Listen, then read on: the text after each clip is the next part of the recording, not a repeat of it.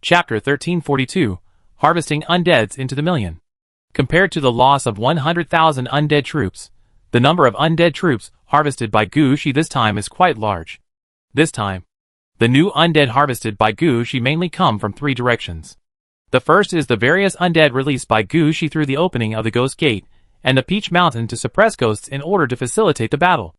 Originally, the undead, whose Ghost Gate is open, will not be controlled by Gu Shi. They will only fight by instinct. After the battle, they will not be counted in Gu Shi's troops. But this time when Gu Shi opened the Ghost Gate, he also released the Peach Mountain to suppress ghosts. Now these undead became Gu Shi's troops. Their level is not high, but this does not affect their identity as undead. After the war, the number of undead who survived was about 460,000. Although the level was only below level 4, the number was quite large. And there were many undead with spirituality, consciousness, or other talents. After all, they are all beings that have emerged from the millions of undead. They must have some spirituality. Those undead without spirituality may not even come out, but be pressed to death in front of the gate of hell. The second direction is naturally Gu Shi's double death. This time when Gu Shi went to battle, double death has been taking effect. There were several times when Gu Shi was short of troops, and he temporarily mobilized the troops transformed by double death to make up the number. It is precisely because of this that, in many major battles, the troops transformed by double death also participated, and suffered a lot of casualties. The number of surviving undeads in the end was more than 390,000. The strongest part of them, naturally, was the two substitute Death Knights. But the strongest combat power should belong to the one assigned to Jamie before, and the troops that Gu Shi used to fight in the Guangxing battlefield. They were all troops that had experienced the test of the battlefield, and were stronger than ordinary troops in terms of level and combat coordination. The third direction was naturally the troops that Gu Shi summoned through the Soul Summoning Tower this time. The most powerful force here is naturally the Death Titans. After several summons, the number of Death Titans has exceeded 20,000. In addition to their own levels, and the reason for participating in the battle, they can now be regarded as the main force in Gu Shi's hands. In addition, Gu Shi also used the newly added magic pool under the summoning tower this time to perform several summons. Although there were also many losses in the battle, the number of those special zombies, various skeleton soldiers, ghost troops, was actually not small at all. After many battles, the number of people who survived in the end was more than 97,000. In other words, after deducting the troops lost on the battlefield before, this time Gu Shi got 860,000 undead troops in this small game world. It can be said that this harvest made Gu Shi earn a lot of money. And this is not Gu Shi's biggest gain. For Gu Shi, the biggest gain should actually be the first 3 waves of beast attacks after the collision of the two game worlds. The beasts that rushed out that time were not counted in tens of thousands, but in hundreds of millions. If the beasts were not of low level, most of them were level 0 mice, rabbits, snakes, insects, rats and ants. Princess Anna would probably count them as part of the undead. In that case, Gu Shi would have to count more undead. The final harvest of this battle would probably be over 100 million. Putting the current thoughts behind him, Gu Shi glanced at the list in his hand, and then glanced at the undead outside Eridavida. If all these undead were integrated into the city of Aridov, what great benefits would that bring to him? Just thinking of this, Gu Shi's eyes lit up. The ideas of those fighting party members were correct. The fastest growth path for necromancers is fighting. While Gu Shi was thinking about this, Grand Princess Anna had already started the second round of inquiries. This time, because it was not just a matter of counting the number, Grand Princess Anna would handle it more slowly. But the idea was relatively simple. Grand Princess Anna led the guard troops in the city of Aridov, that is, the Crow Lancers, and walked past these undead. Although Princess Anna is a princess of Britain, her family has the tradition of learning necromancer. What they need to do now is to take the traditional British props for checking the dead and walk in front of all the dead. If they encounter a dead with spirituality or talent potential, they can just mark it out. As for the dead with self-awareness, there is no need to look for them. They should show themselves after returning to the city of Aridov. If you can't do this, who will care about you? This prop is relatively simple, somewhat similar to incense, but it is Western style. Princess Anna and her council of princesses walked in front, and their subordinates followed and recorded behind. Because there are a lot of them, after all. There are more than 800,000 dead souls here. So the recording is not to register one after finding one, but to draw a circle on the face of the person when finding one. If there is no spiritual reaction, then it was not found at the beginning. Anyway, after this round, among the 860,000 new undead, there are about 7,000 undead with spirituality, obvious talent, and obvious abnormality. Among the more than 100 undead, there is one with some spirituality or talent. After picking out these undead, Gushi saw Princess Anna giving orders there. You undead, go directly to the main city of Aridavi City, and find Luna there. Conduct tests on talent and spirituality, and Luna will arrange a new place for you. Under the order of Princess Anna, these undead came out by themselves, heading towards the main city of Aridavi. Then Princess Anna began to carry out the final round of classification and reorganization of all the undead in front of her. The classification and reorganization here cannot be done by commanding these undead in person. This requires entering Aridavi City and arranging through the system in Aridavi City. The first batch of reorganized troops are the three main forces of Death Titan, the Evil Blue Knight, and the Evil Bone Light Cavalry. They are the biggest gain of this Gushi battle. It can be said that the importance of these three undead is comparable to the existence of all the remaining undead. Now reorganize the troops, and soon these three undead troops will be readjusted. Chapter 1343 New Troops and Heroes. The Death Titan troops, a total of 20,034 people, including 9 leaders, 1,033 warriors, 106 elites, and 17 warriors. There are no corresponding heroes, and no corresponding leaders. Based on the current situation, the Death Titan troops may not be able to be divided, and can only be controlled by Gushi himself. As for why there are records of the number of leaders and heroes at this time, it is entirely because there are corresponding heroes in the Shacking Knights and Shaga Light Cavalry. The Green Knights, a total of 17,123 people, including 2 heroes, 36 leaders, 321 warriors, 203 elites, and 24 warriors. In terms of heroes and leaders, the reason why there is such a big difference with the Death Titans is that the Green Knights come from the Nida Cavalry. The ratio of heroes to leaders in the Nida army is relatively high. The same is true for the Bone Light Cavalry, a total of 42,231 people, including 4 heroes, 61 leaders, 233 warriors, 627 elites, and 86 warriors. In terms of heroes and leaders, the reason why there is such a big difference with the Death Titans is that the Green Knights come from the Nida Cavalry. The ratio of heroes to leaders in the Nida army is relatively high. The same is true for the Bone Light Cavalry, a total of 42,231 people, including 4 heroes, 61 leaders, 233 warriors, 627 elites, and 86 warriors. Gushi also has a certain judgment on the newly found data. The Shacking Knights and Shaga Light Cavalry now have their own heroes to command them. Then, they can be led by these heroes and called upon at any time. How many battalion-level battle flags do we have? Putting down the data in his hand, Gushi looked up and asked. Originally there were 7 left, and it is not certain whether there will be any gains in this battle. Regarding the information about the army, it would be right to ask Princess Anna. What about the garrisons? 2 garrisons have been built, both outside the city, which are more suitable for cavalry stationing. There are no corresponding temples for the Shacking Knights and Shaga Light Cavalry. The current troops are used less and less, and it is impossible to divide them into battalion-level organizations according to their heroes. How about this? We will first give a battalion-level organization. You pay more attention to the 6 heroes here, and see their quality.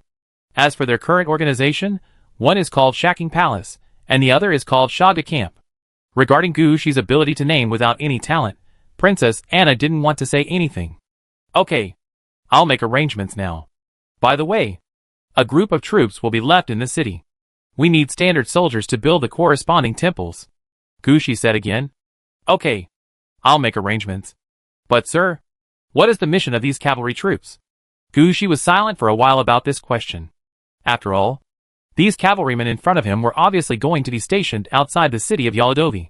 It would be inappropriate to let them wait in Yaladovi city to act together.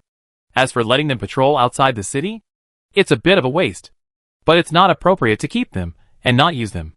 How can the undead army grow without experiencing battles? Gushi's expression became a little serious at this time.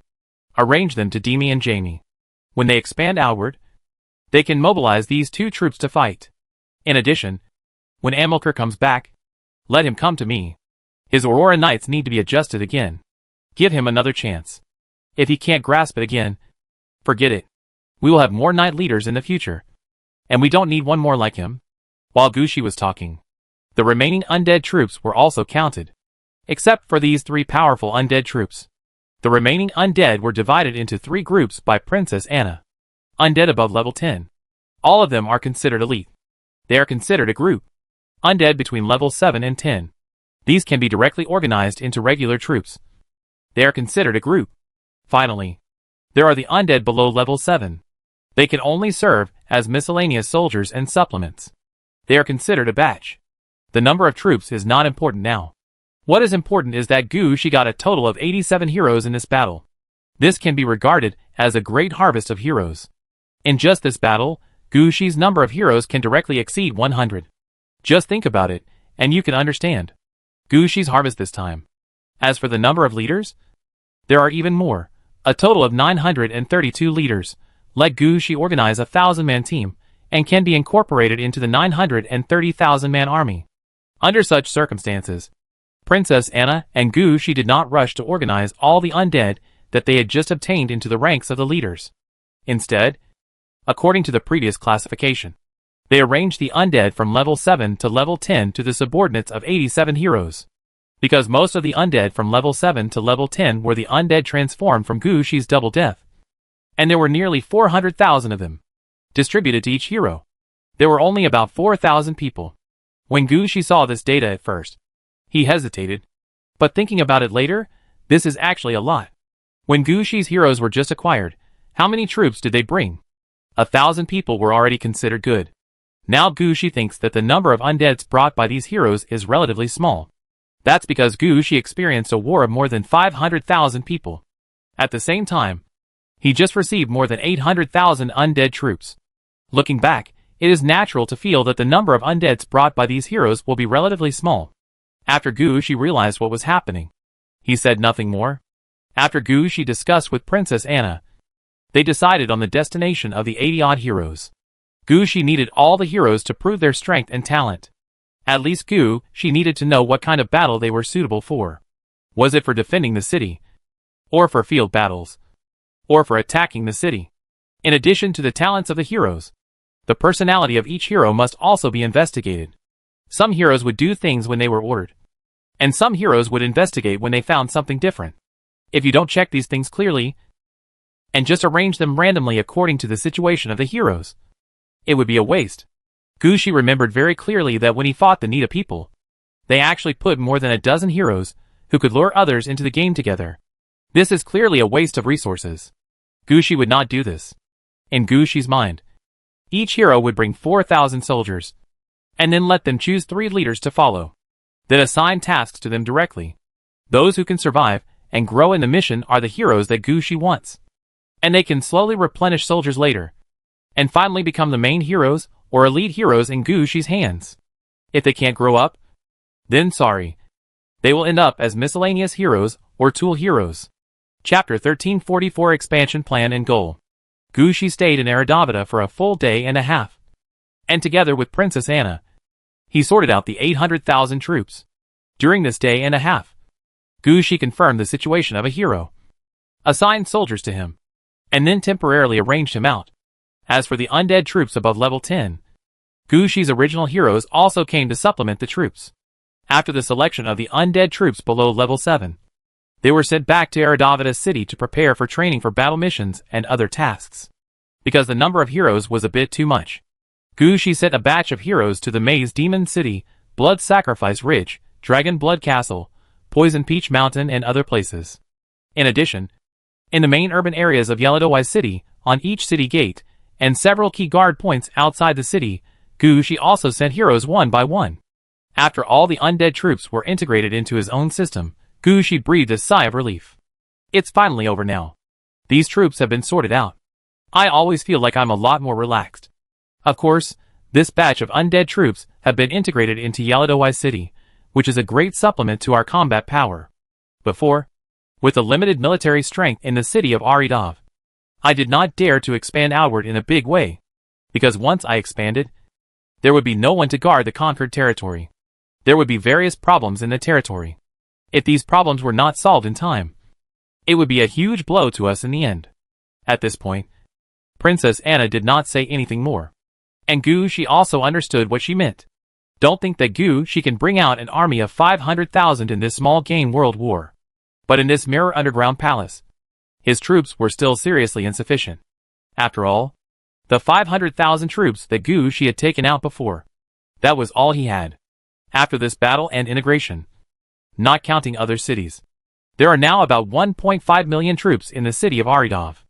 Among them, those below level 7 account for more than half, about 800,000 people. After level 7, the number of undead that meet the formal organization standard is nearly 500,000. Finally, there are elite troops above level 10, especially those special troops that start at level 13, high-level troops close to level 20, special troops above level 20, and transformed undead troops made by Gu Shi himself, etc. The number of these troops reached nearly 200,000 at once. It can be said that after this battle, the military force in the city of Aridov directly expanded 3 times. In this way, many things that Gu Shi could not do before, could not be done, or did not have the military force to do, can now be done. This is exactly what Princess Anna said, the reason why we can now expand outward in a big way. I think so too. Expansion must be external expansion. But we must always have a plan and a goal for expansion. What is the purpose of our expansion this time? For the military strength? The level of soldiers? Or to occupy new areas? When we occupy new areas, what can we get? Resources? Training camps? Or new cities? We need to take all these into consideration. Sir, this is my idea. In response to Gu Shi's question, Princess Anna immediately told her plan, and even took out a map. Sir, to be honest, the situation in the city of Aridov is quite chaotic because it takes up a lot of time and space. From our perspective, Aridavi city is a unified entity. But in the eyes of outsiders, the main city area of each period is the main body of Aridavi city. The scope we have cleared and mastered now is only the area from the main city area of Aridavi to the Labyrinth Magic City. From Aridavi city to the cracks blown out by the apple tree, to the mirror cracks. Then, there are the locations where Demi and Janie are now fighting. From the main city area to the Sleeping Beauty Castle. Princess Anna explained to Gu Shi while placing the maps in front of Gu Shi one by one. As the maps were placed one by one, Gu Shi gradually understood what Princess Anna meant. During the time when Gu Shi was not in Eridovis, Princess Anna had already explored the situation around Eridovis and drew different maps. Because of the special situation of Eridovis, these maps were not drawn on a flat map, but spread out to the surrounding areas according to the situation of each main city area. As Princess Anna placed one map after another in front of Gu Shi finally understood the meaning of Princess Anna's words. The few maps put down were maps that had been taken down, and the situation was completely under control. The ones that Princess Anna took out now were maps that confirmed that there were such areas, but had not been taken down. The number of these maps was clearly several times, or even more than 10 times, the number of areas that had been taken down.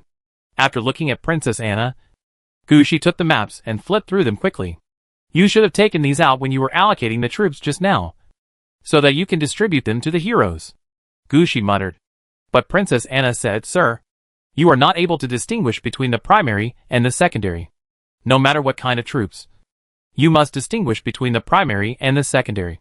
The main force, the elite and the cannon fodder, the miscellaneous troops. Different troops cannot be counted together. We cannot give the cannon fodder and the miscellaneous troops the treatment that should have been given to the main force just because we want to balance. Listening to Princess Anna's words, Gu Shi couldn't help but ask, What do you mean? The main force attacks. The miscellaneous troops clear. The cannon fodder troops garrison, patrol and maintain. This was originally planned. We can promote the miscellaneous troops to the position of the main force in the battle. But we must never mix several different troops together. After being told by Princess Anna, Gu Shi recalled Gong Lingyu's troops. The troops used in the battle between Gong Lingyu and Gu Shi, and the troops used when capturing Hongzhuang, are completely 2 different levels.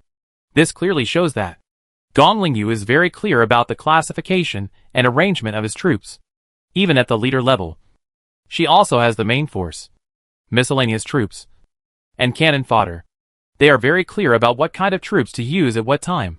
Only Gu Shi has grown too fast. Before, he had fewer troops, and the boundary between the main force and miscellaneous troops was not so clear. Now that there are more troops, Gushi needs to think seriously about this aspect. Chapter 1345 The Double Death of Failure.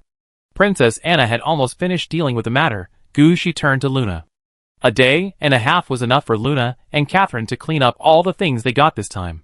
When Gushi came, most of the supplies had been put into storage. Sir! Seeing Gushi coming, Luna and Catherine saluted at the same time. At this time, Lingxi was following Gushi, and he was still eating. After a day and a half of hard work, Gushi did not lose weight, but became noticeably fatter. It's okay. You've worked hard these past 2 days. How is the situation now? Sir, we have counted all the items. Here is the list. Catherine immediately handed the list to Gushi. Gushi took the list and found that the harvest this time was really great. All the corpses from the battle with the Nita people were collected. There were a total of 400,000 corpses. Now all the corpses are buried in the corpse-raising ground. It is also marked here that among these corpses, there are nearly 60 heroic corpses. In addition, the cavalry corpses of the Nita army were selected separately and stored in a special place. In addition, they also collected the corpses of giant creatures called disasters from the Nita army. Wait, that's not right. Seeing this, Gushi couldn't help but ask, what is disaster? I haven't fought it. And there is no corresponding type of soldiers among the undead transformed by double death. For this question, Catherine hurriedly looked through the records. When the disaster was sent here, there were only fragments of corpses. But judging from the fragments, it felt like the head of a hydra grew on the body of a giant dragon. Hearing this, Gushi was obviously stunned. This shouldn't be the case. After the death of such a giant creature, the double death should transform it into a bone dragon. But before, at the place of Princess Anna, no bone dragon was found. What's going on? Don't tell me that the double death is a problem. Wait a minute. I'll go ask Princess Anna. As it was related to his core talent, Gushi didn't hesitate at all. He immediately picked up the list and activated the ability of the strange mirror image, left the meeting hall, and appeared in Aradavida. My lord, how did you come here? Seeing Gushi suddenly appear, the busy Princess Anna was also a little surprised. Didn't Gushi just leave? Why did he turn around and run over here? Princess Anna, look at this. This giant creature called Disaster, according to the transformation of Double Death, should be transformed into a bone dragon. But in the harvest we counted this time, there is no data on bone dragons. Gushi didn't say much. He directly said the reason why he came here this time. Hearing Gushi's words, Princess Anna was also shocked. Double Death is a talent that Princess Anna specially selected for Gushi. According to Princess Anna's cognition, Double Death will never be a problem. How could it be a problem now? So Princess Anna quickly took out her military merit record book. The appearance and damage of each undead soldier under Gushi were all recorded in it. The number of bone dragons was naturally the same. It recorded the source of the bone dragons, the damage in the battle, and the resurrection through the eternal slavery altar. Princess Anna checked twice and found that there was no possibility of the disaster transforming into a bone dragon. This is unreasonable. According to the rule of Double Death, all enemies who died in your hands or in the battles you participated in will be transformed. And the direction of transformation of this giant creature in front of us should be a bone dragon. Even the direction of transformation of the Hydra is a bone dragon. Princess Anna could not care about anything else at this time. And she and Gushi checked the records of the source of troops again. This matter is the most critical. If it is not handled properly, Gushi will lose confidence in the talent of Double Death. You know, this time there will be one less batch of bone dragons transformed. What about the next time? Who knows if there will be any soldiers that are not transformed? When the player loses confidence in his talent, this talent will really be useless. Princess Anna hurriedly searched, and at the same time said to Gushi, who killed this creature called Disaster. Gushi flipped through the list in his hand. It should be Demi. I will go to her and ask her what happened when killing the Disaster. Then I will check the situation here to see if these disasters have the possibility of transforming into other soldiers. After the two discussed it, Gushi immediately activated the ability of the strange mirror and contacted Demi. Since Gushi borrowed the mirror ability from Luna, a mirror has been placed next to the leaders of Gushi's subordinates. When in different worlds, Gushi can contact the leader through the mirror. If in the same world, Gushi can even use the mirror's positioning to send himself directly to the leader. This time, Gushi used this ability and appeared directly on the battlefield on Dimi's side. At this time, Dimi was on the march. After all, Dimi's mission is to expand outward. But external expansion is not all about fighting. In this mirror underground palace, there are not so many ghosts. Instead, what Dimi needs to do now is to open the map and find out the location. For this reason, Dimi is on the road most of the time. Sir, why are you here? Dimi, I came here to ask. When you fought with Anita people before, did you encounter a giant creature with a 9-headed snake head and a dragon body? Upon hearing this, Dimi became excited. Some of these creatures are very strange. They have the body of a dragon, but they can't fly. They have the head of a hydra, but they can't attack at a range. They can spit, but it seems that they can only spit one head at a time, not all at once. In the end, I asked Yondo to use a crazy move, and they blew themselves up. Not only did they kill themselves, but they also blew up some nearby creatures. They blew themselves up? Gushi was stunned. This shouldn't be the case. Anyway, Dimi made a move, and Yondo cast a spell. So it was considered that Gushi was the one who hit them. This should be counted as a double death. There shouldn't be no transformation into a bone dragon. Just when Gushi was confused, Dimi said another sentence. After they exploded, their bodies were still flying everywhere. When I was cleaning up the bodies later, it took me quite a long time to put them together. Hearing this, Gushi's heart moved, as if he had found the key. I know, you go ahead. I'll go back and deal with it myself. Chapter 1346, A False Alarm. Back in Eridavita again, Gushi called Princess Anna to go to the council hall of Eridavita together. At this time, Luna and Catherine had not left yet. Seeing Gushi bringing Princess Anna over, they immediately understood what it was about. Gushi said without waiting for them to speak, I just had an idea. Where are the bodies of the disasters that Catherine had found before? In the warehouse over there. Go and have a look. I suspect there is something wrong with this disaster creature itself. At this time, even Luna became interested in this matter. She personally opened the mirror leading to the corpse-raising ground. And then everyone followed. When they arrived at the warehouse on the corpse-raising ground, the warehouse manager quickly welcomed Gushi in. The warehouse on the corpse-raising ground mainly stores some corpses that have not been processed yet, and some equipment collected from the corpses. The corpses of the disaster are among the corpses that have not been processed yet. When these corpses were sent out, Gushi and his team immediately surrounded them. Whether it was Gushi or Luna, they were all good at seeing things, especially Princess Anna and Catherine, who had all received palace education. They knew a little about some secrets. When they looked at the body fragments in front of them, they immediately picked up some of the parts to check.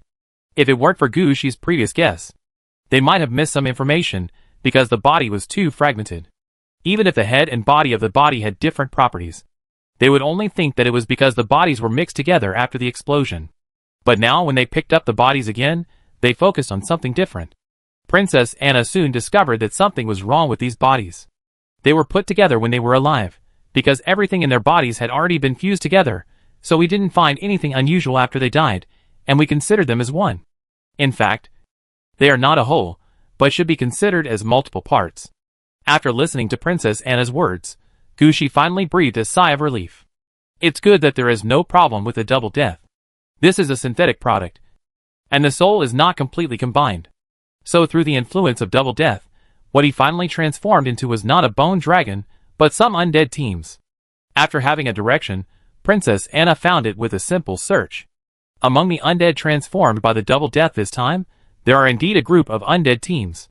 That team is an orthodox 6-man zombie team, and the weapons in their hands are mainly beheading axes, kitchen knives and iron chains. Even without weapons, the 6 of them can cooperate with each other in battle. There is no problem with the level. Level 9 is considered a standard regular army, but they are relatively large. Most importantly, in this combat team, there are blood replenishers and long-range attackers. It can be said that except for the defense tank, this can be regarded as a self-sufficient combat team. Princess Anna did not think of them as undead transformed by the disaster before, because they are not at all like dragons and hydras. Now that we know the situation of the disaster, it's alright. As long as there is no double death problem, it doesn't affect Gushi's mentality. Seeing that Gushi is fine, Princess Anna quickly left. Gushi and Catherine counted the remaining harvest there. Because of what happened just now, Catherine reported the data in more detail. When reporting the data, She also talked about the value of this harvest. In addition to the corpses counted before, this time in the minigame world, the most important thing she got was 2 incomplete and 1 complete movable turret. The turrets are now all placed in the warehouse of the magic zone, waiting for Eve to come back and deal with them. In Gushi's mind, this kind of turret should be used in conjunction with the Cloud Palace. If this turret can be studied clearly, it will be of great benefit to Gushi's city defense and siege warfare. The next thing brought back was the various weapons and equipment from the Nita players and the Nita troops, as well as the resources they used. The total amount of resources brought back was quite large, all calculated in 100,000 tons. The largest amount of food here is actually various kinds of food, including fruits that look strange, and edible roots that look like sticks. Although they are different from what humans usually eat, it is certain that these foods are non-toxic, and even have a higher yield. As for whether they taste good, you can ask the undead. Isn't it useless to ask such a question? When have you ever seen the undead, and felt that something was not tasty? Gushi did not intend to keep these foods. After collecting them, he directly sent them to the direction of the Maze Magic City. There is a lack of food in the Labyrinth Demon City. Although there is not much meat in these foods, they are still edible. Cave dwellers, harpies and minotaurs can all be eaten. The remaining supplies are various minerals, especially various metal ingots, which are quite large in quantity. These just make up for the shortage of Aridavi City. It can be said that with these resources, the troops in Aridavi City can carry out a new round of equipment replacement. In addition, there are various stones, wood and rare materials. With these materials added, the materials needed to upgrade various buildings in the city of Aridavi are available. According to the calculations of Luna and Catherine, Aridavi will not have to worry about the problem of resources in the next 2 months. As for weapons and equipment, the situation is a little different. Among the players of the Nita people, there is one with orange equipment. It is Nikini, who died at the hands of Gushi, and died under Gushi's orders. Originally, Gushi planned to collect Nikini's body, to see if there is a chance to summon his soul. As a result, his body was mixed with the flesh and blood of many Nita troops, and it was impossible to pick them out. His orange suit, that is, his cloak, was also trampled to pieces. Catherine and Luna had people deal with it, hoping to find all the fragments of the cloak. But in the end, it was left unresolved. The body fragments were now gathered together and put aside, waiting for Gushi to deal with them. As for other Nita players, they more or less had some purple suits. In Catherine's eyes, these things could be collected, unlike those blue and green quality items, which only needed to be recorded in quantity. Catherine personally checked more than a dozen purple equipment, and each one was recorded in the list. And there were also evaluations of attributes and other aspects. Chapter 1347 Other Gains. After looking through the descriptions of more than a dozen purple equipment, Gushi shook his head. Are all the Nita people crazy? They dare to use purple equipment with such heavy negative effects. Then Gushi put down the list of these purple equipment. None of these purple equipment in front of him could make Gushi's eyes light up. The most important thing is, there is no good purple equipment suitable for Gushi and the contracted undead under Gushi, nor is it powerful enough for Gushi to replace the purple equipment in the 6-path plate. These things will be seen to see if the heroes under his command want them. If not, they can find time to sell them. Gushi muttered to himself, and finally looked at the bottom part of the list. This part of the list is the most critical part of all the lists. It is the result of digging and digging there, where the main gate of Gushi is placed at the collision point of the 2 worlds. Gushi had harvested a lot of spiritual crystals before, when Gushi was fighting outside. The work here never stopped, and more things were dug from below. For example, the various stones, wood and metals that have been left behind are in the millions, and there are nearly 200,000 rare materials.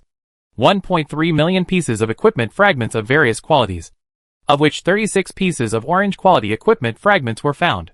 More than 3 million bones of various qualities, of which 1/3 are intact. 1.7 million spiritual crystals of various qualities. Among them, there are as many as 93 orange quality spiritual crystals. Along with these things, there was also a large amount of soil with evil and strange auras. The reason why it is weird, it's all because the situation of these soil is not right. If you hold the soil to study, you will find everything in the dirt. I don't know how many lives have died in this soil. What about the soil? Gushi was a little curious about this. It's all sent to the magic district. It has been piled on the hillside over the magic district. Alright. Gushi didn't ask much about it when I heard it. It looks like extra dirt. All of them will fall on that mountain. The magic plant area is now the most scenic place in the city of Yaladovi. There is the evil wood lake for lakes, and the evil earth mountain for mountains. Add to that a large number of plants, it is now incredible. However, Gushi just thought about it, and did not ask too much about the situation here. He changed the topic. With so many fragments, how long will it take to sort them out? If you do your best to sort them out, it will take about 3 months. If you don't rush and sort them out slowly, it will take about 1.5 years. Catherine responded to Gushi's question immediately. This is actually Catherine's fastest speed. After all, Catherine can't spend all her time on this. She can only come here to check on her from time to time. Many things are left to her undead subordinates. Take your time. We are not in a hurry.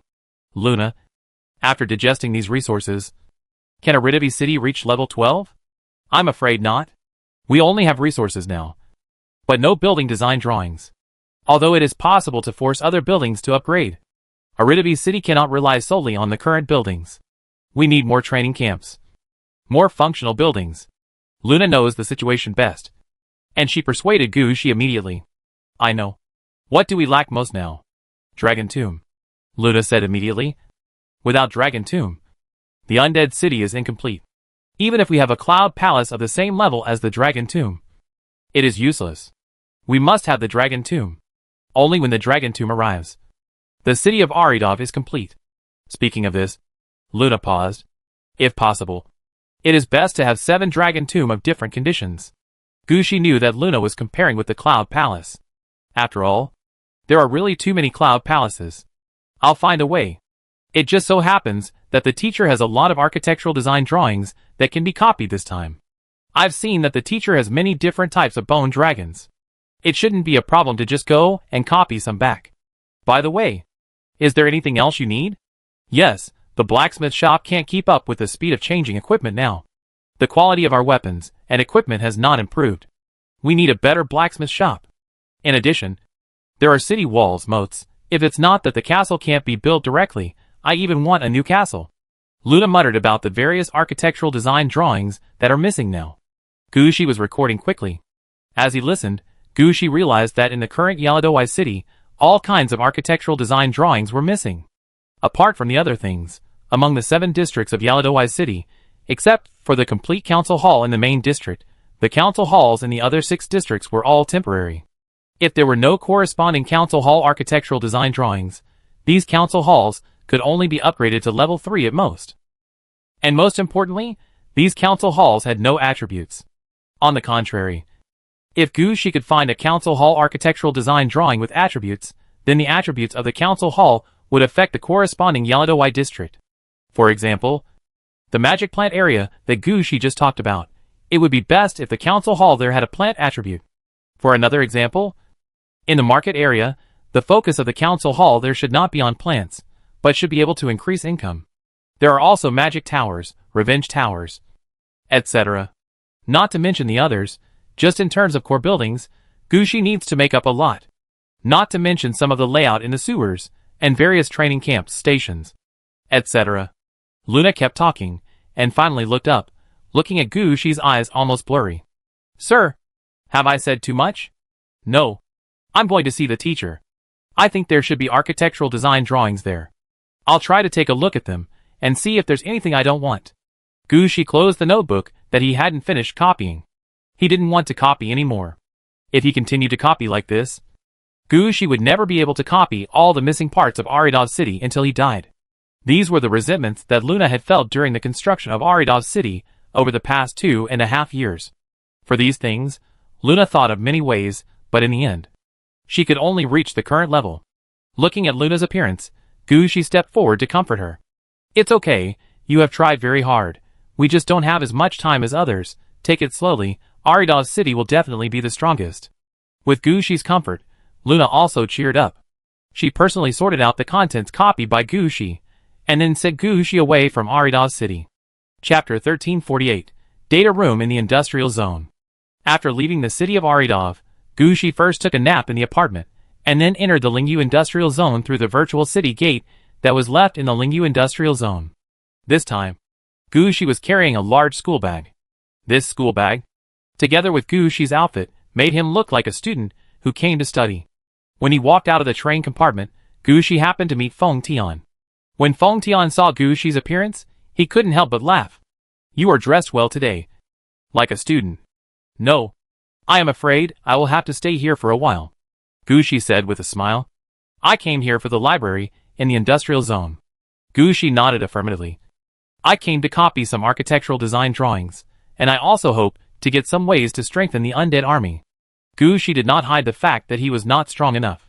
After all, he was just a student now. If he didn't know something, it was normal for him to come back to study. It's right to copy the architectural design drawings, but don't copy the final results. There are basic architectural design drawings and training camp development theories. You can read them. In addition, you should go to the school when you have time. It's the first year of school, so you can't have never been to school. Listening to Feng Tian's words, Gu Shi nodded and asked where the information room of Lingyu Industrial Zone was. And then he went there with his school bag on his back. At this time, Lingyu Industrial Zone looked similar to the first time Gu Shi came. But Gu Shi could clearly feel that the security here had become stricter. It could be seen that Gong Lingyu's disciples were using their own methods to buy more time for their teacher. As a new disciple, Gu Shi could not do much. He could only take a look at the situation here, not say anything more, and honestly go into the reference room to study. After entering the reference room, Gu Shi felt like he had jumped into a treasure house. There were piles of information here. It has been there since the establishment of Lingyu Industrial Zone, and has been there until this year. It contains Gong Lingyu's research, her graduate students' research, and backups of some things Gong Lingyu collected. Because Gong Lingyu's level is quite high, most of the things here have Gong Lingyu's judgment. Gu Shi wanted to find it in the direction he needed at the beginning. But once he entered here, everything seemed to be out of his control, and time was gone in the blink of an eye.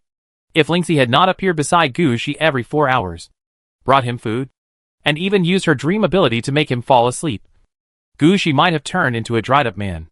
Even so, on the 10th day after Gu Shi entered the reference room, Lingxi took decisive action and dragged Gu Shi out of the reference room. "Sir, take a rest first. You need to digest what you have learned in the past few days." Gu Shi was already a little dazed while reading. When he was dragged out by Lingxi, he finally came to his senses. "It's Lingxi. I've sent back the things I copied these days, right? It's been sent to Luna." This has always been done by Lingxi, after all. Lingxi delivers meals and takes things through means such as dreams, which are quite fast. "That's good. I'll take a break, and it's time to eat something, by the way. What do you want to eat today?" "I want coffee, double sugar." Gu Shi smiled, and he was obviously in better spirits. Unexpectedly, Lingxi grabbed Gu Shi at this time. "My lord, you haven't had a good rest for 10 days. My dream can only drag you into sleep for a few seconds. You must rest seriously. Otherwise, your spirit will not be able to support it. And do you remember, when was the last time you left the data room? It was when the 3 copies were restarted last week, when you went there to arrange the staff. At other times, you have been reading and copying there. My lord, you really can't stand this. My lord, please listen to me. Come home with me and have a rest. I will take you out for a couple of days to relax. After all, you have been in Yin City for so many days. I am afraid you have not been to the important scenic spots. It seems that you have been there." At first, Gu Shi wanted to say that he could bear it, but after being dragged out of the data room, Gu Shi's brain was blown by the wind, and he finally sobered up a little. At this time, he also understood that he could not go on like this. If this continues, his body may not be able to support for a few days. "Okay, I'll listen to you. I've lost weight recently, and I need to make up for it." Gu Shi, who understood, was easy to talk to. Seeing that Gu Shi had finally escaped from the curse of knowledge, Lingxi was also very happy. As for the other contracted undead, they were all busy with Gu Shi's affairs. Now only Lingxi was concerned about Gu Shi's health. Before, Gu Shi was devoted to studying, and Lingxi was almost worried to death. Now that Gu Shi has come out of the maze, she is naturally very happy. "I'll go back now to prepare food for you." "Sir, do you want some coffee? I just bought a few pounds of beans. I can grind them when I get back." Gu Shi was somewhat speechless after hearing this. Looking at what he said, it directly brought coffee to the level of soy milk. Looking at Gu Shi's helpless look, Lingxi was still talking seriously. "By the way, Sir, the bed and bath water in the apartment are ready. You can have a good rest after you go back. After a good night's sleep, I will accompany you to visit the major attractions in Yin City. Listening to Linksy turning the topic to this again, Gushi also smiled and said, Okay. I just want to go out and relax. You can arrange this matter. Yes. Linksy nodded and disappeared in front of Gushi.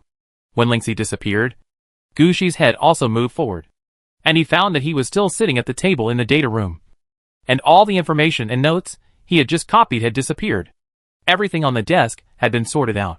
The various materials borrowed from the library had also been put back in their original places. Gushi stood up with the help of the desk, stretched his body, picked up the school bag that had been thrown aside, and walked out. Although when he saw the materials, he still wanted to sit down and study them.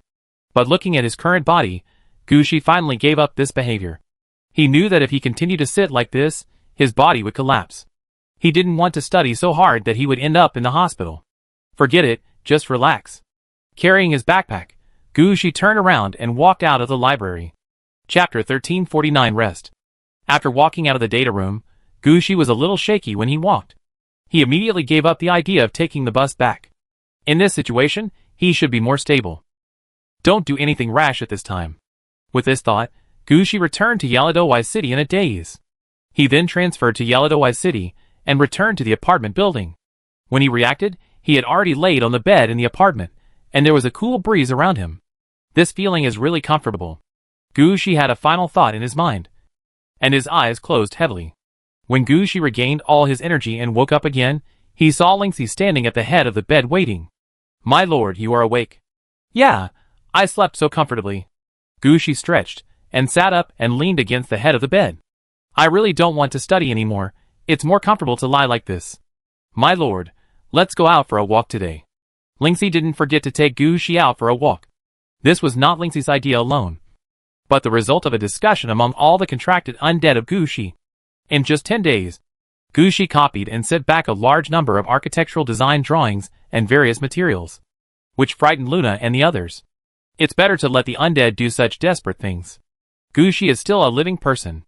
Who can bear it if it goes on like this? So Luna and the others were there to let Linksy persuade Gushi. Even if you want to study, you can't work so hard. At least you have to be relaxed and tense. The things in the city of Aridavi can be handled by the contracted undead.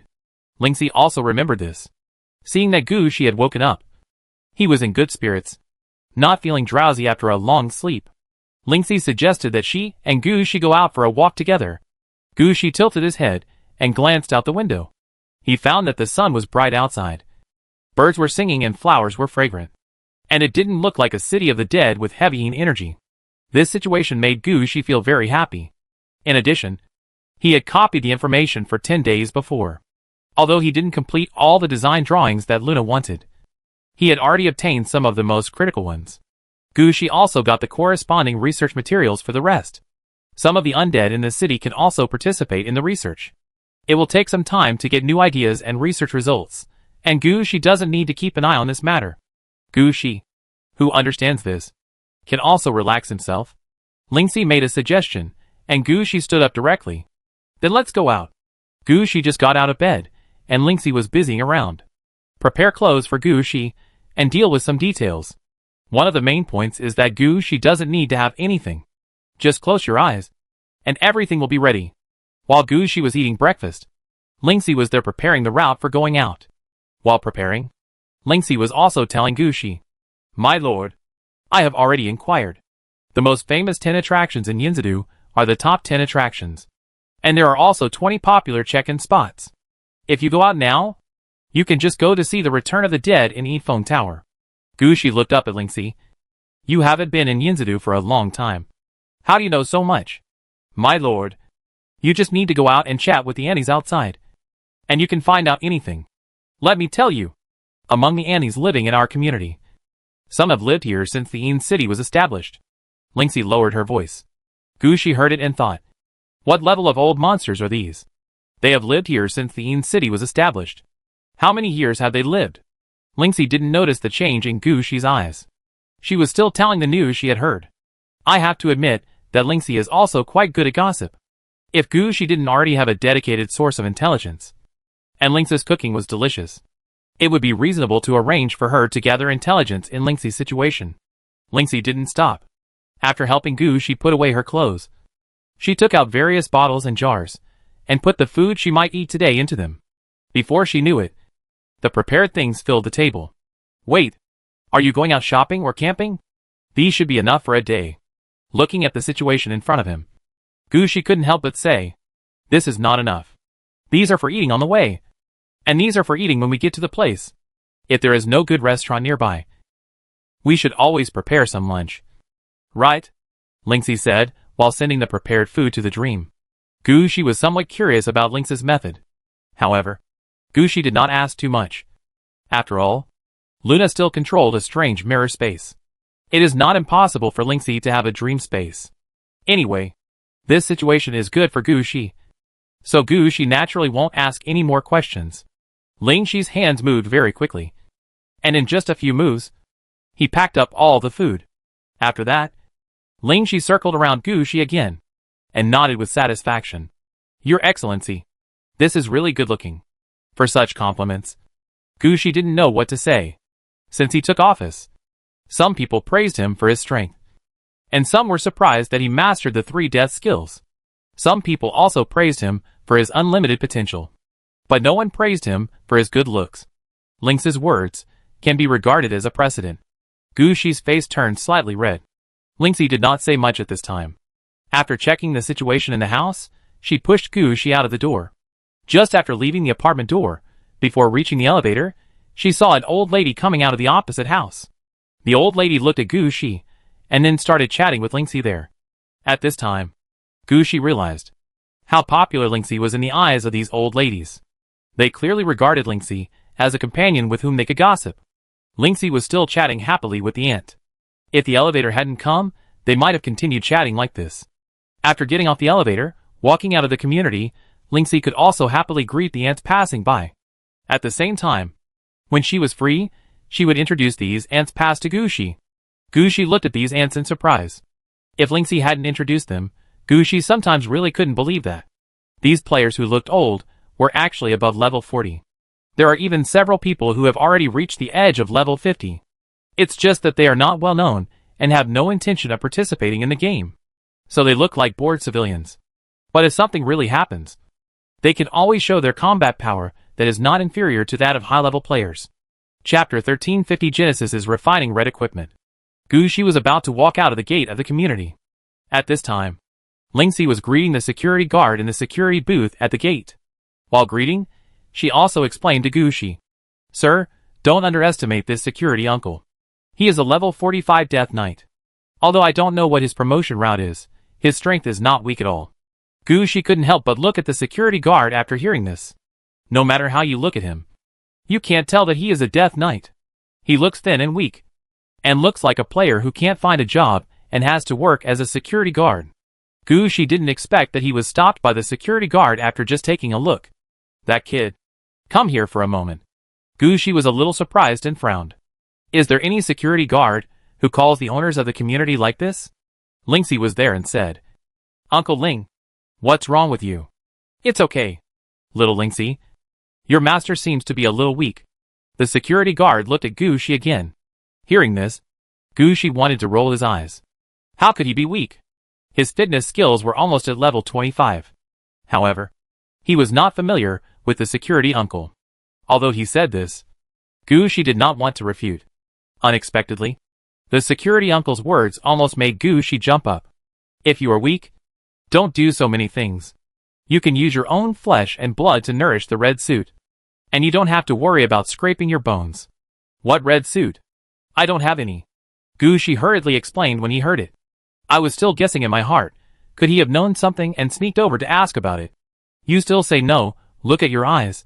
A red light flashes from time to time. I'm afraid you picked up some red fragments from somewhere, and you don't know how to activate it, and finally kept it in your body. You didn't realize it yourself. Did you? At this time, Gushi realized that. It turned out that the security guard had not heard about the demon sword, but had seen such a situation before.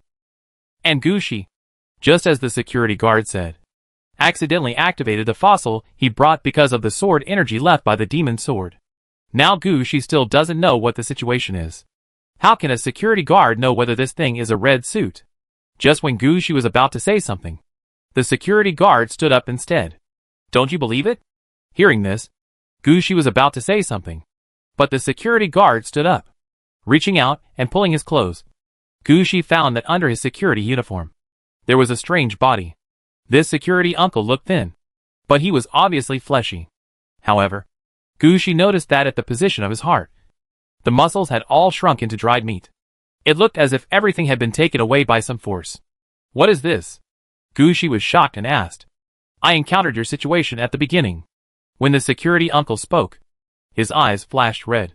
I accidentally touched a red dress once, and I was stained with the scent of red dress.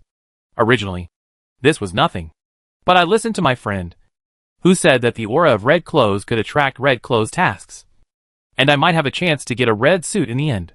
At that time, I was the boss of the sky, the second of the earth, and the third of me. I really did it. But who would have thought that my body could not afford red clothes? Before the task started, my heart was gone. After losing my heart, my potential was over, and several good job transfers failed to advance. Finally, I could only slowly grind to level 45 and work as a security guard here. But your situation is even worse than mine. I just got the scent of the red suit, took the initiative, and stuck in. You really got the fragments of the red suit, and it was activated. Hearing this, Gucci's face became solemn. Can you tell me more about it? Seeing Gucci like this, the security uncle also smiled. Of course. But you also have to tell me. Where did your red suit powder come from? In a game world, I am completing a main task, protecting an archaeologist for 3 months. As a result, something went wrong with him, and he forgot the most important quest item, which was a fossil. I had someone check this fossil, but I couldn't see what was inside it. However, the people who identified it said that it was flashing red light. I always thought it was a fragment of the red suit. I always carried it with me. But more than 10 days ago, I encountered a sword attack while playing a dungeon, and the fossil broke in order to block it, and the red light inside flowed into my hand.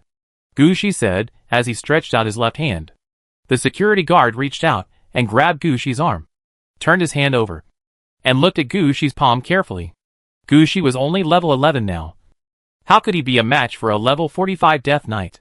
The security guard only took a glance, and he could understand the situation in Gucci's body. You are so lucky. If you don't have a fitness skill above level 20, you might have fallen down by now. Do you know why there are so few red suits? I don't know. The most important thing about red suits is energy self-sufficiency. If there is no way to achieve this, and only rely on players to provide energy for red suits, even if the players are beaten to death, they can't withstand it. So the most fearful thing about getting red equipment is incomplete red equipment. That is filled with the life of the player, until the energy required for the red equipment is filled, and the red equipment is activated, then it is a good opportunity for the lucky ones to get it. You necromancers are fine, you still have the undead troops behind you, but we are not. Red equipment can be drawn directly to our origin. The security uncle said this ramblingly, and Gucci suddenly had an idea in his mind. Genesis, the bridge of Genesis. That wouldn't be a red equipment, would it? And the fossil he got, could it be the powder of the red equipment, which was specially sent to the Genesis game? After that, these powders will absorb everything in the game world, slowly turn into red fragments, and become the cornerstone of the Genesis bridge. Every brick of the Genesis bridge was obtained in this way.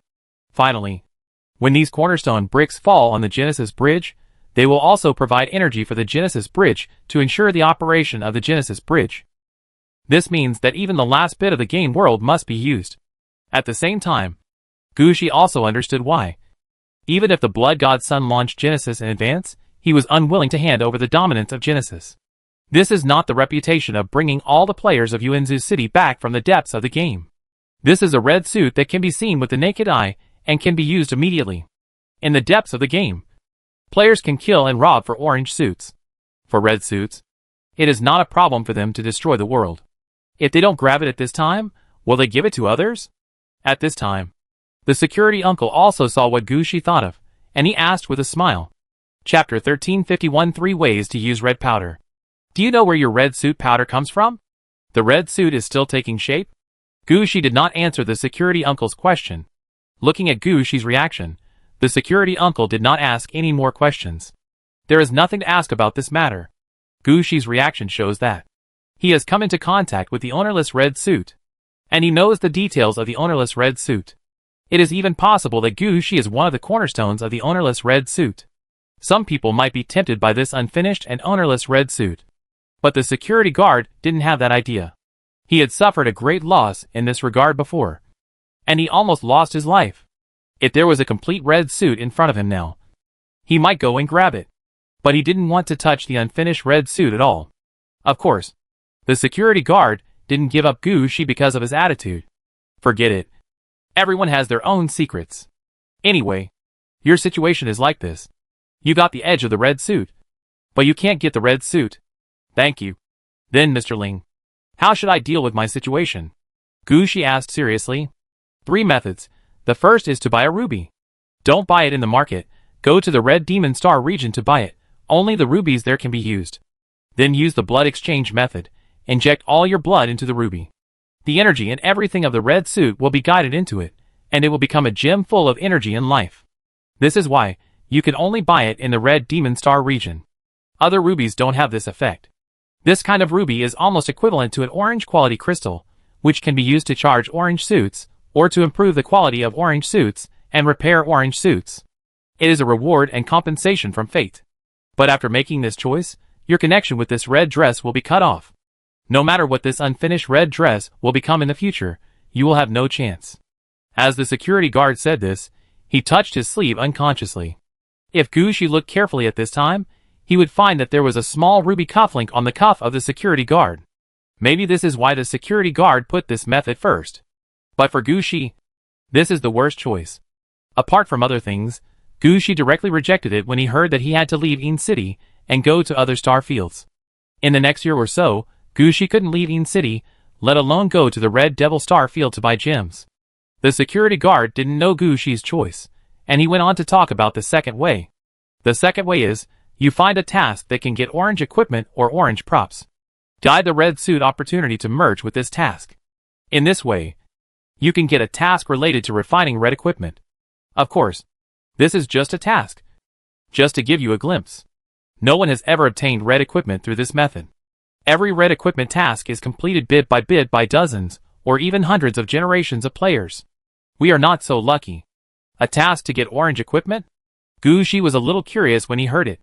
Yes, it must be a task for orange equipment or orange props. Otherwise you can't absorb everything. In addition, after transferring the red suit powder to the task, your connection with the red suit will be cut off. Don't even think about getting the red suit again. At the same time, when your task becomes a red suit task, you may not be able to complete the task. Getting the red suit can only be a thought in front of you at most. So give up this path. This path is actually a waste of such an opportunity. After hearing what the security uncle said, Gushi said, but when there is no way to support it, this path is the only feasible way. Isn't it? The security uncle looked at Gushi in surprise. It seems that you have an idea. Yes, when there is no other choice, and the red equipment fragments are absorbing the energy in your body, and are about to drain your life, this is the most suitable way. At least your life is saved. The security uncle seemed to have thought of something. At first, I didn't believe that. I would encounter a situation where my life was drained, and I thought I was the one among billions. So I chose the third way. Draw the fragments of red equipment, and integrate them into orange equipment or orange quality props or buildings. Convert orange equipment to red equipment. It's a very simple method. Right? Gushi nodded. This method is really simple. In the real world, most players above level 20 will have an orange equipment. If you are lucky enough to get some red equipment fragments, you can do it yourself. But looking at the situation of the security uncle, this path is also the most difficult. If it is really that easy, there would not be only 1,000 and a few pieces of red equipment. Gushi guessed that.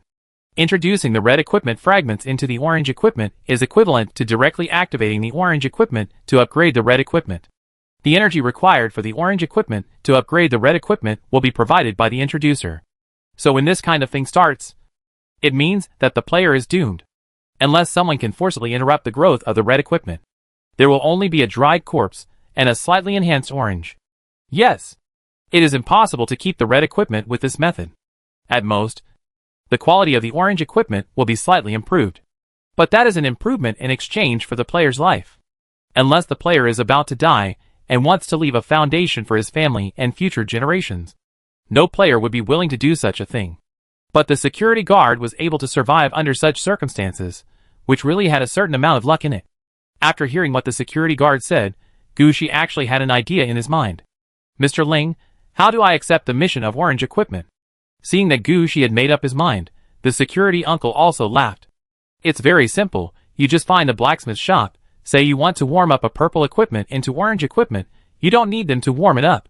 You plan to warm it up by completing the mission yourself. When he heard this, Gushi immediately thought of the opportunity to warm up a purple equipment into orange equipment in Chengzi City. If he wasn't in the real world now, he could take advantage of this opportunity.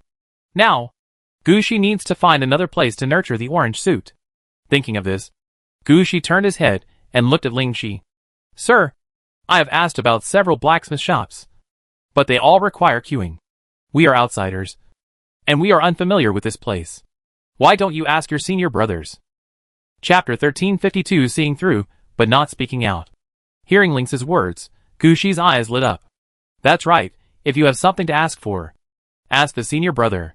I believe that the senior brother should be able to help with this kind of small favor. After having an idea in mind, Gushi felt relieved. At this time, Lingxi also came up. Sir, relax a little, don't worry about this matter, it's been more than 10 days, isn't it still okay? Let's relax for the next 2 days. When you go to deliver the copy next week, you can ask the senior brothers, and you will know how to deal with it. Gushi thought so after hearing it. This matter really doesn't matter in a day or two. He planned to take a rest and relax these 2 days. After thanking the security uncle, Lingxi took Gushi's hand and left the community. Gushi didn't need to think about the route afterwards. Before Lingxi went out, she had already planned everything. Which bus to get on, where to go, which stop to get off, Lingxi checked everything. Gushi just had to follow Lingxi. After changing buses twice, Gushi saw the Yifeng Tower that Lingxi mentioned at first sight. Is this the Soul Summoning Tower? Looking at the huge building in front of him, Gushi couldn't help but be stunned for a moment. Yes, this is the first Soul Summoning Tower in Yin City, and also the largest Soul Summoning Tower. I heard from Luna that the adults have been considering the future development of the Soul Summoning Tower. In addition, this is one of the 10 scenic spots in Yin City, so I plan to invite the adults to come here to take a look. This Yifeng Tower can be visited. I have bought the ticket, and I can go up now. At this time, Gushi reacted from the situation of the Yifeng Tower in front of him. The Yifeng Tower in front of him was 2,100 meters high, and it was a pillar-shaped tower. There was red yin qi flowing on the surface of the tower. Strong winds kept circling around the soul-calling tower. From time to time, some ghosts would appear in the strong wind and rush directly into the tower. This was one of the 10 scenic spots of Yin City. The Return of the Dead in the Yifeng Tower. I heard that standing on this Yifeng Tower, you can see more than half of the scenery of Yin City. Gushi didn't have much thought about this. What caught Gushi's attention at this time was actually the flow of yin qi on the soul-calling tower. Sir, relax. Don't think too much. Seeing that Gushi was lost in thought again, Lingxi hurriedly woke him up.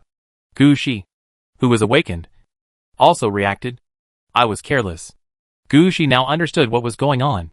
He had come into contact with too much advanced knowledge at once, and found that he had various deficiencies in knowledge. Now he was constantly making up for everything. This situation was just like being hungry and wanting to eat when seeing something. It was an instinctive reaction. It's just that one is a spiritual instinct, and the other is a physical instinct. Although this spirit of continuous learning is good, Gushi has already affected his physical health. That's why Lingxi brought Gushi out to relax. But now it seems that Gushi's condition is still a little unstable. When he sees something, his thoughts will be activated by himself. Sir, how about we go to another place to relax? No. There are always some things that must be overcome. If these can't be overcome, I don't need to grow up in the future. Gushi waved his hand. Let's go up now. Since we are here, I always have to go up and take a look. Yes. Seeing Gushi's reaction, Lingxi's eyes also lit up.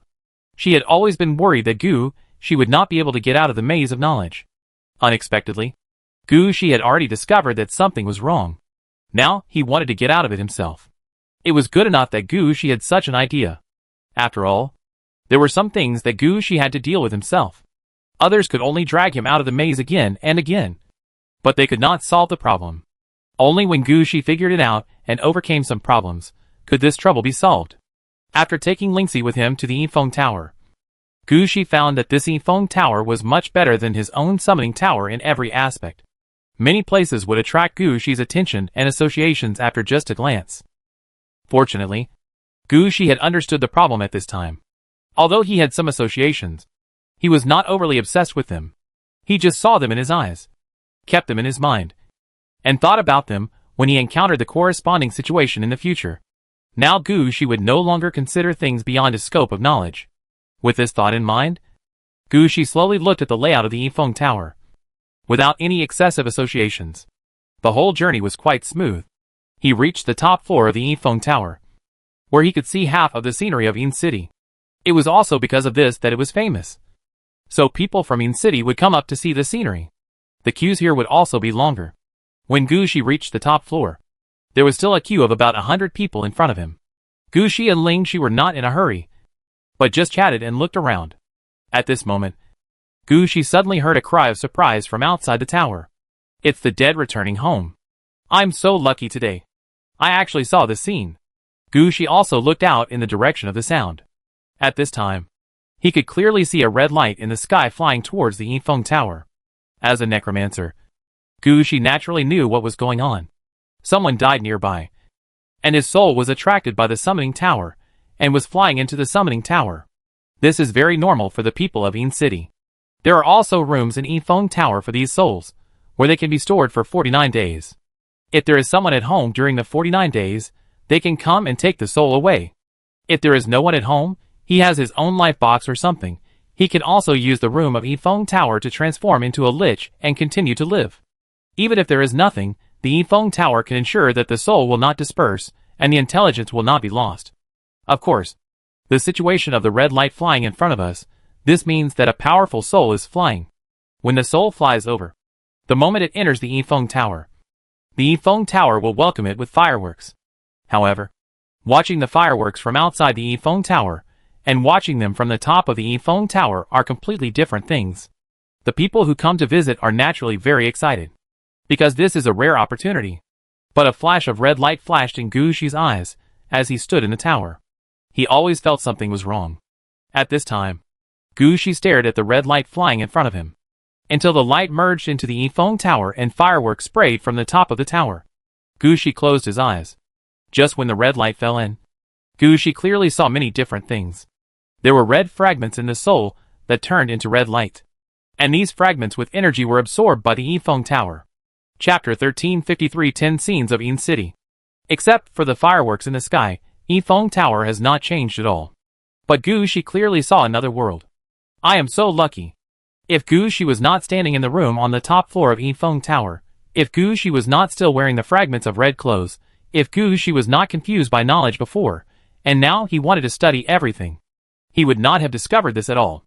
He would not have thought that one of the 10 scenes of Yin City was actually hidden here.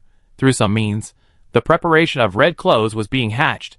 Gu Shi tilted his head and looked out through the glass wall on the top floor, and asked Lingxi at the same time, what are the other 10 scenic spots in Yin City? Dragon Tomb Ascension Road, Big Tomb Corpse Valley, 7 evil sky-suppressing nails. Lingxi had already inquired about these things, and originally planned to take Gu Shi to visit and relax slowly in the future. When Gu Shi asked this, Lingxi naturally told them all. Find some time to arrange and visit these places. Okay, Lingxi said happily, not expecting at all why Gu Shi made such a request. In fact, it was not to see the scenery. He just wanted to confirm whether the other places among the 10 major scenic spots were also like the Yifeng Tower, where the red costumes were being hatched. While Gu Shi and Lingxi were talking, the team finally got to Gu Shi and his group. The staff at the top of the Yifeng Tower let Gu Shi in, while mumbling something that they had repeated countless times. When you go out, don't go left. Go right. Follow the crowd around the top of the tower, and the exit is on the opposite side. Don't get too close to the edge, don't feed souls, don't try to capture souls, don't attack souls outside the tower, don't. Anyway, the staff member talked about many taboos about the Yifeng Tower. The only thing he didn't say was, don't jump off the Yifeng Tower. Although he was somewhat anxious and wanted to go somewhere else, Gu Shi didn't show his mentality. After queuing up to exit the top floor of the E-phone tower and entering the large platform on the top floor, Gucci still looked at the environment and scenery of the entire Ean City very seriously. To be honest, this is the good thing about Ean City. No matter where you look at it, Ean City doesn't look like a city of the dead. Sunshine, blue sky, white clouds, clean city, such an environment is really suitable for human habitation. Standing on the top of E-phone tower and looking down, Gucci felt that he was about to fly. This was not the feeling when Gucci flew up with the purple suit, nor was it the feeling when he flew in the sky on a giant bat. It was a feeling that I should be high above, should be standing here. Even a calm person like Gucci wanted to shout here. Or even fly into the wind. Gucci wanted to stand on the top of the tower and shout loudly, venting some dissatisfaction or other emotions in his heart. Before Gucci could move, someone shouted loudly, "I am the king of the world. I am going to fly." Gucci turned around and saw a necromancer with both hands, jumping down from the E-phone tower. This made Gucci speechless. Are they playing so wildly? Before Gucci could come forward to watch the fun, he heard a booming sound. Fireworks were sprayed out from all around again, but the fireworks were much worse than when the powerful soul came to cast them just now. Then the black wind blew, and the necromancer who jumped off the gloomy wind tower was swept to the top exit of the gloomy wind tower. 2 staff members quickly stepped forward, and each of them held down the necromancer.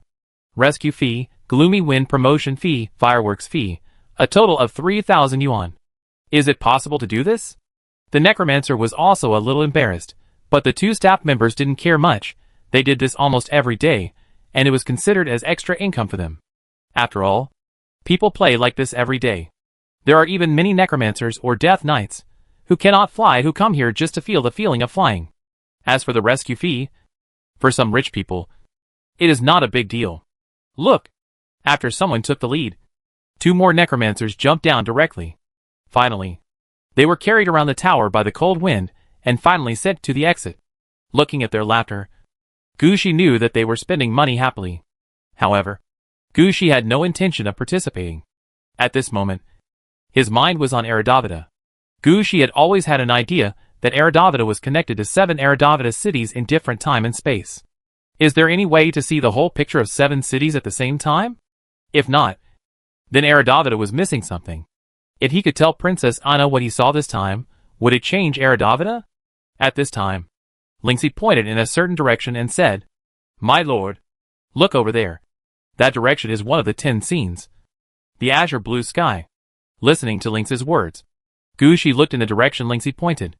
There, Gucci saw the normal blue sky and white clouds. But after a closer look, Gucci found that the sky was actually full of things like crystal powder. These crystal powders reflected the sunlight, giving the sky a psychedelic color. "My lord, I heard that the best viewing point for the azure blue sky is not on the E-phone tower, but about 500 meters outside the azure blue sky. At that location, you can not only see the whole picture of the azure blue sky, but also see many different things. However, the azure blue sky is too far from the E-phone tower. If we rush over now, we may miss the best viewing time." When Lingxi said this, he had already considered everything clearly. Gucci did not speak. He just looked at the azure blue sky in the distance, observing some changes in the sky. Finally, he said slowly, "It's so beautiful. Yes, I heard that this azure blue sky was originally a dark sky, and crystal powder was continuously introduced behind it, which slowly adjusted the color to what it is now. Not only will it not affect the sunlight, but it will also have the effect of hiding the dark sky. Even the flying things in the sky will be affected by the azure blue sky." Crystal powder? Gucci looked up at the sky. It might not be the crystal powder. Gucci could feel that there were many mirroring methods in this azure blue sky. Even if other people saw something, they could not imitate a similar azure blue sky. But Gucci was different. With Luna's mirroring skills, he could see a lot more. Let's go over and take a look later. Chapter 1354 Blacksmith Master Nyo. Following Lingxi in Ean City for 3 days, Gucci visited all the 10 scenic spots in Ean City. During these 3 days, Gucci played outside during the day and went shopping with Lingxi. They didn't necessarily go straight to the 10 scenic spots in Ean City. Sometimes they would eat at restaurants near the 10 scenic spots, or buy what they wanted on the street. At night, they would go back to the apartment. Lingxi would prepare everything for Gucci. Take a bath, comfortable quilt. Let Gucci's heart slowly calm down. However, During these 3 days, except for the Yifeng Tower, Gu Shi did not find any arrangement for absorbing red fragments in the other 10 scenes. I don't know whether Gu Shi just didn't encounter it when he went there, or whether there is really no such arrangement here. Anyway, during these 3 days, except for his improved mood, Gu Shi did not gain much. But the things I asked the senior brothers to do now have results. Although senior brother Xiang has only been in Yinzadu for a short time, he really has a wide range of contacts. When he heard that Gu Shi needed someone to make orange equipment, he immediately recommended a blacksmith shop to Gu Shi. In Xiang's words, as long as Gu Shi went there, he could go directly to the master who could make orange equipment without waiting in line. Of course, because he went directly to the door, the price of making orange equipment might be higher, and there was no discount. Even with such conditions, Gu Shi accepted it. After all, he didn't have to wait in line, and could go directly to the master to handle it. In this respect, he has surpassed many people. And according to Xiang, this master chef's cooking skills are quite good. No one who went to see him said anything bad about him. So on the 4th day, when Gu Shi got up from the bed, he said decisively, I have to deal with the orange equipment task today. I can't go on like this. Just as Gu Shi finished speaking, Lingxi poked his head out of the door. My lord, you are awake. I have prepared the soup. You can get up and drink some. Do you want to rest today? No. I am going to go out today. Gu Shi stretched his body. He had been resting for several days.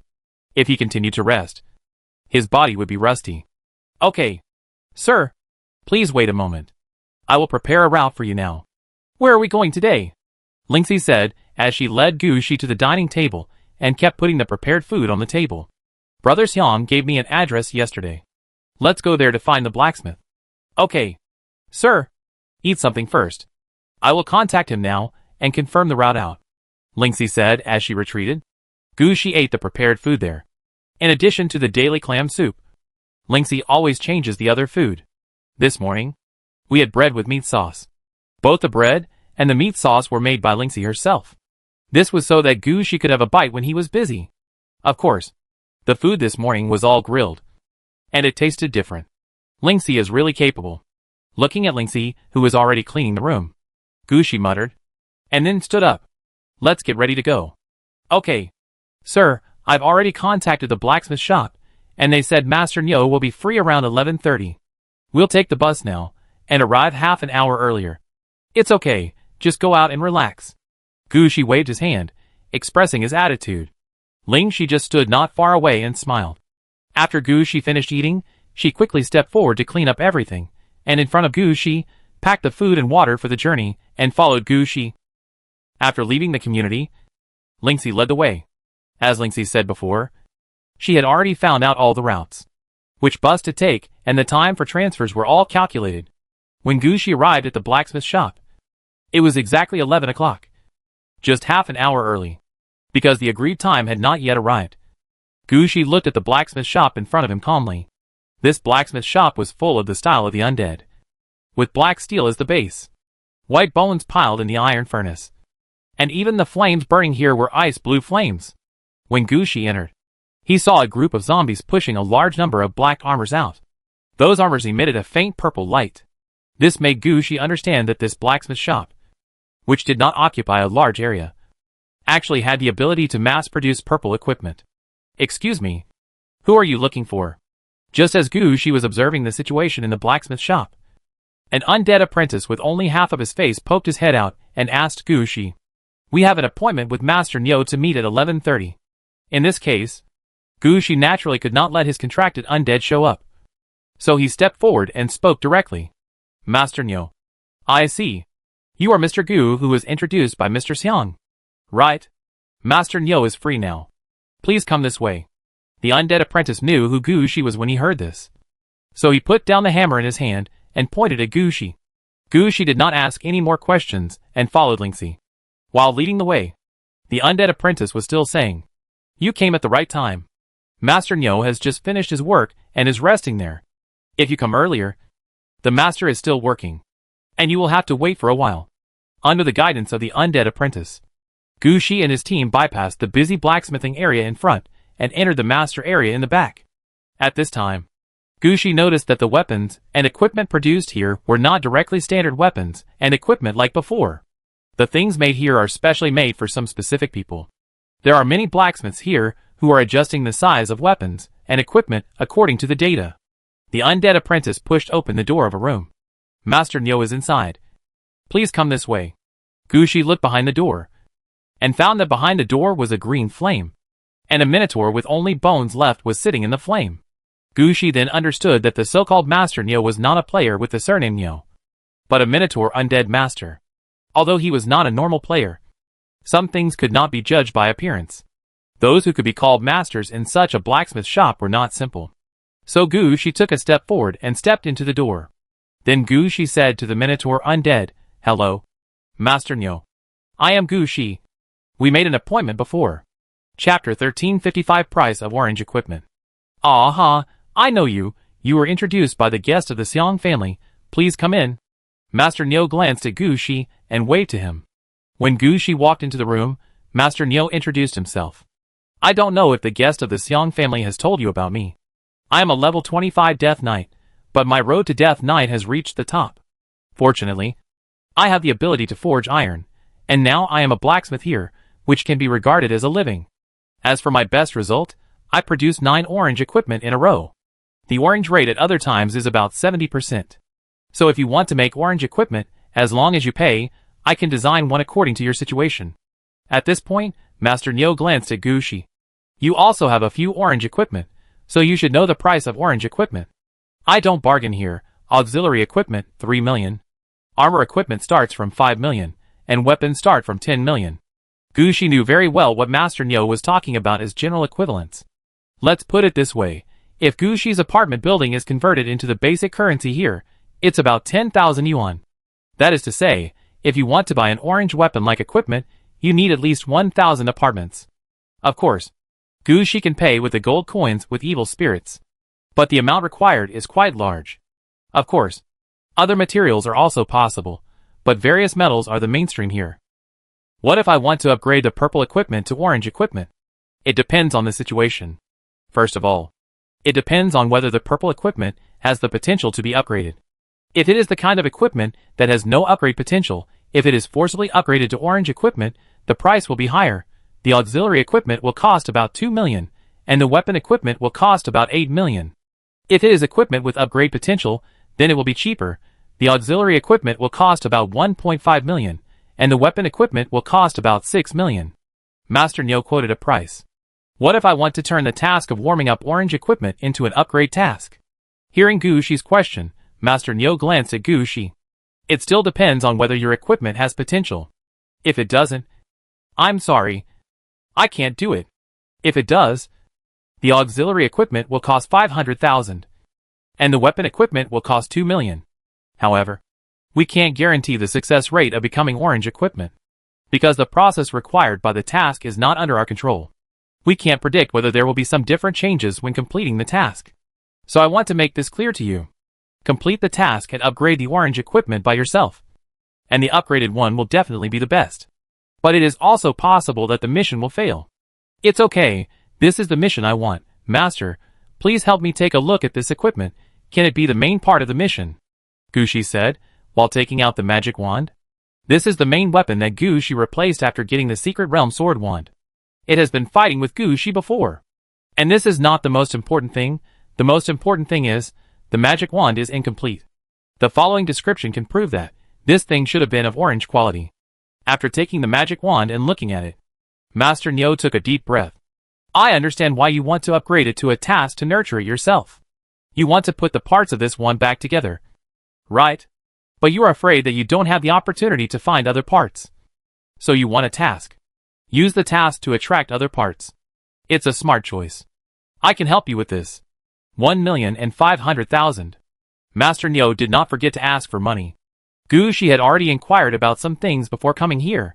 This time, the collision of the two small game worlds allowed Gushi to get a lot of good things.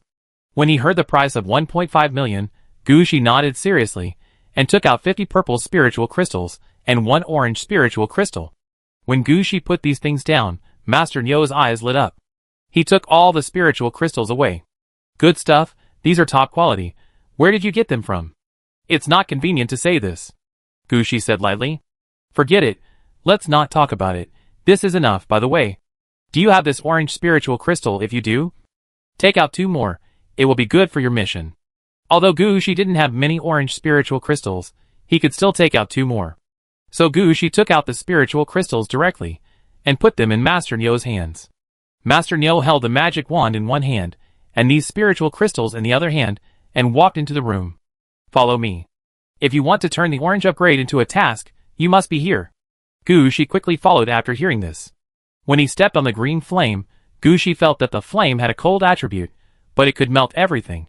If Master Nyo had not controlled the flame, Gushi might have been burned and melted directly when he stepped on it. Following Master Nyo to the back of the room, Master Nyo took out a sheepskin scroll, and pressed 2 spiritual crystals on the sheepskin scroll at the same time.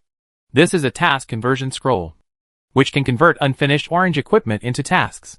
However, in the past, unfinished orange equipment was usually nurtured for 5 to 10 years. It allows players to improve their compatibility with orange equipment during the nurturing process. But your current situation is different. Your magic wand does not need nurturing, but to find all the parts. This is a bit troublesome. And there are also the 2 spiritual crystals you gave. This makes it easier to find other parts. Let me take a look. Okay, you stand over here. Under the guidance of Master Nyo, Gushi stood in front of Master Nyo. Master Nyo handed the magic wand to Gushi, and then Gushi's eyes were full of flowers. The 2 spiritual crystals flew up by themselves, and Gushi saw a complete magic wand in front of him. The previous magic wand was a broken wooden wand, and this wand didn't even have a wand head. Only half of the wand body remained, and the total length was about 1.6 meters. But the complete magic wand in front of him was 1.9 meters long, and in addition to the wand body that Gushi originally held, there was also a disc-like wand head. The head of the staff was not very big, and it was also relatively simple. A spherical green crystal was inlaid in the middle of the disc. The tail of the staff was golden, and there were a lot of words engraved on it. After the magic staff turned twice in front of Gushi, it quickly disintegrated. It became the staff body, which was the magic staff that Gushi had mastered before. The tail of the staff looked like a dagger, and the disc at the head of the staff looked like an arm shield that could be worn in the hand, and a fist-sized green sphere. Chapter 1356 Red Equipment Mission Ding. You are watching the decomposition and downgrading process of an orange equipment. Under the guidance of the mysterious power, you activate a temporary mission. Temporary mission. Broken magic wand. Mission description: find or remake the parts of the magic wand, and combine them into a new magic wand. Mission requirements: wand body, 1/1, wand head, 0/1, wand tail, 0/1, energy gem, 0/1, combined wand, 0 to 1. Mission reward: magic wand, orange. Description 1. You can find the parts of the wand, or you can make them yourself, or even merge and devour each other. Description 2. The higher the quality of the parts of the combined wand, the better the quality of the combined wand. Description 3. The energy gem is related to the properties of the magic wand. Please be careful not to make the wrong choice. Looking at the pop-up message in front of him, and then taking a look at the magic wand that was back in his hand, Gushi knew that the mission was up. Thank you, Master Nyo. Gushi thanked him. Looking at the task transformation scroll that was burned to ashes, and the spiritual crystal that turned into ordinary stone, he knew that he could accept this task. And the task looked so simple, which was definitely related to Master Nyo. The 1.5 million was not wasted. It's okay. This is something you gave yourself. And your staff is intact. I didn't do much. Master Nyo accepted 1.5 million, which was a bit guilty. And it was always good to say more good things at this time.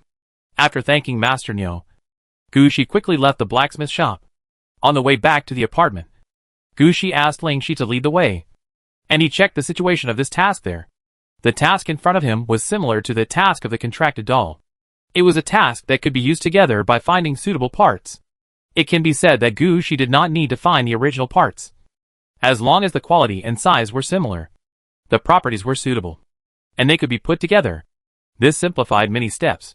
If Gushi only wanted an orange equipment, he could find 3 corresponding purple equipments and combine them. But what Gushi wanted now was not an orange magic wand.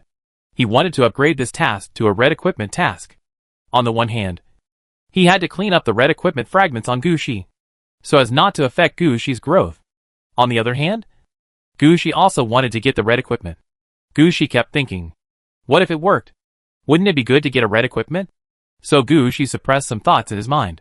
After returning to the apartment building, Gushi immediately followed the method the security uncle said, holding the magic wand tightly with both hands, mobilizing the power of the red equipment fragments, and injecting it into the magic wand. After the power of the red equipment fragments was injected, the magic staff also underwent some subtle changes. Although the properties did not change much, Gushi clearly saw some subtle changes on the surface of the magic staff. On the magic staff, a red stream of light would flash from time to time. However, the power of Gushi's red equipment fragments was limited. Gushi did not dare to do anything reckless. If the red equipment task was turned into a direct orange equipment to red equipment, it would be terrible. Gushi did not have that much vitality to be extracted. Fortunately, as the power of the red suit was completely drained, Gushi felt his body lighten, and he seemed to be less tense. His bones were no longer as sore as before, and his waist was also more energetic. Gushi moved his body and opened the task interface again to check, just as the security guard said. At this time, the orange suit upgrade task became a red suit upgrade task. However, the difficulty was increased by who knows how many times. Gushi believed that if there was no opportunity, he would never be able to complete this task. Temporary task, broken magic wand, red. Task description, find or remake the parts of the magic wand as required, and make a new magic wand by combining and nurturing. Task requirements, wand body 0/1, wand head 0/1, wand tail 0/1, energy gem 0 of 1, combination wand 0/1, nurturing wand 0 to 1, task reward, magic wand, red. Description 1. All parts of the wand have detailed adjustment and strengthening instructions. Before the standard is met, it is useless even if you find more parts. Description 2. The assembled wand needs to be placed somewhere for nurturing. The nurturing method will be arranged according to the characteristics of the wand. Description 3. There are only basic instructions in the task. If you want to adjust the attributes, you need to be able to adjust them yourself. Looking at the new instructions that popped up, Gushi could only sigh. The task description was fine, but the various parts in the task requirements were not so good. Gushi opened the detailed adjustment and strengthening methods inside, not to mention the 3 parts that Gushi had not found yet. Even the magic wand that he had already obtained had hundreds of places that needed to be adjusted. There were comprehensive requirements from enchantment to energy switching, the length of the wand, and the magic patterns engraved on the surface of the wand. Gushi estimated that in the past, to adjust the magic wand, at least tens of millions of resources would have to be invested. If I let my subordinates learn and make adjustments, the resources may be less, but it will take more than 10 years to prepare. This is because Gushi already has the body of the magic wand. This is the easiest part to deal with. The remaining 3 parts are not so simple. Before, it was enough to look similar. Now the requirements are that the properties, size, dimensions, materials, etc. must meet the standards before they can be adjusted. And the adjustment is not any easier than the body of the magic wand. Gushi looked at the detailed instructions here, and felt that these 3 parts might be difficult to handle. This was still relatively good. There were also corresponding requirements for the combination of magic wands. It was not just about putting things together. Some method must be used here to fuse the equipment. Finally, some method must be used to activate it. Anyway, there were many troubles. Whether the fusion could be successful in the end depended on luck. After the fusion was successful, it had to be placed in a place with sufficient energy for warming up. This kind of warming up was not just about putting the wand there. It is necessary to continuously inject energy to allow the energy here to resonate with the staff. The energy properties here must match the energy properties of the staff. And the energy demand is quite large. Gushi took a look at the numbers that were all 0. And he knew that if the assembled magic staff was placed in the city of Aryov, the energy of the entire city would be mobilized for resonance. Then this magic staff would need to be nurtured for more than 1,000 years before it could be nurtured and turned into red equipment. At this speed, Gushi felt that he had no hope of seeing the day when the red equipment was completed. Chapter 1357 March Harvest. No wonder there are so few red equipment. I really want to complete the task, but I don't know how to complete it. What do you want others to do? This is clearly a task that has been passed down for 3 generations. The task remains even if the person dies. Looking at the task description in front of him, Gushi sighed deeply. He closed the task panel. This task is mainly to deal with the red equipment fragments on the body, so that the red equipment fragments will not continue to drain your physical strength and vitality. Now that this problem has been solved, whether a red equipment can be produced, it depends on fate. Teacher Gongling Yu is so strong, only after reaching level 50, can you have a chance to get the red suit. Now Gushi is only level 11. It's still early. Gushi may accumulate slowly, and when he reaches level 50, he will just complete this task. It's not too late to get the red suit at level 50. After putting down this task, Gushi felt a little more relaxed, as if something was put down. In the next period of time, Gushi began to live a self-disciplined life again. I go to Lingyu Industrial Zone on Mondays, Wednesdays and Fridays. Go to Hades University on Tuesdays and Thursdays. And hang out in Ian City on Saturdays and Sundays. I study no more than 8 hours a day. When I return to the apartment, someone will prepare food for me. When I am working normally, I will go to Yaladowai City to deal with some things. I will never leave fatigue and stress until the next day. Everyone says that my lifestyle is very healthy. At the same time, Gushi slowly picked up some things that he had put aside because of his busy schedule. For example, Gushi would spend an hour every day to deal with the Westminster Abbey event copy.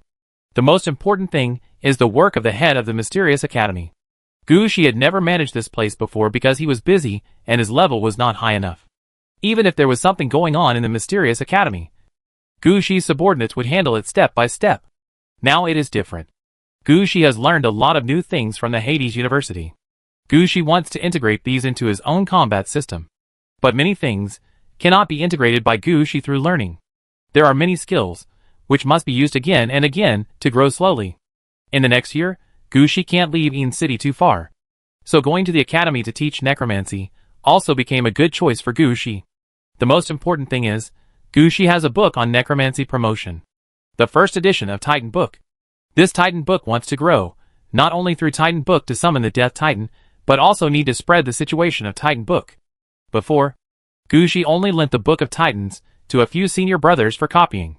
The scope of dissemination was not wide at all. But now it is different. Gushi now has a running Mysterious Academy. There are no telling how many students join the academy every day. And Gushi did not restrict the students' learning direction. As long as the necromancy reaches a certain level, you can copy the Book of Titans in the library of the academy. This greatly speeds up the spread of the Book of Titans. In just a few days, the Titan Book in Gushi's hand has obviously started its first promotion.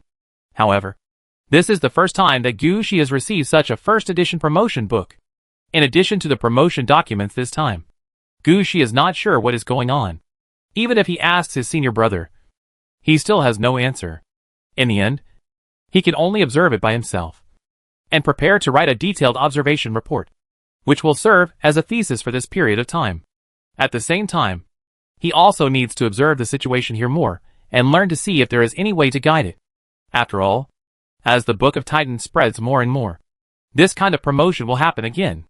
It's okay that Gushi has no experience for the first time. If Gushi still can't handle it the next time he advances, it will be a waste of such a good opportunity. So during this period of time, Gushi will also spend part of his free time to observe and make preliminary adjustments to the Book of Promotion. In addition to the time for eating and sleeping, Gushi feels that his daily life is quite regular and fulfilling. His growth is almost visible to the naked eye. Every night when he goes to sleep, Gushi always looks at his attributes and smiles. Gushi believes that if he continues to grow like this, it won't be long before his lacking attributes are slowly made up. Gushi estimates that when Gongling Yu returns with the demon sword, his attributes and skills will become normal. Then he can continue his studies and improve his level. As for the matter of Genesis, ever since Gushi guessed that the Genesis bridge is likely to be a red suit, and that he and his players are just the cornerstone of replenishing energy for the red suit, Gushi has no intention of going there. Besides, he still has a great tribulation in Genesis. As long as he stays in Ian City to study, and waits for Genesis to complete itself, his great tribulation will be over. So Gushi has gradually forgotten about Genesis, and put all his energy into studying. However, no one expected that Gushi would find trouble without looking for it.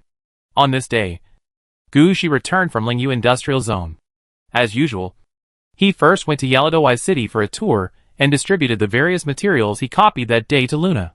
Then I took a tour of the city of Aridov, and checked the progress of the construction of the city of Aridov. After more than 3 months of hard work, the Dragon Tomb, the core building related to the undead, has been built. Because the architectural design of the Dragon Tomb came from the Lingyu Industrial Zone, there are more choices. In addition, Luna hopes that the number of Dragon Tomb can exceed the number of Cloud Palaces. So Luna directly built 7 Dragon Tomb. Of course, on the surface, these are all Dragon Tomb. But in fact, they have different names. For example, the Dragon's Peak, Dragon's Tomb, and Dragon's Bone Land are the 3 common Dragon Tombs that produce bone dragons and ghost dragons. Dragon's Cellar and Everwing Cave are the places where ghost dragons are produced. In addition, there are Dragon's Tomb and Dragon's Cemetery. In addition to the normal bone dragons, ghost dragons, and ghost dragons, they can also produce rare dragon liches, corpse dragons, and some special types of undead dragons. Finally, Gushi also copied the architectural design of the Dragon's Mausoleum from the Lingyu Industrial Zone. This is the core of the Lingyu Industrial Zone. In the Dragon's Mausoleum, in addition to the ordinary undead dragon troops, there is a certain chance to recruit undead dragon leaders and heroes. And the unexpected situation that Gushi encountered this time started from an undead dragon hero in the Dragon's Mausoleum. Chapter 1358 Undead Dragon Hero. What did you say? An undead dragon hero appeared in the Dragon Mausoleum today? This is very rare. What kind of undead dragon is it? When returning to Aladovi City, Gushi heard the news immediately.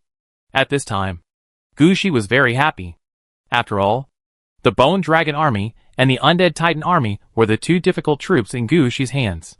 The number of people in these 2 troops was quite large, but they had no one to command them. Especially the Bone Dragon troops, they often fly away without knowing where they are. Gushi can only let the higher level undead dragons lead these Bone Dragon troops. But this is useless. Many battles take place in places that Gushi cannot see. Even if Gushi wants to command, he has no way to command. So when Gushi heard that an undead dragon hero appeared in the Dragon Mausoleum, he was so excited. With the undead dragon hero, many problems can be solved. I'm not sure now. When we went there, this hero didn't want to come out to see us. Luna was also a little helpless. She knew that a hero of the undead dragon had appeared in the Dragon's Tomb, but this hero had a very strong personality. Gushi's contracted undead had a very high status in Aridov. Even Gushi recognized their status, but this undead dragon hero was unwilling to come out to meet Gushi's contracted undead. Whether it was Luna who came, or Princess Anna who came, it was the same situation. Anyway, the person showed up, but neither Luna nor Princess Anna had seen him yet. After hearing the news, Gushi naturally wanted to go over and take a look. After all, the hero had already appeared. If he didn't hire him, what else was he waiting for? So after hearing the news, Gushi immediately headed for the Dragon Mausoleum. As with the situation in the Cloud Palace, there were also quite a lot of Dragon Tombs. After all the Dragon Tombs were built together, a special Dragon Tomb area was set aside in the training camp. This is the same as the situation of the Cloud Palace district that was forcibly demarcated at the beginning. They all belong to the city area with a determined direction. When adding buildings here in the future, they will be small and medium-sized buildings used to improve the attributes and combat effectiveness of bone dragons, or the number of bone dragons produced. Other large-scale training camps of the undead will not be placed here. When Gushi came over, he saw the different layouts of the Dragon Tomb district at the first time. Unlike the Cloud Palace of Titan, there are really all kinds of Dragon Tomb. The earliest laboratory style embedded in the mountain, then the palace style, then the style of all the dragon bones piled together, and even a style of building like a carousel in a circus. I don't know what they thought at the beginning.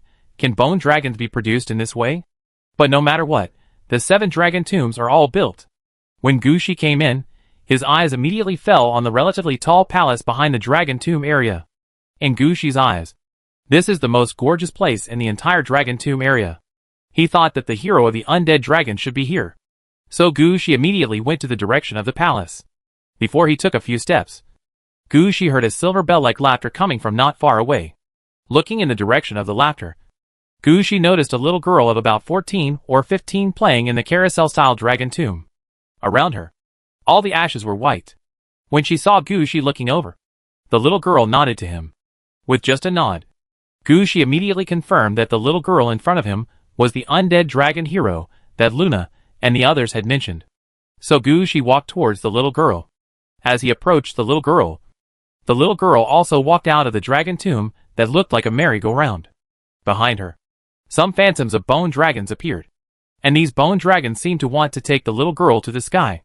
The girl just stretched out her hand and pacified the bone dragon, then she walked to Gushi. "You are the master of this city, right?" "Yes." When standing in front of the girl, Gushi felt the same as when he first met Demi. The girl in front of him was probably another arrogant person. "My name is Moore, and I am a hero." The girl raised her head and glanced at the phantom of the bone dragon that appeared behind her. "A hero of the undead dragon, so if you want to recruit me, you must show your sincerity." Hearing Moore's words, Gushi smiled instead. Sure enough, it was the same as Demi back then. "I just don't know if she will regret her choice in the end." Of course, Gushi did not object, but asked seriously, "What sincerity do you want? Do you want a place to live, or do you have any requirements in terms of military types? Or do you want the command of all the undead dragons?" Gushi asked his own questions. These were the requests made by the leaders with ideas under Gushi. But now they have paid the price for these requests. The cavalry units that Amilcar's Aurora Knights can command now only account for about 1/10 of the generation of Death Knights that Gushi can use. Amilcar regrets it now, but he has never been able to find a reason to ask Gushi for other knight units. If Moore made such a request, Gushi would definitely agree. But in the end, if Moore wants to become the main force in Gushi's hands, he will probably have to go through certain tests. But the request made by Moore surprised Gushi. "Can you please help me kill someone?" This made Gushi speechless. "Kill someone? Are you really going to let the necromancer do this?" At this time, Moore said again, "The person I want to kill is called Lear. She is easy to find. As long as you enter the game, take this out, you can attract her to appear. After that, you kill her and bring her head back." While Moore was talking, he took out an alchemical bottle. The bottle was half filled with red liquid, and on top of the bottle was a giant dragon statue made of red jade. Looking at the bottle that Moore handed over, Gushi couldn't help but ask, "Just give it to me directly. Aren't you afraid that I will delay killing people? Don't you need me to help you?" Moore glanced at Gushi and asked seriously. Gushi could only smile at this question. It's not easy to get a hero of the undead dragon. How could Gushi not accept it? The reason why he said that was entirely because of what happened with Demi and the others before. Now that Moore was so confident, Gushi naturally wouldn't say anything more. So he reached out and took the bottle. The next moment, a message popped up beside Gushi's ear. Chapter 1359, A Hero with Orange Equipment. Ding. You found a quest item. You can activate a temporary quest. Temporary quest. The Dragon Queen of Life and Death. Quest description. Use the blood bottle brought by the dead Dragon Queen. Attract the living Dragon Queen and kill her, and take everything from the Dragon Queen. Quest requirements. Kill Dragon Queen Lil, 0/1. Obtain Dragon Blood Bottle, 0/1. Quest rewards. Undead Dragon Hero Moore joins, Dragon Blood Bottle, orange. Description 1. The original Dragon Queen was a leader with orange equipment, but for some reason, she turned into a twin of life and death, and the orange equipment was also divided into two. Description 2. After getting the orange equipment back, the Dragon Queen has a chance to rush back to the leader level. Description 3. Please note that the Dragon Queen has a very high status among the dragons. Please be prepared to be the enemy of the dragons. Dragon Queen? A hero with built-in orange equipment? Looking at the temporary mission description that popped up, Gushi looked at Moore with a different look. He originally only wanted a hero of the undead dragon type, so that the undead dragon would have someone to command it during the battle. But he never expected that such a person would appear at this time. This directly brought the heroes on the undead dragon side to the top. Such an undead hero must be kept. As for the preparations to fight against the dragon mentioned in the mission description, there is nothing to be afraid of. How many divisions does the dragon have? It's not like Gushi had never killed a dragon before, and he didn't think about where his undead dragon troops came from. Not to mention that Gushi now has a Death Titan army. These Death Titans and dragons are double enemies. If you see a dragon, you must fight. As long as the opponent's dragons do not exceed 20,000, everything is not a problem. Just fight a group of dragons, and you can get a hero with orange equipment. Where can you find such a good thing? The only thing that Gushi doesn't quite understand now is that this is to bring the Dragon Blood Bottle into the game. Is the city of Aridov not considered a game range now? Or do you have to specify which game? Gushi asked directly about the things he didn't understand. Although Moore hadn't joined Gushi yet, she was still willing to answer questions about such a key task related to her growth. I didn't specify which game. But if there is a dragon in the game, Lear's combat power will be improved. And if there is no dragon in the game, Lear's combat power will be reduced. Then do you have any requirements for time? Gushi asked again. After all, he couldn't leave Yin City yet. Even if he entered the game every day, Gushi would go to the dungeon where he could go in and out quickly. He didn't want to offend his senior brothers at this time and become a missing person who couldn't return to Yin City. So if Moore's task didn't have a time requirement, Gushi would find a way to delay it. He would do this task after Gonglingyu got the demon sword. No, I'm already dead. What time requirement are you talking to a dead person about? No time requirement is fine. I know about this matter. I will arrange the time. When Gushi heard that there was no time requirement, there was no problem. So Gushi agreed to this matter. As for when to go, that is really uncertain. Anyway, Gushi is temporarily busy. After seeing Gushi agreed, Moore went to play by himself. Seeing Moore jumping away, Gushi also shook his head. He had almost finished the things he had to deal with in Aladovi City today. Next, he would fight in the Westminster Abbey event copy for an hour, and then work at the Mysterious Academy for an hour, and his work for today would be completed. Then he could go back to the apartment to have a good sleep. Waiting for the arrival of a new day, he took a step forward. And something similar to a mirror appeared in front of Gushi. With the power of the strange mirror, Gushi came to Eridavida from the training area in an instant. At this time, Princess Anna was already waiting for Gushi. Seeing Gushi coming, Princess Anna came to greet him. Come early today. There is nothing else to do in Eridavida. So I came here early to play today's group.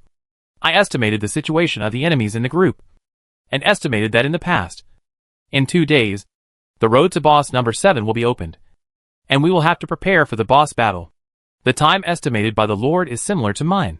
Tomorrow we will bring Shea into the battlefield together, and when we clear the last route, let Shea find out the attributes of the boss. Princess Anna also nodded in response. After the cooperation and learning of the group battles in the past few months, Gushi's grasp of the battlefield has also made obvious progress. How could Gushi estimate the battle situation at a glance before? He relied on the command of Princess Anna.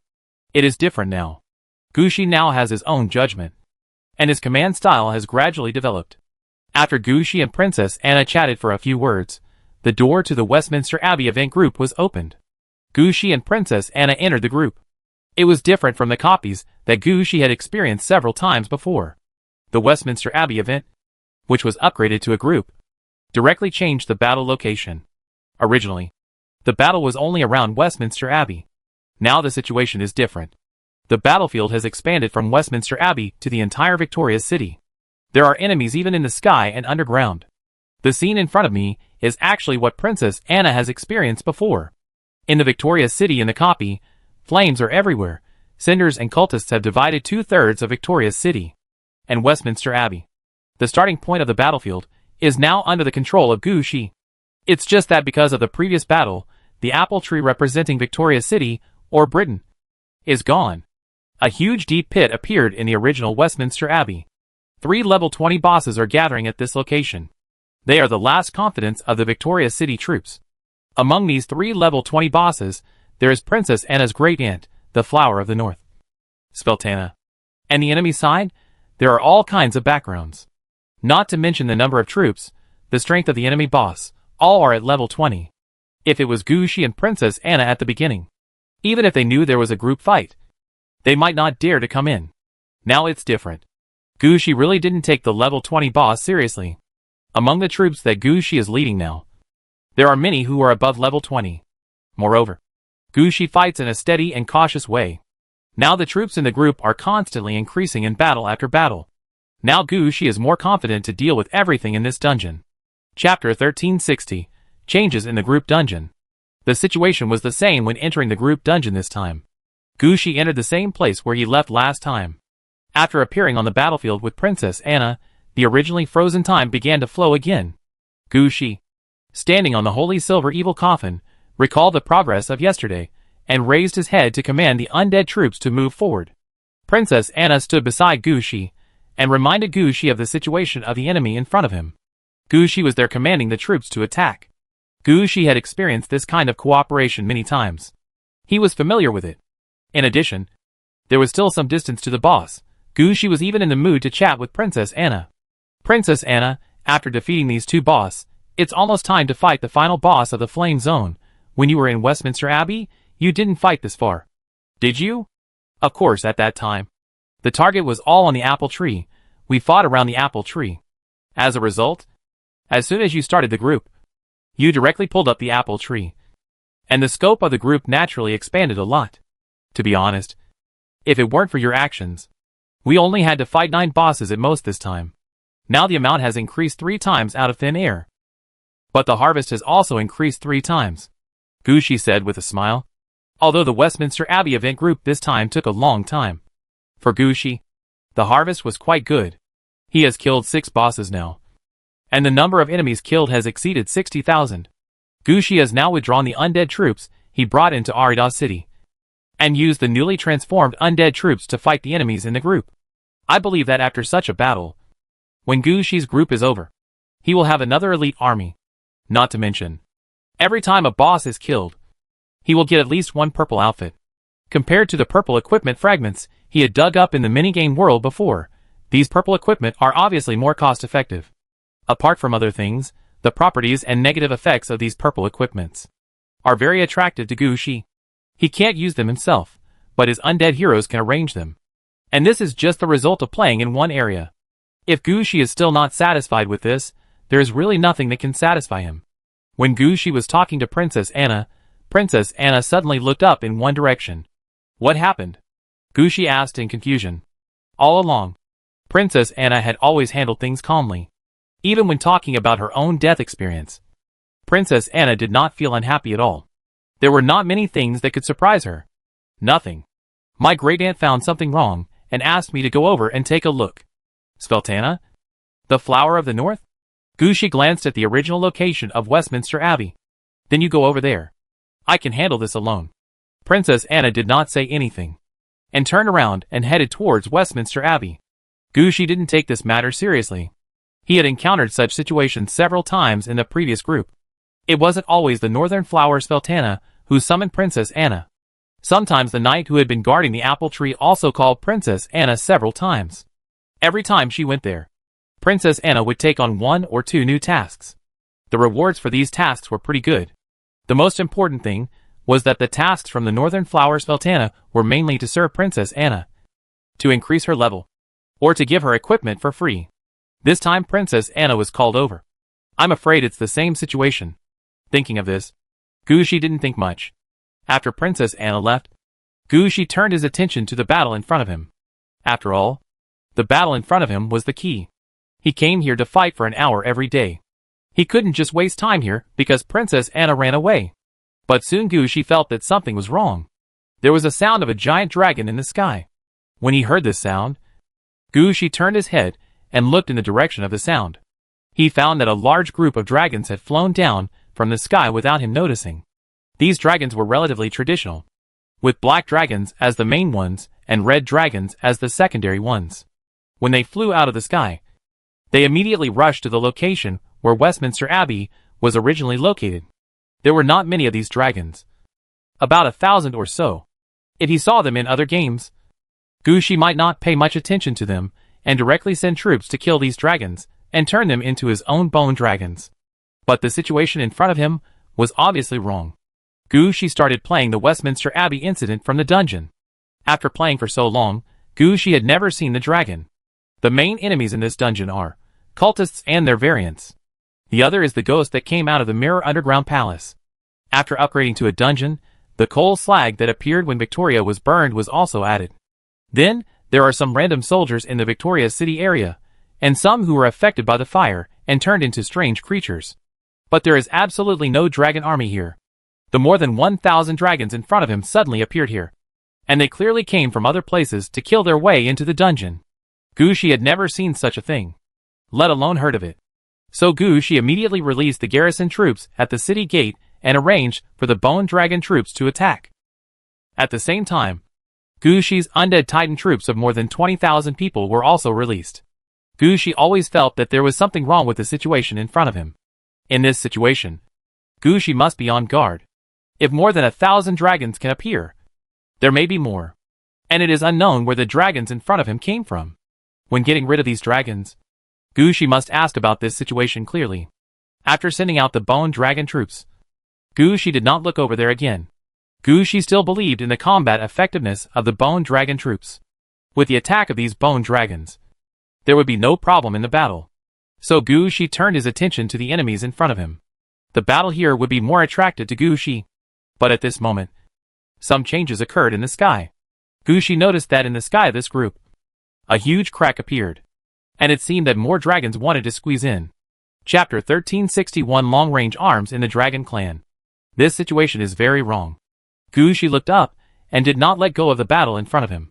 He just arranged the undead titan to go to the position where the crack appeared in the sky. Gushi had a clear understanding of the situation in front of him. Although he didn't know how these giant dragons came here. But these giant dragons were not the main force he needed to deal with. The most important thing for Gushi was these coal slag enemies in front of him. If we put these enemies down now, we can go back to fight the giant dragon. The territory he had occupied for so many days, 1 hour a day, will soon be reoccupied by the coal slags. The giant dragon is just a small matter. Wait for Gushi to stabilize the battlefield here first, and then go back to see what the situation is. When Gushi mobilized his troops to attack the coal slags, the giant dragon in the sky also fought with Gushi's bone dragon troops.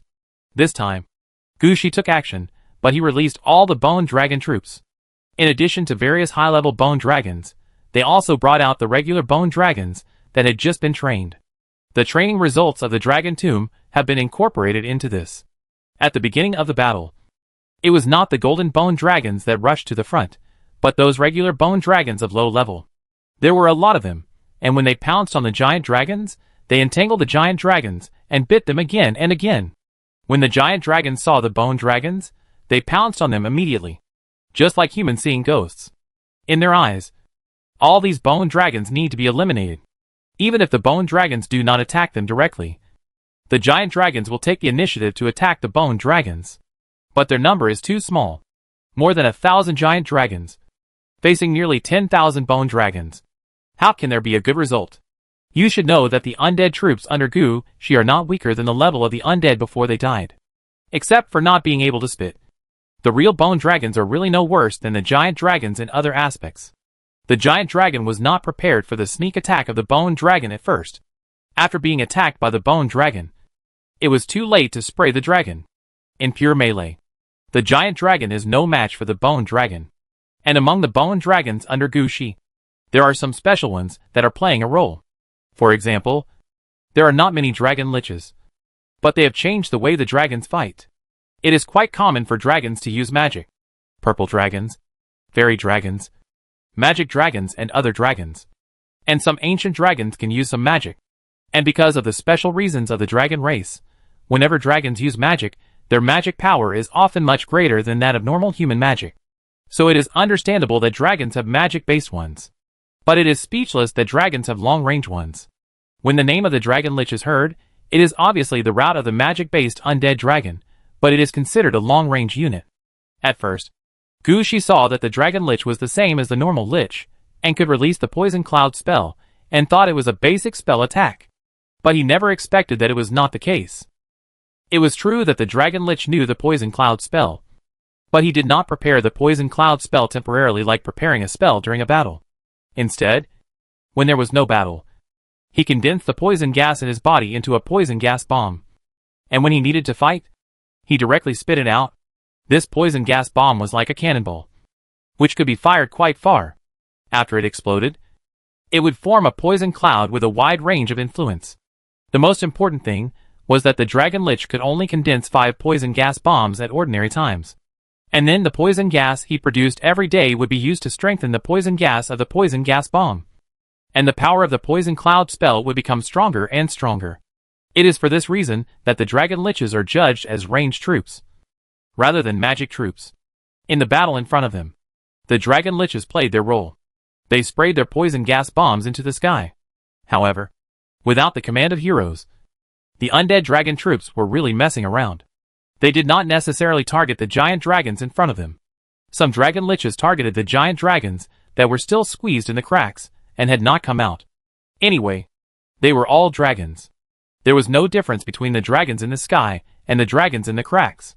So the poison gas bomb flew towards the crack. After falling into the crack, all the poison gas bombs exploded, turning into layers of poisonous clouds. The dragon's magic resistance is quite high. But the poisonous cloud is not a magic attack, it is a poisonous attack. No matter how high the magic resistance is, it cannot be ignored directly. Not to mention that so many dragons are all crowded together. The most important thing is that without the influence of strong wind, these poisonous clouds can be regarded as long-lasting, and the dragon lich has been nurturing the poisonous gas bombs for quite a long time.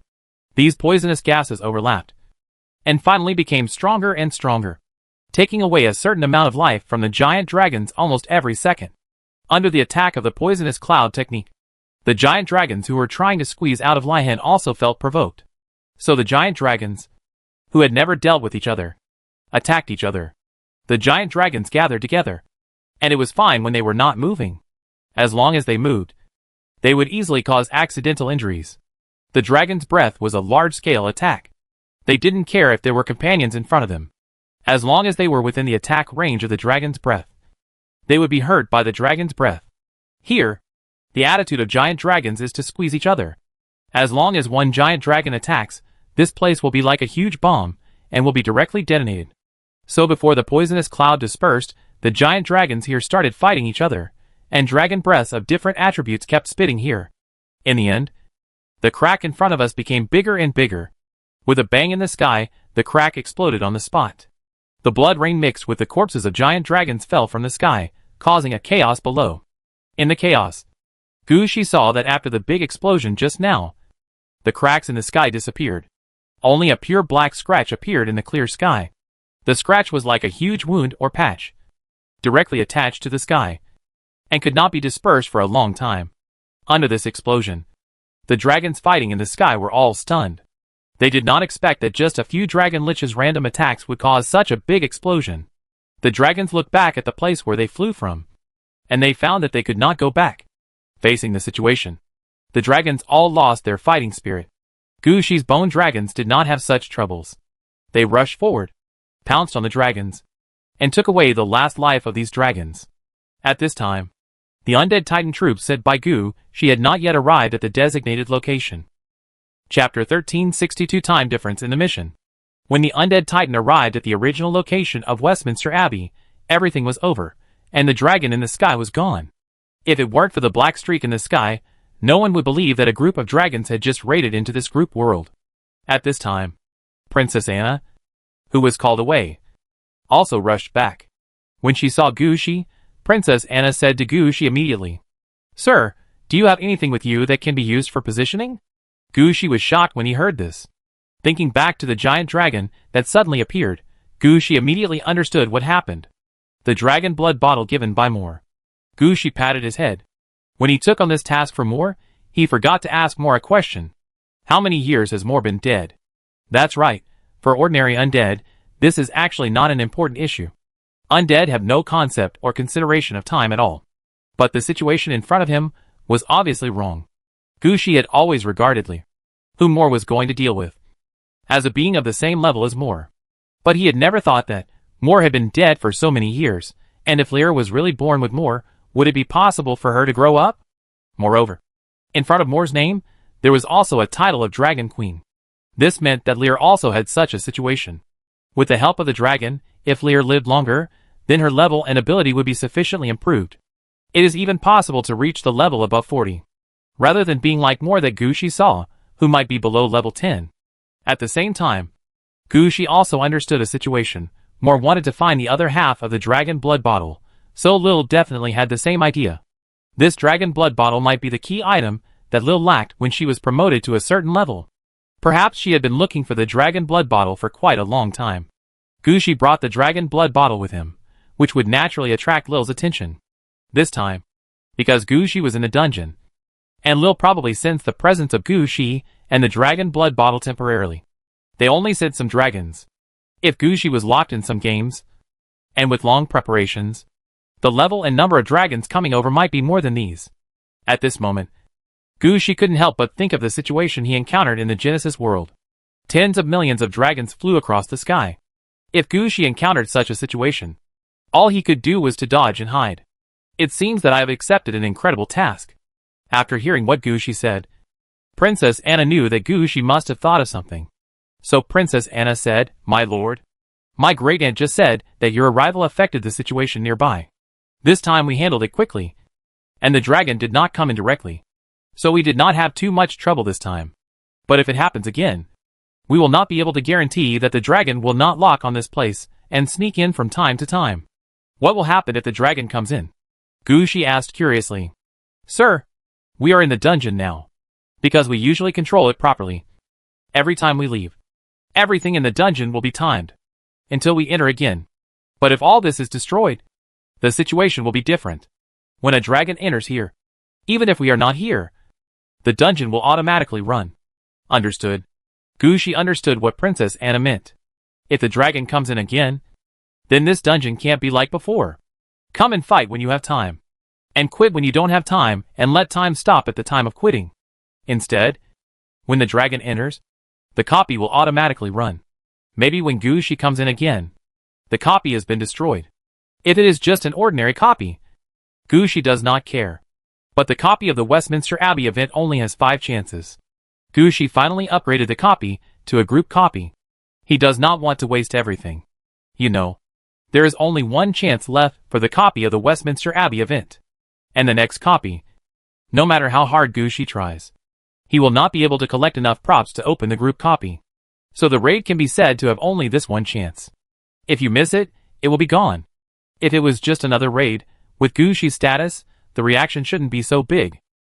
But behind the big event at Westminster Abbey stood the Great King in the Mirror Underground Palace. Gushi wanted to take advantage of this raid to see the Great King's situation. As for the matter of the Grand Princess Council, that was just incidental. I understand. Before dealing with this matter, let's suspend the raid exploration for this period of time. No problem, I will handle it all. But when we withdraw, should the troops here withdraw? Withdraw? I don't know how long this incident will affect. We can't leave these troops here waiting. It just so happens that they cooperate well. Send them to Aridavi City to participate in the first phase of the cleanup of Aridavi City. Okay, now the first phase of the cleanup is in need of manpower. It would be a waste to leave these people here. I will arrange it now. Princess Anna agreed immediately. The first phase of the cleanup of Aridavi City refers to the clearing of all the land near the 7 urban areas. This matter has been in progress for 3 months, but it has only been completed about 30% so far. When Gushi went out to study or rest, Princess Anna was always dealing with this matter. Princess Anna was quite clear about the situation outside the city of Aridov. These troops in the Westminster Abbey event copy were also a supplement for Princess Anna. After Princess Anna withdrew, Gushi looked up and glanced into the distance. About 700 meters away from Gushi, there was a 3-story building that was still burning. On that building, a red-faced figure was looking towards Gushi. This person was the number 7 boss of the Westminster Cathedral event group, and was also one of the stronger bosses in the Flame Zone. Kill him, and then defeat the next boss, and you can lead out the final boss of the Flame Zone. Looking at the enemy in front of him, Gushi curled his lips. I don't know when the next time will come. Forget it, he's lucky he still encountered such a thing when he was about to fight. I'll take action next time. Gushi glanced at the figure again and whispered a few commands. Under Gushi's command, the undead troops that were fighting with the coal slide retreated to the nearby garrison gate. Chapter 1363 Dragon Blood Bottle in the Real World. After exiting the Westminster Abbey event copy, Gushi turned around and prepared to find more to ask about the Dragon Blood Bottle. But for some reason, more seemed to have disappeared in the city of Aridov and never appeared again. On the contrary, Princess Anna brought back some bad news to Gushi. The previous attack of the Dragon Lich caused chaos among the giant dragons in the rift. Because of the poison cloud technique, most of the giant dragons were poisoned, so this was considered the result of Gushi's men killing them. Although the corpses of the giant dragons turned into blood rain and fell into the copy of the Westminster Abbey event, most of them were transformed into new bone dragons under the influence of Double Death and joined Gushi's team. However, the statistics sent by Princess Anna made Gushi a little frightened. More than 1,000 ordinary bone dragons. Level 8. which were transformed from the giant dragons that rushed in before. Next, there are about 3,000 bone dragons of level 9. About 1,500 bone dragons of level 10 to level 15. More than 500 bone dragons between level 15 and level 20. And more than 100 bone dragons above level 20. There is also a bone dragon above level 25. That is to say, among the giant dragons that stayed outside the crack, there are giant dragons with strength above level 25. This situation further confirmed Gu Shi's guess. It seems that this mission, I am afraid that I will offend a Dragon Clan leader, or even the entire Dragon Clan system. Gu Shi thought about it. Maybe he can ask his brothers whether to buy a large number of bone dragons. If necessary, maybe this can be used to set up a game, to concentrate the power of all brothers, to kill dragons in batches. Such an idea flashed through his mind. But Gu Shi was not slow at all. He incorporated all the newly appeared bone dragons into the bone dragon army. Then he handed them over to Princess Anna to arrange. After doing all this, Gu Shi searched for more in the city of Aridavi again. In the end, he still found nothing. Seeing that it was getting late, Gu Shi did not look for it anymore. He left the city of Aridavi and returned to the apartment. At this time, Lingxi had already prepared supper for Gu Shi. Seeing Gu Shi coming, Lingxi quickly came to greet him. "Sir, you are back. You seem to be back a little early today. I encountered some problems. I came back before I finished the dungeon," Gu Shi said as he sat down at the dining table. But the next moment, Gu Shi's face froze. He found that he had brought the dragon blood bottle out. This situation was obviously wrong. When he found that there was something wrong with the dragon blood bottle, Gu Shi personally placed the dragon blood bottle in the warehouse of Aradavana. Gu Shi planned to take out the dragon blood bottle after making all the preparations. But he never expected that the dragon blood bottle would come out with him. This situation was quite unreasonable. It seemed that this was a very strange method. I just don't know whether it was more or little who did it. After discovering that the dragon blood bottle came out, Gu Shi smiled instead. It's just giant dragons. I was still thinking about eating these giant dragons myself. But now it seems that they are unwilling to do so. Then watch. Lingxi, put this in the most conspicuous place in the room. I want to see if the giant dragon has the ability to attack the Yin City. Gu Shi smiled and pushed the dragon blood bottle out. During the 3 months in Yin City, Gu Shi was not only studying. He also had a better understanding of the situation in Yin City. Apart from other things, Yin City itself stored 2 red equipment related to the undead. Number 77, the Way of the Earth, and number 400, the Heart of the Netherworld. In addition, Hades University also stores a red equipment gem gloves. In other words, there are 3 red equipment in Yin City itself. Add to that the population here, the undead buried underground in Yin City. It would be fine if the dragons didn't come. If they dared to come, that would add some resources to the Yin City Dragon Tomb Ascension Road. Before, Gu Shi didn't bring out the dragon blood bottle, because he wanted to face this situation by himself. But now, the dragon blood bottle wants to jump into the real world by itself, and Gu Shi won't refuse. Lingxi had just heard about the dragon blood bottle. So she picked it up, and brought it to the decoration shelf in the apartment building.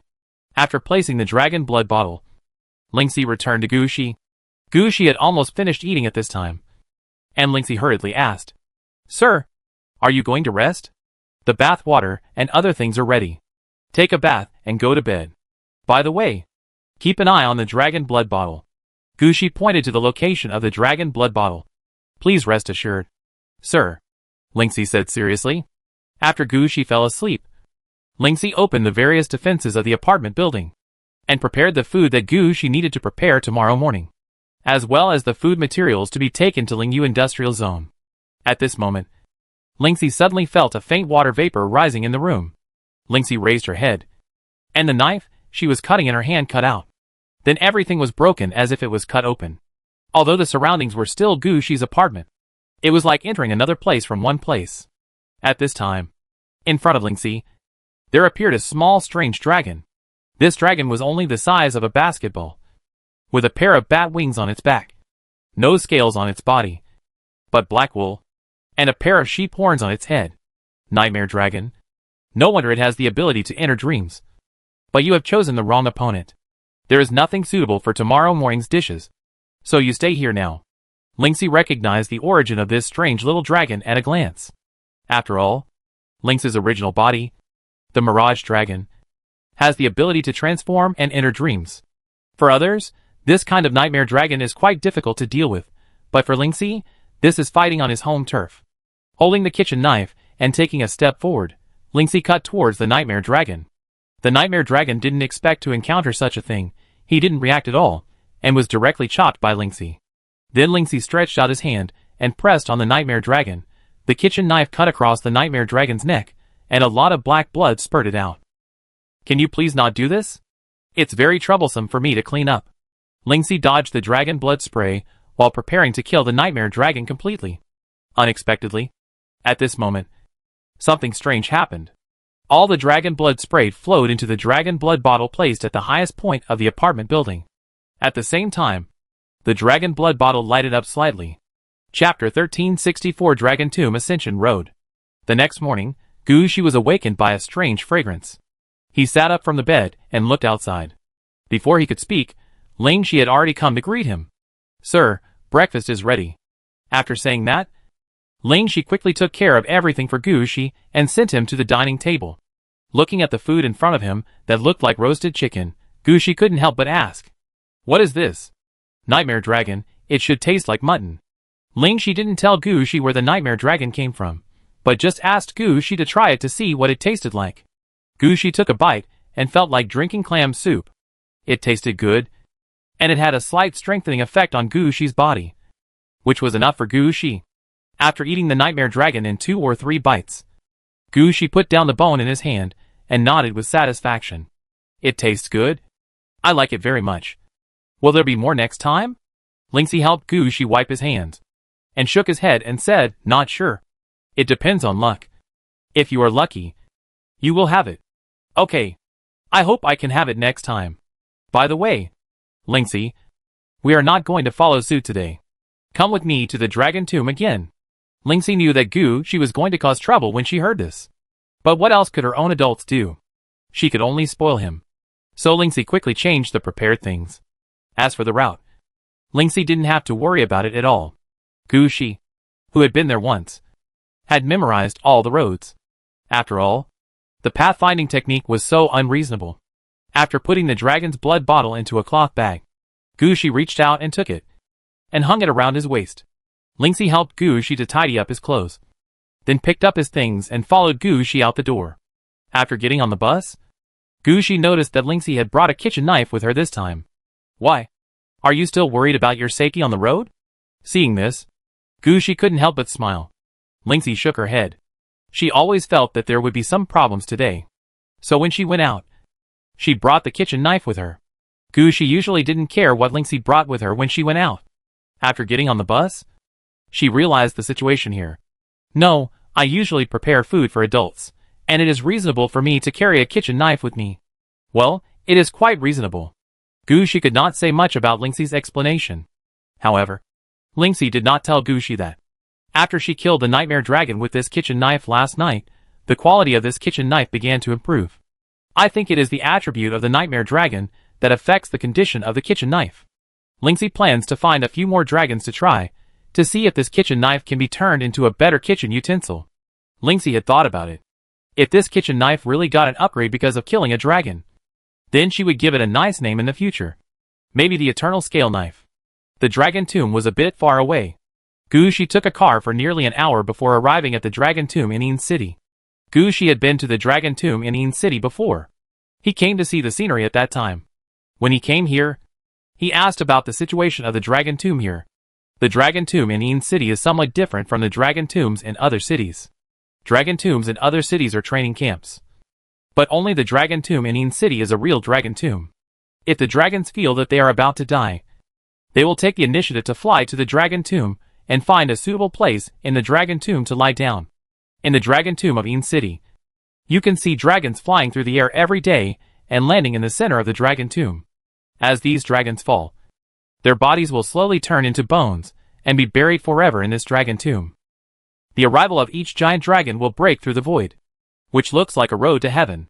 This is why this place is called the Dragon Tomb Road to Heaven. The last time Gu Shi came here, he saw a giant dragon breaking through the sky and falling directly from the sky. Then, in a blink of an eye, the giant dragon disappeared. The situation at that time was quite exciting. This made Gushi understand that the dragon tomb road to heaven in front of him was extremely attractive to all the giant dragons. When the dragons are about to die, they will instinctively find a dragon tomb where they can rest forever, no matter what the situation is when they come here. Once they enter the dragon tomb, they will be regarded as dying dragons by the dragon tomb. When they fall into the dragon tomb, they are dead dragons. Gushi brought the dragon blood bottle with him this time. He wanted to stimulate the dragons and prevent them from causing trouble at this time. Don't think that Gushi fell asleep last night and didn't know anything. As long as he thought of the nightmare dragon meat he ate this morning, Gushi understood that there was actually a dragon invasion last night. However, the dragons were also smart. After they found the dragon blood bottle, they did not invade in large numbers. Gushi was not sure whether it was because the dragons could not rush out directly, or for some other reason. However, such smart dragons were not a good thing for Gushi. That was why Gushi chose to take a walk around the dragon tomb after breakfast. He just wanted to see what the dragons could do for the dragon blood bottle. Tourists, please stop. This is the dragon tomb area. Please do not enter at will.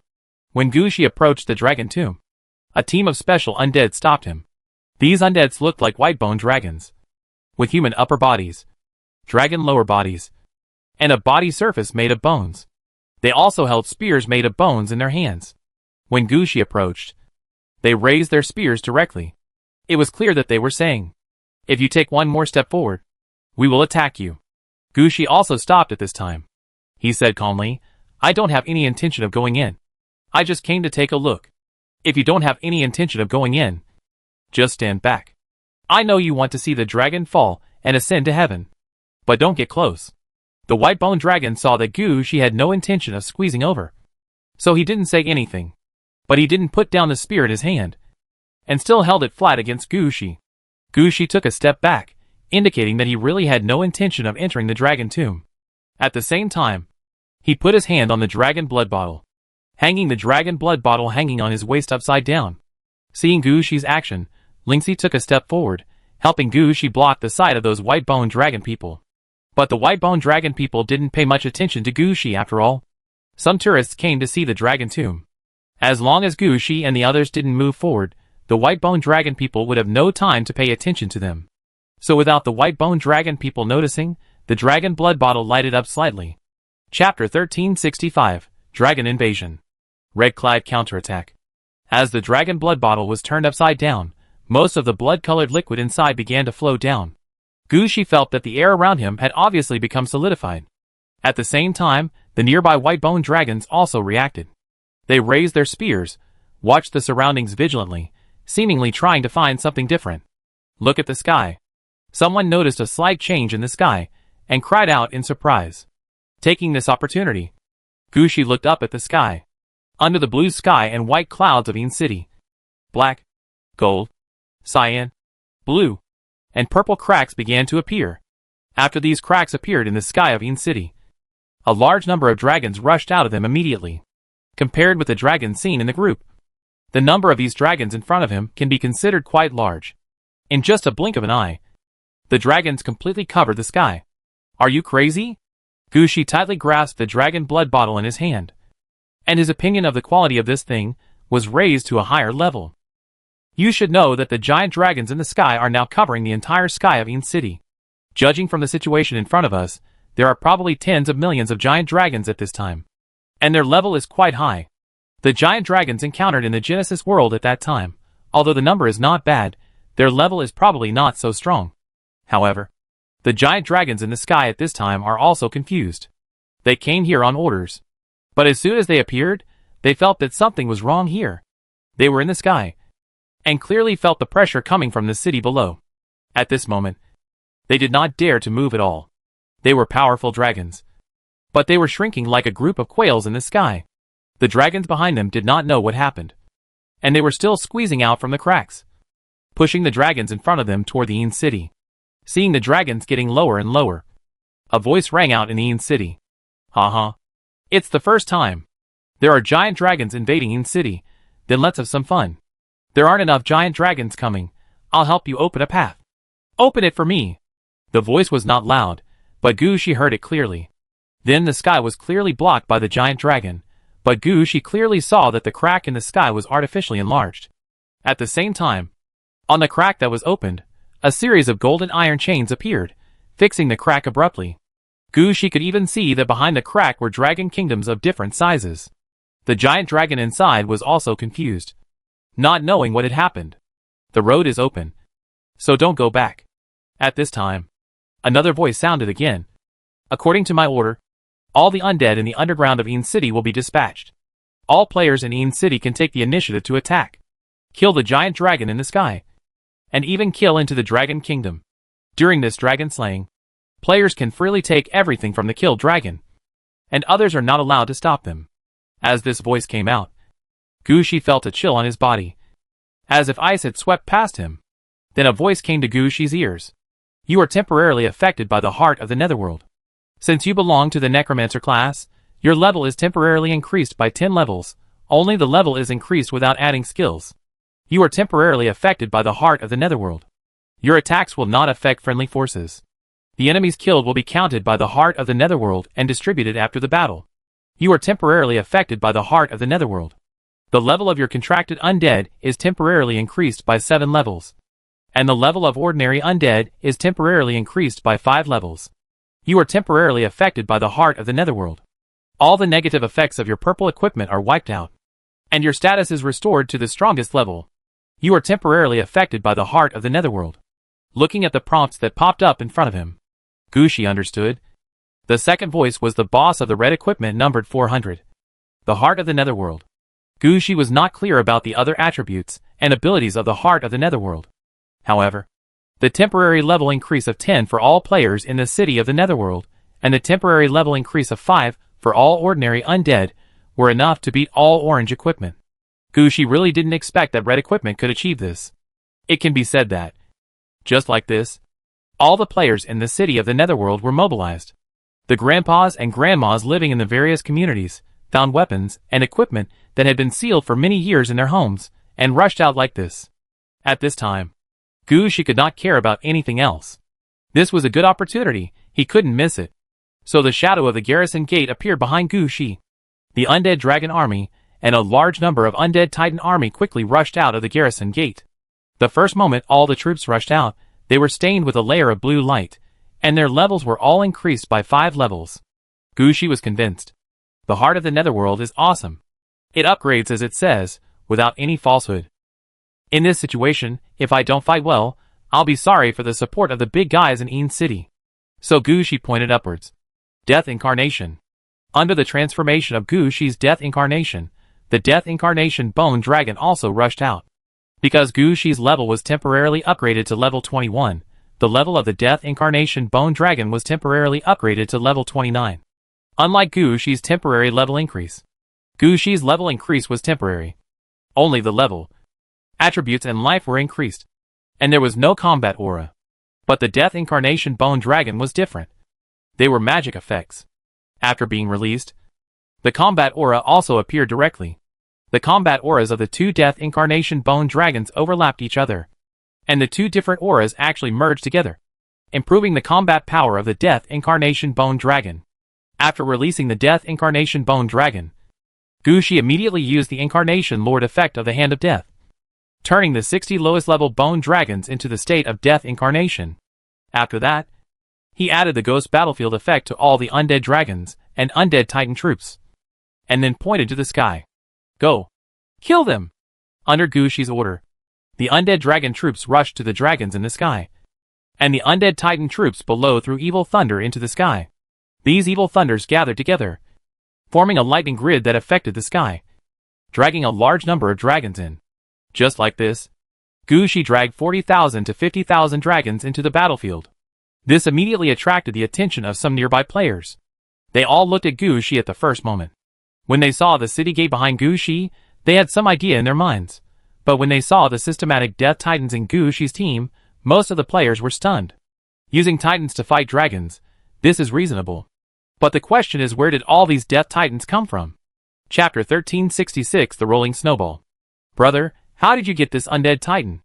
You didn't dig up the grave of a titan and transformed it yourself through undead transformation. But this is not right. Most of your undead titans look similar. There should be training buildings, or a summoning effect. Just when Gushi was commanding the undead dragon and the undead titan to fight the giant dragon in the sky, a player finally couldn't help it. He approached Gushi's battle formation and greeted him from a distance. "Yes, I have a book for the advancement of necromancy. The Book of Titans. Would you like a copy?" Gushi did not even raise his head. This was a good opportunity to snatch the head of the giant dragon.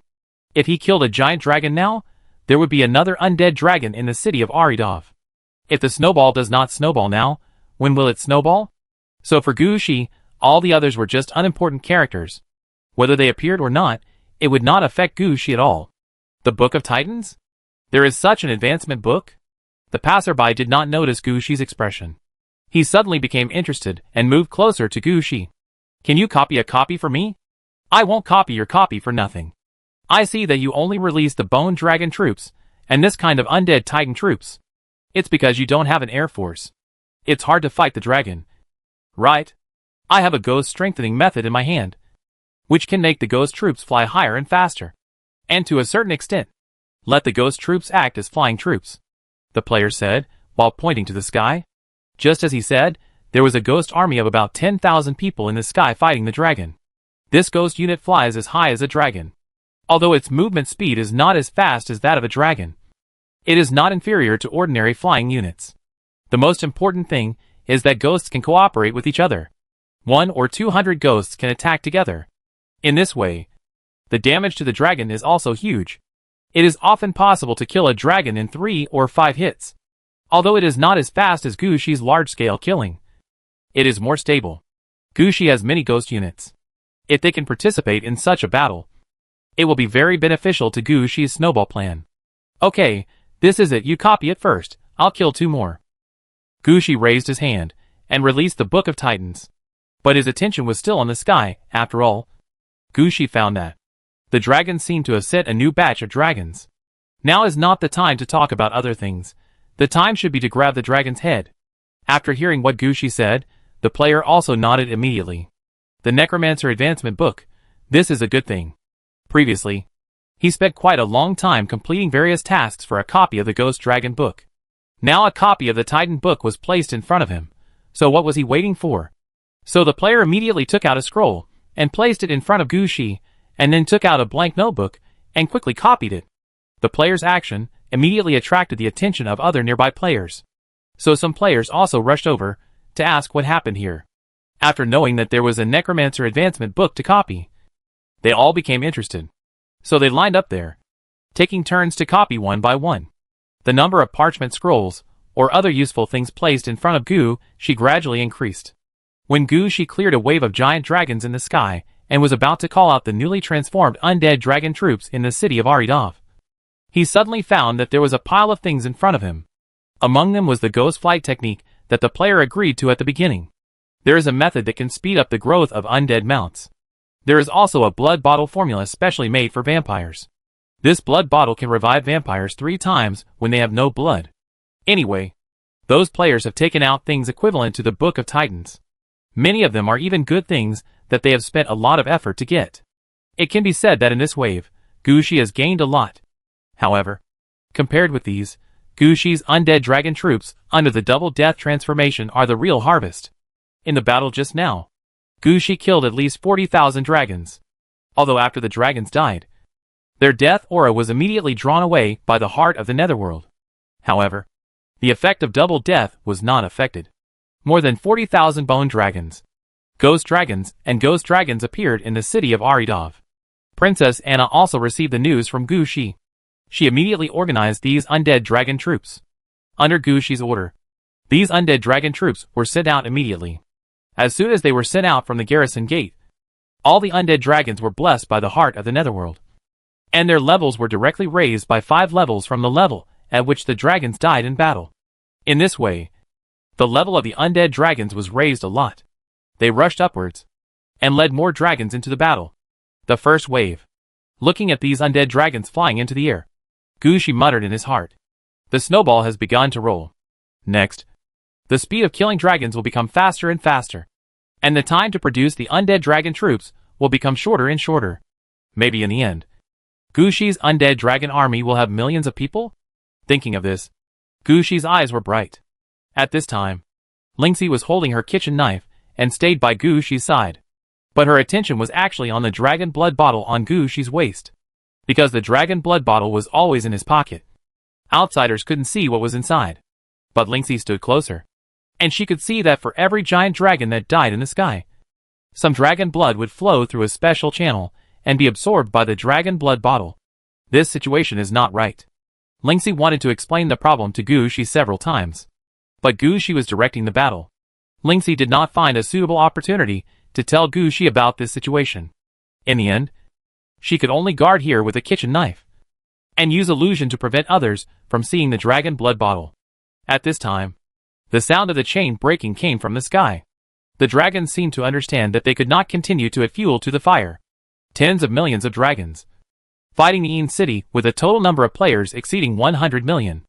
That was basically the transport captain directly delivering resources to the Yin City. Even in the game, dragons can't just spawn in large numbers. They also need to grow and gain experience through battles. It's impossible to waste all of them here. When they found that it was impossible, the dragons were already preparing to cut the chains that locked the cracks and let the dragon troops retreat. But they never thought about who locked these cracks. When the sound of the chain breaking rang out, a voice also rang out in the Yin City at the same time. Chapter 1367. It's too late. I can't snatch them. Come if you want. Leave if you want. What do you think I am? This voice is clearly the voice of the big boss, who has mastered the way of the earth. Gu Shi personally felt the effect of the heart of the netherworld. But the effect of the way of the earth, Gu Shi really didn't feel it much. He also didn't know what the red dress of the way of the earth was for. Now that the big boss spoke, Gu Shi shifted his attention to the big boss. He also wanted to know what this big guy could do. At this moment, Gu Shi suddenly saw meteors of different colors streaking across the sky. Looking more closely, Gu Shi realized that these were not meteors. But the big guy dragged the crack in the sky to the ground. The dragon had come in from the crack in the sky. Because of the dragon's flight, Yin City had many players. But they could not kill all the dragons in a short time. But now it's different. The cracks were dragged to the ground, and the boss was very considerate and used the way of the earth to support one portal after another. This is directly telling all the players in Yin City that the road to the enemy has been opened. You go and fight. You can't let them go just because the enemy is a dragon. At this time, another voice also sounded. The heart of the netherworld has been supporting you all the time. The boss was clearly saying, go, the blessing of the heart of the netherworld is still there, and now is a good time to slay the dragon. If we don't go now, then when will we go? At this moment, the third voice sounded in Yin City. Go. You will not be affected by the flame dragon's breath. You are affected by the gem gloves. And you will ignore the damage caused by the flames for one day. Hearing this voice, Gu Shi also understood that the president of Hades University had also taken action. 3 red suits. More than 100 million necromancer players. The dragons are dead this time. At this time, Gu Shi pressed his hand to his waist. Gu Shi shook the dragon blood bottle heavily. The dragons in the sky who wanted to retreat, but didn't find a chance to retreat seemed to feel something, and they all turned their heads. However, their movements were not obvious, and they really didn't have the opportunity to make too many big moves. This time, they paused in the air, which was obviously a chance to be distracted, and was directly seized by the players of Yin City. The players who joined the battle used various methods to kill the dragons closest to them. It can be said that as the players joined the battle, Gu Shi couldn't grab the dragon.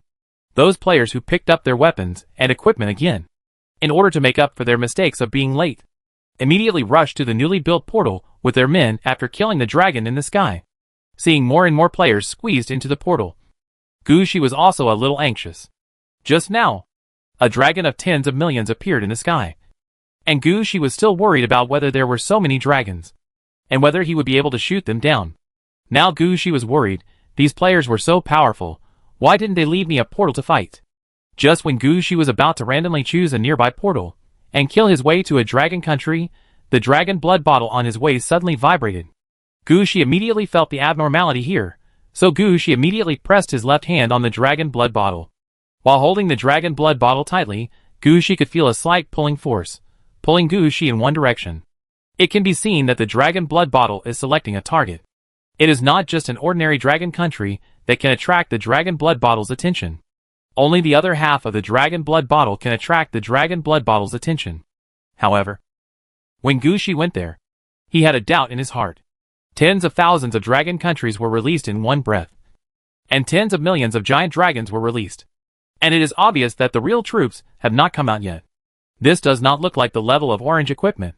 But if you say this is red equipment, Gushi silently took out his red equipment task and took a look. It doesn't seem to be enough. And Gushi propped up his chin and prepared himself mentally. No, I don't have that kind of luck. I just recruited a hero of the undead dragon. There is no connection with the dragon's red suit. I shouldn't have such good luck yet. Gushi, who was still muttering everything in his heart, naturally slowed down his pace. At this moment, a player rushed out from behind. Brother, what are you still doing here? If you don't go, someone will take your place. Gushi looked back and found that the player who rushed out was the player who just copied his Book of Titans. Perhaps it was because Gushi generously lent out the Book of Titans for copying. And he was recognized and respected by many players.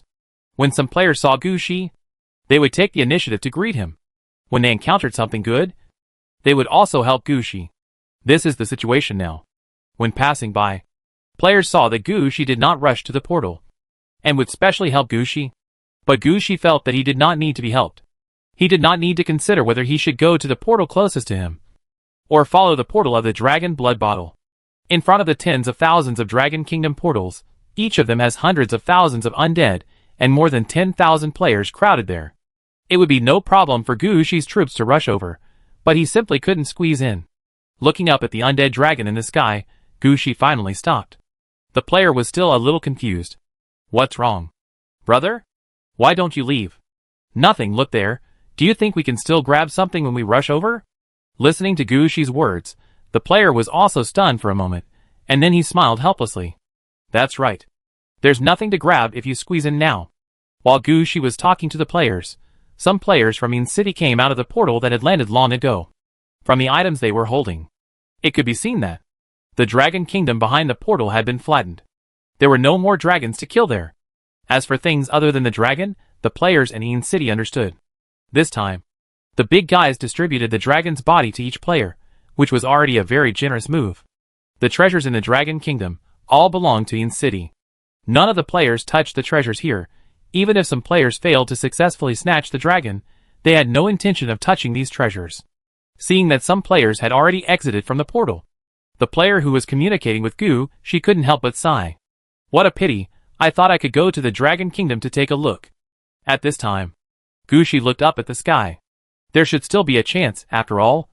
Yin City was slapped so hard in the face, it is impossible not to fight back. We still have a chance. Chapter 1368, Leading the Dragon Out of the Cave. After hearing what Gushi said, the players were not in a hurry. Gushi was right. After Yinzadu was slapped in the face so hard, it was impossible that there would be no follow-up actions. The current situation was just to solve the problem. The next step was to solve the person who provoked the problem. Those who dared to attack Yinzadu, no matter where they were, would not escape death. Even after their death, they might not be able to escape judgment. Gushi felt that. The big man holding the way of the earth mastered the ultimate power of the necromancer. The dead souls can definitely be played within his hands.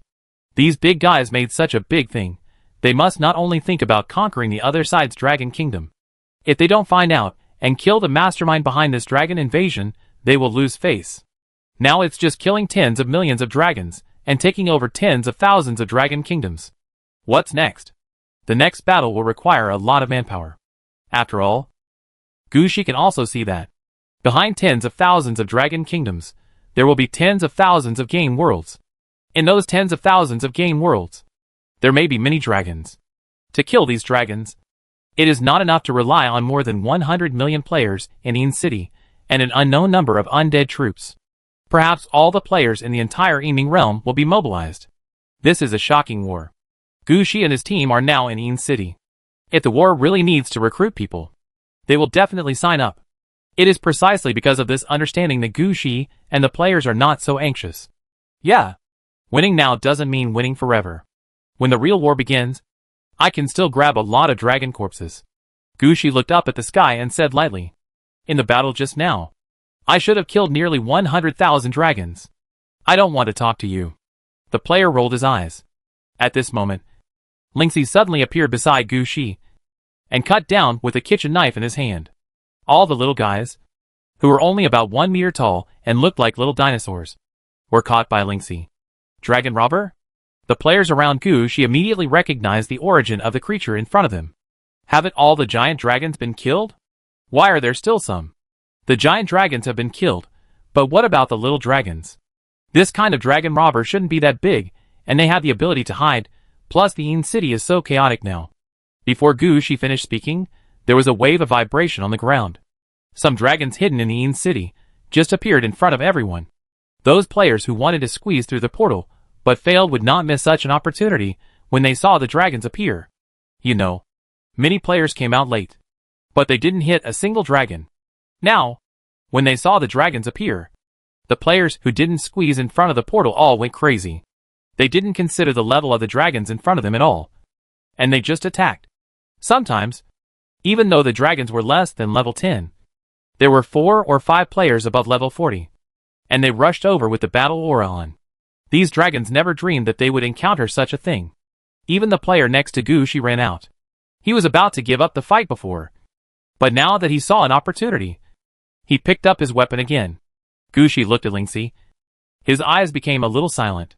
At this time, he didn't think of calling some undead to protect him. Instead, he was thinking about one thing.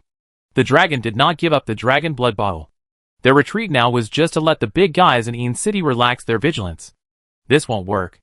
If the big guys in Yin City think that the matter has been resolved and no longer care about it, then it will be Gushi who will face the pressure of the dragon. These dragons in front of them can be easily controlled, not because they are so weak, but because they picked the wrong opponent. Facing Yin City with more than 100 million players. If Yali Dobi faces these dragons, the destruction of the city is definitely the best outcome. Let's fight. Gushi's heart moved, he gritted his teeth, and reached out to press the dragon blood bottle that was guiding Gushi to a certain place. I'm not going anywhere. If you have the guts, come find me. Gushi said to himself, then opened the dragon's blood bottle, poured out some of the red liquid inside. As the liquid dripped onto the ground, Gushi turned around and said to Lingxi, "Let's go. Don't let anyone find out what's going on here." "Yes." Lingxi responded, while casting some illusions at the place where the red liquid just dripped, so that people couldn't see what was wrong here for the time being. When others ran over and kicked the red liquid away, no one would notice this place. Except for the giant dragons. When Gushi poured out the red liquid, all the dragons in the city rushed to the place where Gushi had just stood, as if they had received some signal. However, no matter how crazy they were, they could not compare with the players in Yin City. They just rushed forward a few steps, and were surrounded and beaten by a group of players, and were easily beaten to death on the spot. No player noticed the unusual movements of these dragons. Nor did they think why these dragons would run in one direction. In the eyes of the players, the dragons just wanted to escape. However, the situation of the red liquid was also officially reported to the person behind the dragon. If it was any other provocation, he might be able to bear it. But the dragon blood bottle, the situation became different. The dragon blood bottle can be said to have become this person's nightmare. After confirming that the dragon blood bottle appeared, he could no longer bear it. Attack, attack, get the dragon blood bottle back for me. So Gushi retreated a distance, and then there was another movement in the sky. One crack after another appeared in the sky again. But this time, the dragons that came out of these cracks were no longer ordinary dragons. The colors and sizes of these dragons were different from those of normal dragons. Some even looked different from normal dragons, such as three-headed golden dragons, rainbow dragons, gem dragons, etc. These are all special dragon species, which are rare among giant dragons. But this time, there are tens of thousands of them in the sky of Yin City. At this time, the eyes of the players in Yin City are all bright. This is a victory that is delivered to the door. Moreover, these giant dragons in front of them are obviously more numerous than those just now. They are of higher level, and their species are also special. This is exactly the advantage of the old players of Yin City. So the players who had not killed many giant dragons just now acted quickly. Even Gushi sent out the undead dragon army and undead titan army in his hands. But his eyes were always scanning the sky, looking for Lil's figure there. Chapter 1369, the Yin City falling into the underworld. If you find it, just fight it. As long as you can hit it, it's fine. Gushi, who was looking for the target, kept reminding himself in his heart. Although the game was set, he couldn't be too arrogant. It was enough to fight once and enter the battle. The task of killing the enemy was left to the big guys in Een City. Just when Gushi was preparing himself mentally, the voice of the big guy who controlled the way of the earth came from Een City again. I was wondering who was so reckless. It turned out to be Lear, the Dragon King of the 5 Realms.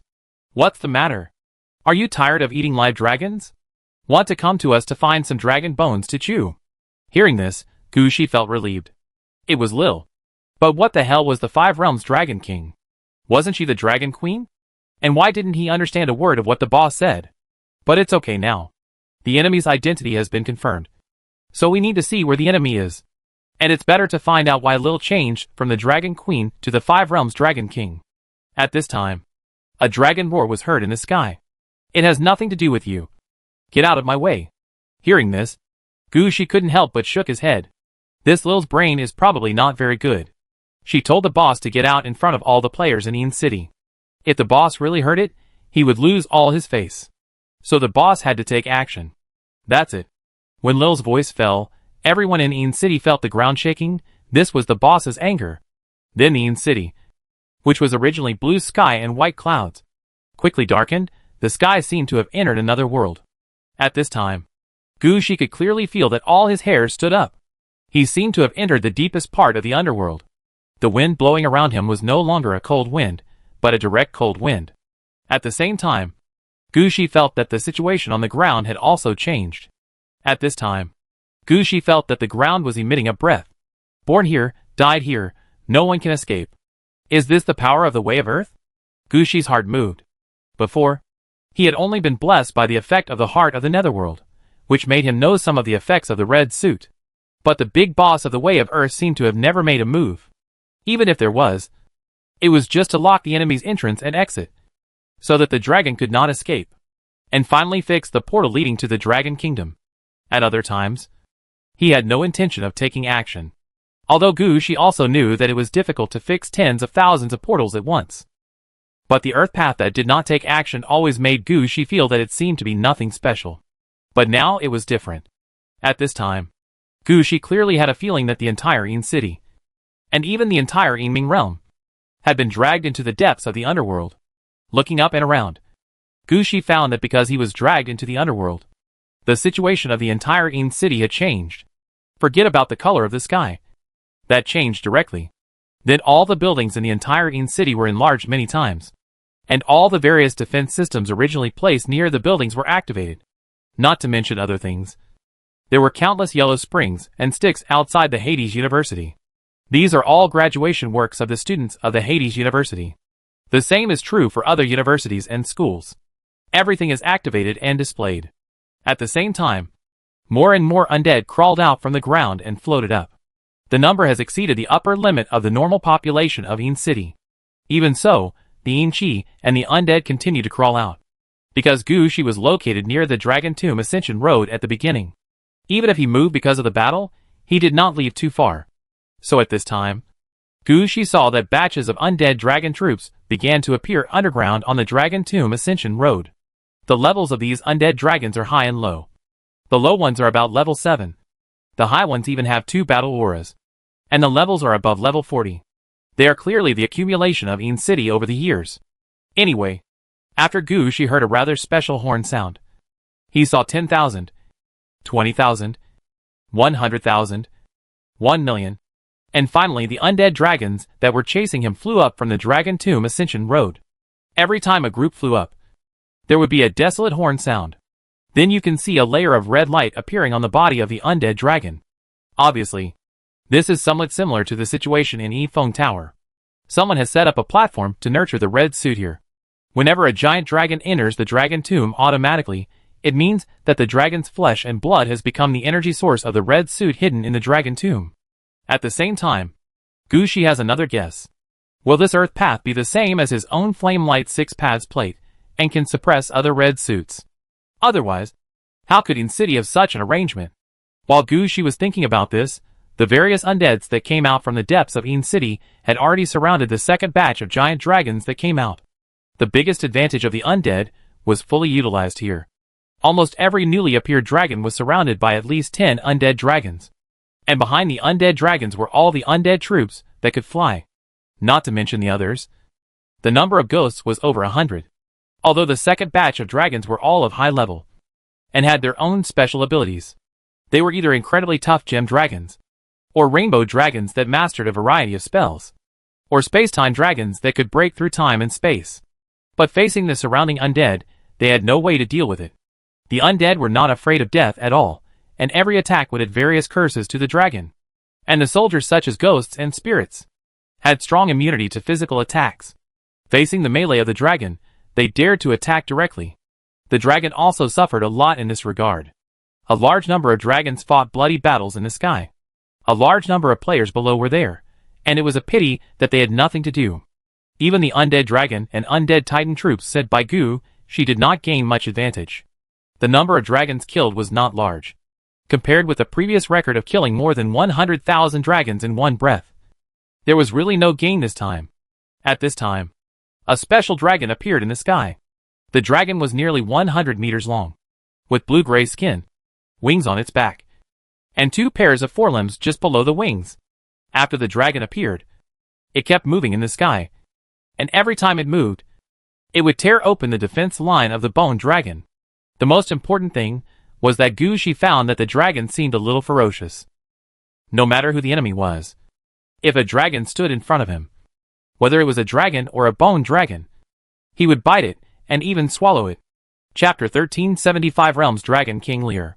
Why didn't an omnipotent and omniscient passerby come out to explain at this time? Watching the battle in the sky, Gushi was completely confused. Although it was certain that the giant dragon over 100 meters long was the 5 Realms Dragon King Lear. But Gushi didn't know anything about this person. Looking at the giant dragon flying like lightning in the sky, Gushi suppressed the idea of chasing, and just silently let his undead dragon troops and undead titan troops play freely. Hit them if you can, as long as you don't get locked in by the other side. It's fine. Under Gushi's command, the undead dragon army also followed the undead dragon army of Een City, and went to the sky. Tens of thousands of undead dragons, mixed in with the undead dragon army of Een City, are not even a background, and can't affect the battlefield at all. Instead, Gushi's more than 20,000 undead titans made a big splash in this battle, and their attack method attracted the attention of countless players. After all, more than 20,000 titan troops, at the same time, flashed thunder balls into the sky, and finally formed an electric net. The attack power against the dragon was even greater. Who wouldn't want such an undead? Even the 5 Realms Dragon King Lil looked at Gushi more. But it was precisely because there were so many undead titans around him. Lil didn't think that Gushi would be the one with the dragon blood bottle. After all, in Lil's eyes, titans and dragons are mortal enemies. Gushi, who was carrying so many undead titans, was the least likely to get the dragon blood bottle in the entire Een City. As Lil flew in the sky, various thoughts flashed through her mind. She must get the dragon blood bottle back. Otherwise, her trip would be in vain. As for how to leave after getting the dragon blood bottle, Lil had never thought about it. As the Dragon King of the 5 Realms, Lil was a rare dragon-eating dragon among the dragons. She had the special ability to devour other dragons and obtain their abilities. Because she had devoured the flesh and blood of the space-time dragon before, she had the ability to break through space and travel between various games. At the same time, she feeds on dragons. Her name is known in many games, so several big men in Een City know her. And her name of 5 Realms Dragon King is also from this. The dragons that disobey her have all become her food. And the reason why Lil dared to rush directly to Een City is because among the dragons she devoured before, she had devoured a very special dragon. Lil has forgotten the name of this dragon. But one thing is certain. This dragon has the habit of backing up its own body. When one body dies in battle, the backup body can be resurrected somewhere and get everything the original body has. In order to kill the dragon, Lil chased many game worlds. After eating the dragon, Lil even erased the dragon power she copied and saved the backup power. This time, she knew that the earth path of the Een City boss had the ability to block space. But she still dared to rush out directly. Her confidence came from here. It's just that she was too confident in herself. If the big man who controls the way of earth knew that Lil would jump out like this, he would laugh to death. The way of earth is not a red equipment that controls the power of the earth. This is one of the 4 red equipment belonging to the undead players, and it is also the first red equipment to appear in the hands of the undead players. From the number of the way of earth, you can know when this red equipment appeared. Although this equipment is called the way of earth, it actually controls the power of life and death. It can be said that the Hades Emperor has come, and they have to kneel before the way of Earth. The Lich's life box is useless in front of the way of Earth. Lear only relies on the ability to copy a backup body, and wants to get out by resurrecting. She really thinks too much. Anyway, several bigwigs in Eden City feel that this Five Realms Dragon Emperor Lear is going crazy. I heard that she was running around in various game worlds, killing and devouring dragons.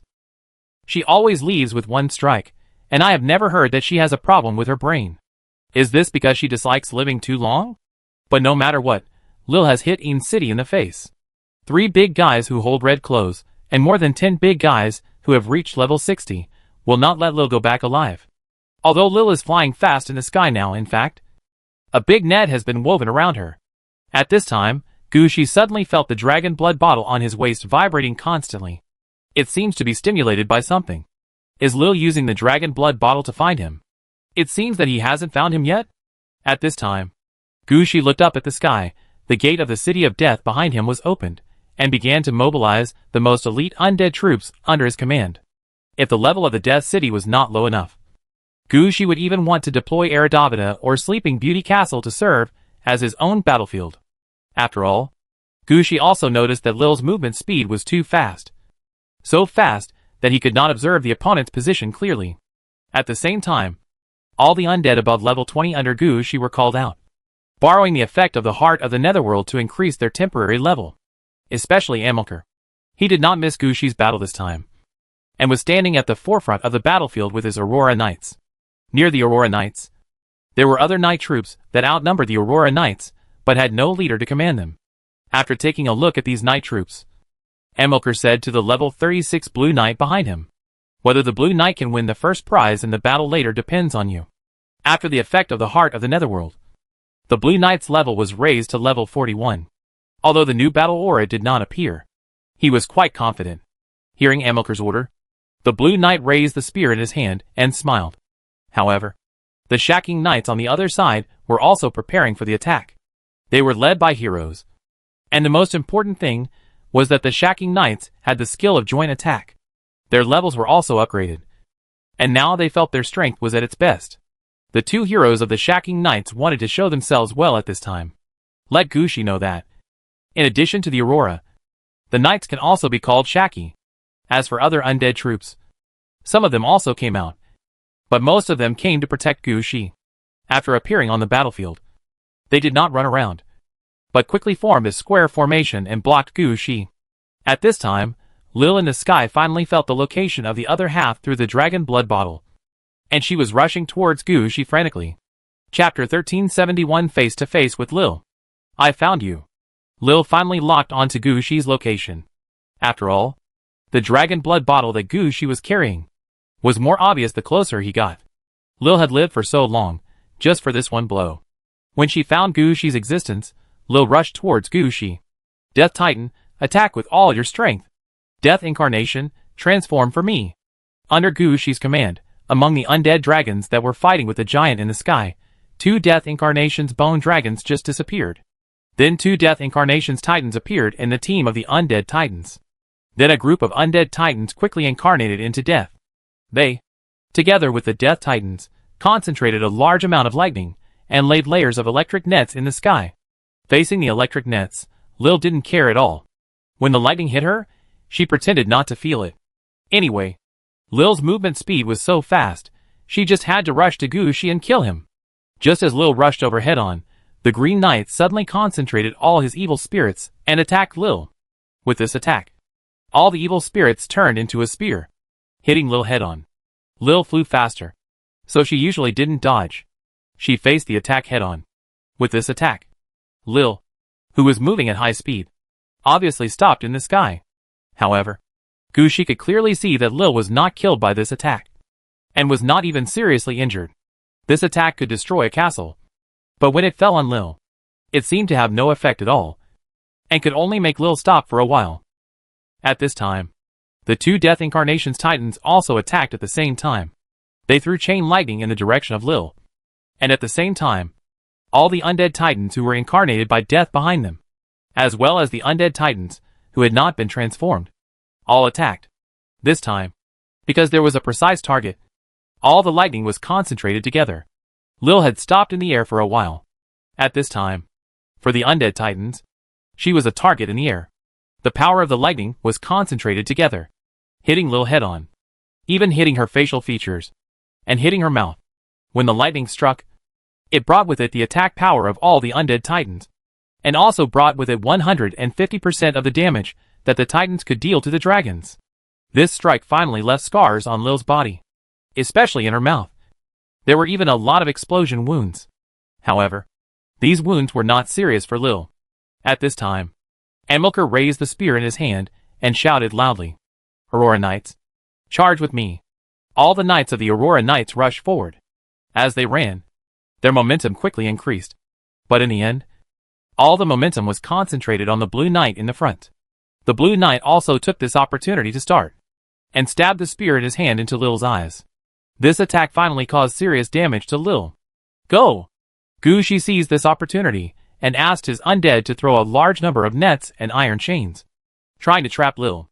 But Gushi still underestimated Lil's strength. She just shook her head, and threw the Blue Knight, who fell on her away. At this point, Gushi also saw Lil's strength, about level 45. As long as she was killed, there would be someone in the city of Aridov who could deal with the Grand Lord. But the problem was that Lil was not so easy to beat. Although she was injured by Gushi's men, she was not seriously injured and her fighting power was still full. After being beaten, Lil opened her mouth and the flames sprayed towards Gushi's position. At this moment, the extreme sunshine wearer quickly appeared in front of Gushi and protected him. At the same time, a large number of shield-bearing skeleton soldiers stood in the front, ready to use their lives to resist the attack of the dragon's breath. Fortunately, the Een city at this time belonged to the battlefield of the necromancer. In addition to the temporary increase in the level of the released undead, they were also affected by the gem gloves of the Hades University. Everyone added an immune effect to fire. Most of the flame dragon breath was ineffective, unless the dragon's flames brought some other attribute damage. It would be worse than the attack effect of direct melee.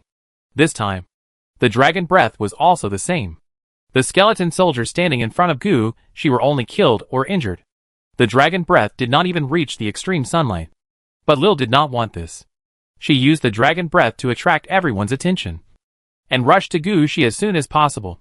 In Lil's opinion, as long as she got the dragon blood bottle, she could get away. The battle here was actually not very meaningful to her. Even if all the dragons here died, it would matter. As long as she can take the dragon blood bottle away, let the dragon blood bottle, which has been separated for a long time, be reassembled. Her strength will be further improved. Most importantly, the dragon blood bottle will have the opportunity to impact the red equipment. Then, even if the 3 bosses of Een City are chasing her, it doesn't matter. She can hide in any world by herself. On the contrary, the boss of Een City doesn't have time to play hide and seek with her all the time. So after scaring Gushi's men, Lil rushed to Gushi, stretched out her front paws to grab Gushi. But with this grab, Gushi's figure suddenly dispersed. Illusion? When did he attack? A question flashed through Lil's mind. I clearly saw Gushi here before, but how come he disappeared when I turned around? At this time, Gushi appeared like a ghost, about 3,000 meters away. This was because he used the effect of the Secret Realm Sword Staff to turn himself into a soul state. It happened that the Een City was now completely dragged into the underworld, and Gushi could take this opportunity to move freely in the underworld. That's why Gushi dodged the attack. When Gushi dodged, he also slashed at Lil with the Sword of Evil. This sword can trigger the negative effects of all purple equipment on the enemy, and strengthen the negative effects. Although Gushi didn't believe that Lil would bring many purple equipment. What if? In this case, if you can bring a little more damage to the enemy, then bring more damage. If you can bring a little more negative effect, then bring a little more negative effect. As soon as Gushi appeared, Lil turned her head to Gushi again. After finding Gushi's location, she went forward to kill him. More than 3,000 meters might be far for others, but for Lil, it was only a breath or two. But at this moment, Gushi's troops and the city gates that were opened all disappeared. Countless arms stretched out from the ground and tightly grasped Lil's body. Chapter 1372, Besieging Lil. Finally, looking at the countless arms grabbing Lil, Gushi, who had retreated a distance, finally breathed a sigh of relief. But at this moment, Gushi discovered a situation. These arms in front of him were not the bone arms or corpse arms that the necromancer normally used. They were arms made up of different elements, and all of them were right hands. At a glance, Gushi understood that the effect of the gem gloves was used this time. These arms looked like physical attacks, but for Lil, it was not the case. Countless different magic combinations were injected into Lil's body from the places where Lil was grabbed, destroying everything in Lil's body. Lil noticed a situation at this time. She had stopped at this position for too long. So long that several big men in Een City had already caught her shadow. Lil could not care about anything else at this time. She turned around and wanted to pounce on Gushi. But when Gushi saw this situation, he would not stay here. He kept waving the secret sword staff in his hand. Every time he swung it, he would move back about 5 to 6 kilometers. As for Gushi's own troops, he didn't know where they were moved by the big men. Anyway, Gushi felt that he had not lost out this time. The double death transformed so many undead dragons. After hitting Lil again, what happened next had nothing to do with him. He just had to hide and wait for the bosses to kill Lil. Even if the bosses didn't make a move, with Lil's level, any player over level 50 here could kill her. Gushi shouldn't block others' way here. Just as Gushi thought, when he retreated, at least 30 players over level 40 noticed Lil here. They were all like the security guard Gushi had met. They had extremely high levels, but were not very willing to participate in the game. They just wanted to live their own lives. This was a good opportunity for them to relive the past. Seeing Lil being dragged by the power of the gem gloves, they could not wait any longer. So these players quickly rushed over and used their ultimate moves. If it was before, Lil could dodge most of the attacks with a flash. But now it was not possible. Lil's body was trapped. And the player who came to kill them this time was not only of the same level as them, but also blessed by the heart of the netherworld. Temporary level increase of 10 levels. This is no joke. Even without skill enhancement, attack power and other things can be improved. Under this attack, Lil was finally seriously injured. At this time, Lil flipped her front paws, and a blood bottle appeared on the tip of her paws. This was exactly the dragon blood bottle in Lil's hand. However, compared with the one in Gushi's hand, the dragon blood bottle in front of him was obviously more gorgeous, and there were at least several different dragon statues lying outside the blood bottle. After putting the blood bottle in her mouth, Lil's body changed from the original blue-gray to blood-red. At the same time, Lil's size also became much larger. It is obvious that the effect of the dragon blood bottle is still very powerful. However, the harder Lil tried, the faster she died. More and more players noticed Lil's existence, and some players close to level 50 began to attack Lil. At the same time, a level 60 boss also walked out from nearby. This boss was nearly 3 meters tall, and his whole body was full of muscles. He looked like a smaller version of the Cyclops. When he walked out, the battle aura around him kept flashing. It was obvious that he had 3 battle auras, and these 3 battle auras were circling around him in a triangular arrangement. He was wearing an ordinary suit, but just by looking at him, it felt like a thick battle robe. He took 2 steps forward and came to a nearby building. Looking at Lil being besieged below, the level 60 boss also laughed. It seems that I have won the first place. After saying this, the boss reached his hand into his suit and pulled out a bone bow taller than him from his body. This bone bow is made of spines and ribs of different colors, such as black, white, yellow, and light green. At the 2 ends of the bone bow are 2 skulls biting a large bunch of hair with their teeth. After supporting the bow on the ground, the big man stretched out his hand, and a skeleton soldier appeared in his hand. He used the skeleton soldier as an arrow and placed it on the bone bow. Then the big man whispered a sentence. Corpse explosion, bone spear, enchantment, poison gas bomb, piercing, and other large amounts of magic were added to the arrow. The boss didn't even need to make any moves. The arrow transformed by the skeleton soldier pierced Lil's forehead. Then there was a bang above Lil's head. Her forehead was blown off in half. But Lil didn't die just like that. The blown off part, as if it had enough vitality, quickly pieced back together. Hey, the level is not high, but the vitality is not low. It seems that he has a good equipment. The boss couldn't help but mutter when he saw that he didn't kill Lil with one blow. At this time, the players nearby didn't know what to do. They had to finish off the enemy at this time. So they quickly rushed forward and attacked. All of their attacks were focused on Lil's forehead, especially the big hole that had just been blown open. There was a player like a necromancer, who obviously took the poison attribute route. When Lil's forehead had such a big hole, he was pouring poison into it. Others might have taken out bottles of poison, and they had to consider the effect of the poison when poisoning. But this guy didn't just poison. He used pots of poison. He poured the whole crucible of poison and venom into the big hole on Lil's forehead. When pouring it in, he would also throw in some toxic materials. These materials included herbs, animal poisons, mineral poisons, and corpse poisons. In short, he could say that he threw in whatever he had. After a while, Lil's originally blood-red body turned back to its original blue-gray color, and at the same time, a faint green aura appeared on her body. At this time, Gushi had retreated to a position about 15 kilometers away. Standing here, he could hardly see the battle on Lil's side. After retreating here, Gushi finally breathed a sigh of relief. Then he thought about where his troops and the city gate had been sent. At this moment, Gushi felt a burning sensation on his waist, and the dragon blood bottle seemed to be stimulated by something and kept vibrating. Gushi took out the dragon blood bottle and found that all the red liquid in the dragon blood bottle seemed to be boiling and kept bubbling. Was this someone frantically calling on the power of the dragon blood bottle? Chapter 1373. Where are my troops? Lil is dying. Gushi immediately understood the situation. Only Lil, who is about to die, would desperately extract the energy in the dragon blood bottle. Go back and take a look. Gushi took action immediately. Just like he moved through the soul before, this time Gushi also moved through the soul. One jump can jump a distance of 3 to 5 kilometers. In just 3 or 2 moves, Gushi returned to the place where he had fought with Lil before. As soon as he arrived here, Gushi was shocked by the situation here. He knew that Lil was dying, but he didn't expect Lil to be so miserable. At this time, Lil's body had been cut more than 10 times, and each wound directly turned out her internal organs. If it weren't for some red liquid constantly repairing her body, she might have died now. Even if the red liquid kept repairing Lil's body, she couldn't hold on for long in this situation. Several players, who were above level 40, were staring at Lil's mouth.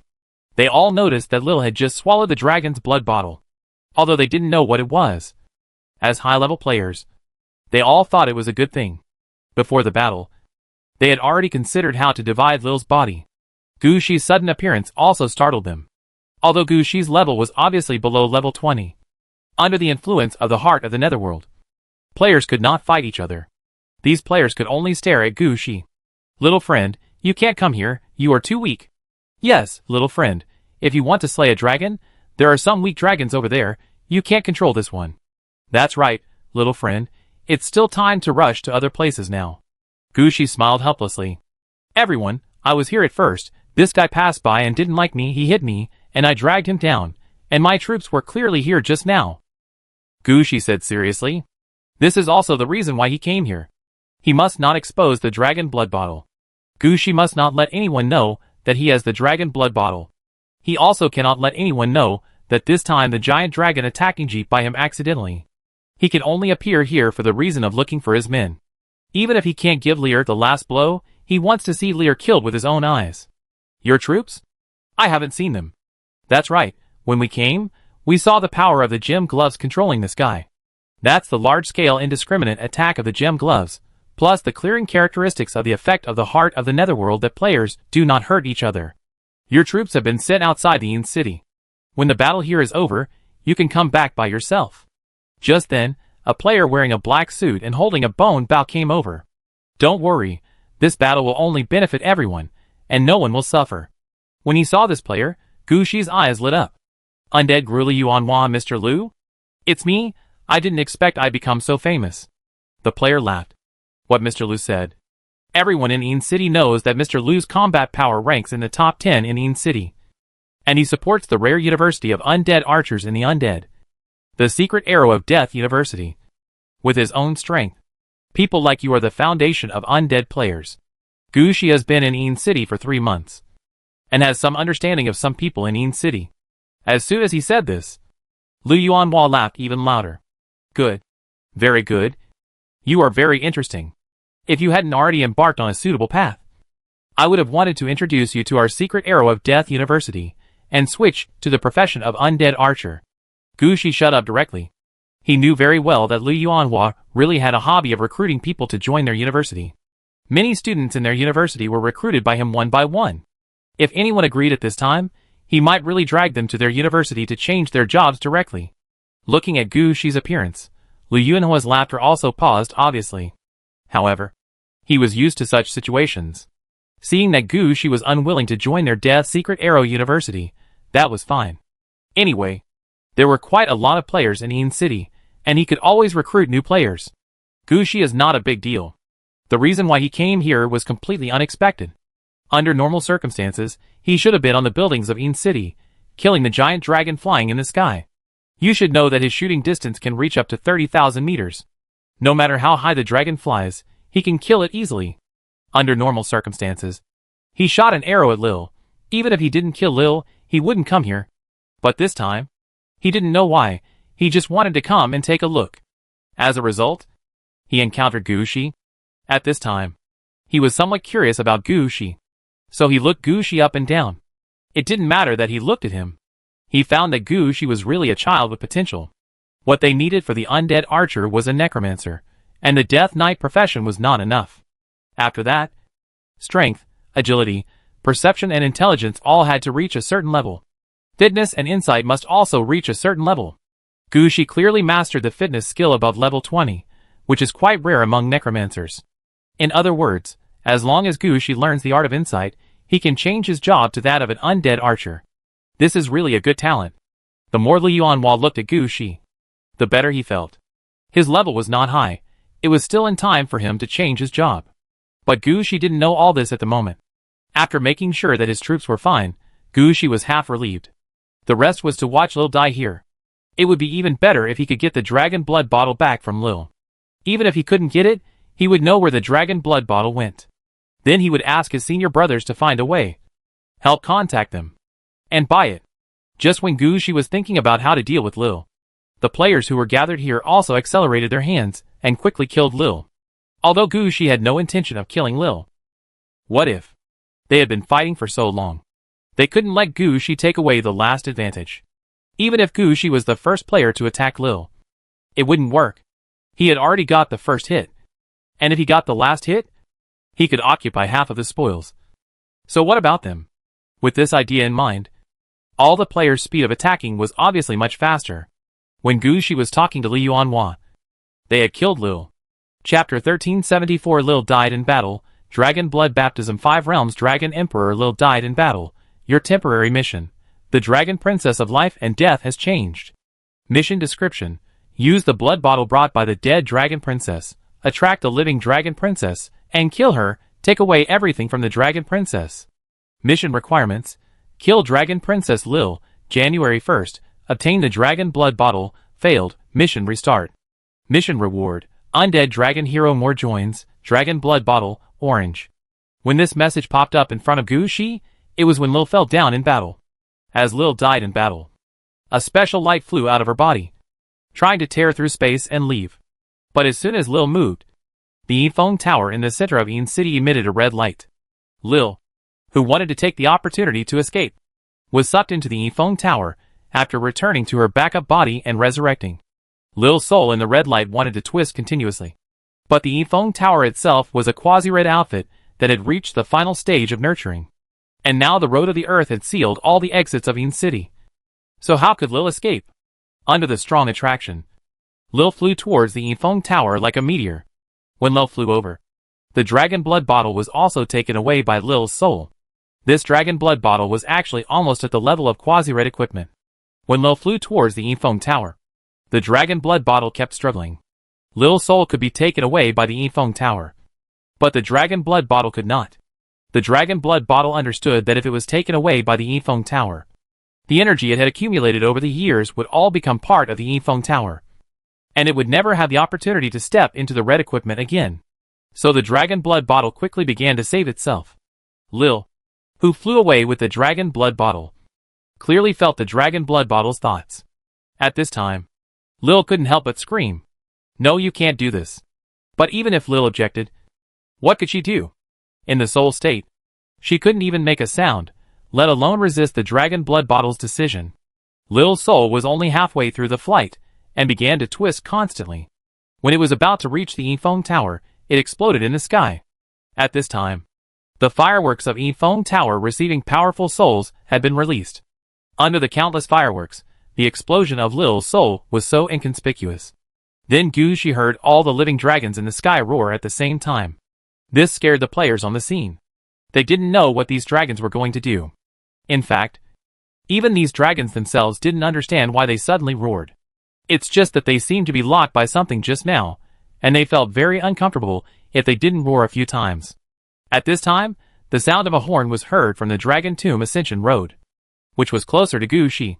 The sound sounded a little hurried, as if it was sounded at the last minute.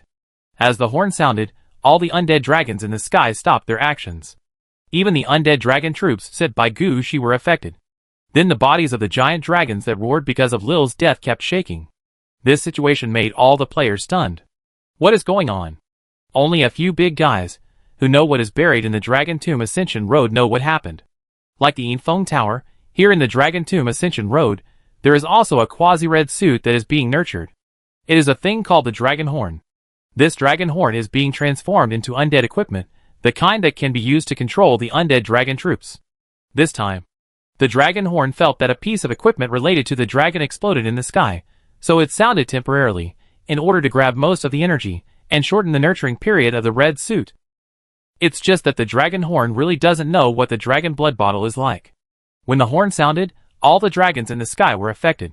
Seeing the remaining dragons in the sky shaking more and more, the big man who controlled the way of the earth finally stood up. As soon as he appeared, he attracted the attention of everyone in Yin City. He was obviously an ordinary person, wearing a black robe, like all the players in Yin City, without any weapons or equipment in his hands, and there was no halo around him. But when he stood out, he attracted everyone's attention. No matter where they stood, they could see him clearly and understand clearly that he was the boss of Yin City, and he controlled the way of the earth. When this boss came out from his hiding place, he just looked up at the giant dragon in the sky, and then stretched out his hand to suppress the sound of the dragon's horn. That's enough. As soon as he finished speaking, the sound of the dragon's horn was interrupted, and then all the shaking dragons in the sky exploded on the spot. A large amount of dragon blood fell on the players, and the undead like a rainstorm. Thank you all for your efforts for the safety of Yin City this time. These are small gifts. Please accept them. When the boss finished speaking, the blood rain of dragon blood fell on the players, and the undead below. Gushi could not feel the situation of other players. At this time, Gushi only felt a strong sense of corrosion coming from the place where he was touched by the raindrops. Then a burning feeling was transmitted into Gushi's body along these positions, stimulating Gushi's body, and some changes occurred. You are baptized by dragon blood, physique +1. You are baptized by dragon blood, strength +1. You are baptized by dragon blood, intelligence +1. Messages kept popping up in front of Gushi. Each one told Gushi what kind of enhancement he had received in this bloody rain of dragon blood. However, what Gushi was concerned about at this time was not this, but the temporary task that had just changed. Temporary task, Dragon Queen's Dragon Blood Bottle.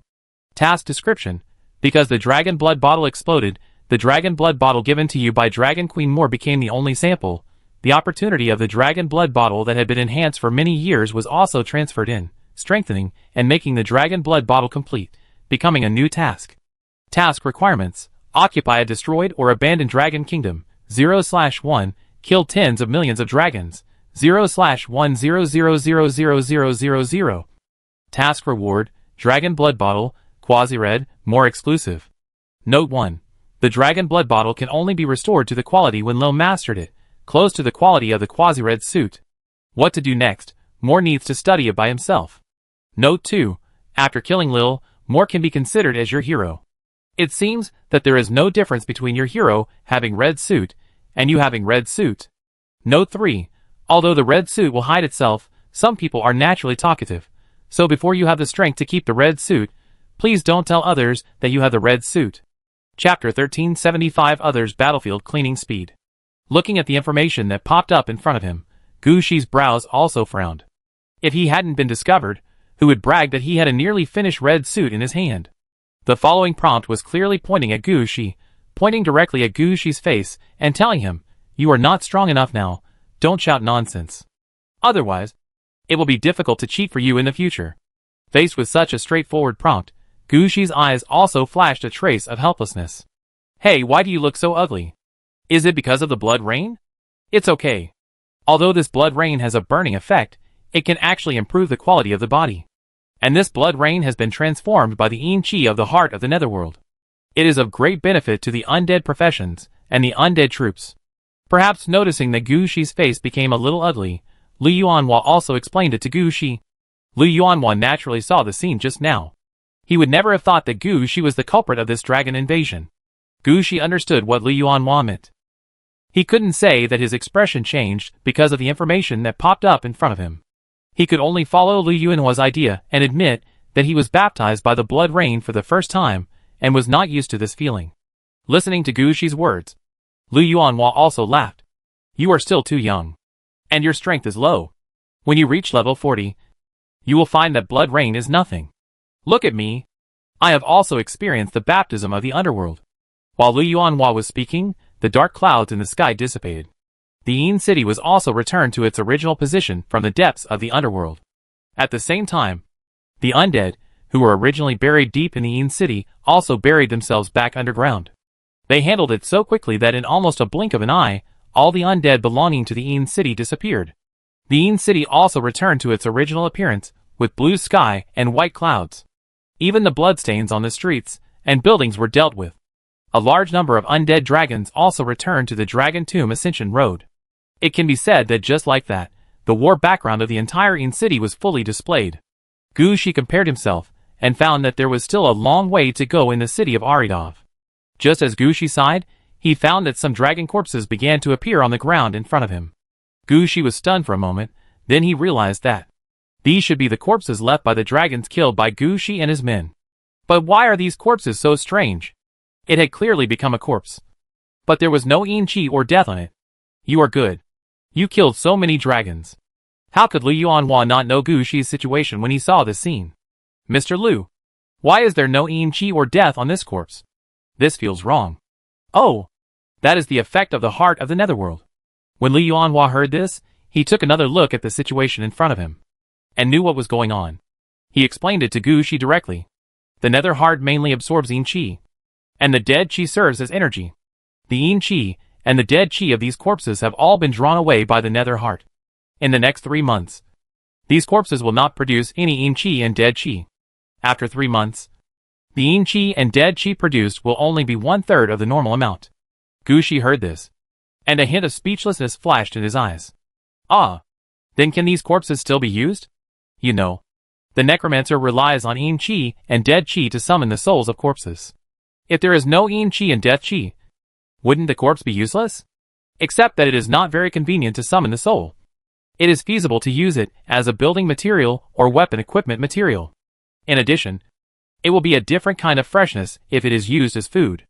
Lu Yuanhua took another look at the pile of corpses in front of Gu Shi. He also understood what Gu Shi was thinking. Killing so many dragons, but not being able to transform them into undead dragons through summoning. It was really a bit of a waste. But who made Gu Shi's situation a special case? How could a normal player get so many dragons to kill? Lu Yuanhua didn't know either. Gu Shi was able to kill so many dragons. On the one hand, it was because he was the one who caused this incident.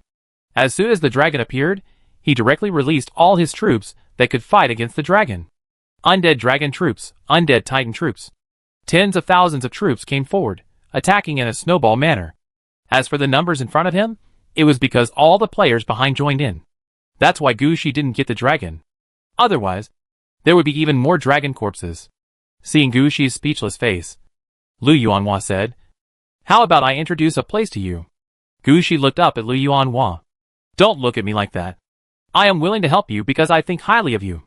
And because of your situation, I can help you.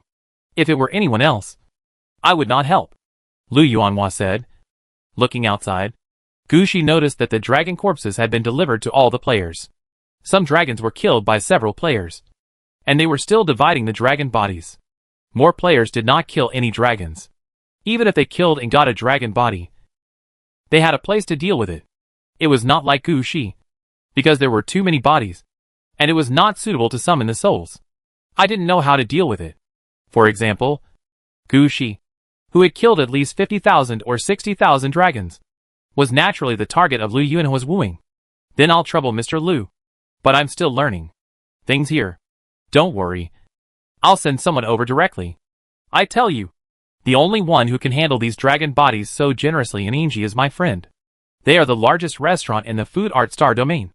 And the food consumed every day is calculated in hundreds of tons. These dragons are only their consumption for 2 months. So you don't have to worry about not being able to sell these dragon bodies. By the way, what is your current situation? Do you want anything? You can tell me. I will help you with reference and give you some suggestions. I won't let you sell these dragons at a loss. Lu Yuanhua said seriously. He also needs to save face as a middleman. If Gu Shi suffers a big loss in this regard, he will lose face in Yin City.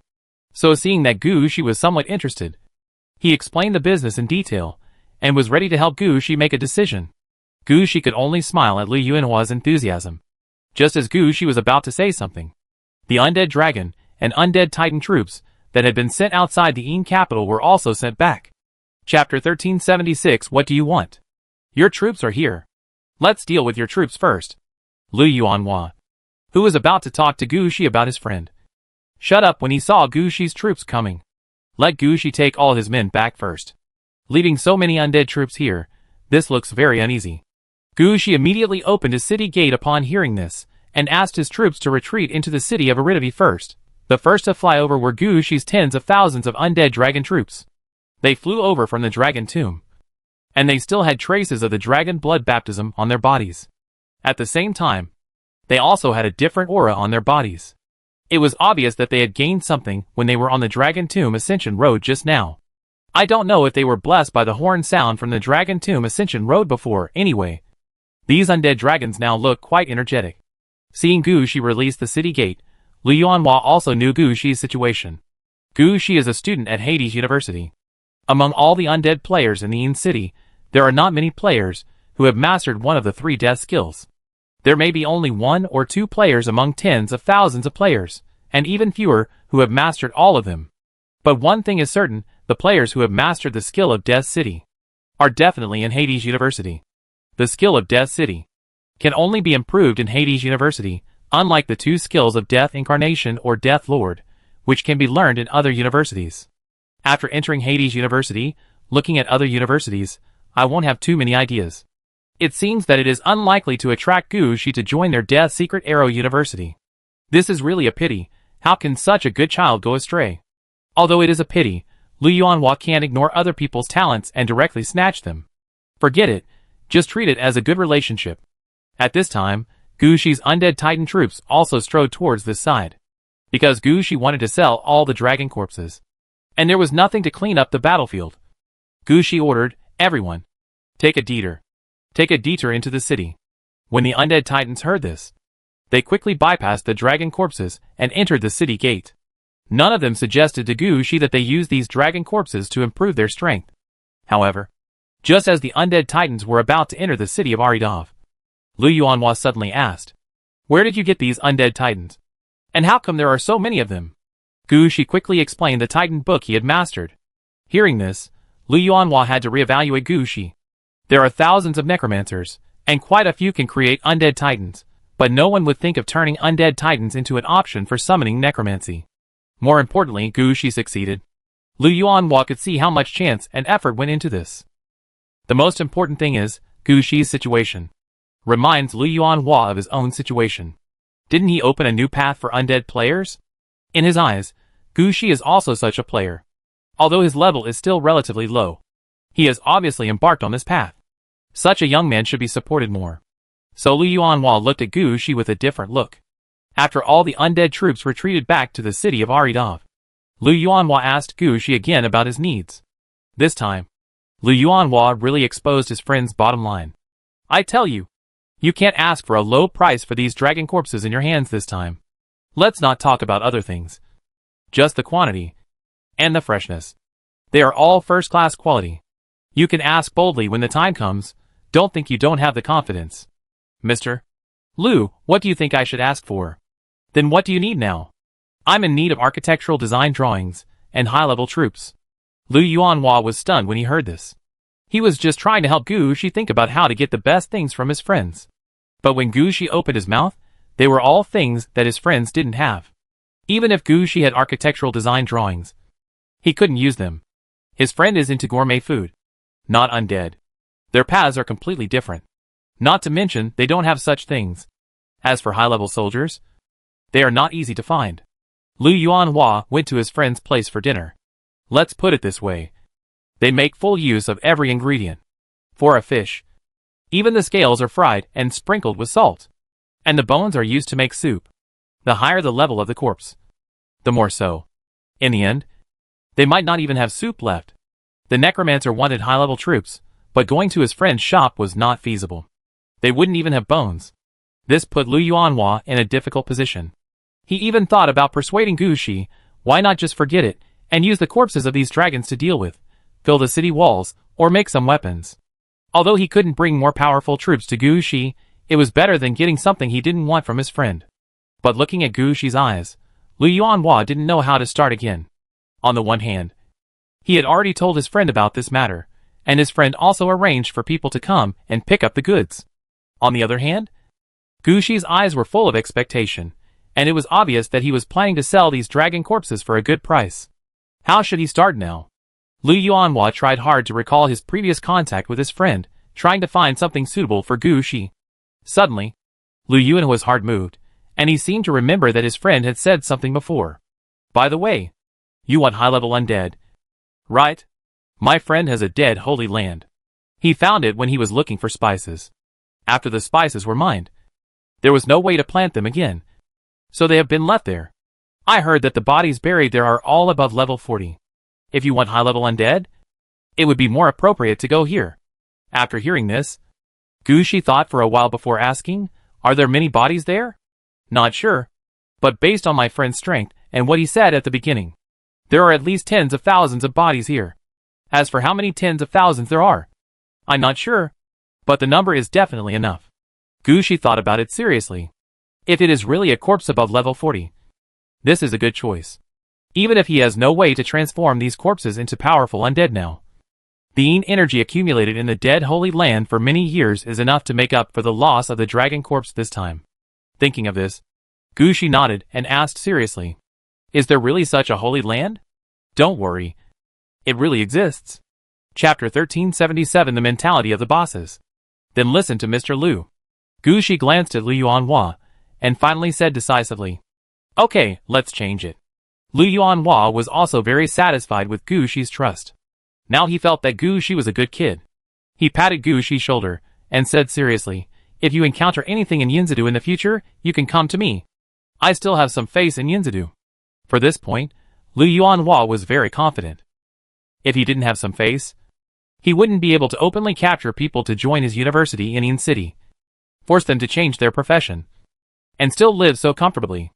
In his opinion, Gushi would be his friend in the future, just like his other friends. He would get his full support. Gushi didn't know that a big man like Lu Yuanhua would have such a big psychological change. At this time, Gushi had received all the troops in Yaladowai City. During this period, some patrols from Yin City also came. But just as Lu Yuanhua said, he was still quite prestigious in Yin City. As long as the patrols saw Lu Yuanhua here, they would greet him from a distance, and then turn around and leave. Even though there were a lot of dragon corpses piled up here, no one came to take care of it. While waiting for his friends to send people over, Lu Yuanhua was also in the city, explaining to Gushi some things about the higher level world. From Lu Yuanhua, Gushi learned that level 60 was the upper limit of the player's level, but it was not the upper limit of the player. After level 60, players can do many things and have many different choices. When reaching level 60, players can get the third battle aura. This is a must for every 20 levels. The battle aura is optional when you upgrade to level 20. When you reach level 60, the 3 battle auras will have different operations. His route is to maintain the balance of the 3 battle auras, so that the 3 battle auras can complement each other, and the power of the 3 battle auras can be more than doubled at the same time. There are also big guys like those who master the way of the earth. Don't look at him when he walked out, he didn't have a battle aura with him. It's not that he didn't have one, but because he had integrated the battle aura into his body. He no longer needs to use the battle aura to prove himself like others. His every move can bring out the effect of the battle aura at any time. In addition, there is also a route that uses 1 battle aura as the main one, and 2 battle auras as the auxiliary ones, to enhance the power of one battle aura. There are also 3 routes where the battle aura devours each other, and routes where the battle aura strengthens and mutates. In short, after reaching level 60, everything is just beginning. Of course, these are what Li Yuanhua said. Gu Shi himself is only level 11. Let alone him. Even his teacher, Gong Lingyu, is only level 50. It is still far from level 60. As for the things after level 60, he just listened to it. What Gu Shi cares more about is the values of high-level players. Gu Shi found that high-level players can get more things. If you just leak a little bit, it will be a huge benefit that low-level players can't even imagine. This point is actually easy to understand. Let's not talk about other things. If Gu Shi had a level of 60, no, he didn't even need to be 60. As long as he was 45, he would dare to challenge the Great King in the Mirror Underground Palace. Even if he had only a level of 20. When he faced the Heavenly Dao White-Robed Great Guanyin, Gu Shi would not be so passive. And he could even kill him directly at that time to get more killing stones. Also, for players above level 20, orange equipment is the upper limit of the equipment they can get. But after level 40, orange equipment is something they can't use. And at level 60, every player will have a dream of red equipment. Even if it takes a long time to prepare, they will not give up the pursuit of red equipment. As for orange equipment, it is just extra in their pockets. At this level, as long as a big player likes you, he will give you 1 or 2 pieces of equipment, which are all orange equipment, because they can't afford purple equipment. So Gu Shi is more concerned about the values of the bosses now. He wants to know, after all, this will have a very important impact on Gu Shi's future lifestyle in Yin City. Before, Gu Shi just had a touch of red clothes, and had some red clothes on his body. Now it's different. Now Gu Shi has 2 obvious red clothes in his hands. If these bosses who want red clothes find out, it will be terrible. Gu Shi must find out what these bosses think. Of course, Gu Shi did not ask directly. He slowly led the conversation to the 10 scenes of Yin City. After all, in Gu Shi's eyes, the 10 scenes of Yin City are 10 red dresses that are being nurtured and waiting to be born. Li Yuanhua knows a lot about the 10 scenes of Yin City. 10 scenes? The 10 scenes are not arranged by us. They are all arranged by Boss Gong alone. The Boss Gong mentioned by Li Yuanhua here refers to the big boss, who holds the way of the earth. Just as you think. The 10 scenes are nurtured for the red dresses that are ready to be born. But the owner has not been determined yet. And the time required for the nurturing is quite long. The fastest one, I am afraid it will take 900 years to come out. Boss Gong said, when the red suit comes out, several level 60 players in Yin City will compete together to decide who will be the owner of the red suit. Boss Gong is so generous, he just gave the red suit away. Could it be that the red suit is exclusive? There is no such thing as exclusivity. There is no such thing as red suit. It's just that some big guys will have 2 red suits. Let me tell you, there are already nearly 20 players eyeing these 10 scenes. In 900 years, there will be many more people eyeing these 10 scenes. Then have you ever thought about nurturing the red suit yourself? Will it be difficult to nurture it? Or will it be stolen by someone else?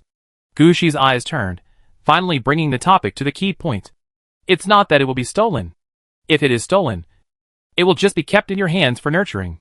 In the end, you don't know who will get it. Therefore, no one is trying to grab the semi-finished red suits that are being cultivated.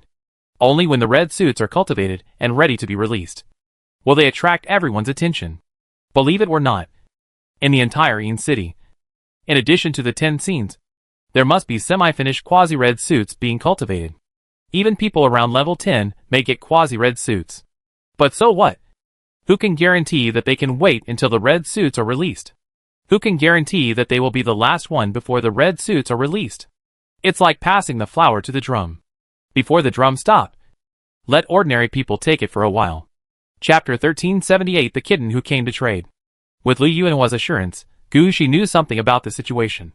But he didn't say that he had the clues to the red suit, or that he already had the red suit in his hands. He was like a player who had just entered the Yin City, and didn't know anything. When he met a big shot, he would ask more questions. For Gu Shi's questions, Li Yuanhua answered everything he could. Many of the questions that were considered difficult in Gu Shi's eyes, or were confidential, were nothing in Li Yuanhua's eyes. There are even many words of Li Yuanhua's experience. Gu Shi listened to him, and felt as if he was growing smarter. Many things he didn't know before. He now slowly understood. Sometimes Gu Shi fought hard for something. But in the end, he found that it was nothing compared to the benefits that others got in a breath. That's enough. Don't think too much. And don't think from my perspective. Your current level is still relatively low. It's a good time to lay a good foundation. Lay a good foundation and don't get hurt. Necromancers have many abilities to resurrect after death. But it is better not to die if you can. Although you can be resurrected after death, it consumes your potential for growth. When Liu Yuanhua was speaking, there was a slight fluctuation in the space nearby, and a cat ran out dragging a small cart. However, when this cat appeared, Gu Shi still felt that he had little experience. This is not a cat in front of him. It is clearly a giant with a cat's head. His height is even higher than Liu Yuanhua's. As for the cart he was pulling, it was like a toy in his hands. Mr. Liu. Long time no see. As soon as the kitten appeared, it greeted Liu Yuanhua. Liu Yuanhua also nodded. Xiaoniu. It's you who came. How is your master doing recently? He is very well. He cooks 2 tables every day. One for himself and one for sale. He usually studies various ingredients at that time and has a great time. If it weren't for the critical moment of the pot of soup he cooked this time, he wouldn't be able to come for a while. So I had to come over to take a look. By the way, he also said that this soup is a stock, which will be a top-grade base after it is cooked. When he has the right ingredients, he will invite Mr. Liu to come over and try his newly developed delicacies. Then I will wait for his invitation. Liu Yuanhua said proudly, and then he said to the kitten, "This is why I asked you to come here. How about these dragon corpses?" In fact, when the kitten came over, it had already seen a large number of dragon corpses here. It was thinking at that time, are these the edible materials that it came here to deal with? Now that Liu Yuanhua pointed, the kitten naturally asked directly, "Can I go over and take a look?" When the kitten asked, it was looking at Gu Shi. It was obvious that it knew who the owner of these corpses was. Seeing the kitten turn to him, Gu Shi said affirmatively, "Yes, these are all for sale. Please feel free to look at them." "Thank you." While speaking, the kitten jumped onto the corpses of these giant dragons. This kitten itself has a lot of power. It just moved the dragon corpses and made an estimate in its mind. There are a total of 113,625 dragon corpses here. The main levels are between 8 and 15. A few are above 20. And there are no more than 30. They are medium and low quality materials. However, all the yin qi and death qi have been extracted. In this way, the quality of the dragon is quite fresh. This kind of thing was originally done by the necromancer in our restaurant. But they can't do it as clean as you do. This part changes the quality of the meat, which can be regarded as your advantage. In addition, the amount of meat here is quite large, and the body is relatively intact. I just saw it, you really didn't even put too much blood. I am very satisfied with this point. At least you are not like other people, who want to keep the bones for themselves after selling meat. That is really too wasteful. They don't think about it, taking the whole body back for me to deal with personally, and taking some meat that they chopped up in a mess. Naturally the price is not the same. As the kitten said, he jumped in front of Gu Shi, lowered his head, and looked at Gu Shi with satisfaction. Gu Shi was speechless about such a big kitten. Could it be that high-level beings are all big? This makes sense. I'm glad you like it. I've always been worried that you don't like it. I like it. How could I not like it? You name your price. The kitten said seriously. Are you going to ask for cash? Or something else? Gu Shi smiled and said, I originally planned to ask for architectural designs or high-level undead soldiers of equal value. But after thinking about it, I'm afraid you won't be able to give me what I want. I really can't give you that. We don't have architectural designs. Nor do we have undead soldiers. We can even make bones into ingredients. And there are even chefs who are studying how to incorporate souls into recipes. There won't be anything left of the corpse when it reaches us. The kitten nodded, agreeing with Gu Shi's idea. So I asked Mr. Liu. He said he could ask you for some abandoned holy places. Hearing this, the kitten looked at Liu Yuanhua speechlessly. Teacher Liu, you are handing over all our secrets. Your holy place is already dead. It's useless to keep it anyway. Liu Yuanhua was not embarrassed. In his opinion, there was nothing wrong with his behavior. If he hadn't persuaded Gu Shi, Xiaomao might not have been able to bring back even a dragon's corpse. Well, the holy land that Mr. Liu mentioned really exists. And we are planning to sell it. Your offer is not much different from our previous idea. This can be traded. But I'll make it clear to you in advance. Because we use this holy land to grow spices, The spirituality and earth energy have been drained. There are some high-level corpses buried underground. But the number is not as many as you think. And because I have planted spices before, it is not as much yin chi and dead chi as you imagined. You buy it back. And you are not sure whether you will lose money. What do you mean by the number is not as much as I imagined? Gushi couldn't help asking at this time. He was actually most concerned about this. According to what we found when we planted spices, there are nearly 10,000 corpses of about level 40 buried in this holy land. This is the situation we have estimated. And we have not dug up the specific number ourselves. So there is no detailed number. 10,000? Gushi was silent for a moment. And said decisively, "Switch. Chapter 1379 Drunk. Okay, change it." The kitten made the decision immediately. Then he said with some embarrassment, "The thing you want is not in my hand now. I will go back and get it and send it to you. Look at this." The kitten looked at Gushi. And then looked at the pile of dragon corpses. Gushi understood the kitten's idea immediately. At this time, Gushi said to the kitten, "I believe in Mr. Liu." This sentence made Lu Yuanhua very happy. In his eyes, Gushi was giving him face. If the kitten hadn't sent the dead holy land, he would never let Gushi suffer this loss. The kitten didn't think too much. After hearing what Gushi said, it immediately pushed his small cart and kept running beside the dragon corpses. With each lap, the piled dragon corpses were visibly reduced. After running about 6 laps, all the dragon corpses were collected. After doing all this, the kitten did not leave immediately, but said to Gushi, "Mr. Gu, please wait for me for half an hour. I will definitely be back within half an hour." Gushi nodded. At this time, Lu Yuanhua also said to Xiaomao, "Xiaonyo, you can go without worry. I'll be with you here, you'll be fine." When Xiaomao heard this, he dragged the cart and left quickly. Then Lu Yuanhua said to Gushi, "Let's go over there for a drink. There's a store opened by my friend over there. The wine there is quite good." Gushi was no longer surprised that Lu Yuanhua had friends everywhere. Now, even if Lu Yuanhua said that he had friends in the world deep in the game, Gushi might directly ask, "How long will it take to repair the Genesis Bridge?" Following Lu Yuanhua, he walked a few steps to the street outside, turned a corner, and came to an alley behind the building. There, a necromancer was cutting a giant dragon. When he saw Lu Yuanhua coming, he just raised his head. "Old Lu, come and sit down. There are good things." After saying that, he stabbed the dragon with his knife, went into the house, took out a big cup and placed it in front of Lu Yuanhua. The cup was a wooden beer cup, filled with a strange colored liquid.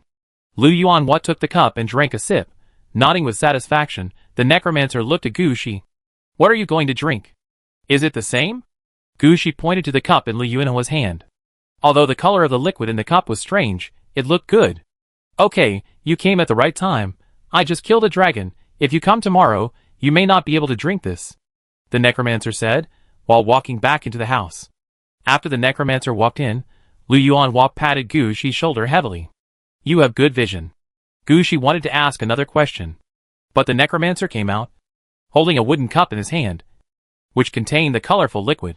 "This is dragon blood, gentian juice, 7 different herbal juices, and 2 kinds of insect body fluids, and then soaked in the water of life. I have noticed your strength. The ingredients here are adjusted according to your level. You will be fine after you have a good sleep when you go back. Will there be any problem after drinking this?" Gushi was puzzled. "This is highly toxic, but it will definitely be good for your body. Drink it without worry. You will be fine after a good sleep." The necromancer did not want to explain too much to Gushi. After all, this wine is for veteran players above level 40. If Gushi was not brought by Lu Yuanhua, he would definitely not give it to Gushi. After taking a look at the necromancer, Gushi raised the wine glass and took a sip. A bitter taste immediately slipped into Gushi's mouth. Then there was a strong sour taste. Gushi felt that his throat was about to be burned by the strong sour taste. Looking at Gushi's appearance, Lu Yuanhua and the necromancer both laughed. However, after these 2 tastes, Gushi felt as if he was on fire. His skin turned red, and he began to sweat.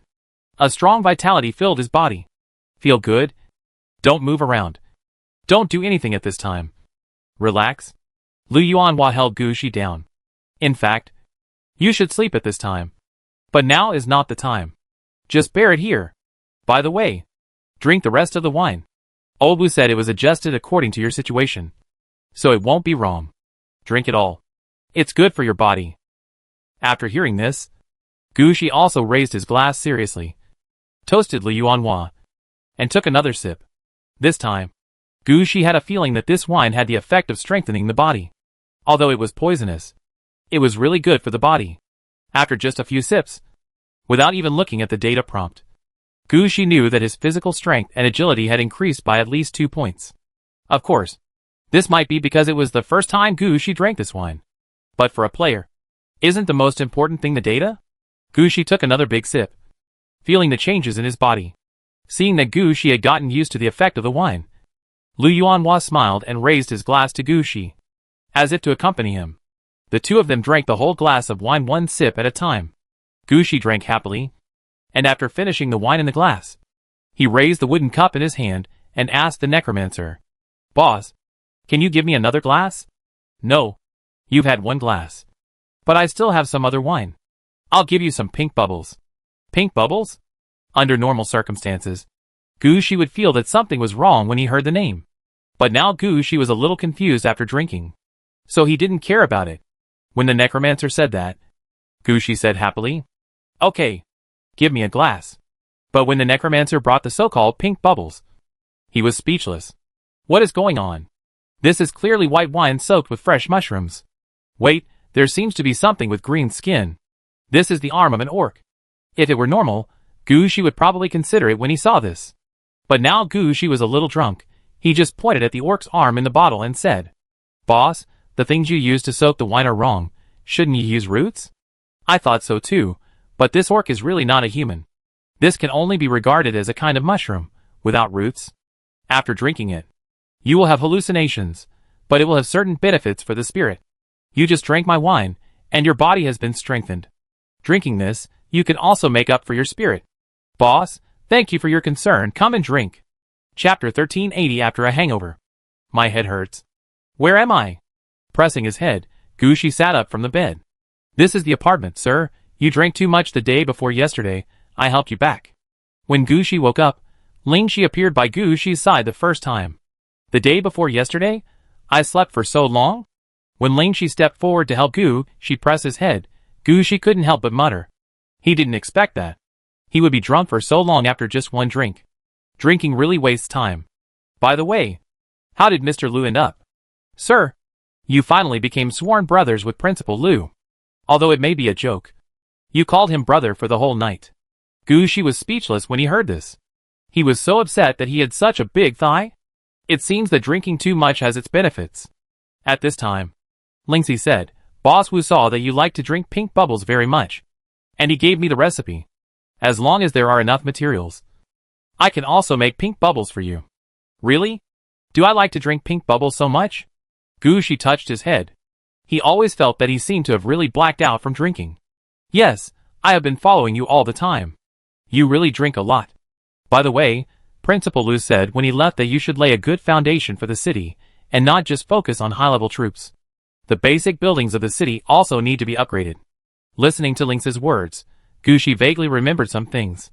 It seemed that when he was drunk, he kept holding Lu Yuanhua's hand, saying that he wanted to build a city, but had no architectural design drawings, and that the city level had never been upgraded.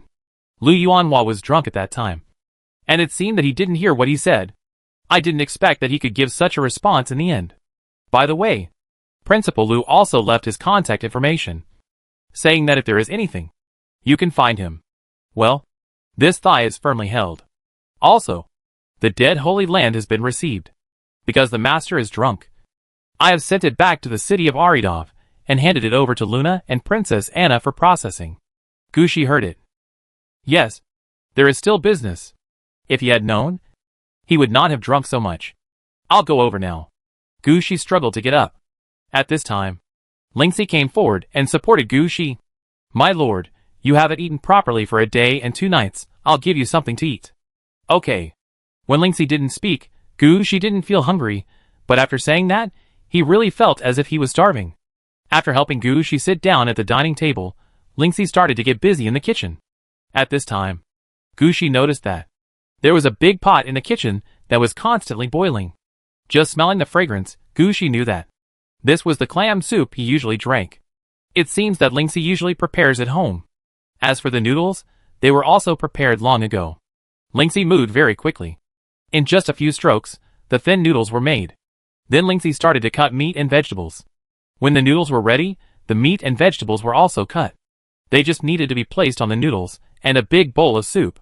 At this time, Gushi also noticed that Lingxi even added some wine into the noodle soup. It didn't seem to be cooking wine, but the pink bubbles that made Gushi a little drunk before.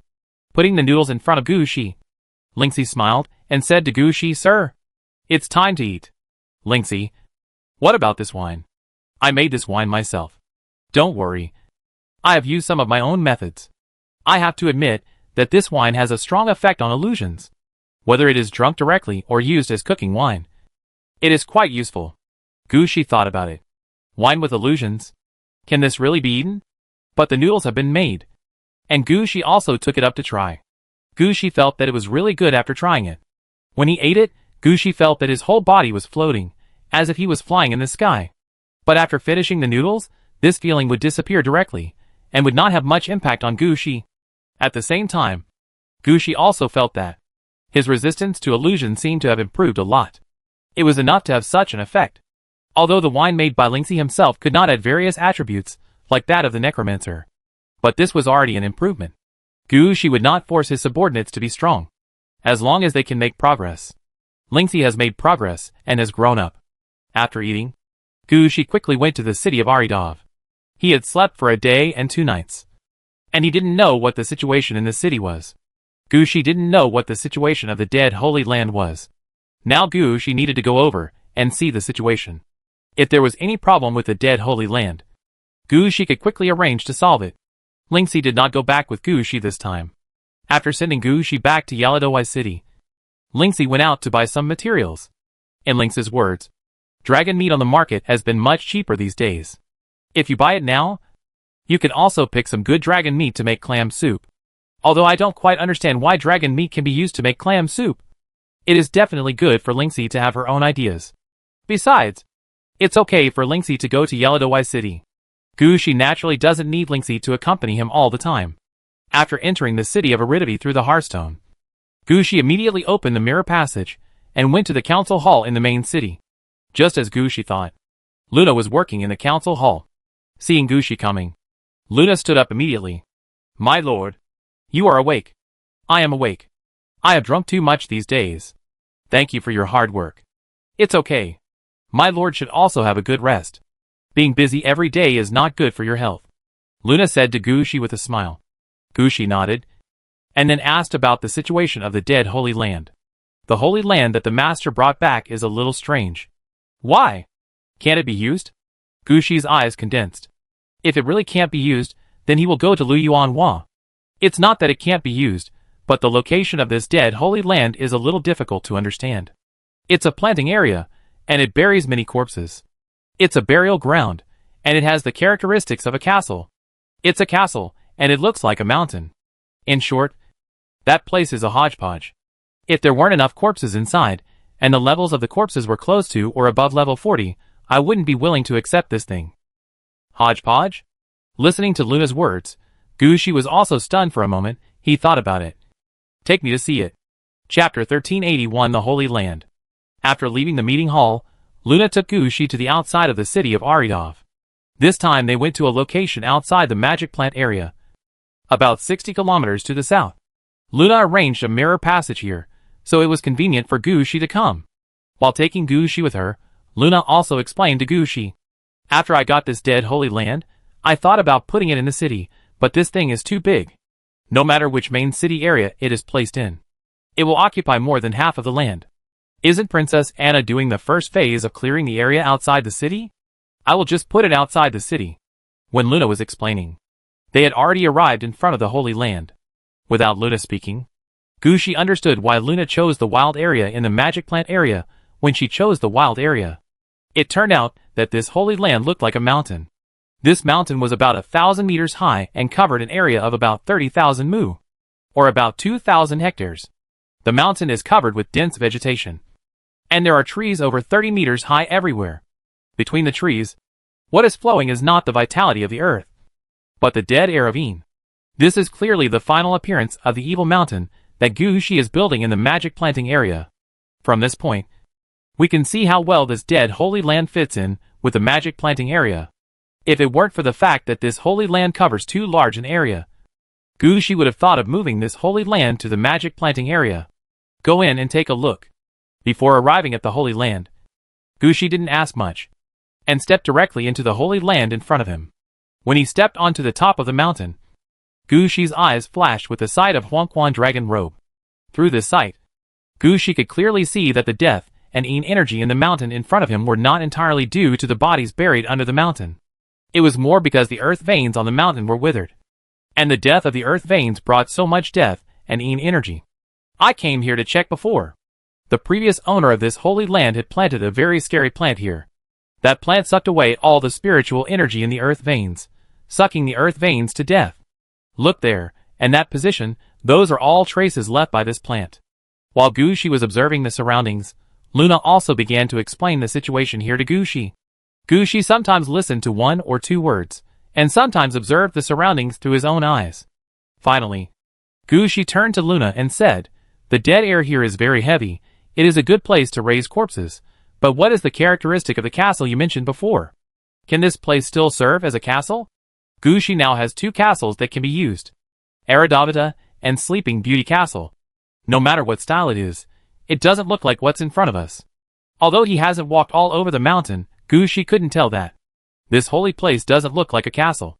"Okay, please follow me, sir." In response to Gu Shi's question, Luna immediately led Gu Shi in a direction. Gu Shi didn't release the holy silver evil coffin. He flew up directly and followed Luna. Soon they flew to a location on the mountainside of the holy place.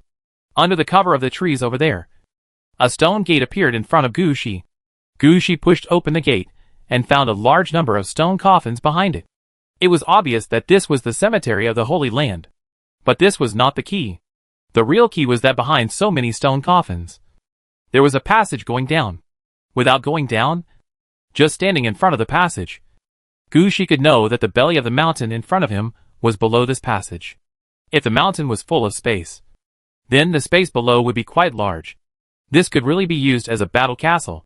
"Let's go down and take a look." Gu Shi did not hesitate much, and went down with Luna. Although Gu Shi did not bring troops with him, he was not worried about his own safety at all. Not to mention Gu Shi's own magic power, even Luna beside him has improved a lot during this period of time. In addition to the effect of Gu Shi's secret realm sword staff, Gu Shi now also has some mirror combat abilities.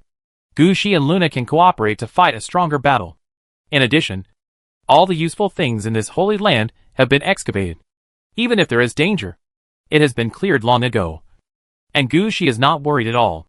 Going down along the passage, Gu Shi found that this passage is made entirely of stones. Even the ceiling is made of large stones. Between the stones, there is a thick sarcophagus. Without opening it, just standing next to the sarcophagus, Gu Shi can know that there is a corpse above level 40 stored in the sarcophagus. At the same time, Gu Shi also noticed a situation. On the stone wall next to the sarcophagus, there are sometimes some murals carved. The murals should be about some stories of the people in the sarcophagus. The further down you go, the more vivid the murals become, and the more there are murals. It is obvious that the corpses hidden in the sarcophagus are higher in level and stronger in quality. After turning 3 corners in the underground passage, Gu Shi and Luna finally came to the huge space under the Holy Land. The space in front of them is much larger than that of Aradavata, and even the space inside Sleeping Beauty Castle. Gu Shi believed that when he was hungover, Luna must have come here several times. It was based on this judgment that Luna said that this place might become a castle. But it was not consistent with the situation of a castle. After a tour of the underground space, Gu Shi found that the underground space should have been used by someone. There was obvious soil on the ground. The soil was also clearly classified. It can be seen that something should have been planted here. They really used this place as a planting base, Gu Shi muttered. Then Gu Shi took another look at the size of the surroundings. "Are you going to turn this place into a castle?" "It's too small to turn it into a castle, and too big to turn it into a cemetery, and it's not suitable to put the corpse here." Luna shook her head. She had many ideas, but none of them were suitable. "I'll go out and check the location later. You dig a river from the magic plant area and divert the water from the Xiamu Lake. We'll clean up the area nearby, and raise the mountain a little bit, and then let Eve come to help. I plan to turn this place into a base for the transformation of the undead. In the future, if there are corpses that are beyond my level of summoning souls and need to be transformed into undead, they will be sent here for transformation. By using the dead air and Yin energy here, I think the success rate of undead transformation will also be improved. In addition, there is enough open space here, which can be transformed into warehouses and magic circles, etc. We could also put the materials needed for transforming undead here. In this case, some troops will be deployed on the periphery. Let Princess Anna arrange Luna's matter. Chapter 1382 Undead Dragon Army. Gu Shi was talking to Luna about the arrangement of the Holy Land, while he was walking around in this underground space.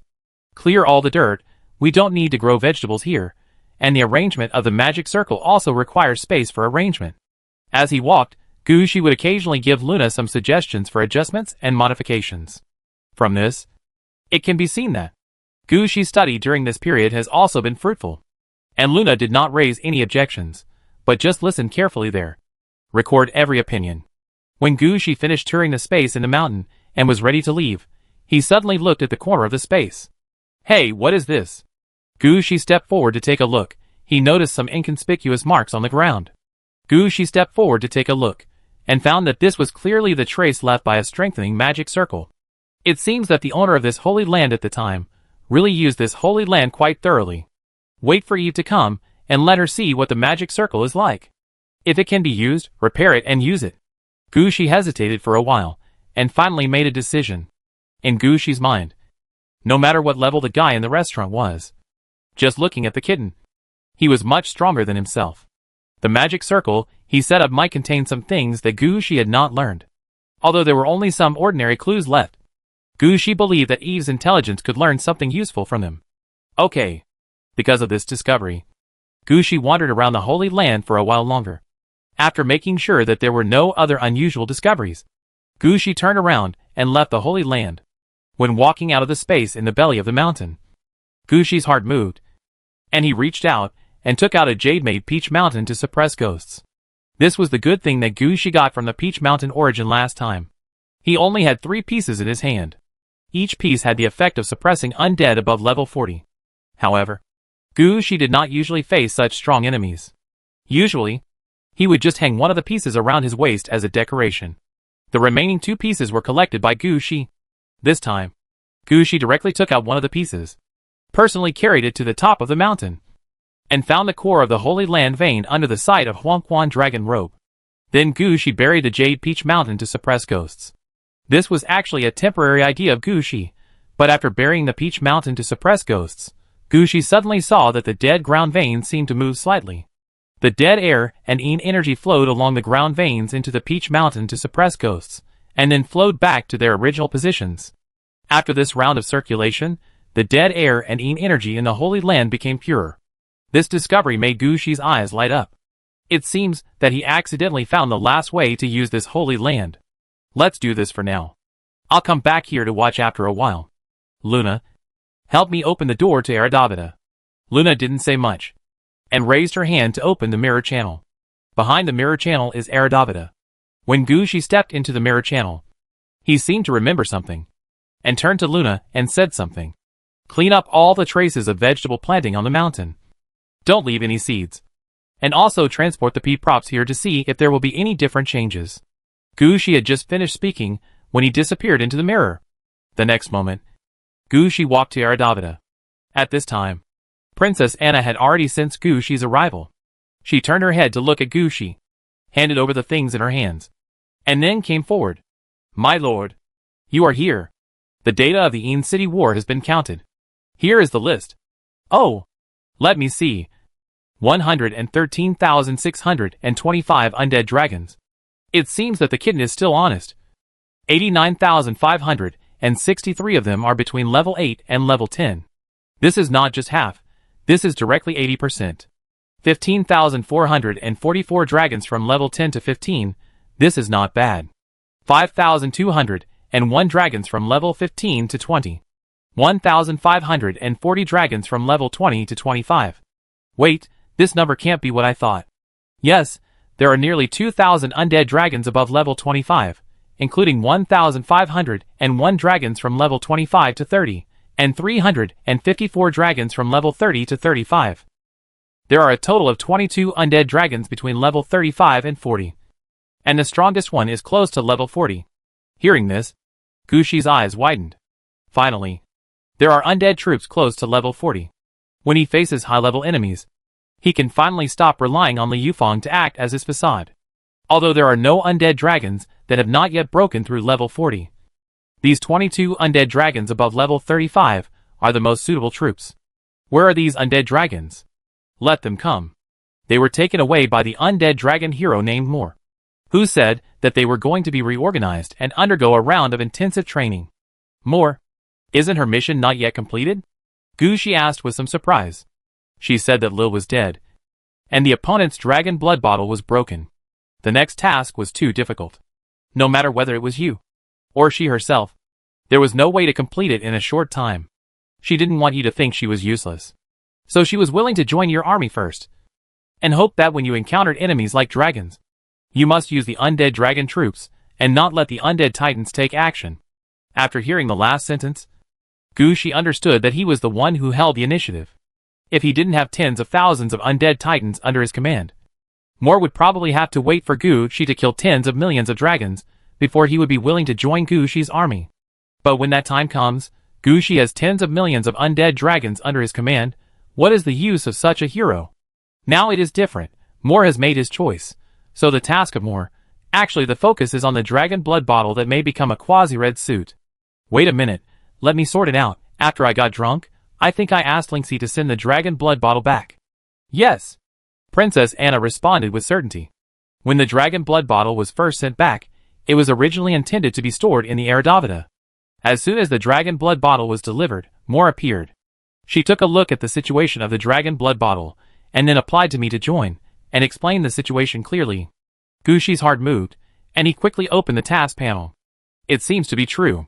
The task reward only mentioned the dragon blood bottle, but did not mention anything about Moore. It seems that under the attraction of the red dress, even the proud dragon has to bow its head. Chapter 1383, Area outside the city after occupation. Where is she now? Where is she training? I'll go over and take a look. Although Princess Anna had explained clearly that Moore had joined his team, Gushi still planned to go over and take a look. It should be in the southeast of the hero area. Although she didn't keep an eye on it, but as the controller of all the troops in Aridity City, how could Princess Anna not pay attention to it? After all, with more than 100,000 undead dragons, if anything went wrong in Aridity City, it would be a disaster. After determining the location, Gushi quickly changed the scene and entered the hero area from Eredavida. Unlike other areas, the hero area is mainly for the leaders, heroes and leaders, or braves, elites and warriors to live and study. So the style here is more fragmented. The main thing is that each leader and hero has his own ideas. When entering the hero area here, Gushi clearly felt that his eyes seemed to be blurred. What a mess. Gushi muttered in his heart, and quickly released the holy silver evil coffin, adjusted the direction, and went out of the city. Sitting on the holy silver evil coffin, Gushi finally had the mind to observe the surroundings. Gushi noticed that, in the hero area, in addition to the hero's residence and mansion, there are many functional buildings related to heroes, like gyms for strength training, gymnastics rooms for agility training, and so on.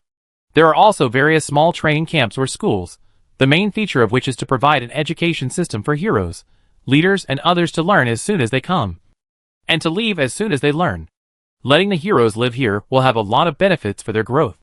Just like now, Gushi can see many heroes, leaders, brave men, and elites going to various training camps, where they are improving their attributes. That's great. The scene in front of him made Gushi quite satisfied. The growth of his subordinates means that Gushi's strength is improving. After leaving the hero area, the holy silver evil coffin turned directly to the southeast. Outside the hero area is also a wilderness. Standing in front of the holy silver evil coffin, Gushi could see a large number of undead transport teams transporting some things back in the wilderness. Wait a minute.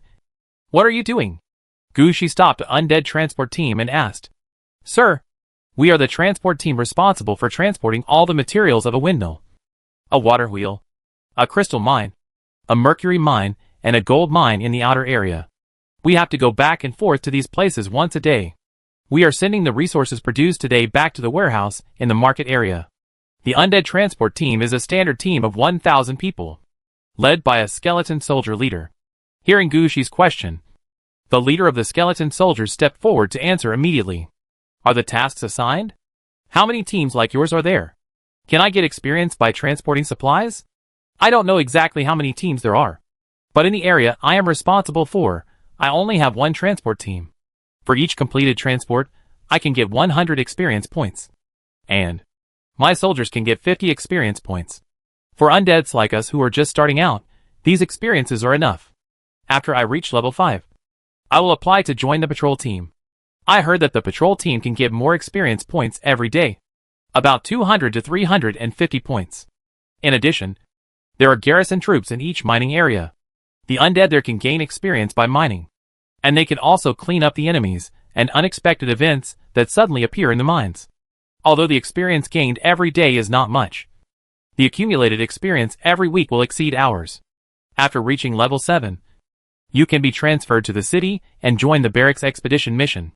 After completing a change of clothes, you will be a regular army. Gushi knew that this was Princess Anna's idea as soon as he heard it. She really used the undead to her core. No wonder Victoria City has coal slag. This is how they do it from the top. I see. Will you encounter enemy attacks on the road? We have encountered them a few times. We defeated the small groups by ourselves. For the large groups, we need to send a signal, and the nearby patrols will come to deal with them. Are there any heroes involved in such operations? No. The heroes have been doing peripheral cleanup work. For example, clearing wild creatures, occupying the mining area is what they have to do. Once the road is cleared, the patrol team will patrol.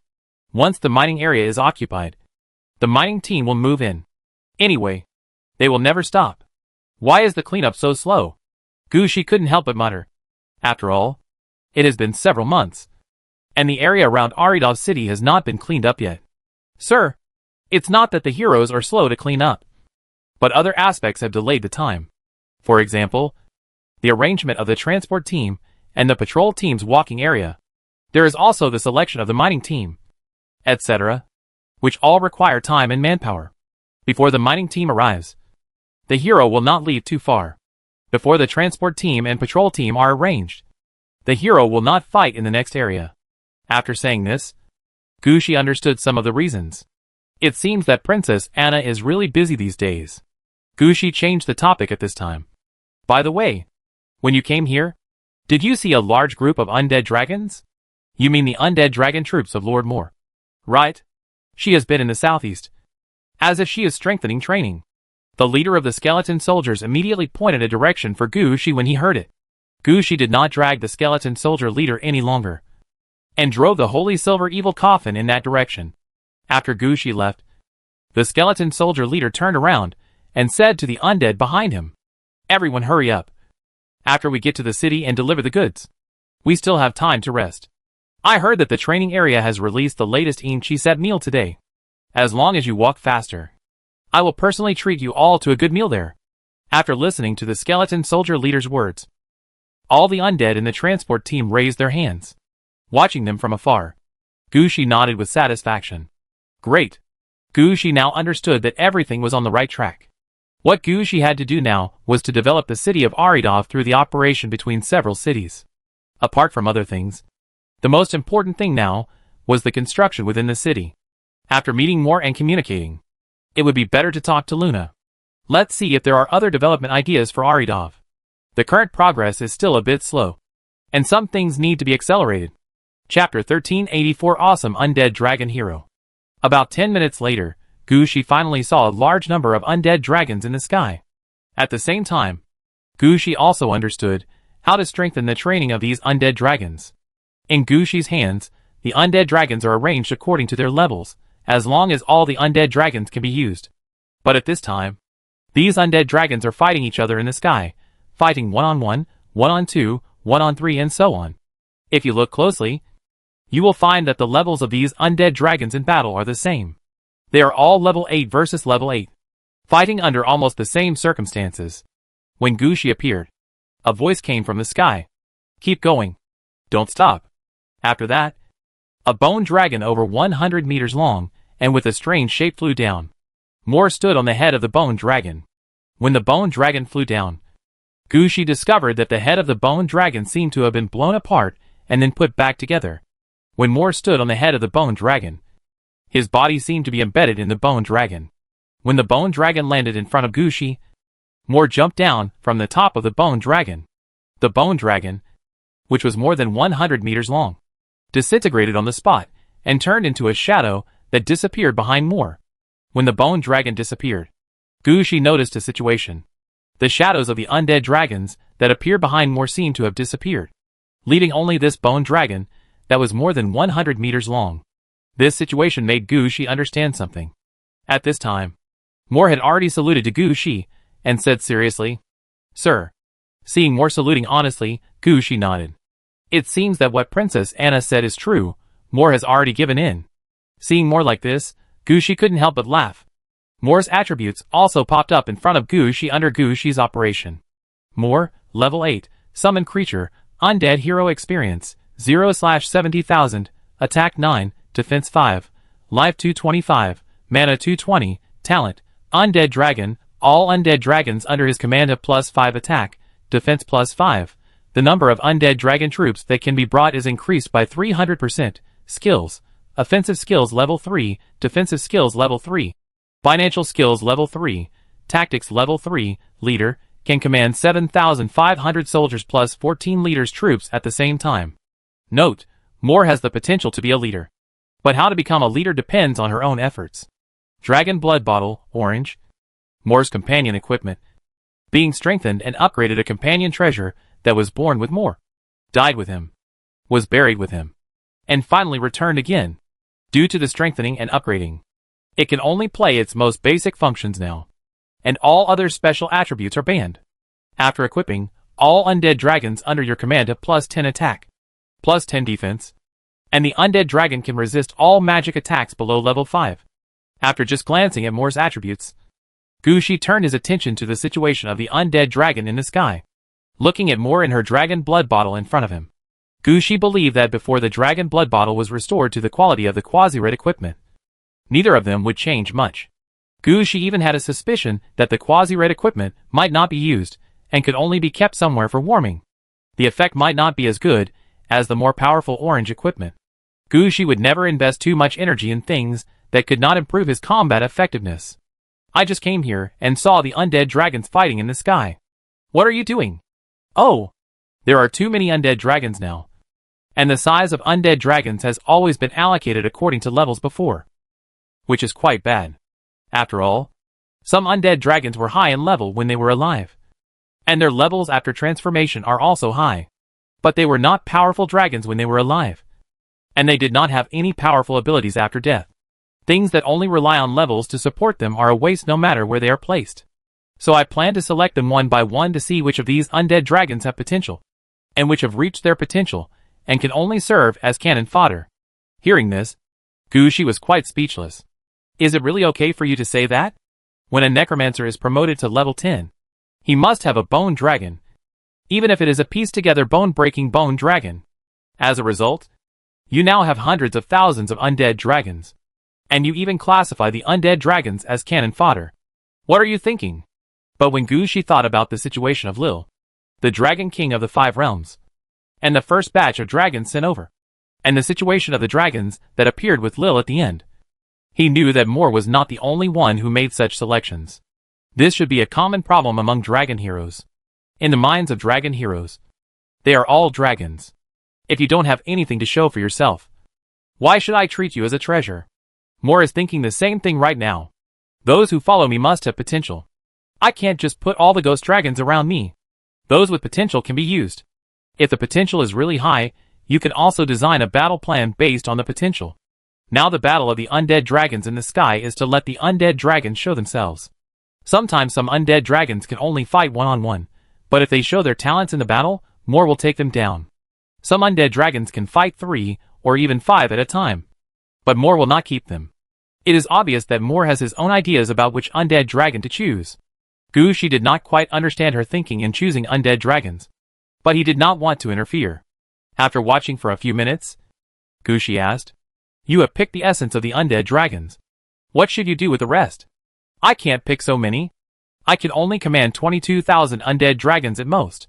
Even if you add the number that the leader can bring. It is only 14,000. You will have at least 100,000 undead dragons left. I will help you distribute these undead dragons, and you can just find a few heroes to lead them. After all, there are not many heroes with undead dragons, but ordinary heroes also need to lead undead dragon troops. Are you willing to distribute them all like this? Gushi was also shocked when he heard this. If this happened to Amilcar, he would definitely want to command all the knights by himself. Of course, I am just a hero now, and I haven't found the path to the leader level yet. I can only lead so many troops. What should I do if I don't distribute them? You can't let me command a legion by myself. By the way, do you have a battle flag? Give me one first. In addition, I want to design the pattern of the battle flag myself. My troops will be called the Dragon Blood Camp in the future. As for the base, I plan to have a dragon country, the kind that has been destroyed will do. You must help me find it. Chapter 1385 More with Great Potential. Dragon Country? Your request is really appropriate. Gushi suddenly remembered something at this time. Your dragon blood bottle also needs Dragon Country to recover. Can it be counted together? Probably no.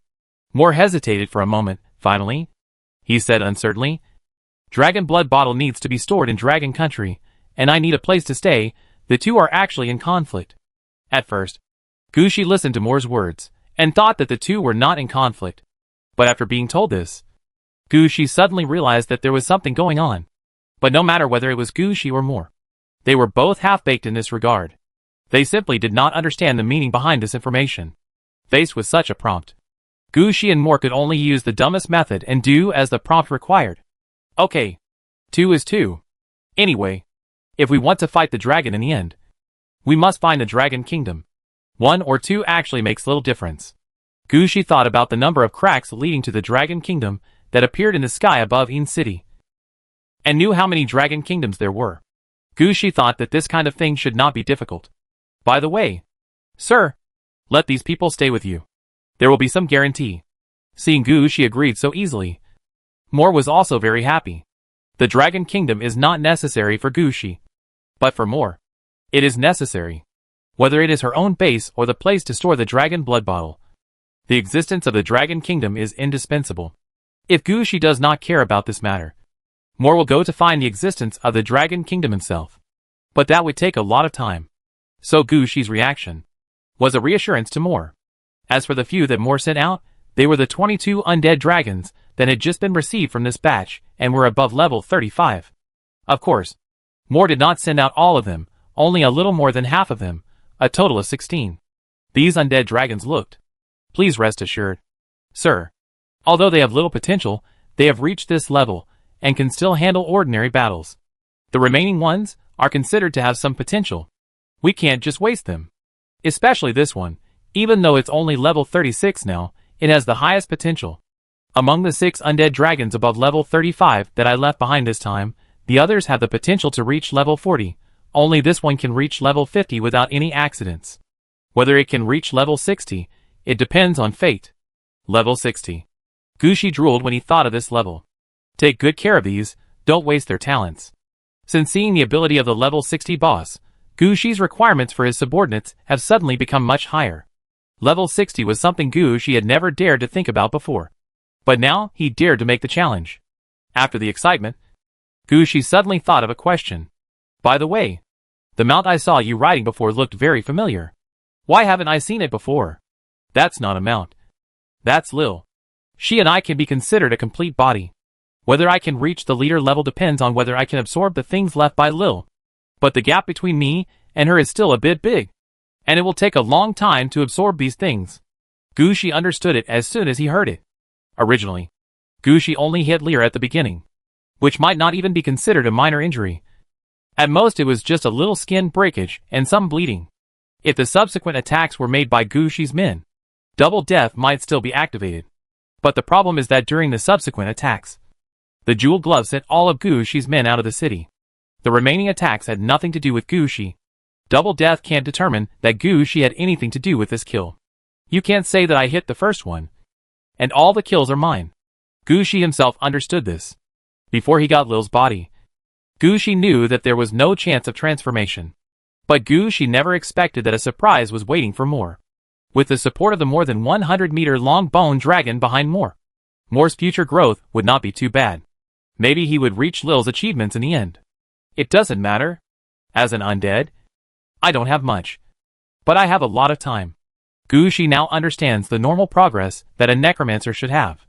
2.5 years to reach level 11. Actually, it was still too fast.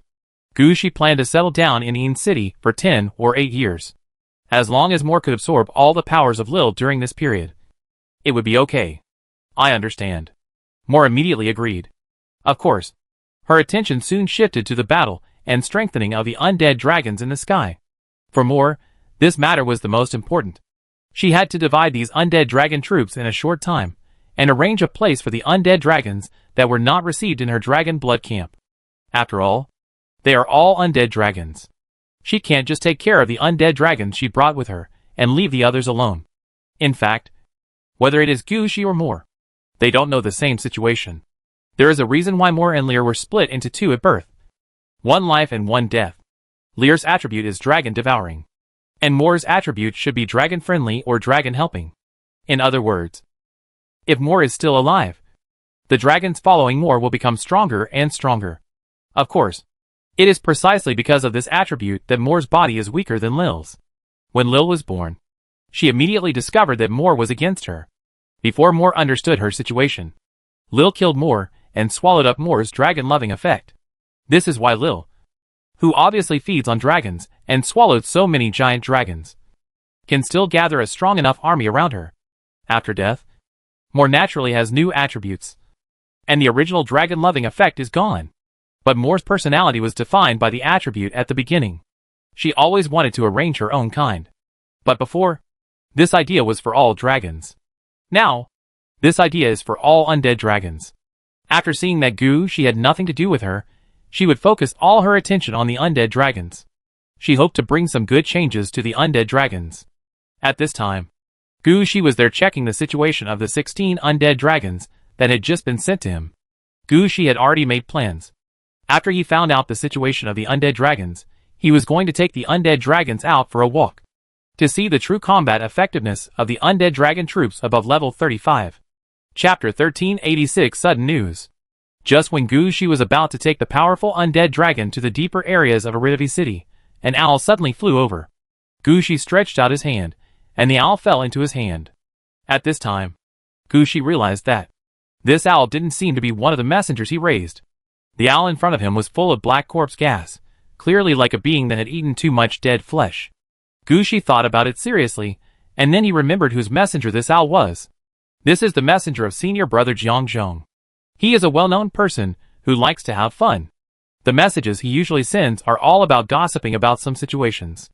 This time, he can let the other party send a messenger to deliver the message. This is clearly another fun thing to watch. So Gushi took the message sent by the owl and opened it to take a look. Then Gushi's eyes widened. According to the disappearance of the small path, this time the giant dragon invaded. The Dragon Tomb Ascension Road has gained a lot of benefits. The transformation progress of the giant dragon horn has been completed, and the warming has also entered the countdown. Some bigwigs from aristocratic families have begun to intervene in the affairs of the dragon horn. If they find that position number 1038 is occupied, will they find out about the teacher? How about it? Do you want to go and watch the fun together? In the beginning of this message, Jiang still showed his concern for teacher Gong Lingyu. But after the last sentence, he turned around and was ready to watch the fun. I really don't know what to say about such a disciple. When Gushi was speechless, several messengers rushed over. They sent similar information. However, even though Gong Lingyu's status is relatively high, she is not a big boss in Een City. Not to mention Gong Lingyu's disciples, Gushi's brothers, all they can get are some gossips, none of which is really accurate. But no matter how the news spreads, all the news points to one place. The giant dragon horn nurtured in the Dragon Tomb Ascension Road. All the news is spreading. The giant dragon horn is about to be nurtured successfully. The 5th red outfit of the undead will soon appear. And the reason behind this is reasonable. The number of dragons that died in the sky above the Een City in this battle is probably in the tens of millions. The dragon horn has probably absorbed enough dragon souls now. In addition to the situation shown in the Dragon Tomb Ascension Road during the previous battle, everyone will believe the correctness of this information. Only Gushi doesn't quite believe it. On the one hand, he has the information about the dragon blood bottle in his hand. Just to restore it to the state in Lil's hands, it would require the lives of tens of millions of dragons. After that, to nurture the dragon blood bottle, it is still unknown how many dragons will be put into it. Not to mention, in this battle on the Dragon Tomb Ascension Road, more than 100 million undead dragons were released. And the tens of millions of dragons that died in the battle were at most less than 1/5 of the number in the Dragon Tomb. How could this directly lead to a qualitative change from a quantitative change? This situation is very unreasonable. But at this time, why did you spread such news? And let everyone know about it? For a moment, Gushi felt like he was going to grow a brain. However, since the brothers had sent a letter, Gushi couldn't just ignore it. Gushi thought about it, and finally said hello to Moore. Moore, you should take good care of these undead dragons during this period. Don't run around. There seems to be something going on outside. I need to go out and deal with it. After saying that, Gushi turned over and jumped onto the holy silver evil coffin. When he was about to leave, Gushi couldn't help but turn his head to look at the 16 powerful bone dragons following behind him. He was thinking in his heart how many bone dragons he had now, whether he should make a 9-dragon coffin in the future. While thinking, Gushi increased the speed of the holy silver evil coffin. Soon, Gushi returned to the main gate of Yaladovi City. After the last war in the minigame world, Gushi had many more gates. During this period, due to the clearing of the area outside Yaladovi City, the 7 main city areas needed to build walls and gates around them.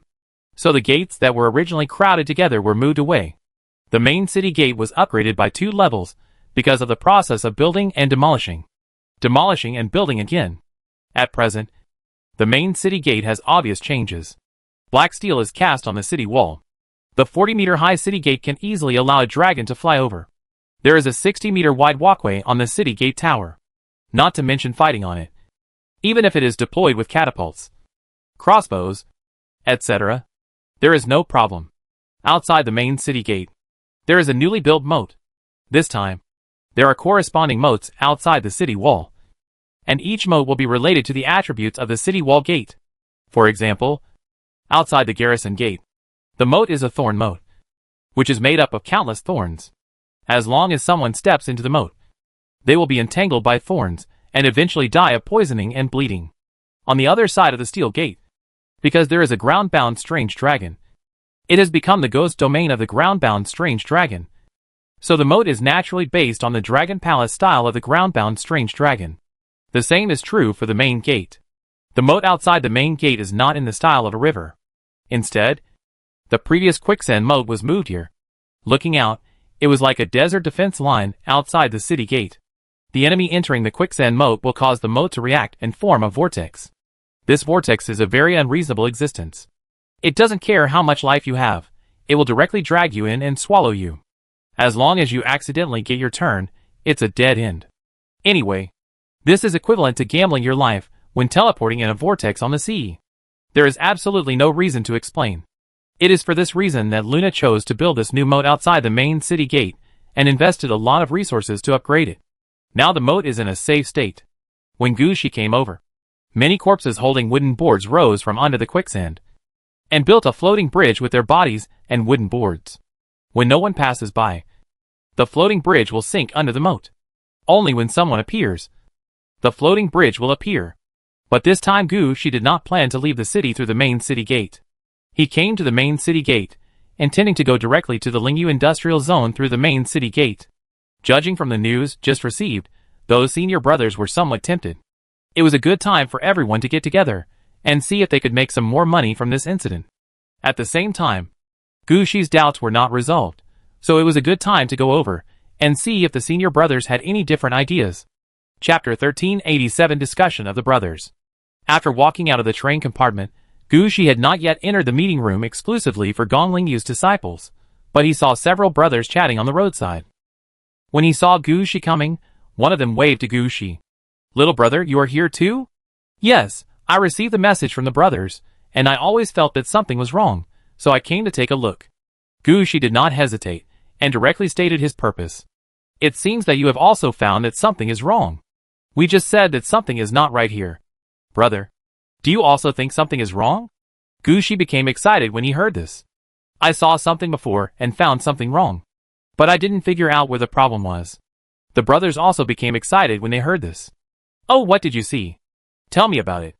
Gushi certainly didn't say anything about the dragon blood bottle. This matter must not be spread out. Gushi was not worried about the news of the quasi-red suit getting out.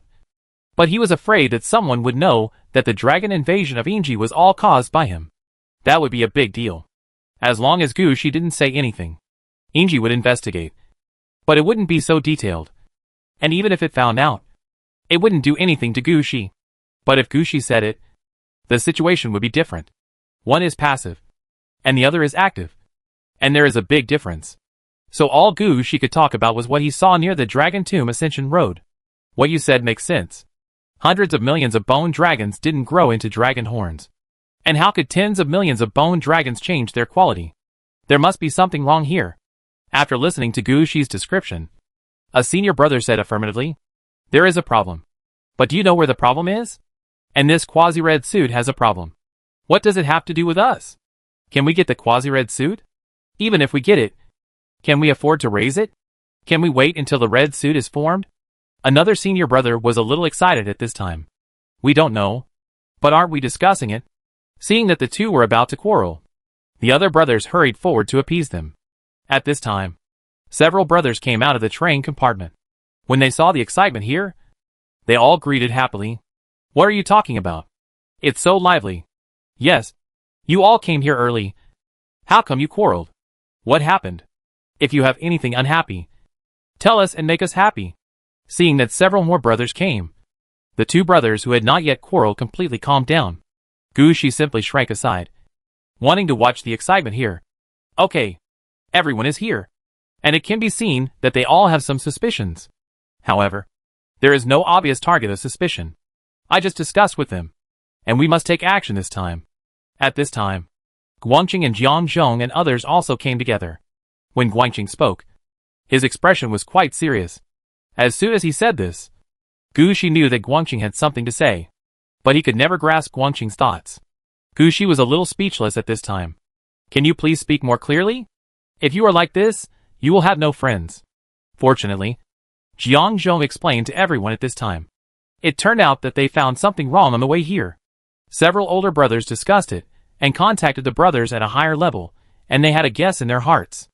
After the dragon invaded Yin City, there was a red suit to complete the warming process. But it shouldn't be the dragon horn in the Dragon Tomb Ascension Road. The dragon horn is just a target, because in the eyes of ordinary people, the reason why the dragon horn was successfully nurtured is quite reasonable. In the case of the dragon invasion, if there is really a red suit that absorbs enough energy to be nurtured successfully because of this incident, everyone will guess the dragon horn with the greatest power. In this way, the attention of all players in Yin City will be attracted by the dragon horn. Only a few big guys who know the truth will focus on the real red suit, reducing the trouble caused by the snatch of red suits. As for those big guys who made the wrong judgment and missed this opportunity, I'm sorry, your information is not good, it's your own business. After Jiangzhong talked about this guess, most of the brothers agreed with this statement. But they were not sure where the red suit that had been successfully nurtured would be. In fact, even as a player who has lived in Yin City for such a long time, Gushi's brothers had just heard that. Under the Dragon Tomb Ascension Road, there was a quasi-red suit called the Dragon Horn buried and being nurtured. As for where the other red suits are, they have no idea. At this time, Gushi raised his hand. I can provide a piece of information. Please speak, little brother. I have been touched by red suit fragments before, and I encountered the soul returning home at the Yifeng Tower. The red suit fragments resonated with me, and I suspect that there is a red suit under the Yifeng Tower being nurtured. Red suit fragments? What are those? Several brothers have not yet been exposed to this knowledge, and they don't quite understand Gushi's explanation. Fortunately, several senior brothers knew about this situation. They explained to their unaware companions what the red dress fragments were. Compared to the quasi-red dress, the red dress fragments were deadly. After several senior brothers understood the situation, they immediately surrounded Gushi. Junior brother, are you okay? Yes, junior brother. Is there any way to deal with the red dress fragments? Because it was discovered in advance. It has been dealt with now. Gushi explained with a smile. This is what I thought. Yifeng Tower is one of the 10 scenic spots in Yin City. And there is a quasi-red dress hidden in it. The Dragon Tomb Ascension Road is also one of the 10 scenes of Yin City. It has been proved that there is a quasi-red suit hidden in it. What about the remaining 10 scenes? Is there a quasi-red suit hidden in it? Did the previous dragon invasion of Yin City just replenish the energy needed for a quasi-red suit? Or did it cause a qualitative change? What Junior Brother said makes sense. I thought so after Junior Brother mentioned the matter of Yifeng Tower just now. That's right. But I personally feel that there should be more quasi-red suits than these. Everyone knows that they can't get a red suit. But everyone wants a red suit. Getting a red suit and being a boss are things that are directly engraved in everyone's bones. There must be hidden quasi-red suits in places that others don't know. Maybe this incident was not done by the official. But someone is behind it. Whatever the reason. We have to take action this time. If for no other reason. We can't let people suspect us. Chapter 1388 Thinking Too Much. Looking at the junior brothers guessing in groups of 3 or 2, when the cultivation was completed this time, where the red outfit caused the qualitative change, Guangqing did not stop them. But he watched with a smile on his face. When everyone had said almost everything, Guangqing clapped his hands. Everyone, I have something to tell you. After hearing Guangqing's words, everyone shut up and turned to look at Guangqing. We have to perform well this time. After hearing this, Gushi was stunned for a moment, and then he understood the situation. Just as Jiang Zhong wrote in his message before, what if someone found that there was an extra position in the red suit number inexplicably? Don't think that the quasi-red suit appears now, making everyone think that the red suit is so easy to get. But there are only about 1,030 red suits in the entire real world. Every extra red suit is a big deal for the real world. At this time, a red outfit inexplicably appeared. And it was a red outfit without a name. This would definitely attract everyone's attention. The entire Yin City would be turned upside down. The news that Gong Lingyu got the Nita red outfit and the demon sword would spread. Gong Lingyu, who had not yet fully mastered the demon sword, would be attacked. And the demon sword might even be stolen. Gushi was quite sure of this. Although Gong Lingyu was of high level and status, she had not reached level 60. So there was still a certain gap. If a level 60 boss really discovered this situation and tried to snatch Gong Lingyu's things, Gong Lingyu might not be able to keep the demon sword. As Gong Lingyu's current senior disciple, Guangqing must find a way to deal with this matter. At least, no one should know where Gong Lingyu took the demon sword. It seems that everyone understands. The matter of the quasi-red suit has spread so widely. I believe that the red suit will be taken away in the next few days. In these few days, we must deal with everything. My plan is to take advantage of the appearance of the quasi-red suit. Find a suitable reason to leave Yin City together. And hide for a while. Now that the small game world is sealed. We are the only ones who know the situation in the small game world. As long as we are not there, they will not be able to find the teacher even if they suspect.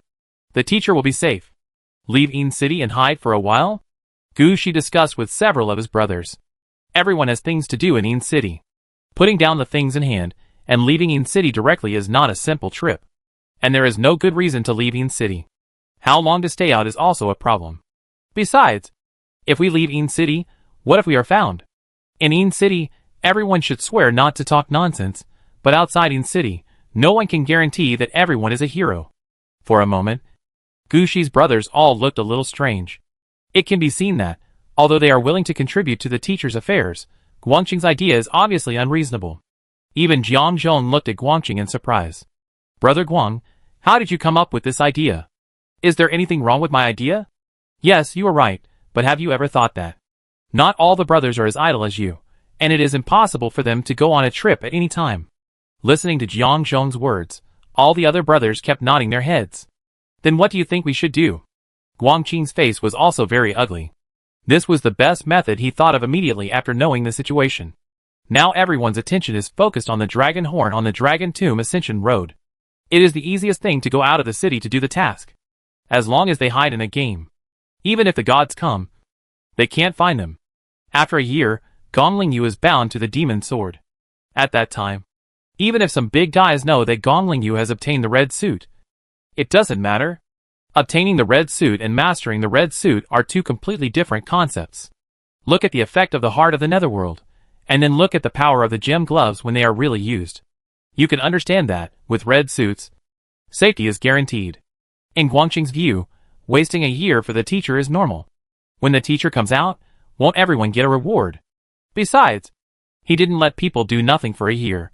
Didn't he plan to find a suitable game world? Why don't the brothers understand? I don't know. Jiang Zhong is a person who likes to watch the fun and doesn't mind the trouble. The current situation is also a fun thing for him. But I believe that everyone has their own plans. If you ask everyone to hide for the teacher, everyone will definitely have no objection. But it is not so easy to let all the brothers and sisters destroy their own growth plans. Senior brother Guang should have heard a saying. It is difficult to satisfy everyone. Yes, it is difficult to satisfy everyone. If Gong Lingyu was here, he could still rely on his status as a teacher to get students to do things. But Guangqing really didn't have that face. At this time, Xiang raised his hand and said, "Brothers, I have an idea." "Oh, tell me about it," Guangqing asked immediately after hearing it. After all, what he needed most now was to resolve the embarrassment in front of him. Now that there is finally a solution, he naturally wants Xiang to explain it quickly. "Actually, I encountered a more difficult game world before. I encountered it when I was level 5. I always thought that I would deal with it after I reached level 10. But after I reached level 10, I still couldn't beat it. Now that several senior brothers are here, I thought about giving them a task and asking them to help me pass this game world," Xiang said, while winking at Guangqing. Guangqing reacted immediately. "Oh, I also remembered that I also have a game world, which has quite a lot of books. I have always wanted to find someone to help me deal with it, but I have never had the chance. Now I ask for your help." Even Jiang Zhong was relieved at this moment. The books that have not been sorted out are very attractive to the brothers in the reading club. They were tempted at once. Gu Shi was also considering whether he should lead everyone to the Mirror Underground Palace. Maybe if everyone gathered together, they could even form a force to kill the king. If he could help Gu Shi kill the Great Lord, the Mirror Underground Palace world would all belong to Gu Shi. Before Gu Shi could think of everything, he found that Xiang, Suzhou, and his senior brother Guangqing had taken out 3 different game worlds to attract the attention of other senior brothers. At the same time, the things they took out would also make the senior brothers excited. After Gu Shi glanced at the task description, he walked in front of Suzhou. "Senior brother Su, I see that you said here that there is a dragon country that has been explored by people. I wonder if it is true." Chapter 1389 Preparations Before Departure. Suzhou looked at Gu Shi for a moment, and finally asked calmly, "Do you really want the Kingdom of Dragons?" Gu Shi blinked. He felt like he had asked a rather silly question. Seeing Gu Shi's expression, Suzhou actually laughed. "My bad. I thought you were all familiar with my style of doing things. My thoughts were a little confusing." Gu Shi understood Suzhou's personality, but isn't a mission just a mission? What does this have to do with the confusing thoughts? Suzhou had no way to explain this, and the scene became a little awkward for a while. Fortunately, a senior brother came over at this time, pulled Gu Shi aside and said, "Suzhou is a riddle man, and his tasks are all around several game worlds. You just said that you want a dragon country that has been explored by others, right? If you do what Suzhou said, then you will be busy. He will let you find another game from this game, and you will really get what you want in the end. But you have been through at least 4 or 5 games." Gu Shi turned his head and looked at Suzhou, not quite understanding what the meaning of Suzhou's doing this was. "Well, this way, the time can be delayed a little longer, and you have to exit from the same game you enter from. As long as you control the source game, you can get the information of the brothers entering and leaving." "Okay." After Suzhou explained, Gu Shi understood the situation here. It seems that after Xiang's reminder, Guangqing came up with a targeted response method. Xiang attracts players who are willing to spend nearly a year for a game. It just so happens that Xiang can take this opportunity to spend a year and ask the brothers to join hands to take over this game world. Although Xiang paid many rewards that made his senior brothers excited, he would not lose money, because in this year, with the fighting power of his senior brothers, they might be able to flatten the entire game world. Guangqing used unorganized books to attract players. Most of the players under Gong Lingyu are still in the learning stage. These unorganized books are the best learning materials, so spending a year to organize them is not a waste of time for the players. It can even be said that it is a huge profit. Suzhou's side is aimed at players who are unwilling to follow Xiang to do tasks. and are unwilling to organize books. Just as the senior brother said just now, Suzhou's tasks are a bit complicated. After entering from a game world, you may have to transfer to another game world. Of course, after the transfer, where the player goes is not Suzhou's business. Suzhou only needs to guard the original game world and prevent the players from leaving. As for the players in other game worlds, how they run around and how they play is their business. But Gushi was also a little confused at this time. Is it enough to just guard the entrance and exit of a game world? You have to know that the disciples under Gongling Yu all have the ability of the Death City. If they want to come back, even if there is no teleportation point in the train carriage, it is not a problem to return to the Yin City through other means. Listening to Gushi's question, Suzhou laughed instead. Don't worry about this. It's not just me. As long as you agree, Senior Brother Guang and Junior Brother Xiang will also prepare countermeasures. Although we can't stop the release of the Death City, we can still temporarily cut off the road back to the Yin City. Senior Brother Guangqing may have thought of this method before. It's just that he is too straightforward. He doesn't consider anything when doing things. Gushi listened and nodded continuously. Just as Suzhou said, if Xiang hadn't finally proposed a suitable suggestion, which made Guangqing suddenly realize it, they might have dispersed directly. After all, we are all players, you are not my teacher, so why do you control me? Only when you offer benefits that make the brothers excited, will they be excited. In this regard, Guangqing is not as good as Xiang. But Guangqing is the oldest among the seniors, who have not graduated in Gongling Yu's hands. No matter how fierce his personality is, everyone can only accept it. Looking at Gushi's expression, Suzhou immediately understood what Gushi was thinking. A smile appeared on his face. This junior brother is so interesting. His thoughts are all on his face. It's so easy to guess. Gushi's mind changed at this time. Brother Su, is there still a chance for the Dragon Country? Suzhou shook his head. It was obvious that he just randomly sent a few tasks to give his brothers a reason to come in. Then he sent them to other game worlds. And they could do whatever they wanted. As for the goal in the mission, who can guarantee it? Seeing Suzhou's reaction, Gushi knew what was going on. But he was still a little unwilling. So he asked again, can I choose the game world for transfer? Suzhou still shook his head. It won't be completely random. Right? Yes. It's completely random. So I can't guarantee the safety of the game. And whether I can find a suitable Dragon Kingdom.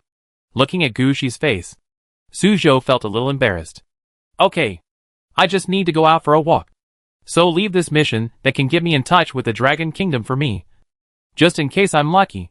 Hearing Gushi agree, Suzhou was a little surprised. In his profile of Gushi shouldn't have this kind of personality. How come he really agreed after just 2 questions? However, Gushi ignored Suzhou's thoughts. And he went straight to the senior brothers in the reading club to ask them about their own skill growth.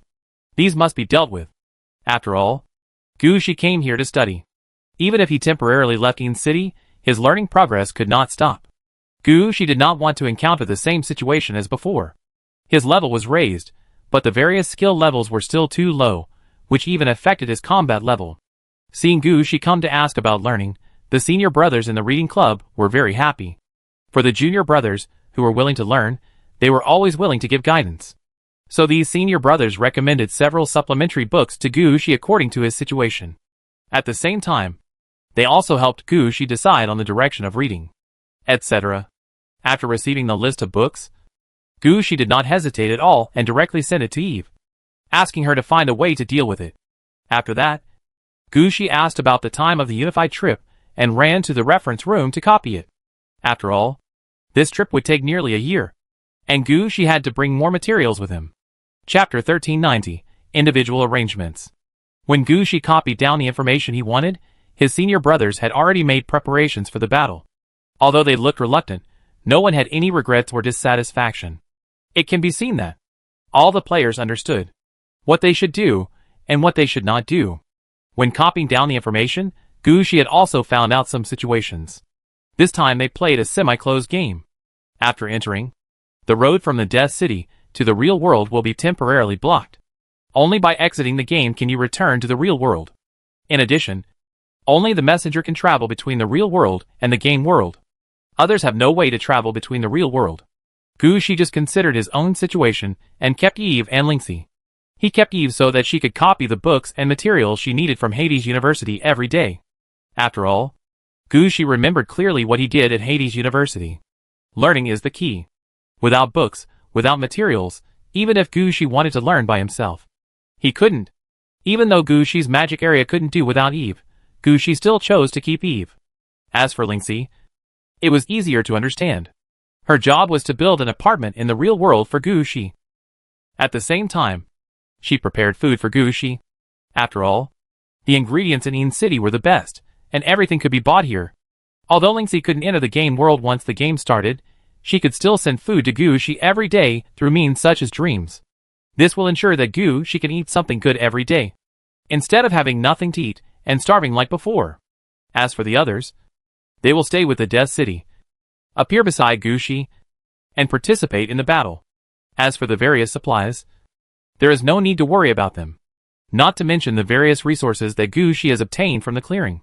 The market with the other brothers has already opened, which is enough to ensure that Gushi's resources will not be cut off. Besides, for Gushi, temporarily interrupting the connection with the real world is not a big deal. He used to live like this. With previous experience, even if Gushi was thrown into the depths of the game, he could fight his way back. After everyone was ready, Guangqing said to them again, "Everyone, listen to me again. This time we are fighting for the teacher. It will take a little longer, but it is good for our growth. So please stick to it. Also, do you see this black and red crow? This is the latest messenger I trained. When the teacher comes out, he will bring a message to all of us. Only after receiving that message can we exit the game and return to Yin City. So be sure to check the letter sent by the crow, so as not to miss the message of return." Okay, now everyone can move freely. As soon as Guangqing finished speaking, the players dispersed in twos and threes. At the beginning, they had already agreed on the destination to go to. Among these players, about half will follow Xiang to conquer a new world. Most of the rest will follow Suzhou to relax. Only 1 or 2 will follow Guangqing to sort out books. Gushi is the one who is going to relax. After collecting all the information, Gushi took a notebook and kept recording his own goals this time. The top priority is naturally to find the Dragon Kingdom, regardless of whether it has been explored by others, as long as it is the Dragon Kingdom. Then Gushi also had plans to train soldiers and grab resources. He also had to find suitable equipment and materials. Gushi made a heavy red dot on the materials. This was to remind himself that he had to start looking for materials for his red suit upgrade mission. Even if he knew in his heart that there was no hope for the red suit, he still had to do it, so as not to regret it when he found out that he was only 1 or 2 pieces short of materials when he died. While Gushi was writing there, Suzhou suddenly leaned over and looked at Gushi. "You still have so many plans?" "Yes. You must make plans. If I don't make plans for the trip, how can I know whether I will make a profit or a loss in this game? By the way, senior brother Su, I have something I want to ask you." "Go ahead." "It's like this. We've all left. What about the weekly dungeon refresh in Lingyu Industrial Zone? Will we still organize?" "Of course we will organize. Don't worry. I've arranged everything. You just need to leave a contracted undead, a hero and a leader. We'll arrange the rest. Contracted undead and heroes can stay. The leader level. Why? Don't you have a suitable leader?" Suzhou glanced at Gushi. "There are only a few leaders, but they are all useful. This time, I don't plan to keep the leaders. That's a problem. But it doesn't matter. In this way, you give up your position as a leader, and your contracted puppet is quite strong. It's just right for you to experience a normal dungeon." Suzhou had an attitude that no matter what, you won't lose out. But Gushi understood that the best gains were actually from the Legion dungeon. If Gushi didn't really have a suitable leader to release, he would have left a troop anyway. "I'll let the contracted puppet participate in 2 ordinary dungeons. And I'll give you 10% of the income from the leader-level Legion dungeons I gave up." "Junior brother, you're wrong. We're all brothers. Brothers will settle accounts clearly. Otherwise it will hurt feelings. Senior brother Su actually knows that there are differences between dungeons. And now it's not just once or twice, but in a year, at least more than 50 times. And we're not here. In order to ensure the smooth opening of the dungeon, we will definitely fix the opportunity in front of us in the end. There are a lot of resources in here. I don't want much. Just 10% of the dungeon income. If this doesn't work, I'd rather leave my dungeon opportunity empty. Gushi has been in Een City for 3 months, and his mentality has changed somewhat. He also understands that if you don't fight for some things, you will really lose them. Okay, one success at a time, and I will send the resources directly to your city through the market when the time comes. Okay, I believe in you, senior brother. Gushi nodded and agreed to this matter. As for who will get the quota for this Legion dungeon in the end, Gushi didn't ask. At this time, Gushi was still very careful. Chapter 1391, the game world with multiple transfers. Game number confirmed. Player 629SHD2S0FXC30 welcomes you. Since this is your first time entering the TYR3U6XW7N63 Nephin world, according to the game rules, you will be randomly placed in the novice area. Please note, the login device is affected. Only under certain circumstances, you can exit the game and enter the real world. Game number confirmed. Player 629. Please note, with each sentence of prompts, Gushi felt the pressure several times that of entering a normal game. His body was constantly compressed, as if there was a powerful force that wanted to roll Gushi into a ball and throw it into a black hole. At this moment, Gushi regretted his initial choice. How could he be so stupid as to listen to Suzhou's words, thinking that his luck had reached its peak, and that he should use random means to enter the game? In this way, Gushi's luck would allow him to ignore the first 3 worlds and transfer directly, and enter the 4th world. As for the transfer method, it is like what is happening now, bouncing out from the first game world, and bouncing randomly after rebounding from the other 2 worlds. Suzhou himself has used this method. In Suzhou's words, it felt quite good, especially after entering the corresponding game world. You could say that good luck was bestowed on you. All kinds of good things were delivered to you. No one would compete with you for them, and your enemies would die inexplicably in front of you. During that time, Suzhou was only concerned with picking up corpses, and did nothing else. Half a year later, his level was also raised. The city was upgraded, and even the incarnation of death was strengthened. It can be said that the half year or so was enough to make up for most of his gains before. Suzhou recommended this method to Gushi because of his detailed plan. If it were anyone else, Suzhou would not tell Gushi this method. Gushi selectively believed Suzhou's words. He did not put all his requirements in as Suzhou said. Instead, he only put in some of his requirements. For example, finding a dragon country. This requirement is not difficult. As long as there are more than 3,000 dragons in the game, there is a possibility of a dragon country. In other words, if the game world is large enough, the possibility of the emergence of the dragon kingdom will be higher. At most, it is a matter of the size of the dragon kingdom. Gushi is willing to believe Suzhou on this point. However, Gushi never expected that Suzhou only talked about the benefits, and did not say a word about the various problems on the road. Now Gushi is like being put into a gun barrel and ejected with high pressure. After that, it keeps bouncing back. When his whole body was sore, a large amount of information was still squeezed into his brain, making him feel double pain. Damn it, if I listen to you next time, I'll be your son. Gushi pounded the ground heavily. Wait, the ground? Gushi looked up and found that he had actually entered a forest. All around him were traces of trees being hit by heavy objects. It seemed that when he fell just now, the impact was quite large. After standing up, Gushi looked around. Although he didn't know how many game worlds he had changed hands, all he heard along the way was that he was sent to the novice area. This is a benefit for players, which allows players to know the general situation of this world. Apart from other things, at least they need to know how to complete the tasks in this world, who the protagonist is. Even if there is no protagonist, they need to know which race the enemy is. But what is the situation in front of him? Gushi looked around. He seemed to be in the depths of a deep forest. The fallen trees nearby were all giant trees with a diameter of more than 30 meters. Stepping on the somewhat soft ground, feeling the dampness on his skin, Gushi guessed that he was 99% likely to be in a tropical rain forest. But Gushi was not sure how he was sent here. Could it be that there was a dragon country nearby? Gushi's mind moved, and the garrison gate appeared behind him. Gushi released 1,000 gargoyles and 500 groups of evil bone locusts. They flew around quickly with Gushi as the center, ready to bring back news from nearby areas for Gushi. At the same time, the ebony spider was also released. This was the undead spider that Gushi had obtained earlier. They are suitable for fighting in the woods. On the surface, their movement speed and combat level are equivalent to the same level of skeleton soldiers. But after entering the woods, Their combat power will increase exponentially. One ebony spider can easily kill 3 to 5 skeleton soldiers. If the ebony spiders are given enough time to turn the entire forest into a spider nest, then no matter how many skeleton soldiers come, it will be useless. After releasing the ebony spiders, Gushi commanded these ebony spiders to quickly spin silk and set up webs to control the surrounding area. This is what Gushi learned from his senior brothers. In the gap between studying, Gushi had a serious chat with his senior brothers. At that time, Gushi always thought that the number of core and powerful troops under his command was insufficient.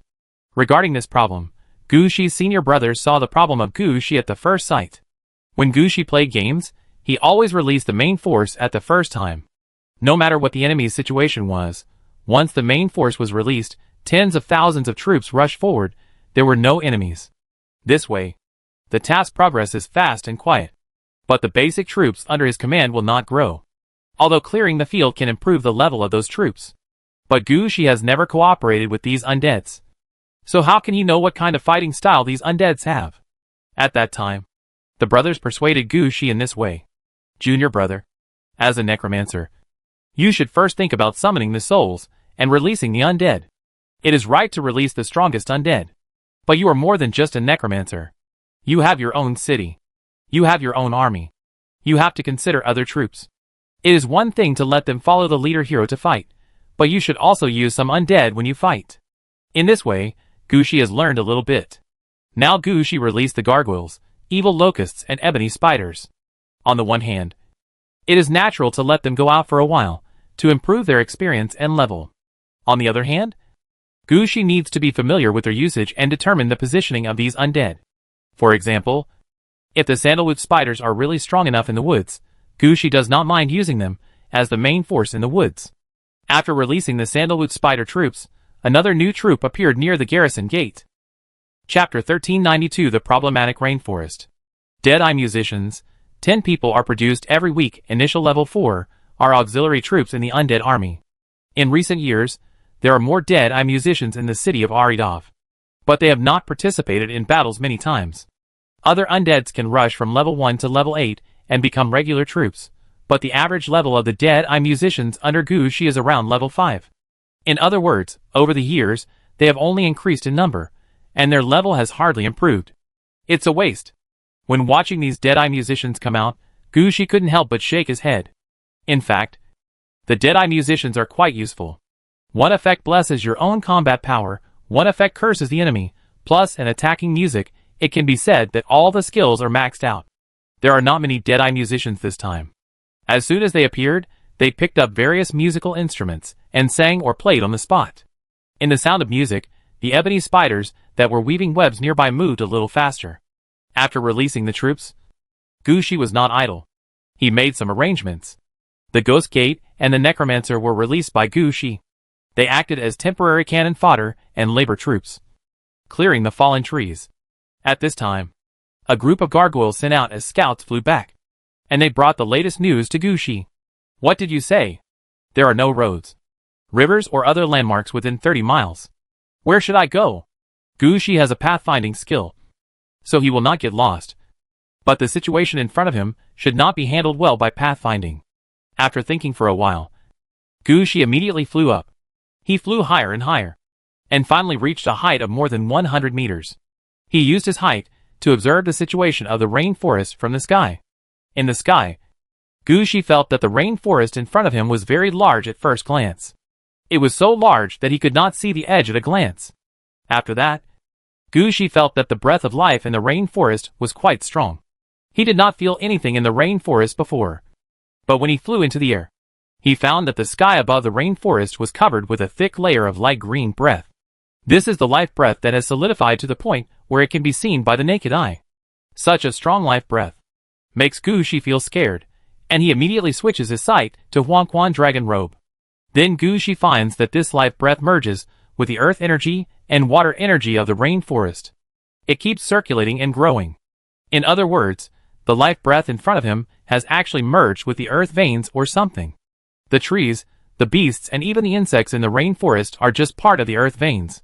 If we fight in this rainforest, it might cause a counterattack from the earth veins. and the result of the counterattack is likely to cause unnecessary trouble. If we have to say it, Gu Shi feels that the breath in front of him is somewhat similar to the ancient tree spirits he faced when he buried the dragon veins in Balian City. And the breath of life here is even stronger. It's not easy to fight, Gu Shi muttered, and was about to fall down, when he suddenly felt something staring at him. Gu Shi quickly switched his sight to the state of the soul dark lamp. At this time, Gu Shi discovered a situation. The rainforest was staring at him. Damn, I knew that there was nothing good in this place. The situation that Huangquan Dragon Robe saw just now, and the situation that the soul dark lamp saw combined, told Gu Shi a fact. This rainforest is a whole, and it has already developed spiritual intelligence. The place where Gu Shi landed, I'm afraid it's not the novice area of this game, but the core area. Gu Shi was complaining as he fell down. Just as he was about to return to the safe zone he had just set up, a strong wind sounded around him, as if something was flying past him. Gu Shi had mastered the ability to fly freely during this period. Facing the situation in front of him, he immediately fell down, and at the same time, he raised his right hand and pointed at the direction where the enemy was flying. Quick wind technique. Use the quick wind technique in reverse. A strong wind blew, and a wind wall appeared beside Gu Shi, and the figure that flew past stopped in the strong wind. Gu Shi took a closer look and found that it was actually a bright green two-legged dragon. This two-legged dragon has a head like a flower, only a pair of powerful hind legs, and two pairs of wings of different sizes. When its wings are spread side by side, it looks like a green butterfly magnified many times flying in the air. There are sharp teeth on the side of its mouth, which is obviously its way of attacking. But Gu Shi can notice that there are two sacs flashing green light in its mouth. This means that it has the ability to spit venom. Looking at the two-legged dragon in front of him, which is about 7 or 8 meters long, Gu Shi's eyes flashed with a strange expression. No way, don't say that two-legged dragons are also dragons. After muttering this sentence, Gu Shi heard a sound like a swarm of bees attacking nearby. The whole rainforest seemed to be awakened by someone. From every corner of the rainforest, many such two-legged dragons flew out. They rushed towards Gu Shi immediately. Gu Shi's body was falling rapidly, and he landed on the ground immediately. Then a large number of skeleton archers rushed out from the garrison gate. These skeleton archers were not the skeleton archers of the Black Dragon camp, but the undeads that were left by the Black Dragon camp, and were taken away by the corresponding skeleton archer leaders, and finally trained. They were all in teams of 1,000 people, and as soon as they came out, they showed different fighting styles with their respective skeleton archer leaders. Some of them were arranged in square formations, and fired a volley at the sky. Some quickly disappeared into the woods, climbed up trees and shot arrows. Others concentrated their fire, shooting with magic and poison. Among these skeleton archers, there are many different existences. Under their leadership, the skeleton archers' attack methods are also strange. But no matter what, their appearance immediately hit the two-legged dragons in the sky. At the same time, Gu Shi also clearly saw the strength of these two-legged dragons. The level is about 5. And the strength is lower than the average level of Gu Shi's regular troops. However, the wyverns are relatively large, and there are more of them. When flying in the sky, they look fierce, especially when there are more than tens of thousands of them. The overwhelming effect directly brings a special kind of pressure. This feeling is somewhat similar to the feeling Gu Shi had when he looked at the rainforest before. It is obvious that the minds of the wyverns are one. There is something wrong with this game world. Chapter 1393, The Battle Starts. When Gu Shi discovered some details of the world in front of him, he immediately checked the status of the 6 flame lights. When he was sure that he was immune to the mind, Gu Shi finally breathed a sigh of relief. As long as he was not affected by the mind, it would be fine. After checking his own situation, Gu Shi's attention shifted back to the two-legged dragons in the sky. At this time, the two-legged dragons had locked onto Gu Shi's position and were rushing down continuously. As they flew downward, they were attacked by the skeleton archers. Although the range of the skeleton archers was not high, there were a lot of skeleton archers. There were 20,000-man teams that rushed out at the first moment. The arrow net they formed caused great damage to the wyverns on the spot. These wyverns were just numerous, but their level was not high. Under the attack of the skeleton archers, a large number of wyverns fell from the sky. But this situation did not stop the attack of the wyverns, but attracted more wyverns. Even in a place far away from Gu Shi, there were wyverns rising. Let's fight as soon as we get here, Be prepared to fight, Gu Shi muttered, and quickly released the steel gate and the garrison gate to rely on each other. The archer troops that can be mobilized in the city were mobilized. In the archer troops that came out this time, in addition to the skeleton archers, which are the real undead archer troops, there were also ordinary level corpse wizards. Although the corpse wizards usually use spells, they are considered archer troops in the calculation. It is only when they reach the level of lich that they change after getting their own magic book. Before they have magic, whether it is releasing poison gas bombs or releasing poison cloud spells, they are all their means of attack and are not counted as spells.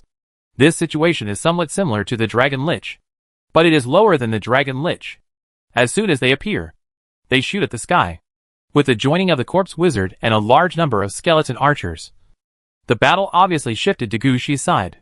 The corpses of two-legged dragons fell from the sky one after another. Gu Shi's undead immediately came forward to deal with these two-legged dragon corpses, dragging them into the city of Aridov. At the same time, other troops under Gu Shi also followed the archer troops and began to move out. The troops that came out this time were mainly ghost troops. In the city of Aryov, the number of ghosts may not be the largest, but it is definitely the most complete one. As an early troop, Gu Shi had already collected a full set of ghost training camps at a very early stage. Gu Shi could train all kinds of ghosts. In the training area of Aladovi City, the first complete division was the ghost area for training ghosts. With the linkage of various ghost training buildings, not only the speed of ghost training will be improved, but also the probability of the appearance of leaders and elites in the ghost army will be affected. It can be said that the ghost army is the most advantageous among the three undead armies under Gu Shi. Whether in terms of numbers, combat effectiveness, or command, they all surpassed the other troops in Gu Shi's hands. Now the ghost troops flew up at the first opportunity and pounced directly on the wyverns in the sky. A chaotic air battle unfolded over Gu Shi. No matter what route the ghosts took, their biggest feature was that they were immune to most physical attacks. The situation of these wyverns was also quite obvious. Their main means of attack was to use their teeth and mouths, and they only had 2 opportunities to spit venom at close range. After spraying, they need to recover for a long time before they can fill up the venom in their mouth sacs. If it is normal, the longer the recovery time, the longer it will take, and they can always replenish it in the end. But on the battlefield now, let alone long recovery, after you spray the first mouth, it is still a question whether you have the opportunity to spray the second mouth. In such a situation, there are not many options for the wyverns. The venom spray that needs to be placed before the countdown is not the first choice of the wyverns. Biting is their top priority attack method. However, they are facing ghosts who are least afraid of physical attacks. More than 70% of the attacks were ignored when they landed on the ghosts. Instead, more and more ghosts took the opportunity of the enemy's attack, pounced on the wyverns, and attacked the wyverns flying in the sky through their own means. When the ghosts and wyverns fought together, Gu Shi was not idle either. He kept mobilizing the troops, and asked the Dead-Eye musician to bless the undead troops that had just come out with buff effects, especially the ghost troops. Under the blessing of the Dead-Eye musician, each of them exceeded their original combat level. Even though there were more and more flying dragons in the sky, Gu Shi could clearly feel that the current battle situation was in his hands. The more this happened, the more Gu Shi dared not be careless. Gu Shi immediately raised the soul summoning tower on the spot. The soul summoning tower this time had completely changed. At first, only the concept of the magic pool was added. But the current situation was not like this. Since Gu Shi came back from the Yinfeng Tower, the soul summoning tower has been strengthened in a targeted manner. There is a magic pool, but there is more than one. There is also a spirit pool for absorbing and storing souls, an amplifier for expanding the influence of the soul summoning tower, and a book pavilion for storing books on advancement. All of these have been researched by Gu Shi and Luna. However, there are still some limitations on these things now. There is no way to directly build a landmark building like the Yinfeng Tower. But as soon as the soul summoning tower was released, it started to operate automatically. At this time, Gu Shi discovered a very strange situation. As the soul summoning tower was released, the spirit pool that should have been running automatically did not move at this time. This situation shocked Gu Shi. After killing these 2-legged flying dragons, their souls could not be drawn out. Gu Shi was once again shocked by the game world in front of him. What is going on? Where are the souls? It can't be said that so many 2-legged flying dragons don't have a trace of soul. Gu Shi, who was puzzled, jumped onto the soul summoning tower at the first time. He carefully checked the situation. The first thing he confirmed was that there was nothing wrong with the soul summoning tower. At the same time, there was nothing wrong with the spirit pool. If no souls could be drawn in this situation, there was only one possibility. All the souls in this world had a place to go. Gushi had learned this from the textbooks of Hades University. In some underworld battles controlled by big men, the soul summoning tower would be affected, because the entire underworld was the territory of a certain big man, and all the souls in this territory were big men. No matter how strong the soul summoning tower was, it could not be stronger than the suppression of the rules. But the world in front of him was obviously not the underworld. Could it be? Chapter 1394 Enemies springing out of the woods. The reincarnation of this world is in the world of the living? Gushi had such a thought in his mind. What kind of game world is this? A normal person's mind can come up with such a setting. The woods have self-awareness, all creatures are connected in spirit, and souls will be taken back after death. This is totally unreasonable. Gushi felt a little unhappy. If he came here seriously, he could find some people to ask. But he was thrown in, and was bounced back and forth several times. Moreover, the battle started right after he arrived. Gushi didn't know who to ask about the situation here. It seems that he has to fight this battle first. If he doesn't suppress the consciousness of this rainforest, Gushi won't know the specific situation of this world. So Gushi quickly contacted the city of Aridov and mobilized new troops. This time is a good opportunity for his soldiers to gain experience. There were many enemies, and their levels were not high, which was just right for Gushi's undead to kill more and get experience points for upgrading. Under Gushi's command, more than 20,000 undead came out of the two city gates. This time, the troops were not all archers. About half of them were zombies and skeletons. This was not because Gushi took into account the subsequent battles. It was because the bulk archer troops in the city of Aridov that were not of a high enough level had all been dispatched by Gushi. If we mobilize again, we will have to mobilize the regular troops. Now is not the time to mobilize the regular troops. You should know that with just this battle, the combat effectiveness of Gushi's low-level soldiers has been visibly improved. For example, among the ghosts that rushed the fastest, many of them have already taken the opportunity to rush to level 7, reaching the standard for admission to the regular army. Many undeads are scrambling for such a good opportunity.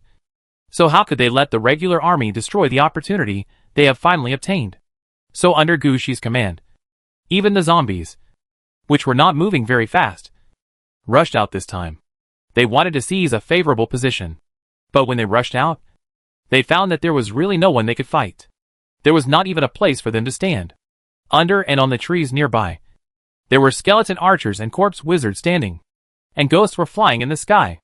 As for open space, there was none.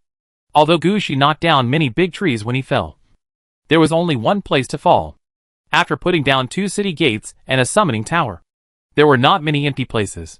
Now there are more than 20,000 zombies and skeleton soldiers, and it's so crowded here. If someone sends a siege vehicle at this time, it may be possible to flatten Gushi's place directly. Just when Gushi was thinking this, the ground suddenly shook. No way. Listening to the direction where the sound came from, Gushi's face was speechless. It can't be that what you think will come true. Where the sound came from, the big tree over there seemed to be hit by something, and fell down heavily. It was obvious that a large beast of a large tonnage had been stimulated by something, and was running forward. The target of the beast's running was exactly where Gushi was now. It seemed that the rainforest was not unresponsive, but the speed of the wyverns was faster, and they just arrived first. The troops on the ground were still on their way. Looking at the undead troops that were crowded together, Gushi couldn't help but shook his head. Call out the undead golems. Gushi immediately issued a new order. 5 elephant-type and 3 Tyrannosaurus-type undead golems were quickly sent out. These undead golems were all at level 9. After all, since the undead golems were acquired, Gushi had never encountered siege battles, nor had he had the opportunity to use them. So they were still at their original level. After being released, the 8 undead golems automatically headed in the direction of the sound. Although they were not as tall as the nearby trees, these undead golems had their own methods. As they moved forward, they easily pushed aside the nearby trees. This gave Gushi's undead a glimpse of hope. They quickly rushed forward and immediately occupied the position where the big tree had just been pushed down. At this time, the vibration sound from a distance was approaching here. A large group of black leopards were running wildly on the nearby trees. When they approached Gu Shi's battlefield, they immediately pounced on the undead released by Gu Shi. These black leopards looked rather strange. Not only were they 4 to 5 times larger than normal leopards, but they also had obvious problems with their bodies. Pure black skin is quite common, but the fur has a plant-like smell, as if the skin will bloom at any time. When moving back and forth among the trees, this kind of skin can obviously get support from nearby trees, and they can even use vines to gain strength, making their movement faster and faster. And they can hide in the rainforest. When they rushed out, they really caused a lot of trouble for the skeleton archers under Gu Shi. You have to know that because there is no place to stand, and the wyverns are flying too high in the sky, except for some skeleton archers and corpse wizards standing on the gate tower and the city wall. Most of the other archer troops are standing on the ground. Some skeleton archers try to get themselves to the trees and attack the wyverns from the height of the tree canopy and shade. In the eyes of the black leopards, the skeleton archers on the trees are the best targets. As soon as they rush out here, they immediately attack the skeleton archers. The skeleton archers had different reactions to the sudden attack, but no matter how they reacted, none of them wanted to retreat. Their skeleton archer leaders were constantly adjusting their subordinates. Some directly assigned a group of subordinates to serve as sacrifices, creating shooting space for other skeleton archers. Some squeezed towards the enemy and shot at the enemy's body. Some held bows and arrows for close combat. Anyway, none of these skeleton archer leaders retreated or ran away. Such a situation also stunned the Black Panthers.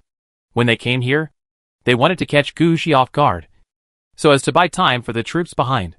Now the skeleton archer troops were not in chaos, not to mention affecting Gu Shi in the rear. As a result, their attack was meaningless, and for a while the Black Panthers didn't know how to deal with it. At this time, the vibration of the ground was also heard nearby. As the big trees fell one by one, Gu Shi finally saw the existence that was running wildly. A thing that looked like a hybrid of a rhinoceros and a buffalo. Chapter 1395 The Existence Behind the Rainforest. The hybrid of a rhinoceros and a buffalo that broke through the trees is a beast that is about the same height as a heavy truck. The reason why it is called a hybrid of a rhinoceros and a buffalo is that there is a rhinoceros horn in the middle of its head.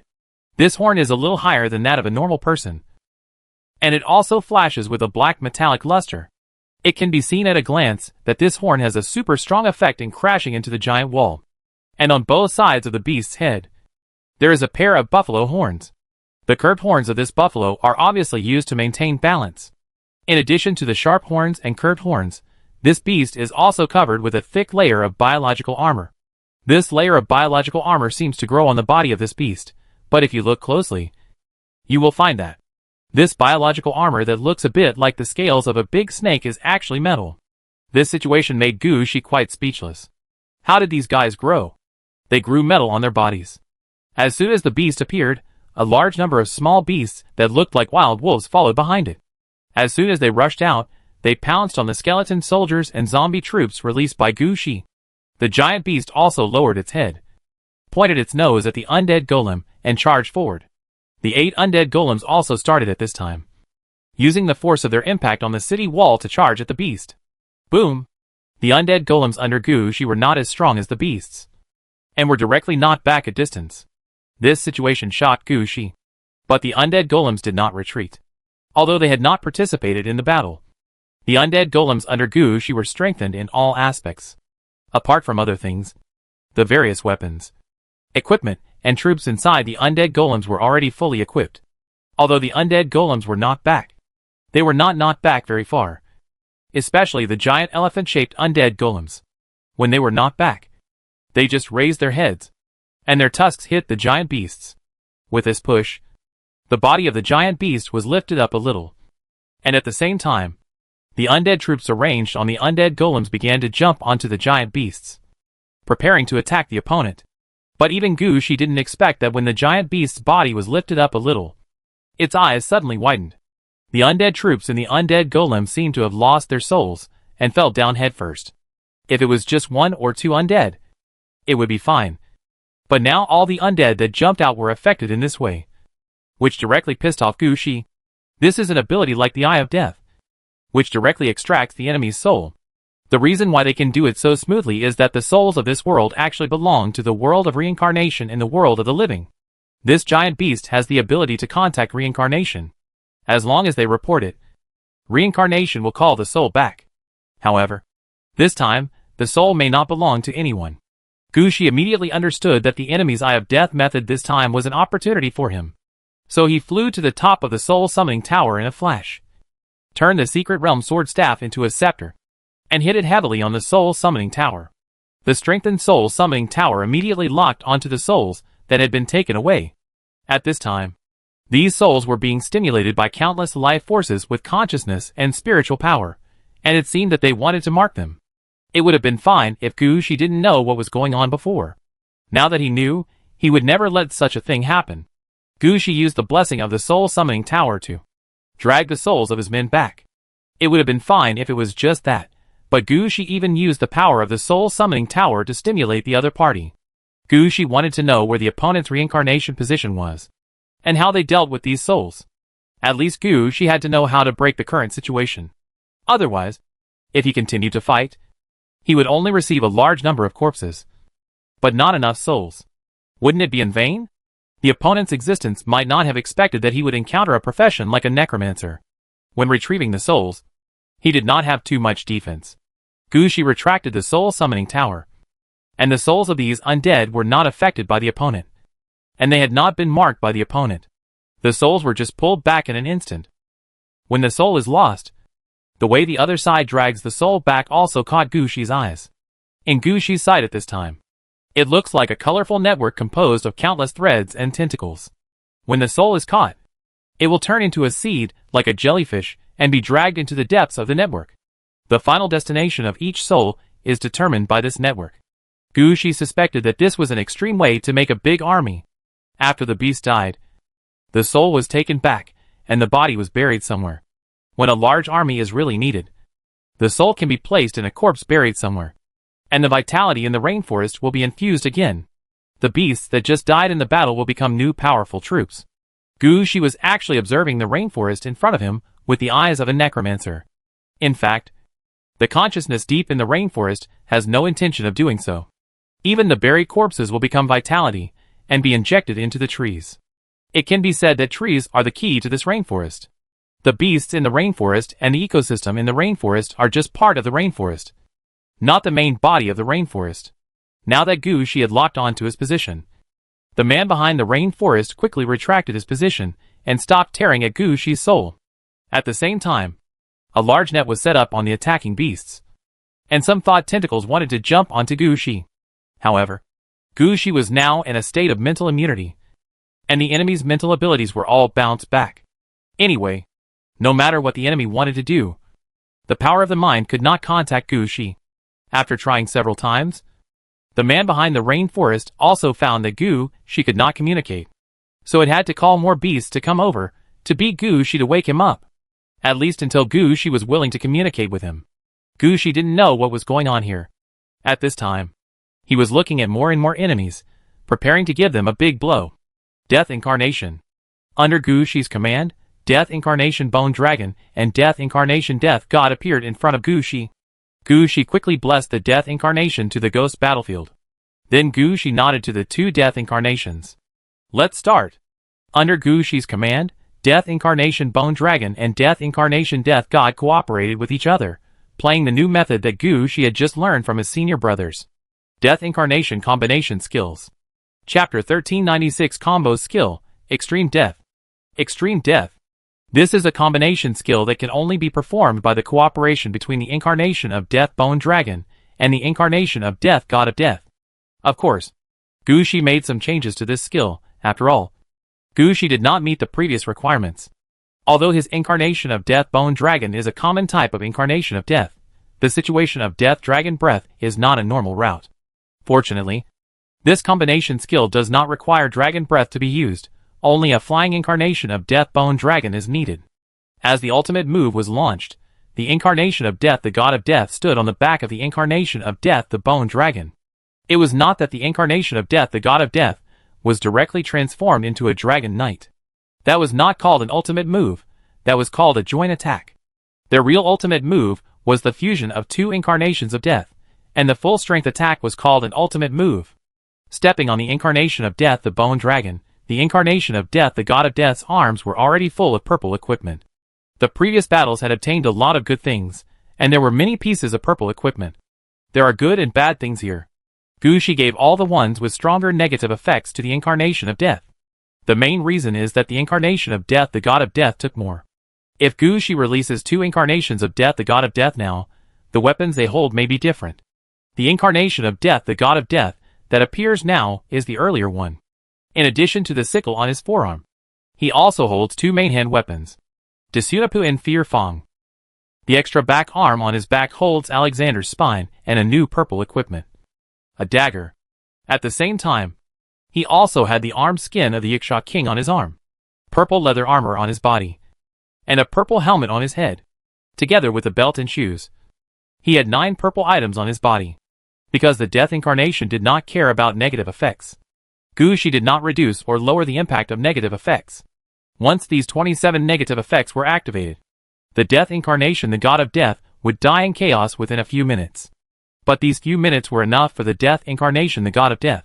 Standing on the body of the Death incarnation, the bone dragon, the body of the Death incarnation, the god of Death, shrank downwards. His body and all the purple equipment melted away. After that, he merged into the bone dragon. The color of the bone dragon quickly turned bright green. Then the bone dragon flashed and flew into the sky. It looked like someone had set a green flare into the sky. This situation naturally attracted the attention of the 2-legged dragons in the sky. A large number of 2-legged dragons immediately chased after it, trying to stop the Death incarnation, the bone dragon, from flying. But they didn't know that when the body of the Death incarnation, the god of Death, merged into the body of the Death incarnation, the bone dragon, the situation became different. Everything was unstoppable. If this could be stopped, it would not be the last resort of the necromancer who mastered the power of the Death incarnation. The Death incarnation, the bone dragon, flew to an altitude of nearly 3,000 meters in less than 30 seconds. Then its body no longer looked like a bone dragon, but a layer of bright green air wrapped around the body of the bone dragon, making it look like a bright green translucent dragon. The Death incarnation bone dragon turned in the air and changed the direction of its maximum speed and rushed directly downward. When the Death incarnation bone dragon rushed downward, his body was stretched longer and longer, and finally, like a long green arrow, it pierced the center of the rainforest. That location was where Gushi felt, where the reincarnation of the living world was.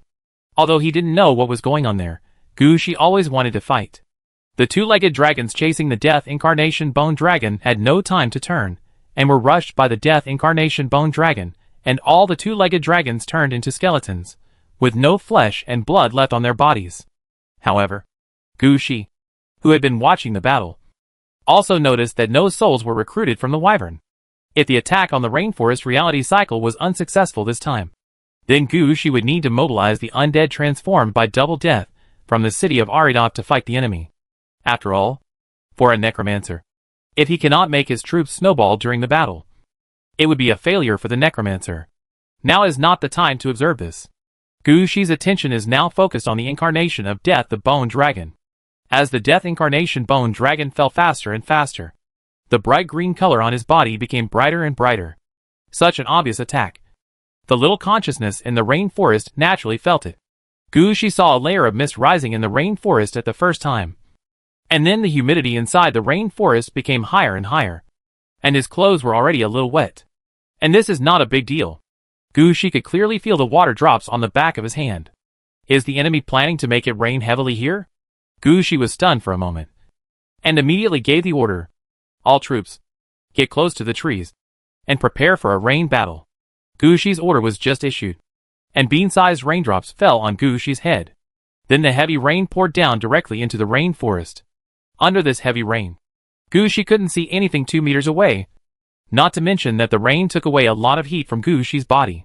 Gushi felt that if this continued, he would be washed away by the rain.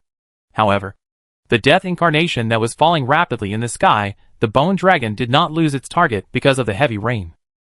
The souls of the returning wyverns were the best direction for the Death incarnation, the bone dragon. Just follow these souls. Of course, for the Death incarnation, the bone dragon, this was not what he wanted. His speed was getting faster and faster. As long as the direction was correct at the beginning, there would be no problem. In less than 15 seconds after the heavy rain, the Death incarnation, the bone dragon, with a bright green light, hit the ground heavily.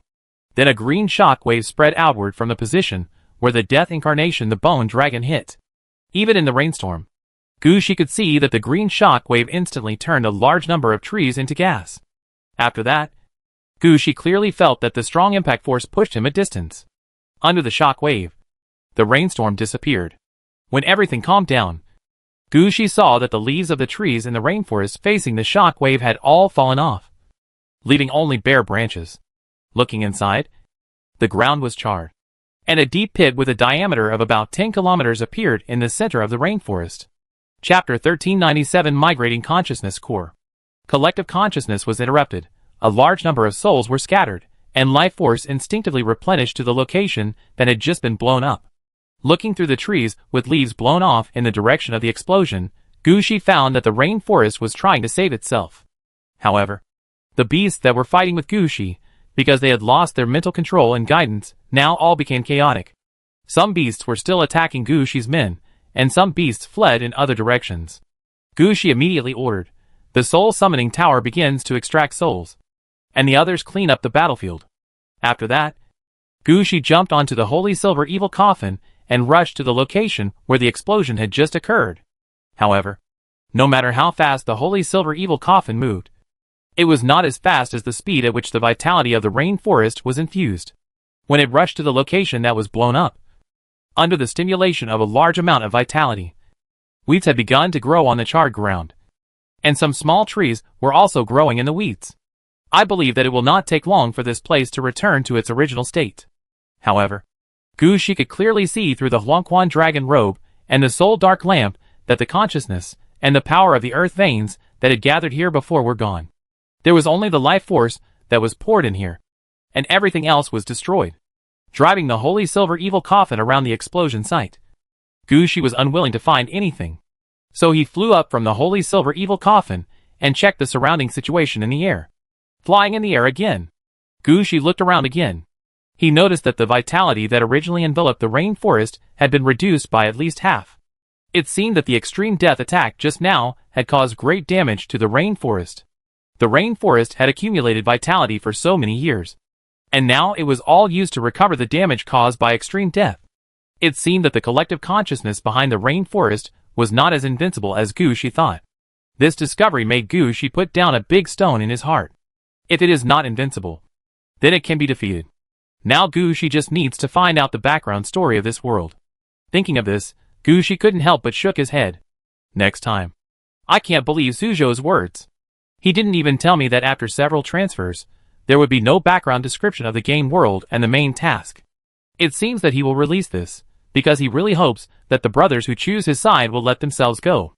This may be a good thing for some players, but for new players like Gushi, it is a bit troublesome. Because Gushi had too little experience in exploring the game world. He fought a battle right after entering the game. Now Gushi was not sure how he could find out the background of this game world, and who the enemy was. Just when Gushi was in a dilemma, the vitality shrouding the rainforest fluctuated again. This slight fluctuation was immediately noticed by Gushi. Looking at the direction of the vitality fluctuation, Gushi estimated the location, and wanted to rush over as soon as possible. But Gushi finally found out somewhat helplessly that the place where the vitality fluctuated was too far away from him. The rainforest in front of him was not the only place where Gushi had just fought. Gushi had checked the situation of the rainforest in the sky before. At that time, he felt that it was endless. In fact, Gushi did not check the situation completely before he was dragged into the battle. He did not have much concept of the rainforest in front of him. In fact, this time when Gushi was sent here, he was really thrown into the novice area. I didn't see any beasts or wyverns coming to kill me. The level was about level 5. Under normal circumstances, a level 10 necromancer, if he didn't mess around, he could reach the core of the rainforest consciousness, where he would know the background of the game world, and receive novice tasks, and slowly integrate into the game. But Gushi's actions not only caused a war, but also destroyed the collective consciousness of the rainforest. This situation is a bit embarrassing. It can be said that Gushi cut off the road himself. It is precisely for this reason that Gushi did not know that the rainforest in front of him actually covers an area of about 7 million square kilometers. This is equivalent to the size of an Amazon rainforest. The most important thing is that such a large area is all tropical rainforest climate. The rainforest destroyed by Gushi instinctively concentrated its vitality and wanted to build another rainforest. The location he chose was naturally far away from Gushi, so Gushi in the sky could see the fluctuation of vitality. But if he looked closely, he would find that there was fluctuation. But the location was too far away. From where Gushi is now, to where the vitality fluctuates, it takes at least about 6,000 kilometers. At the current speed of the Holy Silver Evil Coffin, if there are no detours and no obstacles on the way, it will take about 30 hours to get there. By the time Gushi gets there, everything will have been decided. They can even think of a way to deal with Gushi's extreme death, or be prepared to deal with the beasts and wyverns of Gushi's army. If there are humans in the rainforest, there may be sniping by human troops. In such a situation, what is the difference between Gushi and killing his way out step by step? Standing in the sky, looking at the direction of the life fluctuations in the distance, Gushi also had many thoughts in his mind. Should I go over and take a look? At that distance, if I insist on killing my way over, it will take at most 2 days. Just when Gushi was hesitating, there was another change in the rainforest. This time, it was the two-legged dragons that caused the change. As the vitality moved to the other side of the rainforest, Gushi noticed that within 30 kilometers, a large number of flying dragons rose up. They seemed to be carrying something, flying out of the rainforest, and heading to the place where the vitality was transferred without looking back. It was as if they were preparing to move. It was this change that made Gushi determined to go over and take a look. Thinking of this, Gushi dodged and landed back on the Holy Silver Evil Coffin. Go back. Get ready. We have a long way to go. The Holy Silver Evil Coffin reacted quickly, and immediately brought Gushi back to the place where they had fought at the beginning. Because when Gushi left, he only ordered the soul summoning tower to extract souls, and did not issue any other orders. So the undead without enemies did what they wanted. They took their share of the rewards, and sent the remaining corpses and other things back to the city of Aridov. There was no need for anyone to give special instructions. Chapter 1398 Flying Legion. In the soul pool of the summoning tower, Gushi looked at the soul fragments soaking in the blue translucent liquid. Without any hesitation, he stretched out his hand and grabbed a piece. As a necromancer, before Gushi took office, he had already learned how to deal with soul fragments. At the beginning, Gushi took office with soul fragments caught from mice. Now that Gushi's level has been improved so much, and he has learned various skills and knowledge at the Hades University, he has become more proficient in dealing with soul fragments. Just picking up a piece of soul fragment, Gushi's eyes flashed with many images. In these images, they were flying in the sky and running in the woods. It seemed that just as he guessed, the reincarnation channel of this world was built in the world of the living. When creatures in this system died in battle, their souls would be taken back and prepared for new deployment. As for the recovered souls, they should have only been processed very superficially and then used directly. The memories in the souls were not cleaned up. This situation clearly shows that, in this world, soul transfer and possession are possible. If Gushi cannot handle this situation, when he really fights with the forces in this world, they may continue to spawn powerful troops to fight Gushi. This is a situation that Gushi does not want to encounter, because in such a battle, it is quite disadvantageous for him. At most, he can only get some corpses, but not normal souls. Without souls, the effect of the necromancy will also be affected. It is no problem for Gushi to use the undead troops transformed from double death. But under normal circumstances, when Gushi kills the enemy, he must get at least double the undead. Even if some undead are buried in the corpse-raising ground for warming, they are actually counted in Gushi's undead troops. In this way, Gushi feels that he has lost out. Thinking of this, Gushi loosened his hand, and the soul fragment slid into the spirit pool like a swimming fish. Gushi sighed after taking a look at the soul fragments living in the spirit pool. The spirit pool was built not long ago, and Gushi had not yet mastered many of the techniques. Eve, who was in charge of scientific research, was helping Gushi copy books and do homework in Een City, and she could not come to deal with this matter. Gushi might have to study the situation of the spirit pool himself. Let it rest for a while, Gushi muttered, and turned around and walked out of the soul summoning tower. At this time, the battlefield had been cleaned up, and the bodies of the two-legged dragon and various beasts were all sent back to the city of Aridov. Because the area in front of us is a novice area, the level of the enemies is only about level 5. And the strongest beast that looks like a hybrid of a rhinoceros and a bison is only level 9. In addition, they are all beasts. And when these corpses were sent back, they were not taken seriously by Luna and the others. According to Gushi's classification of the quality of the corpses, they were directly processed. After the corpses were processed, some of the new undead transformed by double death were sent to Gushi in the city of Aridov. All these new undead were transformed from the wyverns killed before. It seems that Luna and Princess Anna also know what Gushi lacks now. Because the wyverns are only level 5, according to the rules of double death transformation, the level will not be improved. So even if they look like flying dragons, the soldiers they transform into are not bone dragons. They are not even patchwork bone dragons. In the end, they are some undead creatures that are a mix of bats and gargoyles. This kind of undead creature is the state of transformation of animals after death. It has bat wings and dog heads, its body has been mummified, and a skull is covered on its head, which looks like a specially placed helmet. When it falls to the ground, the bat's wings will shrink and become forelimbs to support the ground. At this time, they will look a bit like gargoyles. But Gushi understood that this is not a gargoyle, nor is it a giant bat like the vampire. It is a type of soldier called the fear bat. They are distant relatives of the giant bats, and their combat power is much stronger than that of the giant bats.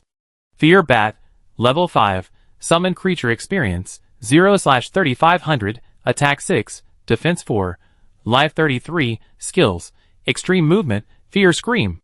Gushi checked it out. The fear scream of the fear bat is a kind of sonic attack. It can cause damage to the enemy, and it can also scare the enemy, making the enemy feel scared and flee. This is a special type of soldier that can disrupt the enemy's battle formation. Most importantly, this type of soldier can fly from the sky, and their attack range is quite far. Gushi has heard about this type of soldier, but he never thought that they would appear in his team like this.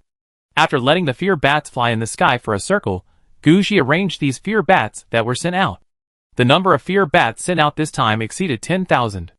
According to Luna, this is only a small part of the fear bats. The rest are also ready. But Princess Anna thinks these are some more suitable flying troops. So she left a small part of them, preparing to study the fighting style of this type of troops. Let's see if we can gather enough flying troops to set up flying points and air patrols outside the city of Aridov. So this time, only 1/5 of the troops were sent to Gushi. If Gushi feels that he is short of manpower, he can temporarily mobilize them. Anyway, the city gate is there, and Gushi can mobilize troops quickly. After knowing the situation here, Gushi divided the more than 10,000 fear bats into 10,000-man teams. 2 of the 1,000-man teams protected the gargoyles, and went directly to the location where the vitality was reconcentrated. They were mainly responsible for exploring the way. 2,000-man teams were responsible for protecting the gargoyles, and the remaining 8,000-man teams flew in the air. Gushi had also seen the fighting style of the wyverns before, although most of the wyverns now flew towards the direction where the vitality was gathered. But who knows if there are still wyverns nearby? Gushi must protect himself. During the march, it is impossible for the archer troops to suddenly appear on the trees and shoot the wyverns. Along the way, Gushi must have a corresponding air force to deal with the possible attacks launched by the wyverns. After arranging the fear bats, Gushi directly put away the slower-moving zombies and replaced them with ghost troops that can float freely in the woods, then put away the summoning tower and the city gate, sorted out his belongings, and headed towards the gathering place of rainforest life. Chapter 1399 Mysterious Guidance.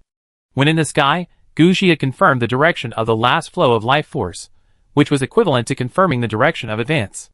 Gushi sat on the holy silver evil coffin, followed by a large number of ghost troops. Gargoyles and fear bats were flying in the sky, and the dense rainforest could not stop him from moving forward.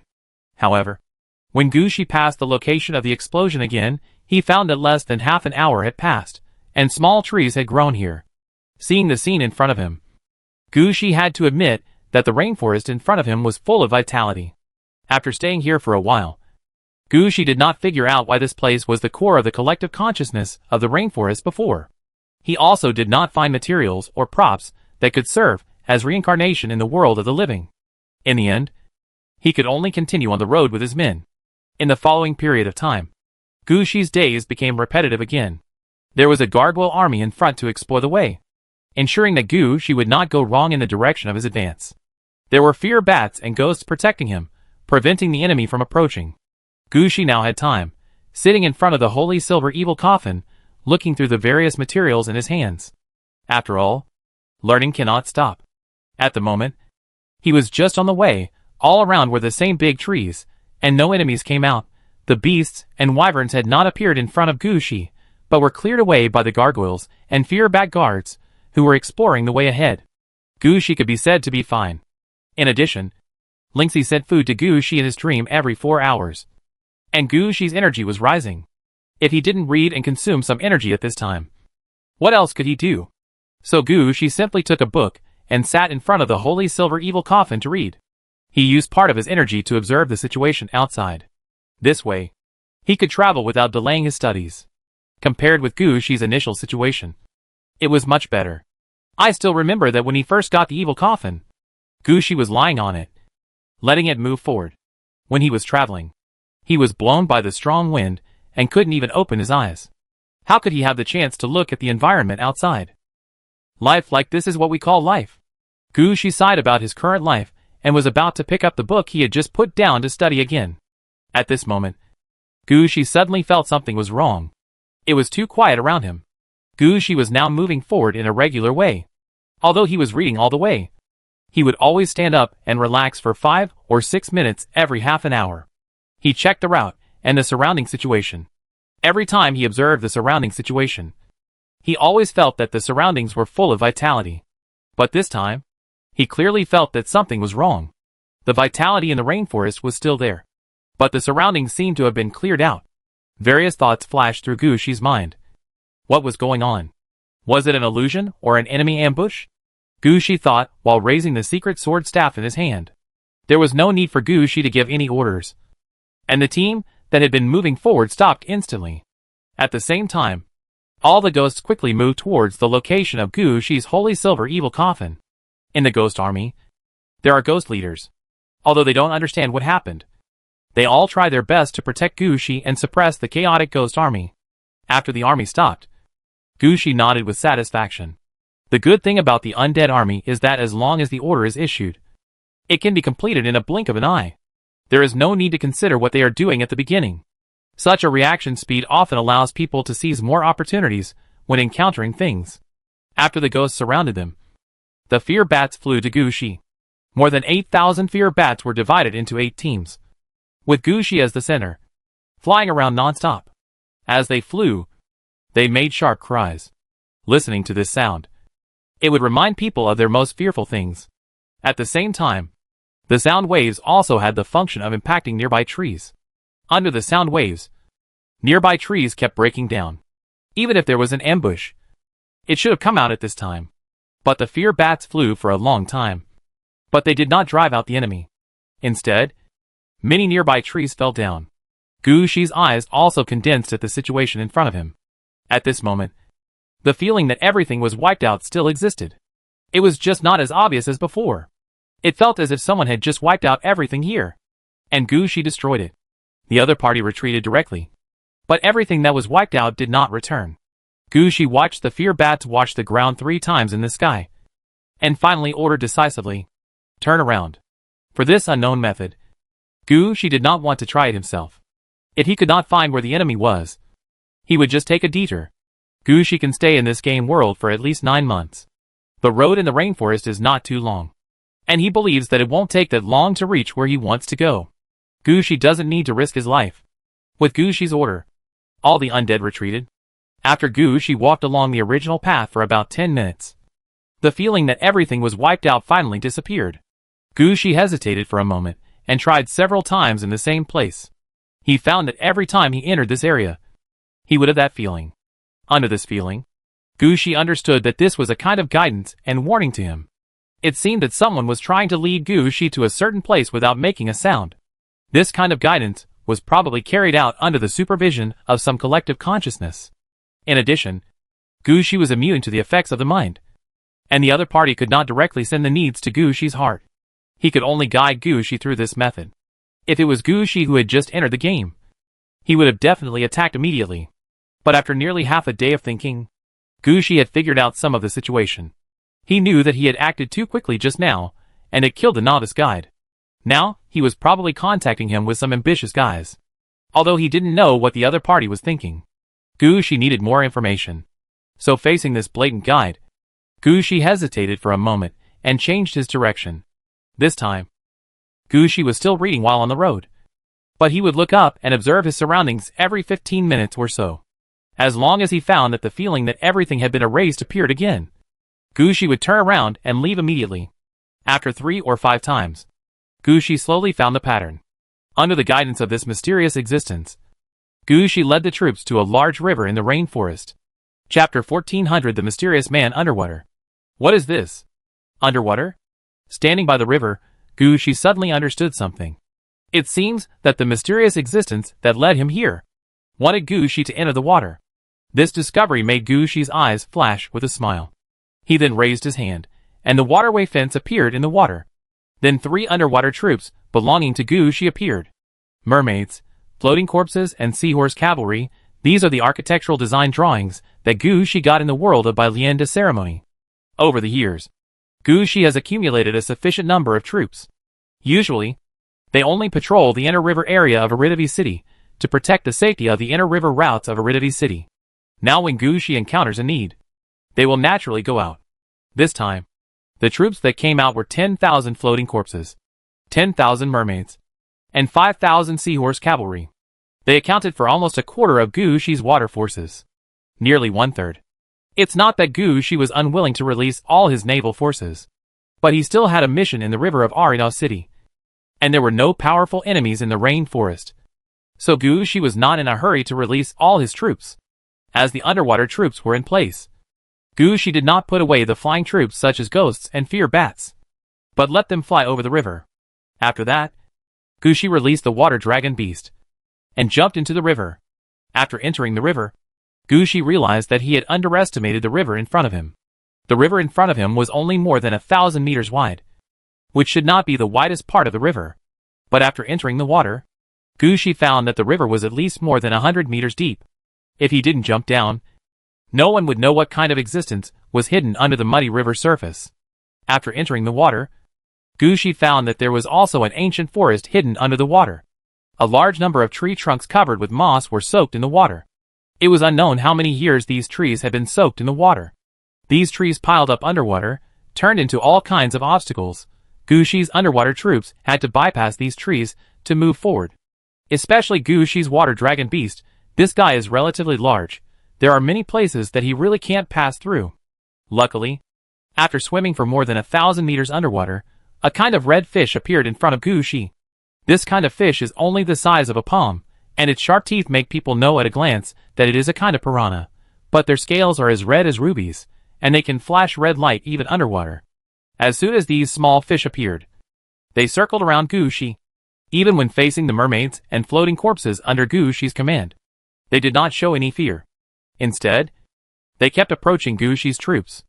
After a few times, Gushi understood the intention of these small fish, which were here to lead the way. Of course, if Gushi's men were hungry, they would catch these small fish and eat them. And I think no one would mind. Gushi opened his mouth, pointed at the small fish, and then his men quickly followed the small fish. Under the leadership of Xiaoyu, Gushi's troops passed through an underwater valley built by fallen trees, and then passed an underwater waterfall, and finally arrived at the place they were going to this time. At this time, Gushi felt that he had underestimated the consciousness-gathering core in the rainforest. He never thought that in the river of this rainforest, there was a river more than 600 meters deep. Now Gushi was close to the bottom of the river. Looking up, he could hardly see the sunlight. Under the water, there were glowing algae all around. When someone swam by, these algae would emit a faint light, attracting the attention of the swimmer. In the algae, Gushi saw many corpses of wild animals. Among these corpses were the black panthers that Gushi had fought before, wild wolves, two-legged dragons, and the strange-looking hybrids of rhinoceros and bison, all of which were found underwater. In addition to these, Gushi also saw the corpses of giant pythons, six-legged lizards, hippos, and other wild animals entangled in the algae. These corpses had obviously been underwater for a long time, but they were surprisingly intact, without any changes that would occur to corpses that were immersed in water. Instead, they seemed to be protected by the water. But Gushi soon found something wrong. As Gushi went deeper into the water, he slowly found traces of civilization. On the bodies in the water, there were some lizard men with green skin. These lizard men had human bodies, tall and thin, about 3 meters tall, and looked like bamboo poles. Their heads were like lizards, green in color, covered with scales, long tails curled naturally, and longbows in their hands. Although the longbows in their hands were made of ordinary wood. But this alone can prove that they have their own civilization. However, Gushi did not quite understand why they were soaked in the water. Under the escort of the fluorescent algae, Gushi finally came to a cave under the water. The location of this cave is quite good. After entering the cave, although it is still relatively humid, there is not much water, and the air inside is just right for people to breathe. However, when Gushi was brought to the entrance of the cave, Xiaoyu, who had been following him, stopped the idea of Gushi's soldiers to follow him. It seems that only Gushi is going to enter the cave. Gushi is not worried about this situation at all. When he went into the water, he had already secretly put down a city gate in the woods. And there are waterway fences on the river. No matter what happens, Gushi can retreat to Yaladovi City as soon as possible, transfer through Yaladovi, and return to the rainforest. Besides, even if he goes alone, the person holding the Flame 6-path lantern is still protecting Gushi, and if it doesn't work, Gushi can still release the incarnation of death. He really had nothing to fear. So after letting his underwater troops guard the entrance of the cave, Gushi entered the cave by himself. When he climbed out of the water, Gushi found that the originally dark cave was completely lit up. It felt like entering a dance hall. Because of his entry, all the neon lights were all lit up, with colorful lights in the darkness, looking at Gushi. He was quite speechless. At the same time, a voice came from the depths of the cave. Testing, okay, do you understand what I say? I understand, who are you? Gushi looked around, but except for the light, he could not see anyone in the cave. Chapter 1401 World Background. It's good that you can understand. I haven't spoken for a long time. Besides, you can't communicate with me by heart, so I can only use this method. But to be honest, this way of communication is really inconvenient. But it's safe. The voice kept talking. Gushi also heard something from the voice. The consciousness of this world should be communicated through the heart. No matter how many things there are, as long as the hearts are in contact, most of them can be communicated clearly. There is no need to spend so much time and effort on language communication. But language communication also has a benefit. That is, it can be communicated without the mind. And their communication will not be known to other people in this world. When the voice stopped, Gushi said lightly, "Then can I know who you are? Of course, I invited you here to ask for your help. If we don't know each other, how can we communicate? My name is Ilu Dreamweaver. I am one of the Eva of Omadi Kaya Rainforest." Eva? In your words, it should be a god or a celestial being or something. Of course. I am a loser, defeated by IKA, and had to lurk at the bottom of the river. If you hadn't seriously injured IKA this time, I wouldn't have contacted you. Then Ilu told Gushi about them. This may be the habit of these Evas. After all, when they communicate through the mind, they directly inject everything into other people's brains. Because there are quite a lot of things that can be transmitted during mind transmission.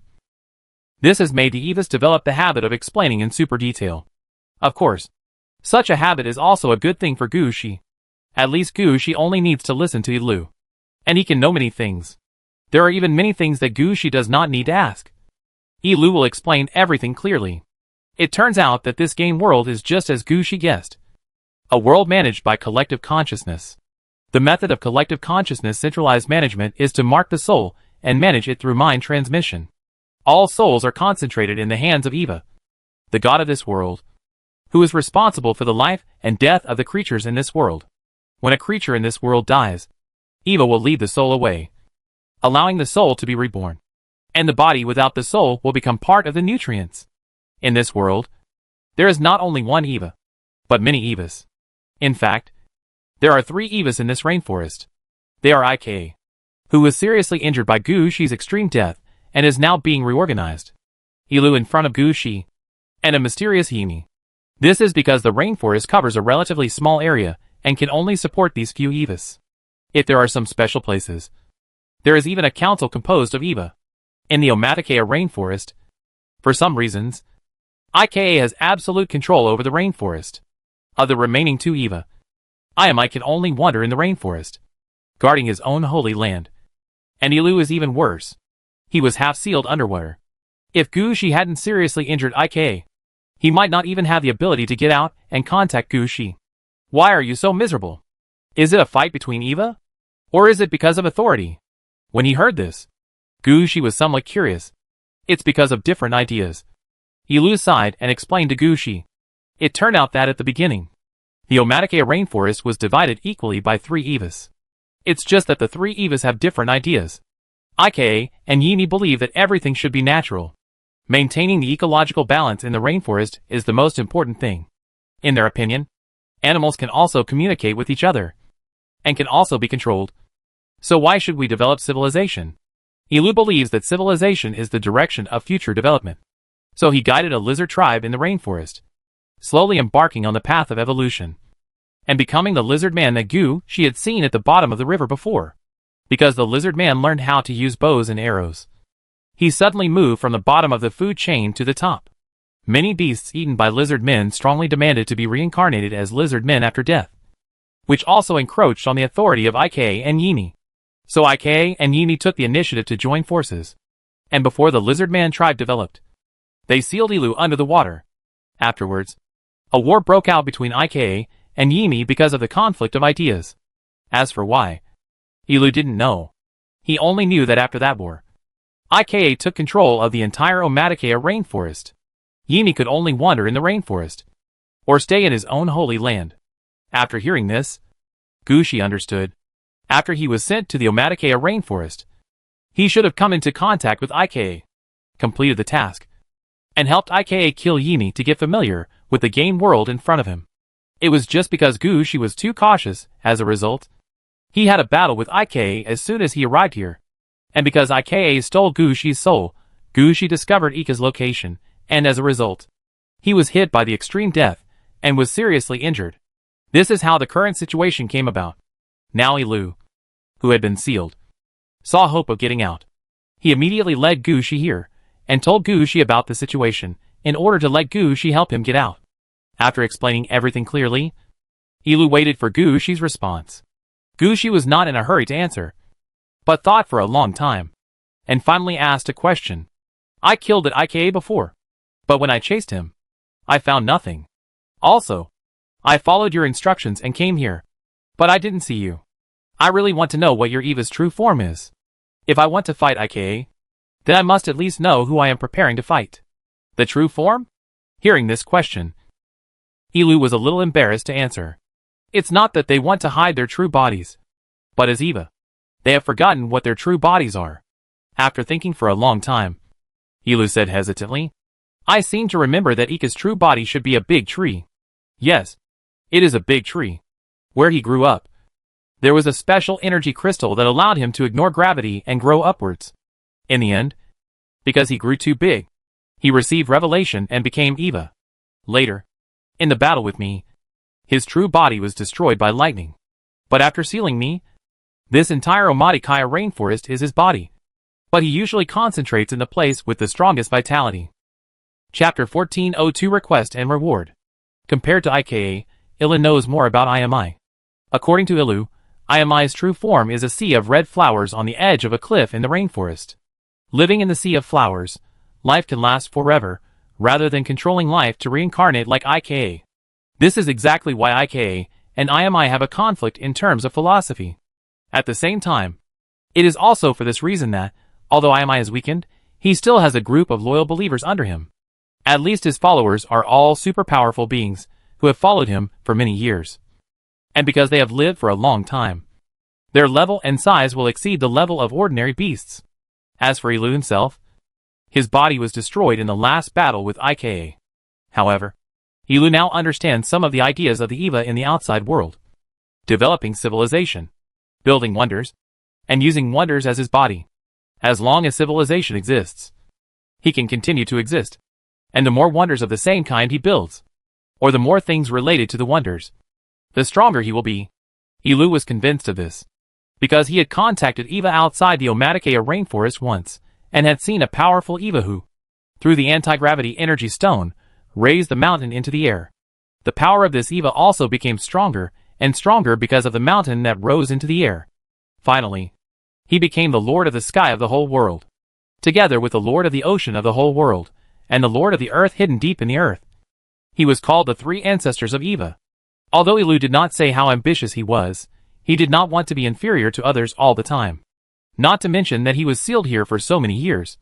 He could only observe the outside world through the mental network. But he couldn't transmit information. This made him very unhappy. So when Yika was in trouble, Ilu chose to lead Gushi to him. He even learned a language specifically for Gushi, so that he could communicate with Gushi. Fighting Yika, that's not a problem. After understanding Ilu's idea, Gushi immediately agreed. It just so happens that I have offended him, so beating him is naturally not a problem. But I have a question. Judging from your and Yimi's situation, you should be invincible. Last time, I had such a powerful attack, but only seriously injured him.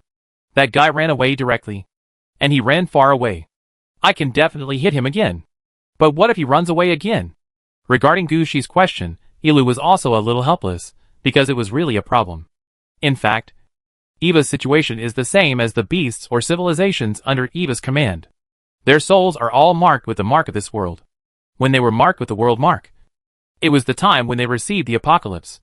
As long as the apocalypse was successful, they would never die, and could only be sealed through various means or rules. This is why Gushi caused such a big explosion, but only seriously injured IK, and everything would return to its original level in a short time. Asking Ilu such a question, no matter how Ilu answered, it was not. And if Ilu really had such a level, he would not be an ordinary Eva sealed in the Omadikai rainforest. For a moment, Ilu didn't know what to say. However, Ilu was trapped at the bottom of the river for so long, and he was still alive and happy, which was also due to his certain ability. He quickly thought of a solution. We can seal him up, just like he sealed me. Seal? Gushi really hadn't learned this. Yes, seal, suppressive seal, I have learned this, and I am also one of the sealed ones. I have experience in this aspect. I can seal IKA with you. After hearing what Ilu said, Gushi didn't have much interest. Just sealing the enemy. For Gushi, there is not much benefit. Just sealing the enemy, even double death cannot be activated. Then why does Gushi have to spend so much effort to do such a thing? There is absolutely no need. Just when Gushi was about to shake his head and refuse, Ilu quickly proposed an idea. I know a way which can deal with Eva, but that method is a taboo ability. Only a few big-name Eva know it. I also accidentally learned about this situation after I met the Lord of the Sky and communicated with him last time. If you are willing to help me deal with IKA, I can introduce you to the Lord of the Sky. Gushi still shook his head slightly after hearing this, because this is a troublesome matter. There is no way to kill IKA. But in order to deal with such a boss in the novice area, he has to go through a big circle and contact one of the three major bosses in this world to get the method to deal with Eva from him. The most important thing is that it is not certain that he can get it. If Gushi goes there like this, he will most likely have to complete the task. After all, this method can be used against ordinary Eva, and it may also be used against big guys like the Lord of the Sky. If you don't have a particularly good relationship with the big guys, it's simply a dream to get this method from them. If Gushi has a team and is willing to work hard in this world for 10 years, he really has a chance to get this method. Finally kill IKA. But Gushi will only stay here for a year at most. And it's obvious that learning this kind of thing is not very useful. And Gushi can't capture all the Eva in this world. For Eva, who has always been hostile to him, Gushi is really crazy to put so much effort into doing such a thing. Seeing Gushi's unwilling expression, Ilu was also a little panicked. He finally met an enemy of IKA, and wanted to join hands with Gushi to deal with IKA, but Gushi obviously didn't like what he took out. Ilu was speechless. If Gushi left, what should I do?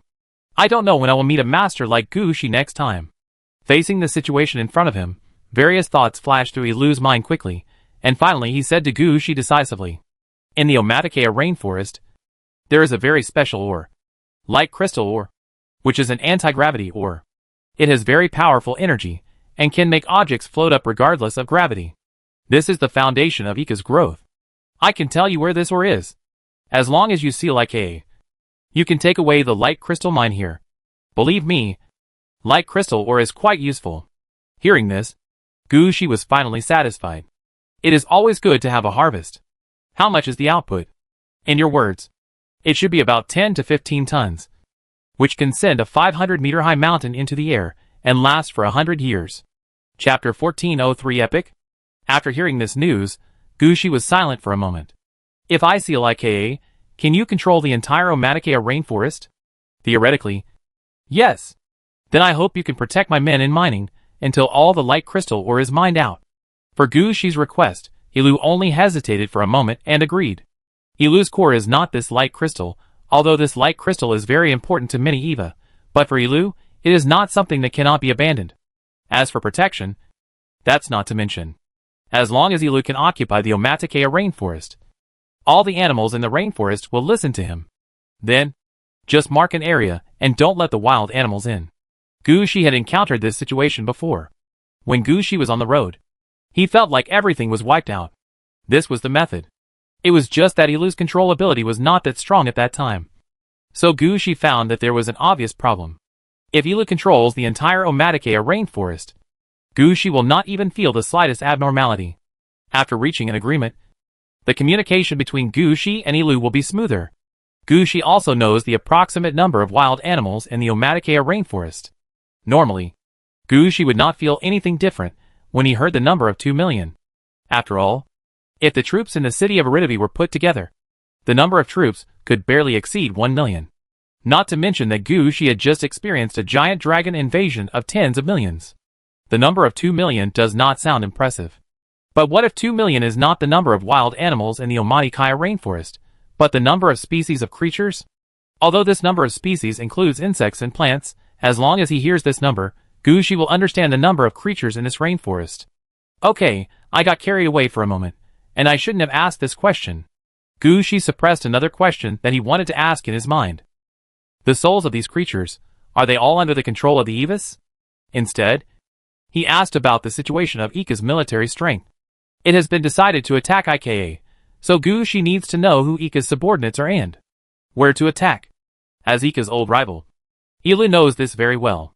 When attacking IKA, there are 3 troops to pay attention to. The first troop is Ika's core troop, the Wyvern troop. You should call it Wyvern, but it is generally called Banksy here. At the beginning, Ika's main body was still there. His main body was more than 3,000 meters high. He raised a large number of Banksy on the top of his main body, and gradually formed a strong population. At the most, there were as many as 5 Banksy populations, with different fighting styles and abilities. Later, Ika's main body collapsed, and the Banksy scattered to the Omaticea rainforest. Due to environmental reasons, 2 populations disappeared, and the remaining 3 populations survived in the Omaticea rainforest. As long as IKA gives an order, they will appear at the first time.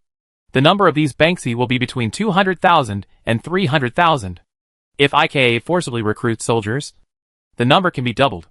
They can be regarded as Ika's core main force.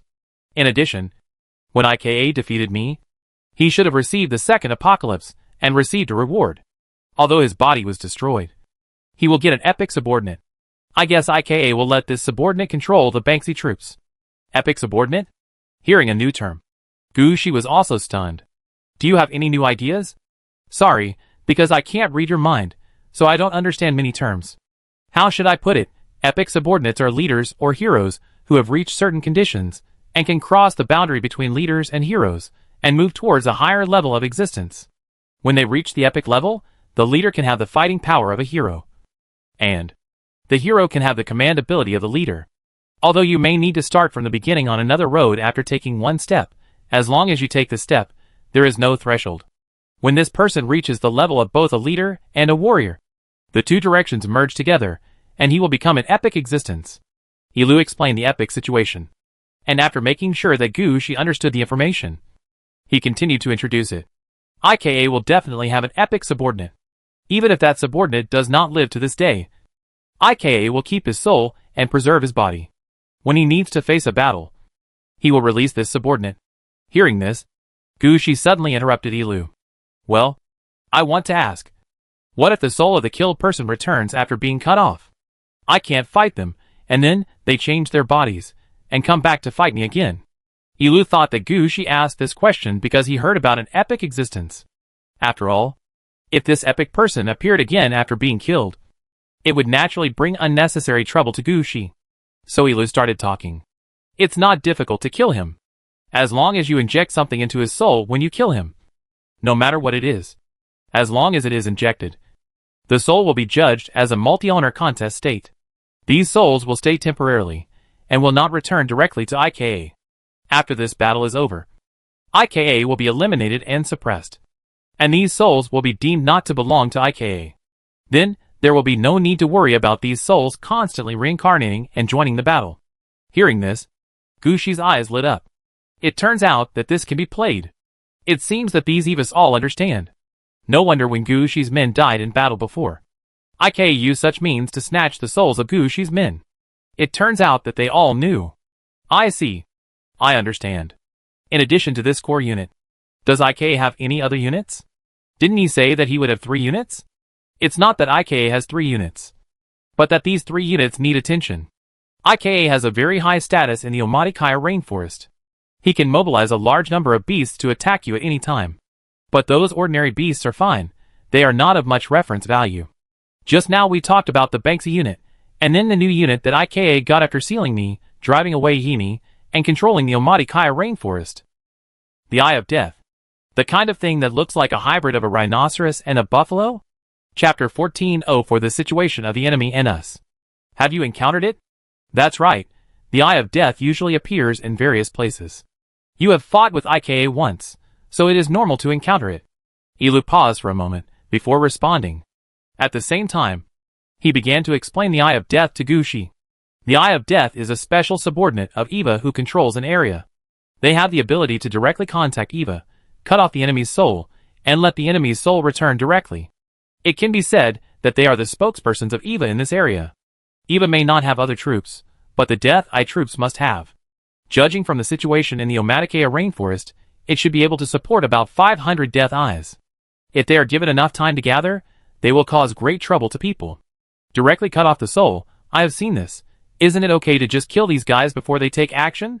Gushi said with a smile. Although he encountered some troubles when fighting the Eye of Death last time. But he also saw the situation of the Eye of Death. The Eye of Death is a rule-based army targeting creatures in this world. But when facing creatures that are not from this world, the effect of the rules will be reduced. If they face the Necromancer again, the effect of their rules will be weaker. Before, Gushi could deal with them, when he did not understand the rules of the souls of this world. Now, let alone, if he goes back and changes the summoning tower, Gushi can easily deal with this kind of Eye of Death. Of course, if they have other means, that's another matter. Seeing Gushi's confidence, Ilu didn't say anything more, but talked about the third unit that needed attention. The third unit is the frontal unit used by IKA. IKA is used to using beasts, so this unit is also mainly composed of beasts. Mainly bone-breaking wolves, 7-flowered snakes and peacock deer. When Ilu explained, some patterns appeared in front of Gushi. It can be seen that he was directly helping Gushi to cheat and tell the enemy what they have. Bone-splitting wolf has 2 heads, a spike on its back, moves very fast, and will automatically split into 2 pieces when attacking, and attack from the left and right directions. Although this thing is small, its defense is weak, but its attack power is quite high. If you encounter such a guy, use a large-scale spell directly. 7-flower snake, a big snake that is 5 meters tall when standing upright, has 7 layers of petal-like jade on its neck, which, when opened, can defend against long-range attacks. It can also spray venom, and the attack range of the venom is about 1,000 to 1,015 meters. When encountering such an enemy, you need to send a large force to attack from the rear, and attack the opponent's waist. As long as you cut off the waist of the 7-flowered snake, it will not be able to stand up, and this 7-flowered snake will be useless. Peacock deer, a deer-shaped creature that can show its epidermal hair, they have the ability to run very fast in the woods. At the same time, when they show their fur, they will emit light and sound, in order to attract the attention of hunters in the sky. After attracting the hunters in the sky, they will pop out their sharp tongues to attack, which belongs to the anti-air type of troops. After some peacock deer evolve, they will bury themselves underground, disguise themselves as underground flowers, and use their tongues to attack everything passing by. This kind of creature is not easy to deal with, especially when they are lurking. You may not know which forest has peacock deer. After listening to Ilu's introduction, Gushi frowned. He seemed to have heard of such an arrangement of troops somewhere. Gushi carefully flipped through the books he brought with him, and then took out a book very seriously. This is a travel journal that senior brother Guang gave to Gushi. It records many game situations, and it records what to do if you encounter a game world with no background and no main quest. It is a relatively simple popular science book. Gushi used it to relax himself, to digest the reading and learning. It records some basic military classifications.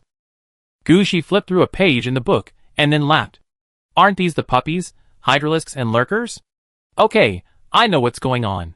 How many of them will there be? There are about 500,000 bone-cracked wolves, about 200,000 seven-flowered snakes, and as for the peacock deer, there may be nearly 300,000. Ilu gave an estimated data. Oh, that means their main force is about 1 million people. Do they have any powerful generals? It's impossible that they only have one epic level. Right? Yes, about 200,000 people will be led by a leader level. Below the leader level is the hero level. Each hero level will lead about 50,000 beast troops. Hearing this data, Gushi felt a little incredible. With so many, can they handle it? EVA has a mental network. In fact, even without a leader or hero, these beasts can be easily commanded.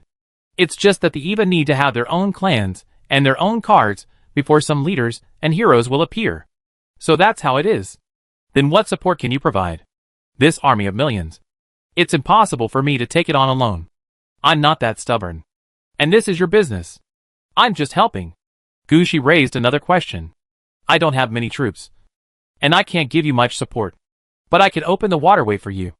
And send you to any place you want to go by water. In addition, I can bless you with spiritual blessings. Apart from other things, at least I can make your subordinates immune to Ika's spiritual influence. I'm afraid this is not enough. Gushi muttered. He actually wanted to say, I will fight for you. And you don't have to do anything here. And you can win directly. You don't use players like you do. I don't have any troops now. How about this? Although I am sealed at the bottom of the river, my holy land in the Omaticea rainforest is still there. You take this egg to the holy land. And then, you can activate my holy land. All the warriors I left in the holy land will wake up. And they can temporarily join your team and help you fight. As Ilu said this, an egg the size of a human head with blue patterns rose in front of Gushi. Looking at such a big egg in front of him, Gushi thought for a while, and finally nodded. Okay. Let's sign the contract. Chapter 1405. A large number of temporary tasks. You reach an agreement with Eva Ilu of the Omaticea rainforest. Activate the temporary task. Temporary task. Seal the god. Task description. Eva is the strongest existence in this world. They are immortal, but no matter what, there will always be someone who can figure out a way to deal with Eva, such as sealing. Task requirements. Severely injure and seal Eva IKA 0/1. Task reward. Light crystal ore. Description 1. Although Eva's level is not high, his immortality is quite difficult to deal with. If you don't seal the opponent, you will face attacks from Eva in all aspects. Description 2. Eva's subordinates may not be strong, but they are definitely not afraid of death. Temporary task. Eva's holy land. Task description. Every Eva has her own holy land. In the holy land, they left something different. Quest requirements. Find Eva's holy land 0/1. Quest rewards. Purple quality equipment. Description 1. For Eva, the holy land represents the past before Eva became a god. Although they rarely come back, this is definitely the place that Eva pays the most attention to. Temporary task. The third Eva. Task description. Temporary task. The epic of eternal life. Task description. Looking at a series of 7 or 8 tasks. Gushi also showed a hint of smile in his eyes. This is a trick Gushi learned from his senior brothers. Gushi had told his senior brothers about some of his experiences in the game world before. As a result, all the senior brothers were speechless about Gushi's behavior. He had clearly entered the game world, but he didn't even know how to find a task to do. Especially since Gushi was a passive person, when a task fell on him, he would drag it out for a while and slowly complete it. He really didn't expect that. Tasks could be obtained through bargaining with others.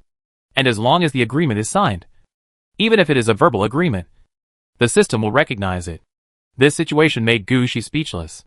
He had missed so many rewards. No. So many tasks. After taking on all the tasks, Ilu arranged a blessing for Gushi. With this blessing, the undead under Gushi will not be affected by the initial spiritual power. This is a good thing for Gushi. At least it will be more useful in battle. Afterwards, Ilu did not keep Gushi. and he sent Gushi back to the river. After exiting the cave, Gushi did not immediately return to the place where he entered the water, but turned around again underwater. After turning around, Gushi sneered in his heart. Although Gushi got many tasks this time, it can be considered profitable. But Ilu definitely did not lose. The corpses soaking in the algae, in Gushi's eyes at this time, had completely changed. Although they were still soaking in the water, Gushi could clearly feel that these corpses would wake up at any time to participate in the battle. It seems that Ilu still didn't tell the truth completely. At least, he has a certain fighting ability. After turning around underwater, Gushi returned to the river surface along the original route. At this time, on the river surface, Gushi's flying troops were still flying in the sky. Seeing Gushi come out, the leaders who commanded these flying troops breathed a sigh of relief. They thought something had happened to Gushi. Now it seems that the situation is not bad, and Gushi is safe. After climbing to the shore, Gushi did not rush to leave. He took out the map given by Ilu, and first determined his current location. Then he planned his next action. The temporary task that Gushi took on did not require a detailed time to complete the task. So Gushi did not need to rush to fight with Yika now. Gushi could take the opportunity to complete other tasks along the way. At this time, Gushi sorted out the distance relationship between these tasks. He planned to complete the tasks one by one, and then fight Yika. When sorting out the map, Gushi directly used the pathfinding technique. With the ability of pathfinding, and the map in hand, even if the map of the Omaticea rainforest did not have any landmarks, Gushi could quickly figure out the route he wanted to take. When walking in the rainforest, you can either lock in one direction and ignore other situations in the rainforest, or you can move along the river and follow the direction of the river flow, and you will not go wrong. This map was taken out by Ilu, who was sealed in the river. And of course, it is based on the river. After getting the map, Gushi only took a glance and saw the situation of the river. This river is a large river that directly crosses the entire Omaticea rainforest, and is composed of 19 large and small tributaries. The area of the river occupies 1/5 of the size of the Omaticea rainforest. It is no wonder that Ilu could guarantee that he could use the river to send Gushi to all the places he wanted to go. But now Gushi does not need this. He judged his current location by the direction of the river, and determined the nearest mission location, and raised his hand to point in a direction. Go southwest, we'll do the mission first. When Gushi gave the order, his underwater troops had already retreated back to the city of Aridov. On the contrary, the flying troops and ghost troops were left behind. After knowing the enemy, especially the situation of Ika's troops, Gushi adjusted the proportion of his troops. Not to mention other things, the main structure of the troops was slowly adjusted. Before, because of the hurry, Gushi only brought the flying troops and ghost troops. This time it was different. Gushi specially dispatched a group of archer troops and magic troops. Among the archer troops, skeleton archers were the main force, and corpse wizards were the auxiliary force. There was nothing wrong with this aspect. Among the skeleton archers, Gushi did not choose the ones from the Black Dragon Battalion, but the ones that could move in the woods when fighting with the wyverns before. They learned a lot of skills of moving in the woods and climbing trees from their respective skeleton archer leaders. Now that they were released, Gushi immediately let them spread out. Gushi wanted to use these skeleton archers as half-scouts, to attract the enemy's attention. As for the corpse wizard troops, and the skeleton mage troops in the magic system, they followed Gushi's team. This time, the skeleton mage Gushi specially called in the poison gas bomb skeleton mage. They came to strengthen the attack range and power of the poison cloud and poison fog spells of the corpse wizard troops. They can't be placed directly at the outermost edge of the troops, like the skeleton archers. In addition to these undead troops, Gushi also called in a hero and a vampire troop. Chapter 1406 Vampire Army. Sir. When he met Gushi, the vampire hero named Leon was quite honest. Gushi glanced at him, and then at the vampire troops he brought, and nodded with satisfaction. Since he heard about the situation of Ika's three main forces from Ilu, Gushi ordered the vampire troops to be mobilized. Aridavi City and Jialong Blood Castle responded to Gushi's order immediately. The Jialong Blood Castle sent heroes and leaders, plus some troops, and the main forces from Aridavi City, and they managed to put together a vampire army of 20,000 people. In this vampire army, in addition to the orthodox vampires and vampire knights, there are also vampire maids, blood mages, vampire cavalry and vampire priests from Jialong Blood Castle. It can be said that in addition to the Blood Dragon, Jialong Blood Castle has taken out the regular troops in its city. Such a combat team can ensure sufficient combat effectiveness when facing various situations. Dietrich did a good job. You are the new hero of Jialong Blood Castle. No. I have been fighting under Lord Dietrich for a year and a half. When Master Dietrich was unable to leave Dragon Blood Castle, I was the one who fought outside. This time, Master needed a suitable vampire hero. And Master Dietrich chose me at the first opportunity. Lion immediately explained his situation to Gu Shi. Oh, then you are Dietrich's top warrior? After you came here? Did Dietrich have anyone else to use? Yes, Leon said seriously. When I was still in Dragon Blood Castle, I trained 2 new heroes. Their situation may not be better than mine, but the 2 of them together are enough to defend the current territory of Jialong Blood Castle. In addition, there are 3 heroes in Jialong Blood Castle: Alan, Anne, and Matthew. So defense is not a problem. As long as Jialong Blood Castle can guarantee safety, it's fine. Gu Shi nodded with satisfaction and changed the subject directly. When you came, you should have known your mission. Princess Anna mentioned it when I came here. Look at the map. Gu Shi waved to Leon. This is where we are now. And this is the direction I want to go. This is our final goal. Look at this map and see if there is anything wrong with it. Sir, you are taking a detour. Leon saw at a glance that there was something wrong with the direction Gu Shi was heading. According to the direction Gu Shi was going, Gu Shi's direction was a little off. Yes, I am taking a detour, but I am now preparing to complete other tasks. I believe the enemy will also pay attention to my situation. After all, in this rainforest, there are no secrets at all. My request to you is very simple: follow this river. Block all enemies who want to cross the river and chase me. Hearing Gu Shi's words, Leon knew what he had to do. Don't worry, sir, I will definitely take care of it all. At this time, Gu Shi said very seriously, Leon, do you know why I asked Princess Anna to arrange for vampires to come? Please explain it to me. Sir, this world is special. The necromancer's necromancy is not very useful in this world. So I don't plan to arrange other heroes to come out. The most important point is that, as long as vampires have blood, they can quickly resurrect on the battlefield. This is the greatest means to restrain this world. Otherwise, if you get into trouble in the battle, I will have to take your souls back, which is a real problem. You were sent by Dietrich, which means Dietrich believes in your fighting ability. Then I will believe in you. These 20,000 vampires are in your hands. I don't ask you to achieve great results. I just ask you to kill more enemies and protect yourself. Then Gu Shi explained the 3 types of troops that IKA would have. Your mission focuses on Ika's 3rd main force. Although their troops are large in number, I believe it takes time for them to mobilize the troops. No matter how fast their troops move, they can't fly directly from one place to another. So kill as many as you can.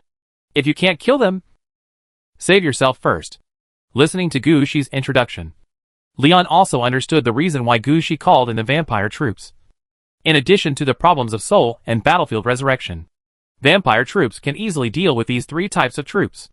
The bone-breaking wolf needs a range attack, but for vampires, this is not necessary at all. Vampires are very agile. They can fight with the bone-breaking wolf in close combat, and the more they fight, the stronger the vitality of the vampire will be.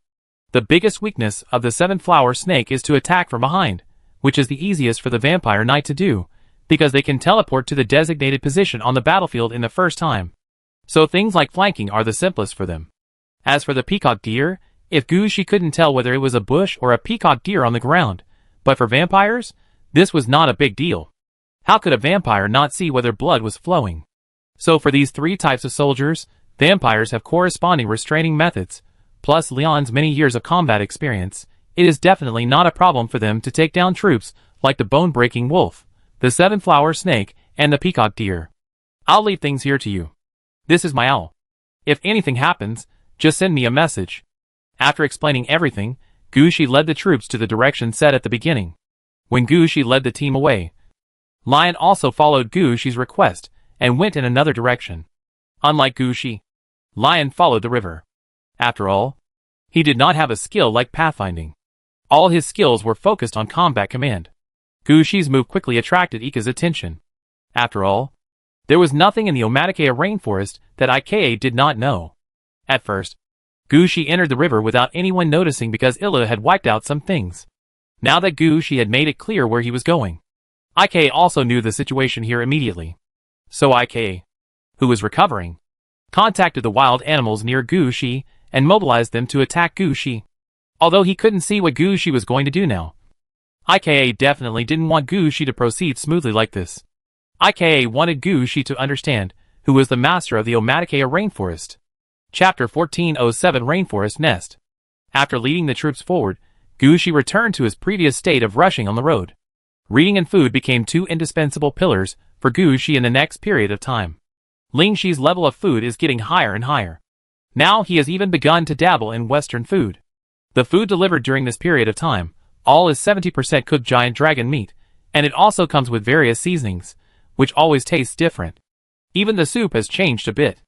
Although it is still clam soup, the method of making it is similar to that of borscht.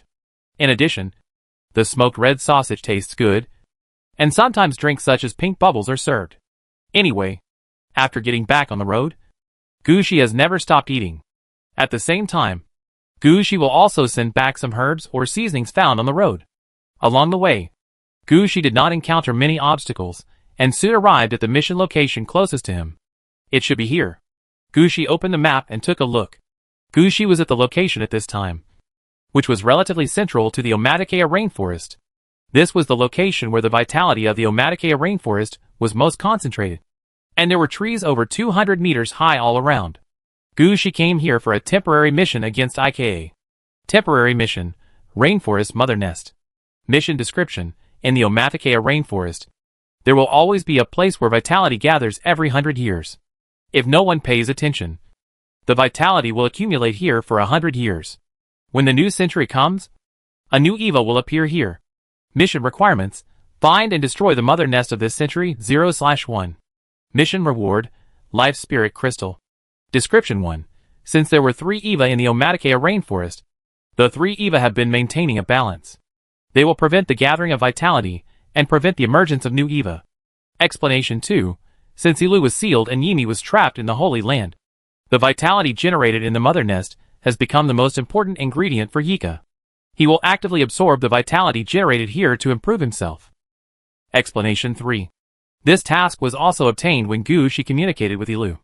However, it was Ilu who took the initiative to bring up the mission this time.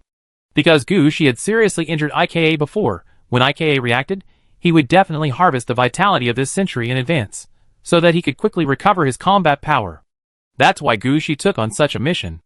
Of course, the benefits in the mission were also what Gushi wanted. As a necromancer, Gushi knew very well the role of concentrated vitality. So although he didn't know what the life spirit crystal was, but it must be a good thing to concentrate the vitality of the Omaticaya rainforest for 100 years. So Gushi came here.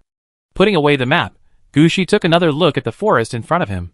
Then he jumped off the holy silver evil coffin, carried the secret realm sword staff, and walked in with the troops. As he walked in, Gushi's eyes switched to the sight of the yellow spring dragon robe. At this time, Gushi noticed that, just as Ilu said, the vitality of the entire Omaticaya rainforest was constantly concentrated here.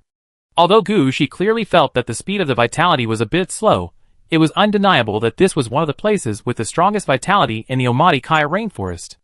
After entering the forest, Gushi's eyes immediately fell on the nearby trees. These trees looked quite tall, but Gushi always had a feeling that the trees in front of him seemed to have just grown out not long ago. Just as Gushi walked into the forest, there was a loud bang in the distance. As if something had collapsed directly, Gushi flew up immediately and flew towards the direction of the sound. At the same time, Gushi's men quickly followed to prevent Gushi from being attacked by passing beasts. When approaching the location where the sound came from, Gushi noticed that some beasts with obviously different colors had begun to appear on the trees. Among these beasts, there was a black panther that Gushi had encountered before. However, this time, the surface of the black panther's body was actually flowing with a dark purple light. There was also a kind of wildebeest wearing a heavy helmet that appeared underground. Gushi had seen this kind of wildebeest when he moved in the rainforest before. Most of them were dark black. But in this forest area, all the wildebeests that appeared were pure white. If they didn't have horns and wore thick armor, Gushi would have thought they were a group of unicorns. When these beasts appeared, they didn't attack Gushi. but rushed in the direction of the sound. Seeing this, Gushi immediately stopped his men from attacking the beasts. In Gushi's eyes, now was not the time to fight the beasts. He needed to see what happened in this forest area. So Gushi had to rush over. At least not to let anyone destroy everything in front of him. As Gushi hurried on, the speed of the beasts increased a lot. As he rushed over, Gushi saw many different beasts, such as a giant deer that was 5 meters tall with trees on its head, and a red body that looked like an enlarged hairless gorilla. When they appeared, Gushi could clearly feel that they were affected by the vitality and had survived here for a long time, and their bodies had undergone mutations. After this mutation, all these beasts were considered elite beasts, and some could even be considered heroes. The beasts who have lived in this forest area for so long are well aware of the changes in the forest area. When the sound from the depths of the forest area just now came, they immediately understood that another big tree had burst because it absorbed too much life force. Now the excessive life force will turn into special crystals in front of the beasts. It will take about 3 days for it to slowly turn into energy for the forest area together with the burst tree. These 3 days are the time for the beasts to compete for the life crystals. During these 3 days, the more life crystals a beast grabs, the higher the possibility of evolution and mutation. As for those beasts that don't grab crystals, they can only strengthen themselves by breathing the air with vitality in the forest, and finally be eaten by other beasts as food. The beasts that can mutate here have no intention of being eaten as meat. So when they encounter a tree collapse, they can put aside all their grudges and grab life crystals. As long as Gushi doesn't actively attack them, they will not pay attention to Gushi's sudden appearance. Chapter 1408 Life Crystals. When Gushi arrived at the eastern part of the forest, where the sound came from, he saw a chaotic situation. A large number of wild animals, whether they were herbivores or carnivores, all lay on the ground, licking the ground.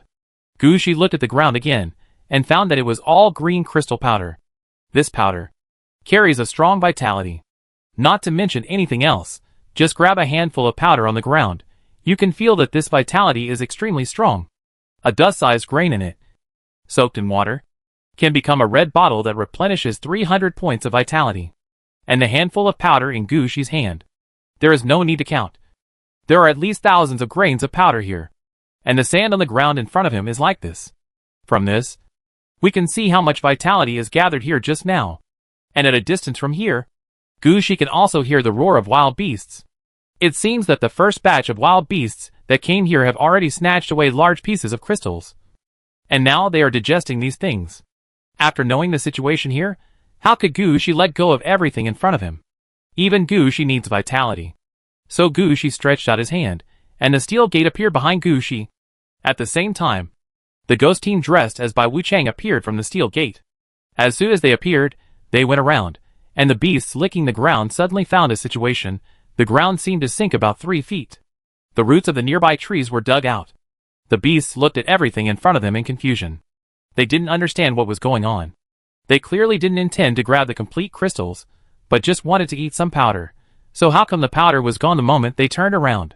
But these beasts soon didn't need to think about it anymore, because Gushi didn't intend to let them go just because they didn't attack him.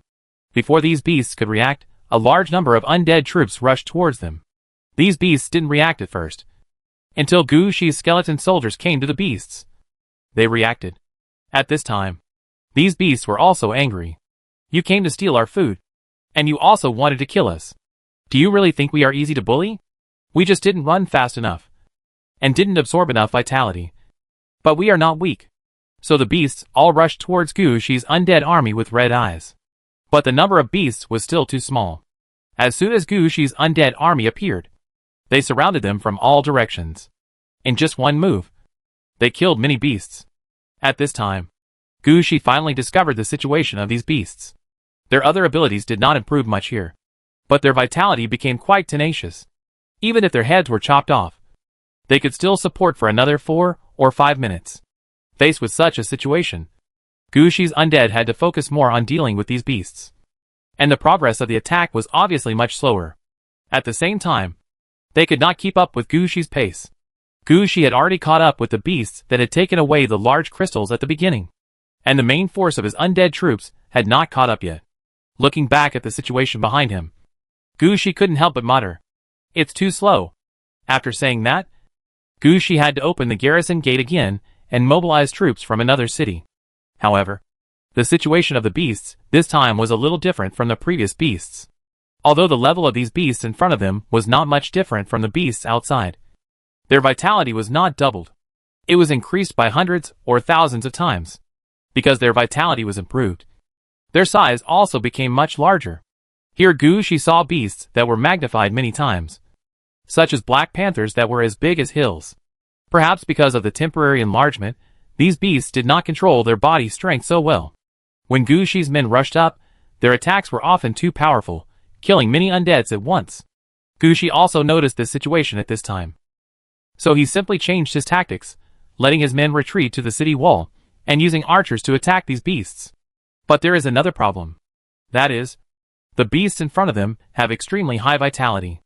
They can still fight for 4 or 5 minutes after their heads are chopped off. They can still fight after being hit by some arrows. So these beasts are not only not killed, but they become more and more energetic as they fight. And finally they even want to rush to the city wall. For such a situation, Gushi is also a little helpless. In the end, he still released the zombie troops, fighting hard with these beasts, delaying the beasts' steps, and then using other undead troops to grind them hard. Only then did he kill these enlarged beasts one by one. After killing these beasts, Gushi noticed that green light was radiating from their bodies. There must be something wrong here. Gushi immediately issued an order to disassemble the killed beasts and check if there were any good things on them. So Gushi's transport team played a very good role at this time. They disassembled the fallen beasts as soon as possible. Although these beasts are so big, they have suddenly grown bigger. So whether it is muscles or skin, they are relatively new. Not only not thick enough, but also not very alive. It's just a feeling. It was fattened up in a short time, so it doesn't feel meaty. This kind of flesh and blood, if taken back to Aridity City, even the undead won't eat it. They can only be sent to the magic plant area as fertilizer. In the stomachs of these beasts, the undead found life crystals that have not been digested. Compared to the powder that Gushi grabbed at the beginning, these life crystals are quite large. The smallest one is the size of a fist, and the whole body is green and translucent, looking like a piece of glass wood. When these life crystals were in hand, Gushi's eyes flashed with a trace of doubt. He seemed to have heard of this kind of thing somewhere. After taking a look at the battlefield and seeing that there was nothing he needed to solve, Gushi quickly flipped through the notebook he had been carrying with him. These were the results of Gushi's learning during this period. Gushi always recorded some things in his notebook, and took it out from time to flip through it. Now Gushi was flipping through the notebook in his hand. He remembered that he must have heard of this kind of thing. After flipping through it for a long time, Gushi's eyes lit up. I knew it. This is really a good thing. Chapter 1409 Digging and Searching. It turned out that Gushi finally found the source of the crystal stone that he was familiar with. This crystal stone with a strong breath of life, and it was directly transformed from wood filled with excessive vitality. Isn't it the material he needed to upgrade his magic wand to red equipment? When Gushi saw the required materials, he didn't even think about it. How could there be trees filled with excessive vitality? Thinking about it now, Gushi had to admit that he spoke too loudly at that time.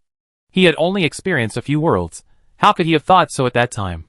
Kill all the beasts, find all these crystals for me. Under Gushi's order, all the undead's attack strength was naturally stronger. Under the attack of the undead army, the beasts here did not hold out for long.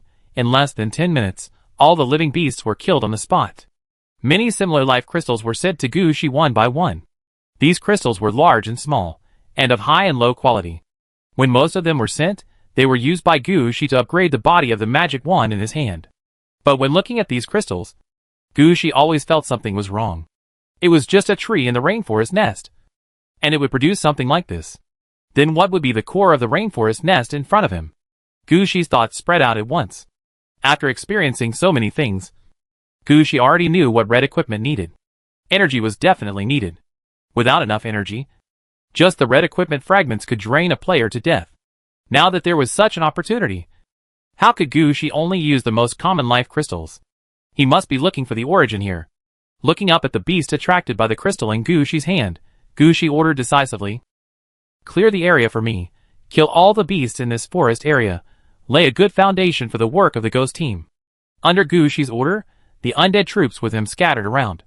As a full-time killing undead troops, even if their level is not high, their intelligence is not good, but when they fight, they are not weak at all. After they received Gushi's order, they immediately pounced on the beasts that had not yet reacted. These beasts were in the same situation. They would only consider swallowing the life crystals in front of them. As long as the swords and knives were not cut on them, they would not take the initiative to fight back. This brought a lot of convenience to Gushi's men. After a while, Gushi's men killed nearly 1,000 beasts with special conditions. With this killing, all the beasts in this forest area were killed. After the undead army searched the forest area for 4 or 5 times and did not find any new beasts, they returned to Gushi. "Is that all?" Looking at the beast corpses sent by the undead army, Gushi was somewhat puzzled. However, Gushi also understood that this was a reasonable phenomenon. After all, the mother nest in the rainforest in front of them was full of elites. For such a large area to be able to raise thousands of beasts, it was considered that these beasts were quite thoughtful and did not mess around. If there are more, the vitality here is enough. But the beasts that have already occupied the advantage will not be so easy to talk to. So Gushi estimated that the number in front of him was almost the limit. According to the normal process, these beasts will maintain this data and wait for 100 years to pass. And the forest area in front of him will produce Eva. These thousands of beasts will become the first and most loyal subordinates of the new Eva. However, over the years, the 3 Eva in the rainforest have suppressed the development of the rainforest mother nest. The vitality concentrated in a certain lucky forest area will only become the energy of the 3 Evas in the end. Now it has directly become the exclusive vitality of IKA. No new Evas are produced through the strong vitality. And the beasts living in the forest area also gradually lost their original status and became only relying on instinct to absorb vitality, trying to grow a little more. But in the end, they were devoured by other beasts in the rainforest. They will no longer be Eva's most loyal subordinates as before. They have no fighting consciousness now, only the instinct to devour life force. All those who compete with them for life force are enemies. That is why, when their numbers reach a balance, there will be only this small number. After looking at the bodies of these beasts, Gushi waved his hand and asked his men to send them back to the city of Aridov. After that, Gushi ordered the ghost team that was waiting on the side. Dig out this place, all the trees, soil, stones, flowers and plants, as long as they feel wrong, dig them all away. This order, Gushi was targeting the rainforest mother nest. When he came over, Hilu only told him about the situation of the rainforest nest, but did not explain what the rainforest nest looked like and where it was. So Gushi only knew that the rainforest nest was in this forest area, but he did not know how to find it. Fortunately, as a necromancer, Gushi had no shortage of manpower and time. For him, the rainforest in front of him was not too big. If not, he could just spend a day or 2 to hollow out the rainforest. The core vitality of this rainforest nest could not be buried dozens of meters underground. As long as the life core is in this forest area, the undead under Gushi can find him. For this, the undead under Gushi did not disappoint Gushi. 15 minutes after Gushi issued the order, all the trees in such a large forest area had disappeared. In just 15 minutes, the ghost squad felled all the trees in the forest area and transported them back to the city of Aridov. Unlike the wild animals in this forest area, the trees in this forest area are full of vitality. Many trees have been crystallized inside. It can be seen that, as the life core of the rainforest mother nest, they have always been located underground. These trees have absorbed vitality during their growth, and these vitality has crystallized the trees. The collapsed trees before should be completely crystallized, and the vitality overflowed and finally blew up the trees. Some crystallized flowers and other plants were also transported away with these trees. One of the plants attracted Gushi's attention the most. It was a kind of silver ear that looked like silver. It grew on fallen trees. When he picked it up, in addition to the strong vitality, there was also a strong smell of sunlight. This was something that no other plant had. In this forest area, all the plants could only feel vitality, and it was a vitality that was so strong that it could not be dissolved. Chapter 14:10 Wrong Choice. It is precisely because of this difference that Gushi is interested in this special kind of silver ear. When his men were collecting them, Gushi specifically asked the ghost team to handle them carefully, so as not to miss these silver ears. However, Gushi also saw that all the plants on the ground were not the mother nest of the rainforest. At most, they could be regarded as plants that had absorbed enough vitality, which were somewhat useful, but they were not the purpose of their coming here this time. After taking back most of the wood, it could be used as building materials, or used to make weapons and equipment. Anyway, the main point was to highlight the vitality contained in the wood. Of course, it is also possible to use it to make coffins and raise corpses. Raising corpses in extremely concentrated vitality is also a relatively alternative way of dealing with it. On the contrary, the fruits grown on the trees and the crystallized flowers are full of vitality, and can be considered as relatively good alchemical materials. Gushi wanted to see if he could plant them. Just as Gushi was thinking about the trees and fruits that had been sent away, a white impermanence floated in front of Gushi. Gushi glanced at him, and immediately knew that he had made a discovery. So Gushi quickly followed the white impermanence. When they were near a location on the west side of the rainforest, the white impermanence, who was leading the way, slowed down. At this time, Gushi could feel that the plants on the ground were growing at a speed visible to the naked eye. It was clearly a piece of black soil when he stepped on it just now. But when Gushi walked by, the ground was already full of green grass, and even small flowers had bloomed. Seeing this, Gushi knew that he had found the right place. After walking forward for more than 10 steps, Gushi found that a huge deep pit had been dug out on the ground. The pit was about 7 or 8 meters deep. It can be seen that once the ghost squad discovered that the vitality here was abnormal, they focused on digging here. This can also be seen that the ghost squad was not the kind of mindless labor force. They actually had brains. After all, as soon as they saw that the vitality here was not right, they just dug deep here. Under this deep pit, there was a huge piece of amber.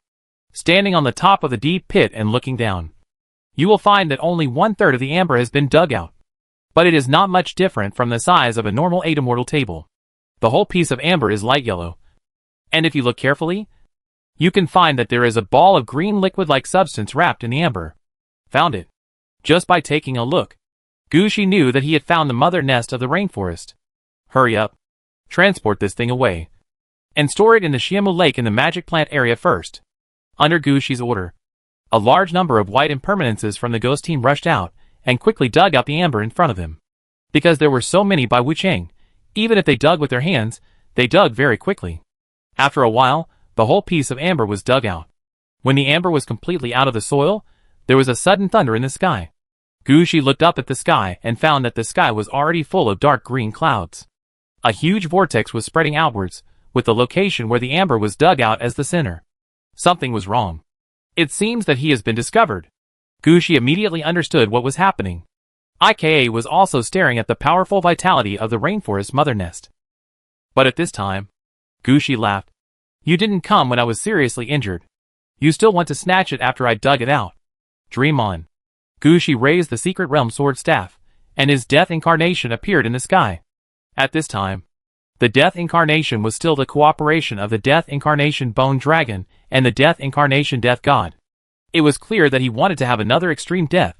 After Gushi made such a move, the vortex in the sky obviously shrank. It seems that IK also has a fear. Gushi took advantage of Ika's inability to control this side, and released the main city gate. Then the ghost teams by Wuchang carried the huge amber, and rushed into the city of Yaladovi without looking back. When the amber rushed into the city of Yaladovi, Gushi clearly felt a burst of thunder in the sky, which seemed to be venting dissatisfaction to Gushi. But what's the use of Ika's dissatisfaction? Gushi had already taken away all the things, and Ika's troops were far away. So Gushi didn't care about the other party's reaction at all. So Gushi looked up at the huge vortex in the sky, and made a throat-cutting gesture. Seeing Gushi's action, the dark green clouds that had gathered in the sky disappeared, as if nothing had ever happened. This made Gushi's face a little solemn. He had wanted to provoke IKA before. As long as IKA launched an attack, he would immediately use the extreme death move to give IKA a hard blow. But Gushi never expected that IKA would shrink back immediately. This was inconsistent with Ika's previous situation. It seemed that he had underestimated IKA. The fight against IKA could not be delayed any longer. Gushi had to quickly complete the temporary task in front of him and get back on track. Hurry up. Move everything here. We will leave immediately. Gushi, who understood the situation at hand, ordered immediately. Under Gushi's order, the ghost squad quickly dealt with the soil on the ground.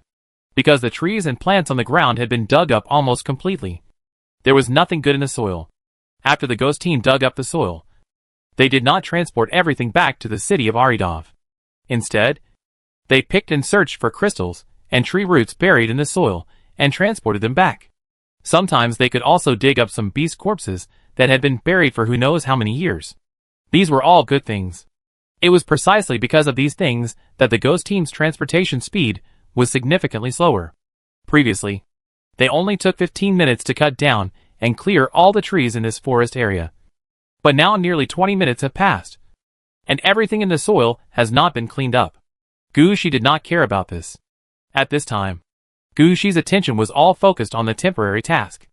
Looking at the prompt that popped up for the task, Gushi's face became a little ugly. Rainforest nest has been discovered. Temporary task. The progress of the rainforest nest has changed. Please quickly destroy the rainforest nest. This message scared Gushi. The huge amber he sent back to the city of Aridov was the rainforest nest. But this thing must be destroyed as soon as possible? Could it be that there will be some different changes when it is sent to the city? A bad idea flashed through Gushi's mind. Could it be that if no one suppresses it, this thing will automatically turn into Eva? Chapter 14:11 Suppressing the Rainforest Nest. You continue. Gushi immediately gave orders to his subordinates when he found something wrong with the mission.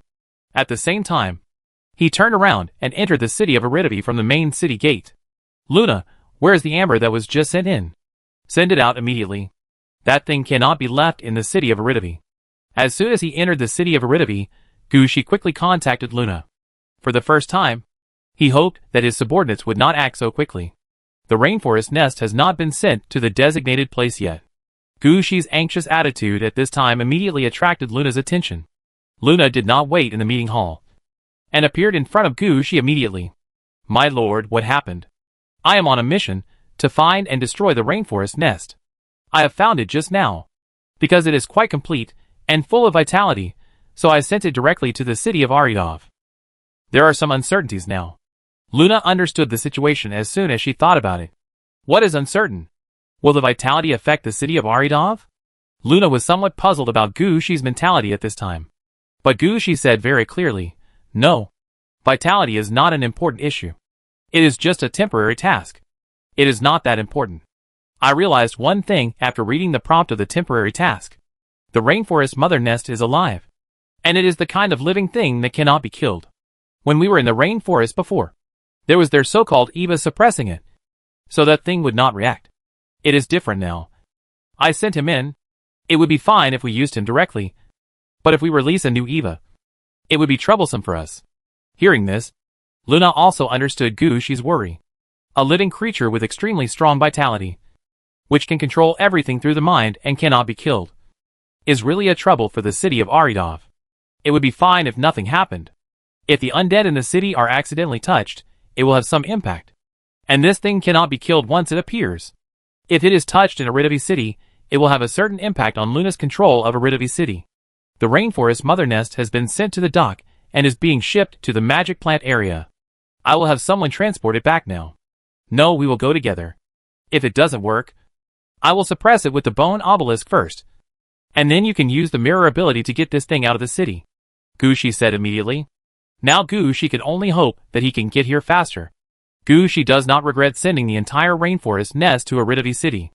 No matter who digs up such a big thing, they will find a way to occupy it. Gushi regrets that he did not find the problem earlier. If he had followed into Aridavi city, he would not be so passive. When he arrived near the dock in the main city, Gushi noticed that the rainforest nest had begun to show its influence. The wooden piers have all grown new branches and leaves. And even the wooden boats and underwater have seen a large number of new plants. It's a good thing we made it in time. Gushi, who arrived, took a look and finally breathed a sigh of relief. Sir, how should we deal with it? Luna turned to look at Gushi. Destroy it. We don't have that much time to study whether something like Eva can be killed. Let's destroy it first, Gushi said as he released the bone obelisk. As the bone obelisk fell on the rainforest nest, Gushi noticed that some vines were trying to wrap around the bone obelisk. Gushi certainly couldn't let this happen. He immediately flipped his hand, and the secret sword staff appeared in his hand.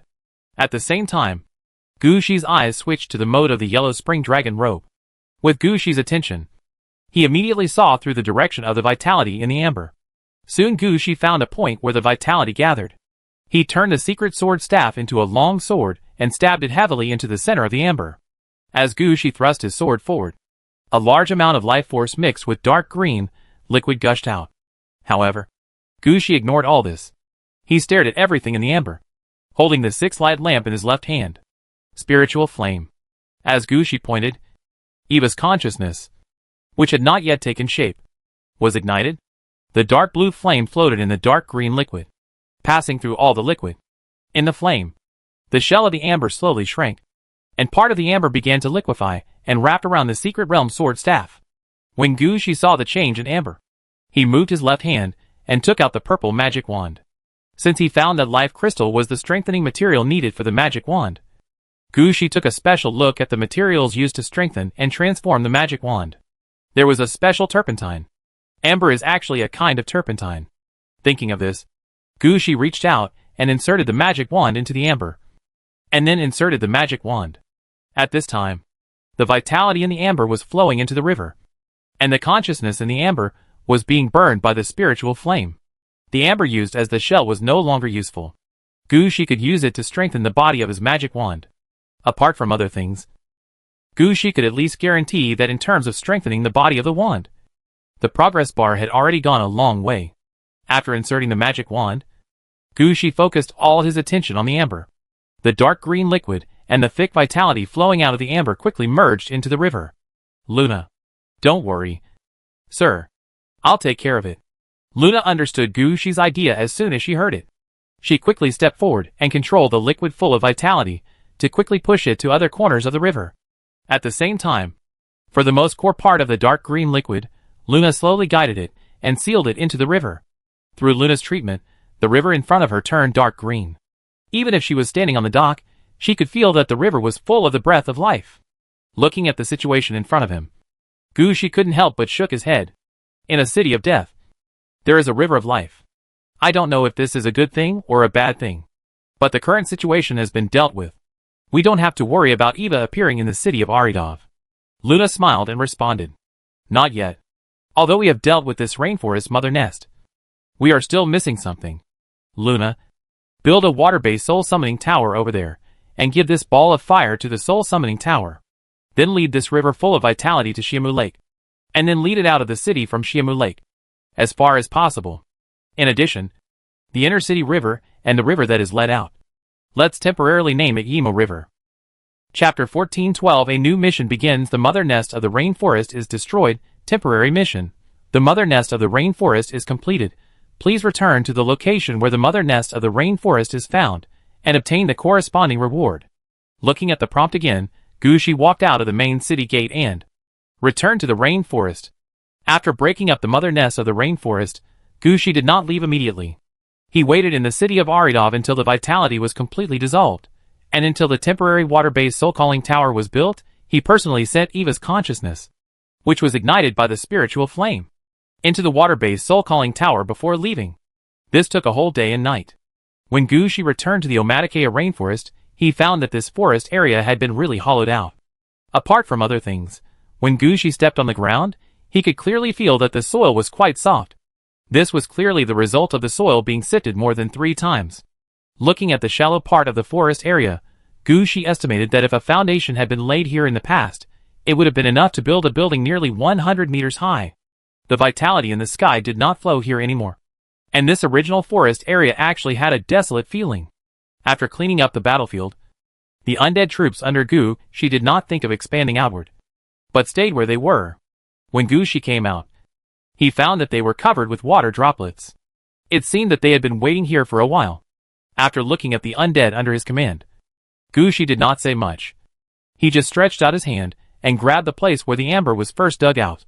The prompt sound that had been prompted to complete the task before appeared again. At the same time, a green light spot fell into Gushi's palm. This was the reward for Gushi's completion of temporary task, Rainforest Nest. As the green light spot fell, a piece of green tinder branch appeared in Gushi's hand. Life Spirit Crystal, purple, a crystal formed by special vitality, with a variety of styles, but the core is only 1 point. That is, extremely powerful vitality. This kind of Life Spirit Crystal can be used to strengthen equipment, can also be used to instantly restore strength, etc. After holding a small piece of tinder branch and looking at it for a while, Gushi quickly opened the notebook in his hand, and found that the life spirit crystal has many uses, and is also within the range of strengthening materials for the magic wand. But there is a problem. If high-quality life crystals are used, the properties of the magic wand will be biased towards life. Although Gushi has just invested a lot of life in the city of Aridov, he knows that he is not a mage who focuses on vitality. As a necromancer, death is Gushi's most core ability. It is not Gushi's intention to turn his equipment into vitality. If there is really no other way, it's fine. Now that he has the opportunity to do it according to his own ideas, Gushi naturally cannot let the power of life pollute his magic wand. After putting away the life spirit crystal, Gushi had already made up his mind. After returning, he would ask his senior brothers if anyone wanted the life spirit crystal. Gushi did not intend to ask for a higher price, as long as the other party was willing to exchange it for an undead material of the same level. If not, then Gushi would need to look for learning materials on the life transformation array. Although life and death are opposites, they are actually the easiest to transform. This is just like the situation where holy light and shadow are opposites on the surface, but they can transform into each other. The extremely concentrated vitality can be transformed into the power of death in the first place. However, this method is not easy to learn, and the most important thing here is that the process of transformation will consume some energy. This is inevitable. If Gushi insists on transformation, the final result may cause the quality of the materials transformed from the life spirit crystal to decline a lot. So Gushi does not want to do such a thing for the time being. I hope there will be a chance to find a place to exchange things like Death Spirit Crystal. When Gushi finished temporary mission, Rainforest Nest, Lion's vampire troops had also approached the empty forest area in front of him. He did not come directly, but released an owl to tell Gushi's location and the situation during this period. When Gushi entered the forest area in front of him, Leon was attacked by a group of wild beasts. However, these beasts should be ordinary beasts mobilized from nearby. When they attacked, they were obviously not organized. They rushed out in a swarm, and they fought on instinct when attacking. Such enemies faced the vampire army, and they had no chance of winning. After the fight, not a single vampire died, but the enemy lost nearly 10,000 beasts. At the same time, when Gushi got the rainforest nest and sent it back to Aridov City, these beasts retreated directly as if they had received some orders. In the next day and night, Lion was on guard against attacks from other beasts, but he never saw any enemy. Now Lion's troops are about 30 kilometers behind Gushi's left side. For a vampire, this position is only about 10 to 15 minutes. If you don't care about some vampires with slower movement speed, this time can even be shortened to about 8 minutes. After taking a look at the message sent by the owl, Gushi casually sent a reply to Leon. "We are leaving. You follow behind." This time, the direction Gushi took was more towards the south. Although he deviated from the main line, Gushi was not in a hurry, because his current position was still on his route, and he only made a small half-circle at most. And Gushi also clearly saw that IKA knew his actions, but he didn't dare to rush up. This shows that Gushi still has the initiative. He has enough time to complete the temporary tasks of the branch, as long as the next task does not have the same problem as the Rainforest Mother Nest. And he doesn't have to stay in the city of Aridov for a day and a night. Gushi doesn't have to worry about not having enough time. A little to the south, there are 2 temporary tasks. One of them is temporary task, Holy Land of Eva Yimi. This task requires Gushi to find the holy place of Eva in the rainforest. After finding the holy place, there will be corresponding follow-up tasks for each Eva. This time, Gushi is looking for the cliff covered with red flowers, which is the last holy place of Yimi. The other one is temporary task, Longevity Fruit. This task is a temporary task related to Ilu's seal, according to Ilu's own feelings and judgment. After he was sealed, there were 3 special places in the rainforest. These 3 places are responsible for extracting his vitality, making him unable to come out of the seal. At the same time, these 3 places will also produce abnormal phases, and the tree called Longevity Fruit is one of them. Chapter 1413 Seal in the Rainforest. This is the Longevity Fruit Tree. This name is quite domineering. How come the tree is so small? After spending a day and a night, Gushi finally found the Longevity Fruit Tree in the mission, according to Ilu's instructions, and the mission description. Looking at the fruit tree in front of him, Gushi couldn't help but sigh. The Longevity Fruit Tree in front of him is really too small. The trees in the Omatikea rainforest, which one is not a giant tree over 100 meters high? Even if there are shorter ones, They are not less than 70 meters. But what about the longevity fruit tree in front of me? The tree is only 5 meters high, and there are some sparse leaves that look lifeless.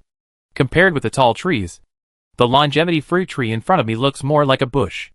And it is a stunted bush. What makes Gushi speechless is, where is the fruit? Wasn't it supposed to be a longevity fruit tree? How come there is nothing else except leaves? No flowers. And no fruit.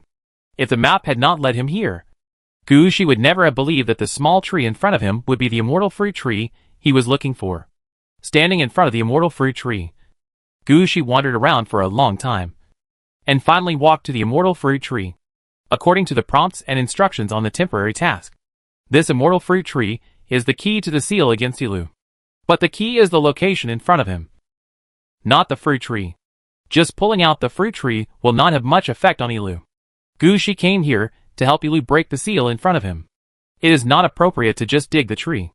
However, the mission introduction did not tell Gushi how to deal with the seal in front of him. Gushi circled around the longevity fruit tree for a long time, but was still confused in the end. It would be better if Eve was here. Gushi muttered. Rest in place, you guys go check nearby, see if there is anything different, have someone notify Leon, be careful of the enemy's sneak attack, I will rest first. Gushi pressed his forehead, and issued the latest order. In order to hurry along the way, Gushi didn't rest much. The most important thing is that he was really annoyed by the situation in front of him. He didn't even tell what he was going to do when he was given a task. Just to find the immortal fruit tree. What happens after he finds it? It's not mentioned here. It just tells Gushi that after finding the immortal fruit tree, it doesn't mean that the seal can be broken.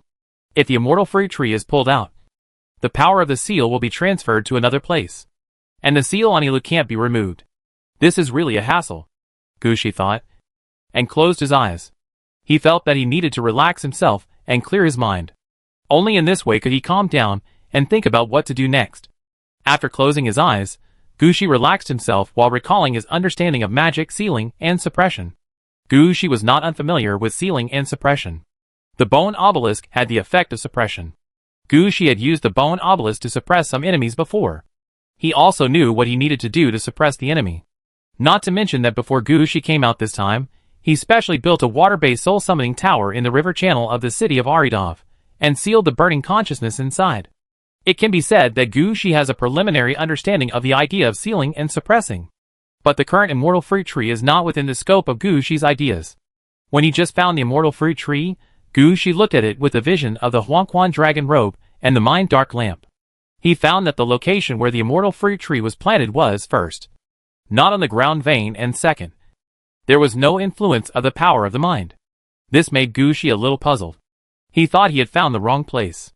Later, he realized that he had not found the wrong place, but encountered a different situation. This was not a traditional seal. It was a kind of seal that Gushi had never learned. Now Gushi couldn't even find out what the seal was, let alone how to crack it. The only clue that could be confirmed was that the immortal fruit tree was the key. But where was the key point? Gushi couldn't tell for a while. After clearing his mind, Gushi recalled the situation when he talked to Ilu about the immortal fruit tree.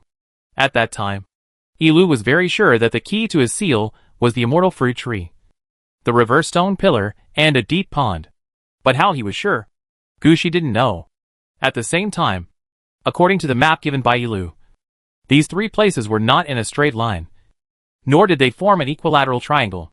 It was obviously not a hole. This made Gushi quite puzzled. I don't know what the situation is. Gushi could only consider the details now. He wanted to see if he had missed any details. At the same time, he also laid out the map of the entire Omaticea rainforest and wanted to compare it with the map to determine if there were any details that he had not yet determined. Because Gushi's mind had been cleared, and Gushi himself had a pathfinding skill, his memory for maps was relatively strong. As Gushi made deeper associations, a topographic map of the Omaticea rainforest slowly appeared in Gushi's mind. Where Gushi has walked, 3D renderings will even appear. Where Gushi has not been, the original map will remain, but it will always look more three-dimensional. As the map appears in Gushi's mind, Gushi can also move some things in the map at will. For example, trees that block the view can be cleared away by Gushi. In Gushi's mind, village trees are the most common and least necessary things in the Omaticea rainforest. A large number of trees fall down every day, and more trees grow. Judging the terrain by the trees is completely a fool's errand. Only by clearing these trees, Gushi can better view the true terrain of the Omaticaya rainforest.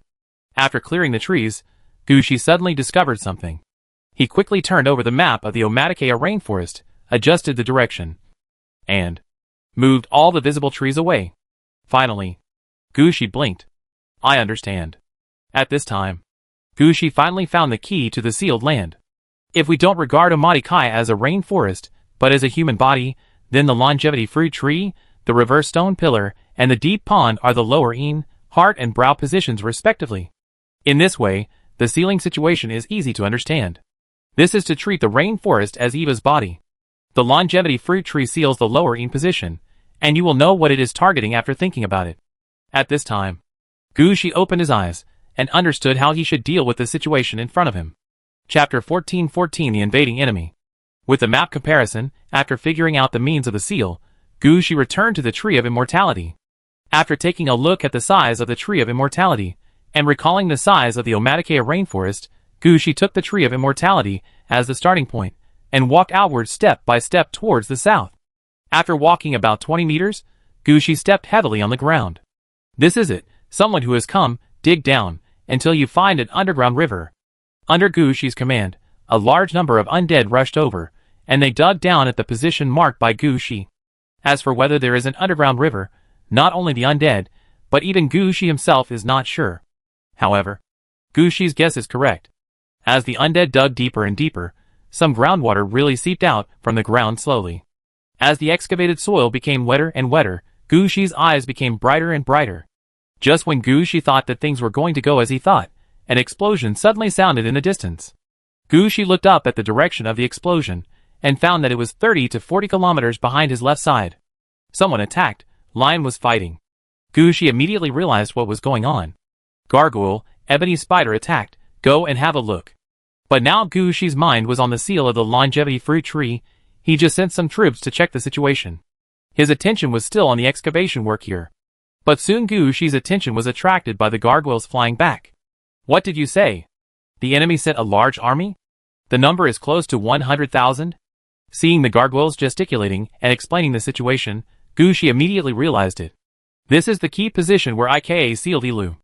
Other places may not be watched by people, but there must be troops left by IKA at this position. You keep digging. If anyone comes to destroy, then kill them all. Gushi immediately gave orders to all the undeads around him, and at the same time he also released the steel gate nearby to serve as a defensive support. Under Gushi's order, the ghosts who had been following Gushi in the rainforest quickly surrounded this position. They turned their backs to the excavation site, and their eyes were fixed on everything in the woods. Gushi's skeleton archers and corpse wizards quickly climbed up the walls and gate towers of the steel city gate, and were ready to shoot. At the same time, the fear bats quickly took off, prepared to deal with the possible appearance of the flying dragon. After arranging everything, Gushi erected the soul summoning tower, and stood at the highest point of the soul summoning tower, looking in the direction of the explosion. At this time, that location was already covered by a blood cloud. The vampire troops have entered a fierce battle. At the same time, Gushi noticed that the roar of wild beasts came from the nearby woods. It was obvious that the wild beasts were constantly attacking the vampire defense line. Because the vampire defense line was not large, there was even a group of wild beasts that had bypassed the vampire defense line and were rushing towards Gushi. Interesting, it seems that the enemy has heroes. Gushi only looked for a moment, and had already judged the situation in front of him. However, Gushi clearly remembered that, according to the situation in the Omaticaya rainforest, their regular troops would be led by a hero for every 50,000 people. A 100,000-man army. There should be 2 heroes. Gushi's heart tightened, and his sight quickly switched to the site of the Mind Dark Lamp. Sure enough, in the southeast direction, there was a gaze staring at him.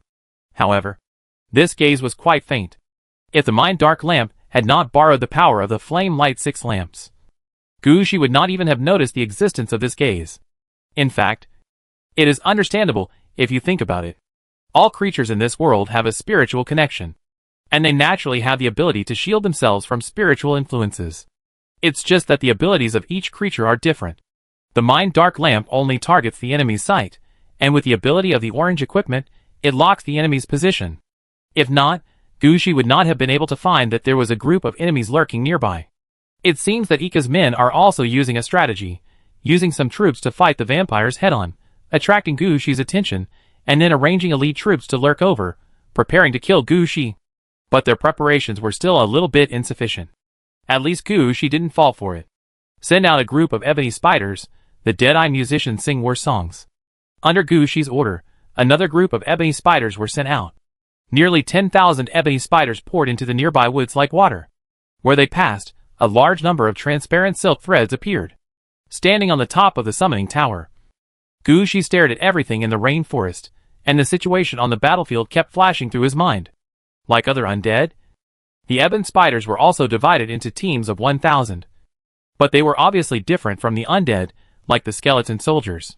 Even though they were divided into teams of 1,000, they still had no intention of forming a neat team, but rushed as they pleased.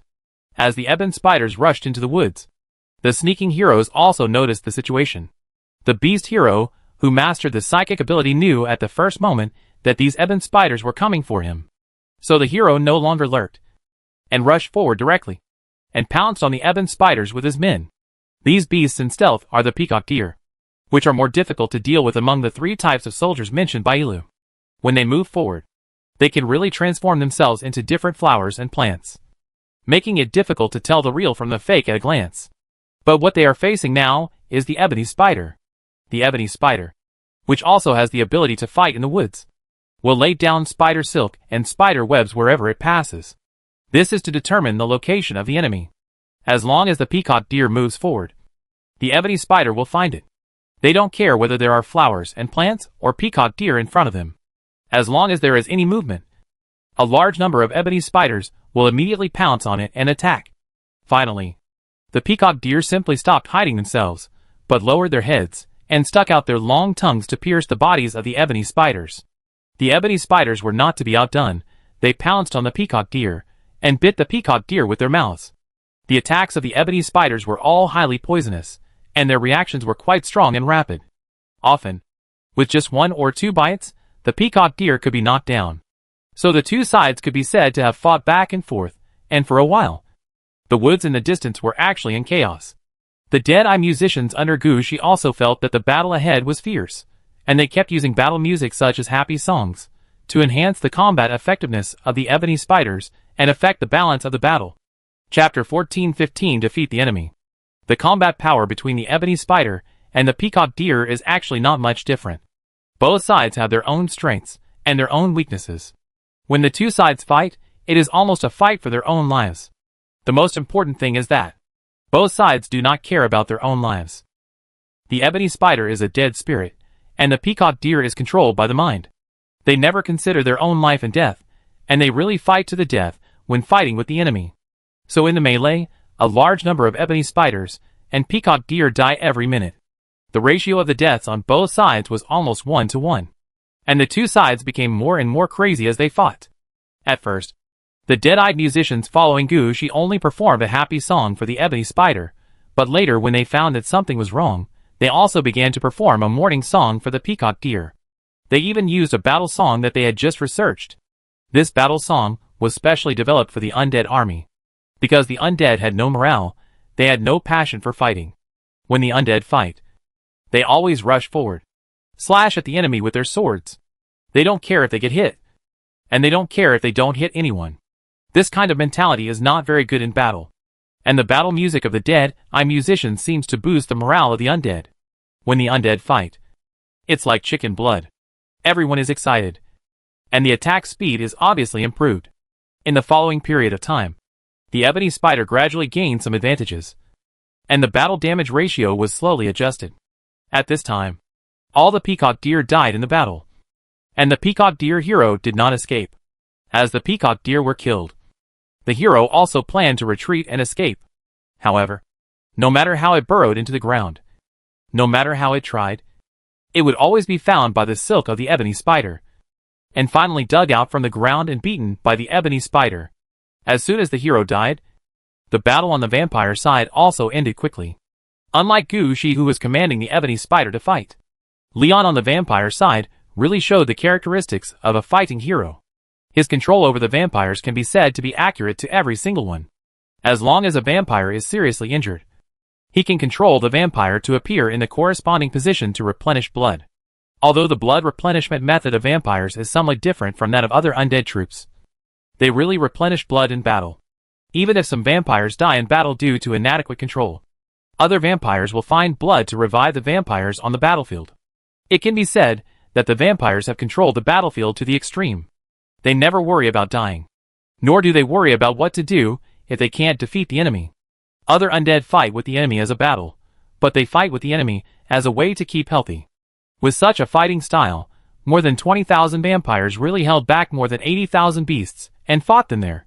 And through fighting methods, they successfully killed more than 30,000 beasts. The remaining nearly 50,000 beasts were not in a good situation either. They were more or less injured. And the beast hero was even more flustered in directing his subordinates. The reason for the confusion was not because the hero's command ability was poor, but when the hero saw that Leon could control every one of his subordinates, his eyes turned red. He thought he could do it too.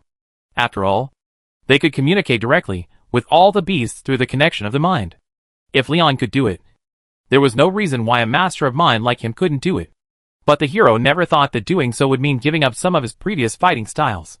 As a result, he couldn't control the situation as before, and he often lost sight of one thing while attacking. This feeling was just like the situation when the bald guy made a phone call and asked the machine gunner on the front line to move 10 meters to the left. When the beasts in battle were controlled, they would feel that something was wrong. But the hero's control, plus the influence on the mind, forced them to fight according to the hero's command. So when fighting against vampires, the beast's situation became quite bad. After losing more than 30,000 beasts, they didn't kill even one vampire. Such a thing was a blow to the hero. Under such circumstances, he received the news that the peacock deer hero died in battle. But he ignored it. In his mind, I just won't retreat. As long as I can fight, I will be stronger than others. Such an impulsive thought cut off the last chance for all beasts to retreat. Under the command of the hero, the beasts rushed towards the vampires again. And the undead troops sent by Gu Shi also took this opportunity to deter from the back and surround these beasts. When the beasts attacked the vampires, these undead also took the initiative to rush into the battlefield. The beasts did not notice that there were undead who would do such a thing.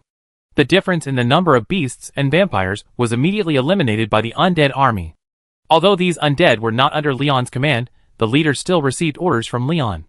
The undead leaders did not attack the main battle formation in front of them, but killed the enemy beasts on the periphery of the battlefield. Although the beasts turned around and attacked the undead immediately, there were still many vampires around them. The vampires would definitely not let the beasts have a chance to turn over.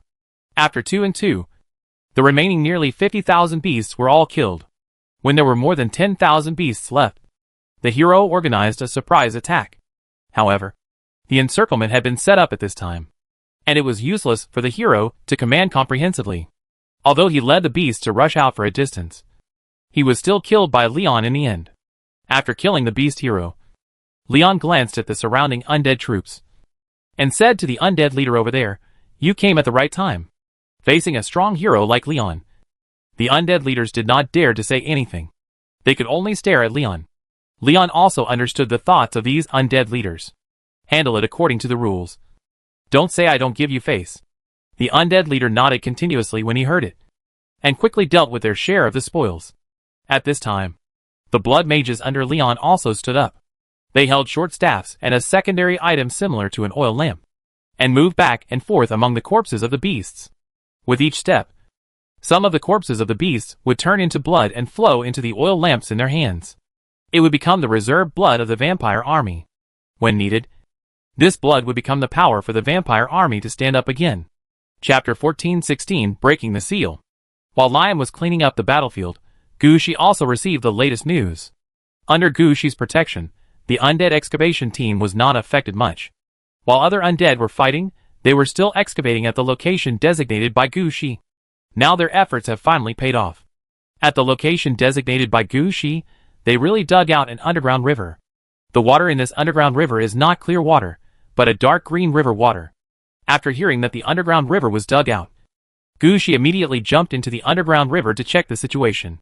During his inspection, he found that the water in the underground river contained a lot of vitality. But there was a problem. This vitality was dead. How to explain it? It felt like a mobile phone that was fully charged, but was turned off.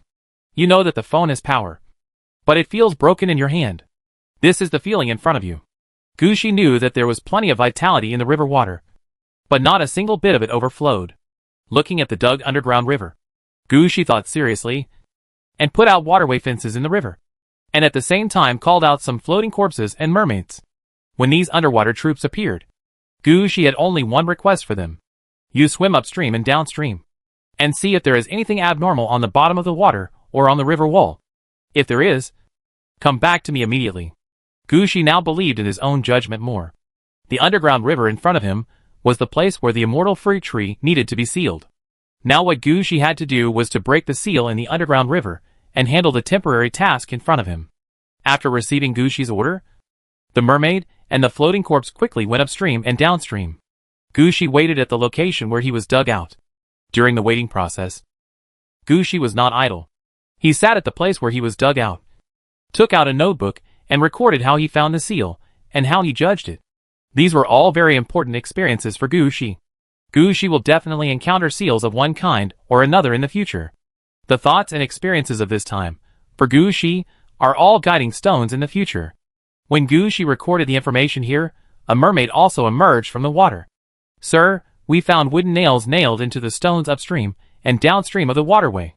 These wooden nails are like tree roots that are automatically generated and then suddenly broken off. Gucci estimated that he was lucky, and these wooden nails should be the seals. Gucci did not have any way to break the seals, and the best thing to do now was to pull these wooden nails out. Pull it out, and then check again to see if there are any other things. Gucci was not sure if these were the only seals, so he simply ordered the mermaid and the floating corpse to look for them again.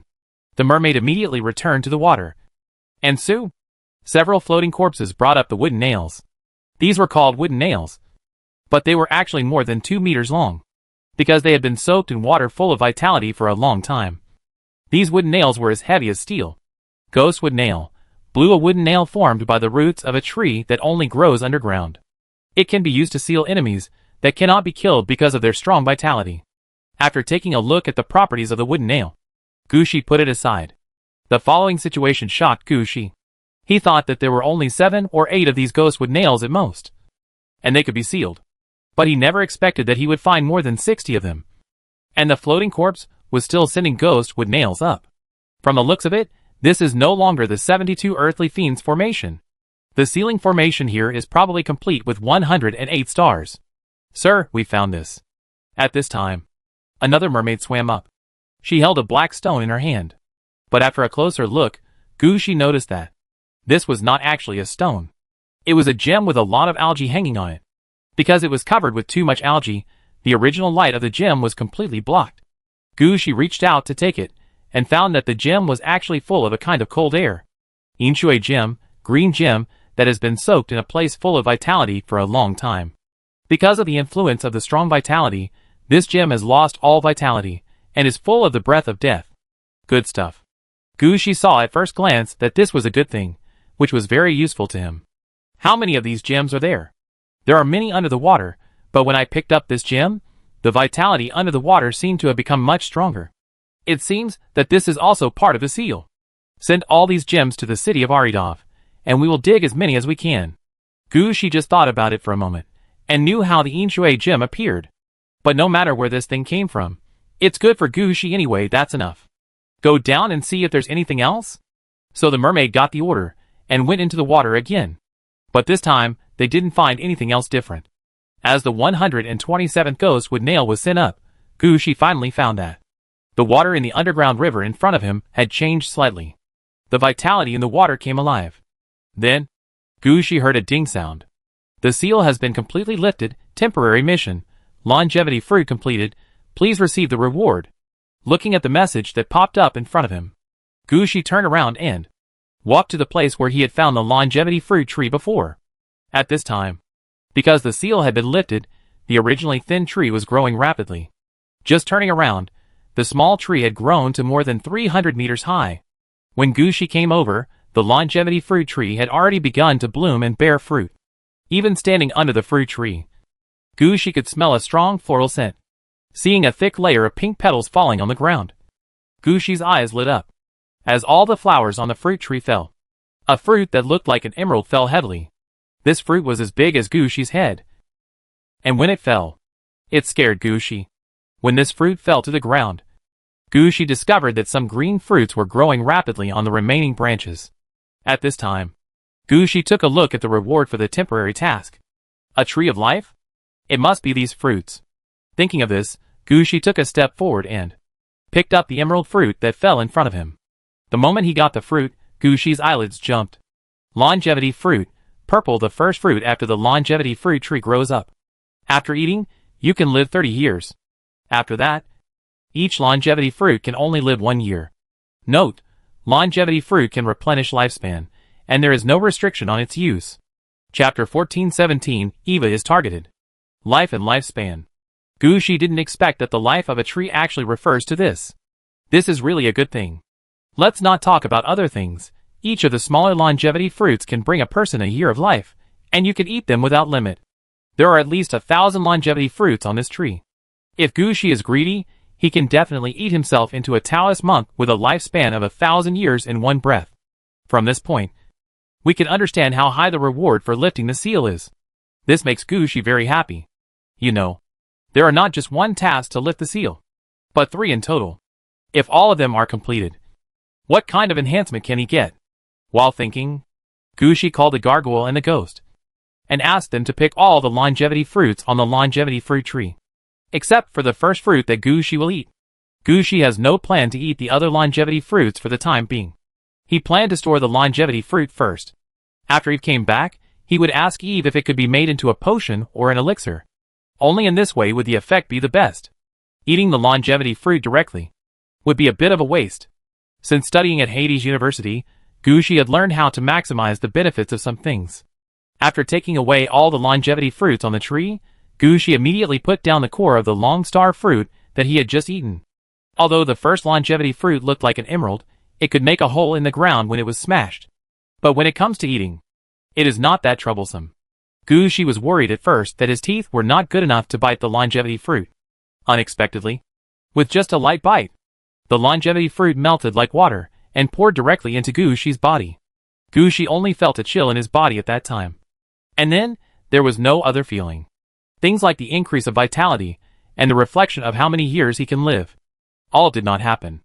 If there was no fruit core left in his hand, Gushi would have thought that he had not eaten anything just now.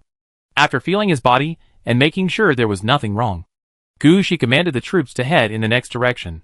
This time, the place Gushi was going to was the Holy Land of Himi. When preparing to leave, Gushi suddenly thought of something ridiculous. The situation in front of him was clearly a battle between the eldest and the second, and the third was defeated. This time, it was obviously Ilu who wanted to deal with Yika and solve the seal problem. But because it was on the way, he directly attacked the Holy Land of Himi. And Gushi really had no hatred against Himi this time. The reason he attacked was because he was on the way. With the idea of being on the way, Gushi's troops moved in very quickly. When Gushi was dealing with the seal of the longevity fruit tree, the gargoyle scouts had already headed towards the location that might be the Holy Land under the protection of the Fear Bat troops. Now they have found the way, and they have determined the situation of the troops guarding the Holy Land. Unlike Ika's troops, Yimi's troops only have one type of troops, snakes. Among these snakes, although most of them are normal-sized snakes, there are some different ones among them. According to the report said by the gargoyle, there are big snakes with 3 heads and 1 body among these snakes, and there are strange snakes with 1 head and 3 bodies.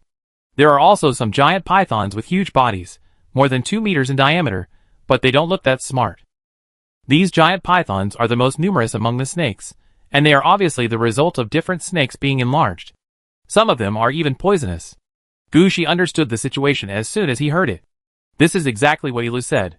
Under the red flowers in Yimi's holy land, it is Yimi's protection for his family. They will not die. As long as Yimi is there, they will live forever. As for snakes, as long as they are alive, they will shed their skin once a year, and their size will grow a little bigger. So those giant pythons are not pythons at all, but snakes that have lived for who knows how many years.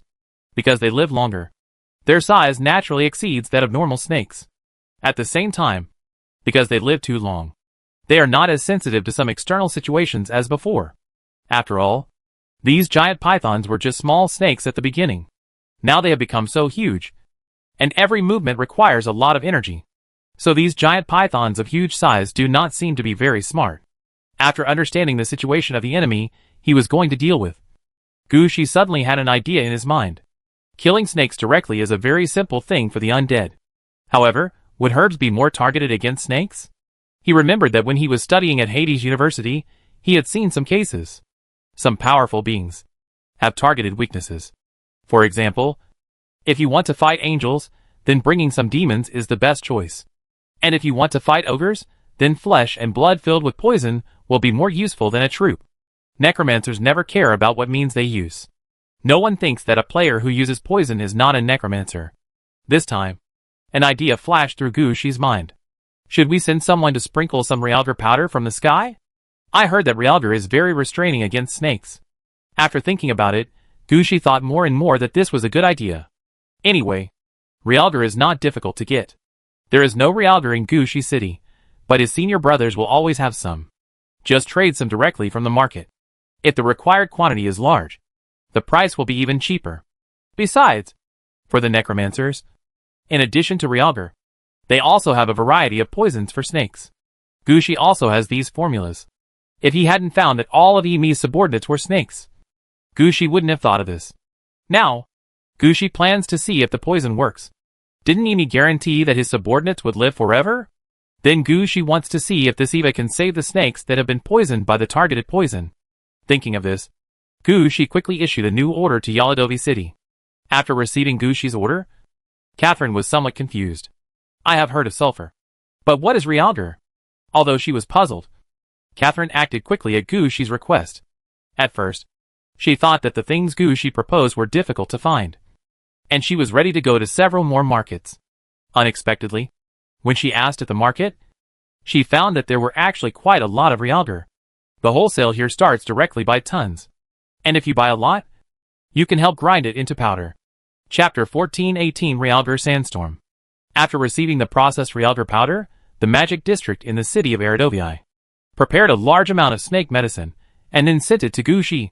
Looking at the list in his hand, Gushi couldn't help but mutter. 600,000 tons of realgar powder? More than 13,000 copies of various snake medicines. You are so efficient. To be honest, Gushi had to admit that. Sometimes you can buy anything in the market. The things sent out now are too much for Gushi. He really didn't know what to say. But Gushi thought about it, these things have many uses. So under Gushi's order, all the fear bats flew up. Each of them carried dozens of kilograms of realgar powder, and flew towards the holy land of Himi. Then Gushi's undead troops also headed there. This time, the troops sent out were mainly ghost troops. Gushi also saw that using ghosts in the rainforest was quite comfortable. As the troops attacked, Gushi also jumped onto the holy silver evil coffin and followed. The holy land of Himi was not too far from the longevity fruit tree. Gushi walked all the way, and it took only about 3 hours to get close to the location of the holy land of Himi. Just as Ilu described, as soon as he approached the holy land of Himi, the colors in front of him changed from various greens to various reds. There were red flowers and plants on the ground, and red leaves on the trees. Those snakes with gray and green scales were quite conspicuous in this red world. Outside the woods, Gushi could clearly see a place similar to a deep pond. From the edge of the woods to the cliff of the deep pond, there were red flowers growing everywhere. According to the news from the gargoyle, all the snakes found were hidden under the red flowers. When Gushi led his troops to approach, all the snakes stood up from under the flowers, and it looked like countless snake heads grew on the ground. What a loyal family. Looking at the group of snakes sticking their heads out from under the red flowers, Gushi couldn't help but smile. Then he raised the secret realm sword staff to the sky, and the fear bats that had been flying in the sky flew over. The pockets they were carrying were pierced with a big hole, and a large amount of dark yellow realgar powder fell from the sky. Swift wind technique. At this time, Gushi did not forget to add a code to the realgar powder. Under the strong wind caused by the swift wind technique, the realgar powder covered the entire area. This situation was not expected by the snakes in the Himi Holy Land. They thought they could scare Gushi away, and if Gushi really dared to attack, they could still fight with Gushi. But they never expected that Gushi had no intention of fighting them. Gushi directly gave them the medicine, and a large dose. The Realgar sandstorm formed by the swift wind technique was pushed directly towards the Holy Land of Yimi, and the red Holy Land turned dark yellow in an instant. This amount seems to be a little less. After the swift wind technique was released, Gushi couldn't help but mutter, because the swift wind technique blew the Realgar powder more scattered. Gushi always felt as if he couldn't cover the entire sky. This feeling is quite bad. While Gushi was still there in frustration, the snakes in the Yimi Holy Land were going crazy. They would never have thought that someone would actually use this kind of thing to deal with snakes. The most important thing is that they really had never encountered Realgar powder before. Facing the Realgar powder falling down, they did not even have any idea of evading. It was not until the Realgar powder fell on them that they felt something was wrong. All the snakes kept twisting on the ground for a while, as if they had been touched by something deadly. Those little snakes bit all around directly, as if they wanted to share the pain on their bodies. Although Gushi was dissatisfied, his subordinates were stunned. They didn't expect that the Realgar powder would be so useful. In fact, in the minds of the undead, poisoning is normal. But Realgar powder is obviously not a poison. How can this thing be used like this?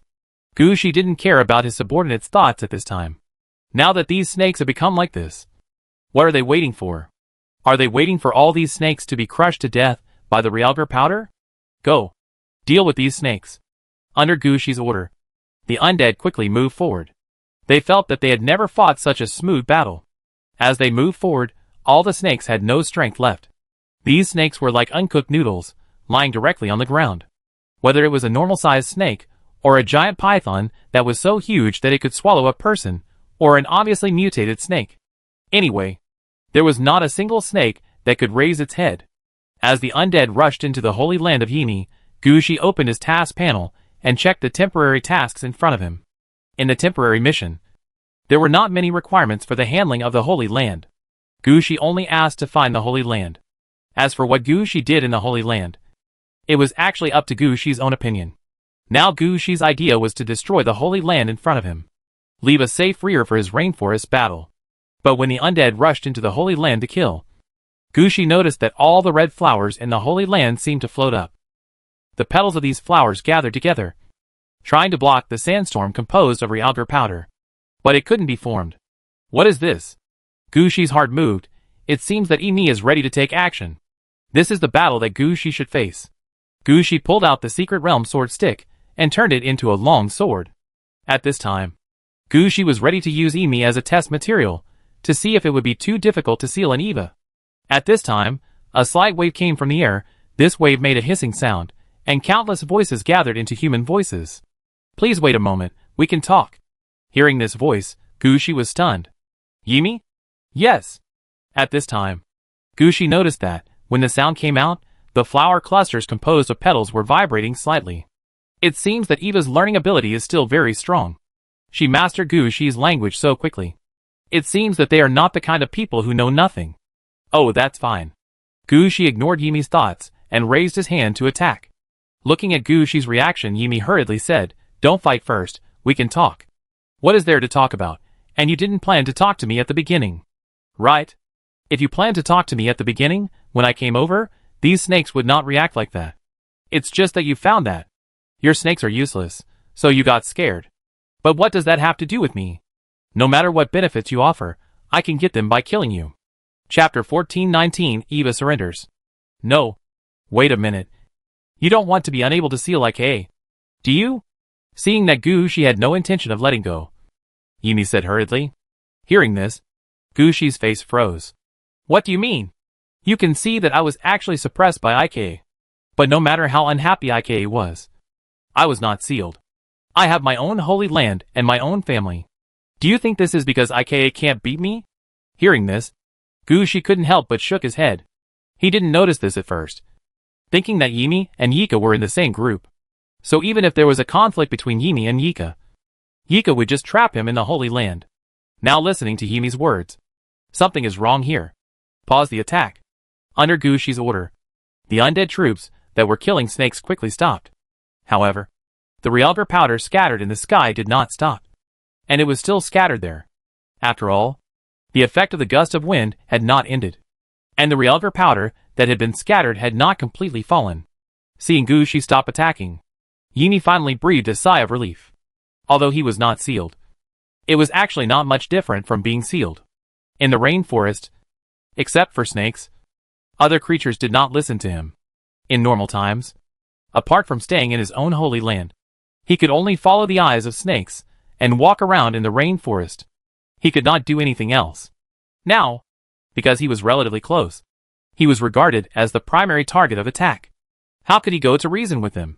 Gushi finally stopped talking, and Yimi had to persuade him to leave as soon as possible. Thank you. I believe you have seen that I was not sealed. But I don't have a good relationship with IKA. IKA didn't seal me not because I didn't want to, but because I couldn't. The Omatikaya rainforest can only seal one Eva at a time. After sealing Ilu, IKA can't seal me anymore. Gushi was stunned for a moment. He guessed this was the reason at first. But after Yimi said this, Gushi was still speechless. But thinking about the 3 sealing locations, Gushi could understand it. The 3 sealing locations compare the Omatikaya rainforest to a human body for processing. Omatikaya rainforest has no way to find another human body to seal other Eva. And this time his goal is to kill, no, to seal IKA. This is Ilu's only request. So this matter cannot be changed. Then Gushi really can't seal Yimi. Okay, even if I can't seal you, then I can destroy your holy place. Although he already had the idea of letting Yimi go, but Gushi was quite tough. At this time, Yimi also understood the meaning of Gushi's words. He knew that he could not provoke Gushi. If he wanted to make Gushi change his mind, he needed to use another method. Sir, you destroyed my holy land, and you didn't get any benefits. Right? I saw your behavior at the longevity fruit tree before, and I thought you just needed some benefits. I will give you these benefits. And when you fight Yika, I can help you from behind. It's better to have one more helper than one more enemy. Gushi actually wanted to say, I don't care about enemies like you at all. But after thinking about it, he swallowed the words back. After all, there is no way to seal Yimi now. And there is no need to take advantage of him verbally at this time. I don't trust you. Gushi said this as soon as he opened his mouth. I hope that when I deal with Yika, you'd better stay in your holy land and don't come out to cause trouble for me. Okay. I will seal the holy land later. And I won't come out again before Yika is sealed. Yimi understood the meaning of Gushi's words at the first time.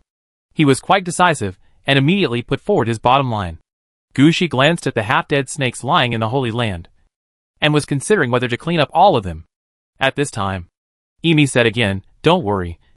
Sir, the snakes will soon enter the estrus period, and they will not leave here in 1 or 2 months. As soon as Yimi saw Gushi's eyes, he immediately sold his family. Yimi did this for the good of the snakes. If not, these snakes would eventually become the material for Gushi's men to make spicy strips.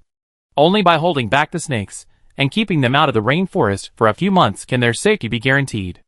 As for whether they will have any physical exhaustion during these months, that is not a big deal. For the sake of survival, there is nothing that cannot be done. Hearing Yimi's words, Gushi raised his head, took another look at the snakes, and finally nodded. Seeing Gushi's reaction, Yimi was also very happy.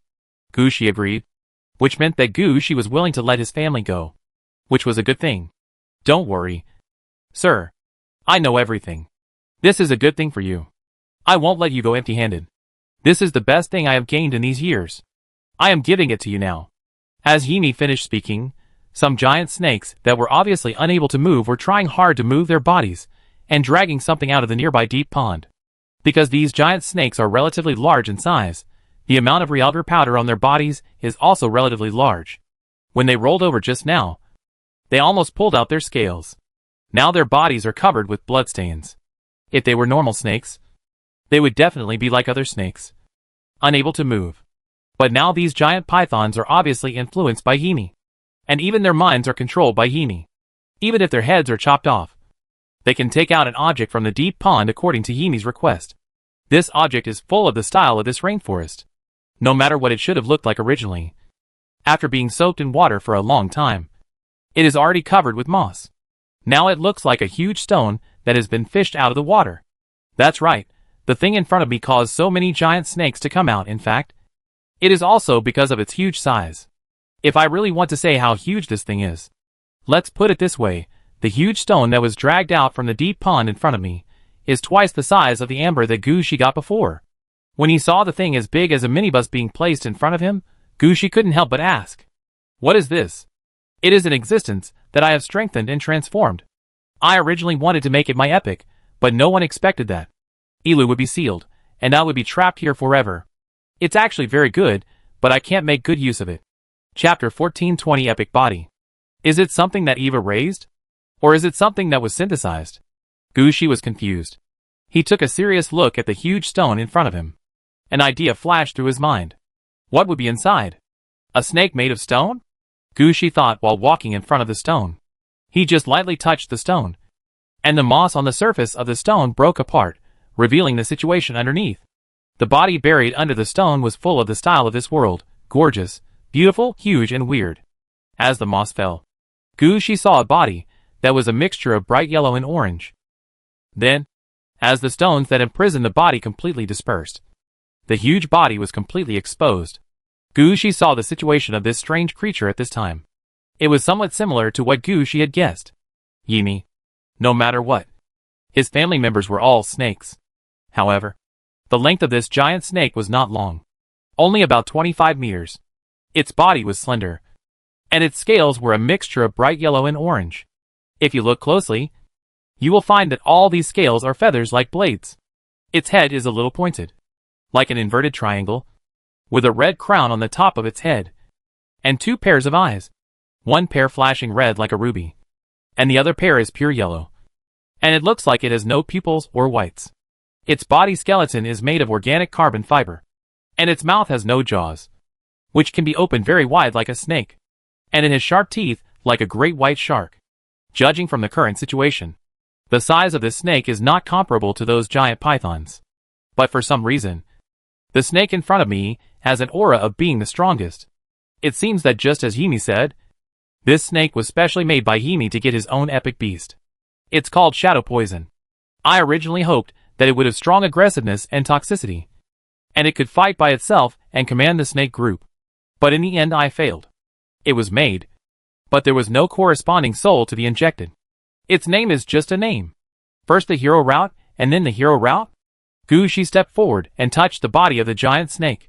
Feeling the snake's condition, Gushi found that something was wrong with the snake in front of him. Its muscles seemed to be compressed, and its internal organs were squeezed to a very small extent. This snake should be bigger than this, Gushi asked. Yes, it can switch back and forth between 25 meters and 100 meters in length freely during battle. When it reaches a length of 100 meters, it can float up by relying on the internal energy. However, its flying speed is relatively slow, Yimi said helplessly. In order to make Shadow Poison, Yimi really put a lot of thought into it. It can be said that the body of Shadow Poison is made of Yimi's best technology. Shadow Poison's body is the best snake body selected by Yimi, and its bones are reinforced with the shell of the golden-back centipede. The green eyes at the back are the eyes of the poisonous star toad. The muscles are made of the spider silk of the magic web spider, and the fangs are made of the scorpion tail needle of the bloody red scorpion. Among these materials, except for the poisonous star toad, which is an animal produced in this rainforest, the others are not from the Omaticea rainforest. These are all good things that Yimi exchanged with Eva from other regions. It can be said that for this Shadow Poison, Yimi invested too much of his energy. In the end, he failed to strengthen the Shadow Poison to the epic level, and there was no way to revive it. He could only give it to Gushi as a reward. Gushi didn't know much about the situation of the Shadow Poison. At this time, Gushi was checking the situation of the Shadow Poison according to the method of the necromancer. According to Gushi's inspection, he found that the body of this snake could not be considered a corpse, but had a certain vitality. As long as a suitable soul was injected, it could still fight. However, it was difficult for Gushi to judge the level of this fighting. At the same time, Gushi noticed that some of the means on this snake were biochemical synthesis systems, which could be said to directly cut off the idea of transforming this thing into a puppet. After circling around the Shadow Poison for a while, Gushi turned his head and said to Yimi, who was made up of petals, "I'll lend you my place. We still have some snakes for you to use." Yimi didn't know what Gushi wanted to do, but he knew that if he refused at this time, the Shadow Poison would be given away for nothing. So Yimi said decisively, "Please feel free to use it." Gushi didn't say much. He stretched out his hand and used the wind spell, rolled up the Realgar powder on the snakes, and sent it outside the Holy Land. After that, he personally stepped forward, selected 127 giant snakes that were larger than the shadow poison, and dragged them to the side of the shadow poison. Yimi did not stop Gushi's actions. Even after Gushi rolled away the realgar powder, he immediately sent all the remaining snakes back to the deep pond. Gushi nailed all 127 giant snakes to the ground with the ghostwood nails he had just obtained. Then he led Ingdu's body onto the ghostwood nails.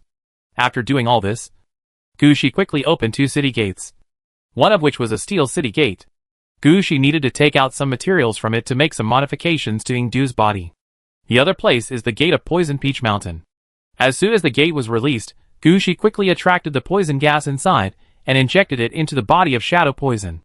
After that, Gushi released the Soul Summoning Tower to increase the success rate of soul summoning. Although Gushi did not intend to summon souls at the moment, what he had to do now was to transform the undead, but it would be better to increase the success rate a little. After all, the quality shield of Shadow Poison in front of him was quite high. Gushi did not want to miss such a good material. As the Soul Summoning Tower was released, Gushi released a group of necromancers. With their help, Gushi quickly used the giant snake and ghost tree nails on the ground to draw a magic circle for the transformation of the undead. At the same time, Gushi also took out a few purple materials and placed them next to Ingdu, serving as consumption and replenishment for this undead transformation. After everything was arranged, Gushi turned his head to look at Yimi's Holy Land, and then stood in front of Ingdu and chanted the spell of undead transformation. Under this spell, Yimi immediately felt the power of his Holy Land being drained. Yimi's reaction at that time was to stop it. But looking at Gushi's appearance, Yimi thought about it and gave up. Even if part of the power of the Holy Land was drained, so what? It will be replenished in a few years. It is better not to offend Gushi at this time. Gushi did not extract too much earth energy, but the red flowers near the place where Gushi's undead soul was transformed all withered. The power of the earth energy and everything Gushi prepared were all injected into the body of Ingdu. The color of the surface of Ingdu's body also changed slightly. At the same time, a ding sound came from Gushi's ears. Chapter 1421, Moving to a New Battlefield. Undead transformation successful. You get the special Undead Shadow Poison. Shadow Poison, Level 10, Summon, Undead Warrior, Undead Leader Experience, 0/15,000, Attack 13, Defense 6, Life 125, Mana 100, Talent, Poison.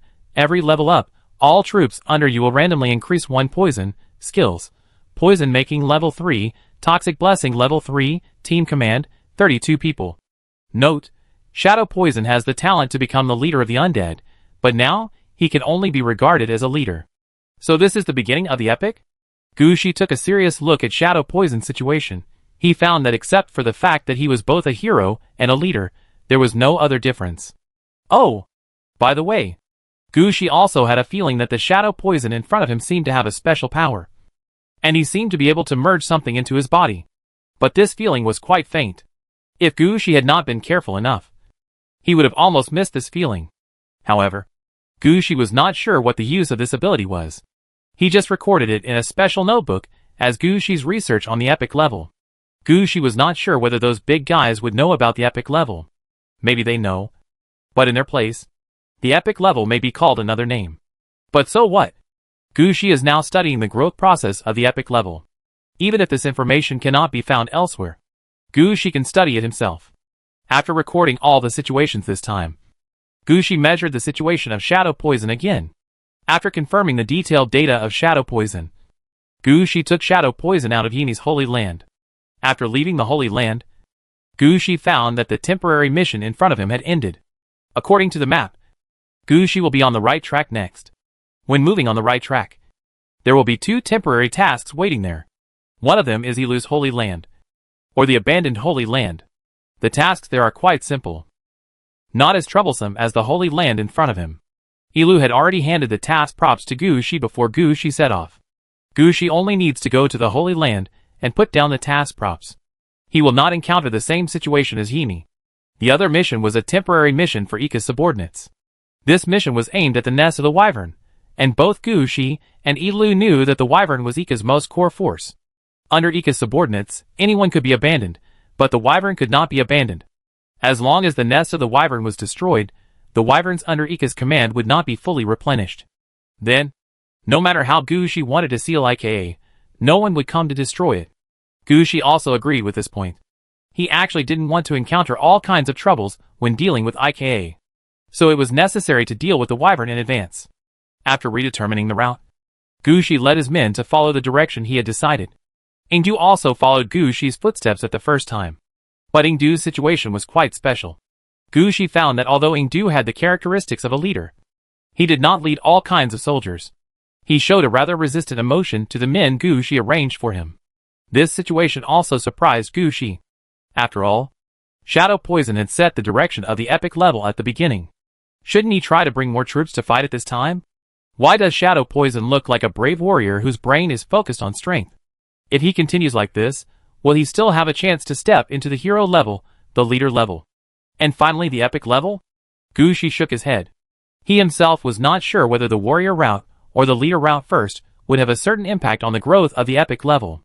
Without data comparison, Gushi can only take things one step at a time for some things. Now what Gushi needs to do is to observe more. So when Shadow Poison followed him, Gushi just took a look and let it follow him all the time. But although it is not good to be reluctant to command the troops, Shadow Poison has no problem in moving. Although its body looks big, it is quite flexible in moving. No matter how fast the Holy Silver Evil Coffin opens, Shadow Poison can catch up in the first time. Even if the Holy Silver Evil Coffin entered the shadow, Shadow Poison seemed to be able to move with it. This made Gushi look up to Shadow Poison. On the way, Gushi's attention was mostly attracted by Shadow Poison. He was observing Shadow Poison's situation there, recording some details, and even stopped reading normally. When Gushi was about to reach the third temporary mission point, his observation record of Shadow Poison had filled a whole book. Putting away the notebook in his hand, Gushi stood up and looked at the forest area in front of him, which was similar to other places, with a hint of confusion in his eyes. It doesn't look like anything here. Why do you say it's the nest of the wyvern? When Gushi was puzzled, Ingdu quickly swam to Gushi's side. Hiss. While saying something, Ingdu looked in a certain direction. Gushi looked up in the direction that Ingdu noticed, and he found that all the trees in this forest area had a nest similar to a sphere. These nests were quite large. The smallest one was as tall as a person. The periphery of the nest was decorated with a large number of leaves, and I don't know what method the other party used to keep the leaves from withering. It was for this reason that Gushi did not find the nest hidden in the shade of the tree. Now seeing all this, Gushi made a judgment in his heart. The fear bats attack. Destroy this place. Facing this temporary mission, Gushi did not need to make any choices. The wyverns belonged to Ika's men. Every time a wyvern was killed, it was a good thing for Gushi. This time, Gushi released all the fear bats in the city of Aryov. Gushi wanted to see the air combat level of the dread bats. After all, Gushi needed to judge whether the dread bats could bear the task of being the main force of Gushi's flying troops. If the dread bats were not strong enough, then Gushi would find a way to change another type of troops, instead of focusing on some flying troops with little potential. The dread bats didn't know that they were facing an important choice. After being released by Gushi, they rushed into the air immediately. Then screams came from the mouths of the dread bats, and in the piercing screams, a large number of two-legged dragons also rose from the forest area and rushed towards the dread bats. Chapter 1422. The air battle ends. As soon as the wyverns attacked, Gushi understood what Ilu had said before. The wyverns under Ika's command are of different tribes. In addition to the wyverns that could spray poison that had fought Gushi before, there were obviously two different types of wyverns. One of them had a head similar to Shadow Poison's, and its mouth could open quite wide, and it could tear a person in half with one bite. It was obviously a wyvern that strengthened its close combat attack. The other type is just the opposite. This type of flying dragon has a relatively small head, but between the head and the neck, there are some feathers that are like blades. When flying, these feathers will not affect its flight. But when attacking, these feathers will be useful. As long as these feathers are erected outward, they can hurt the enemy in the first place. Obviously, this is a means of attack. At the same time, Gushi noticed that all the flying dragons are different in size. There should be a tribe that has disappeared, and their blood has been integrated into the tribe of flying dragons. In Gushi's eyes, there should have been a kind of wyvern with a relatively large size before. But for some unknown reason, this kind of wyvern disappeared in the long river of history. As soon as the wyvern flew out, Gushi immediately estimated the number of enemies. Although the main force of the wyvern did not stay here, there were still nearly 300,000 wyverns in this forest area. Although some of them were obviously underage wyverns, most of them already had a certain combat power. After they flew out, without even looking, they pounced on the fear bats. At this time, the number of fear bats under Gushi's command was only about 70,000. That was why Gushi dispatched all the fear bats in the city of Aridov. Facing an enemy that was several times their number, the fear bats had no intention of retreating. They actually lined up in a line in the sky and screamed in the direction of the wyvern. The scream of fear immediately dispersed the wyvern in front. Because of the influence of the power of fear, some of these wyverns flew upwards, some flew downwards, and directly messed up the battle formation of the wyverns. More than 300,000 wyverns seemed to have lost their direction in the sky, and some even collided with each other. Seeing this, the fear bats rushed forward immediately. They did not chase the fleeing wyverns, but pounced on the uncontrolled wyverns, or the wyverns that were rushing towards them. Their main strategy now is not to chase. Chasing is useless. The sky is so big, the frightened wyverns will just spread their wings and fly away. How can we chase them? In this case, chasing them will only waste time. Whether these fear bats have a leader to command them or not, they all understand that it is best to kill a group of enemies at the moment. Those wyverns that are frightened and fall from the sky, or those that rush directly into the group of fear bats, are the easiest to deal with. As expected, when the fear bats came forward to bite, these wyverns didn't even have a chance to fight back. When the effect of the fear scream disappeared, 70,000 to 80,000 wyverns had already died in the hands of the fear bats. At this time, the wyverns and the fear bats in the sky had dispersed, and next they would probably have to compete with each other in individual combat capabilities. At this time, Gushi didn't think much. He quickly asked Luna to send the newly spawned fear bats to the battlefield. Unlike the situation of the wyverns, the fear bats did not have so many changes. No matter what fighting style the wyverns had in their lives, the terror bats transformed by Double Death are all exactly the same. After releasing a new batch of terror bats, the number of both sides in the sky is almost the same.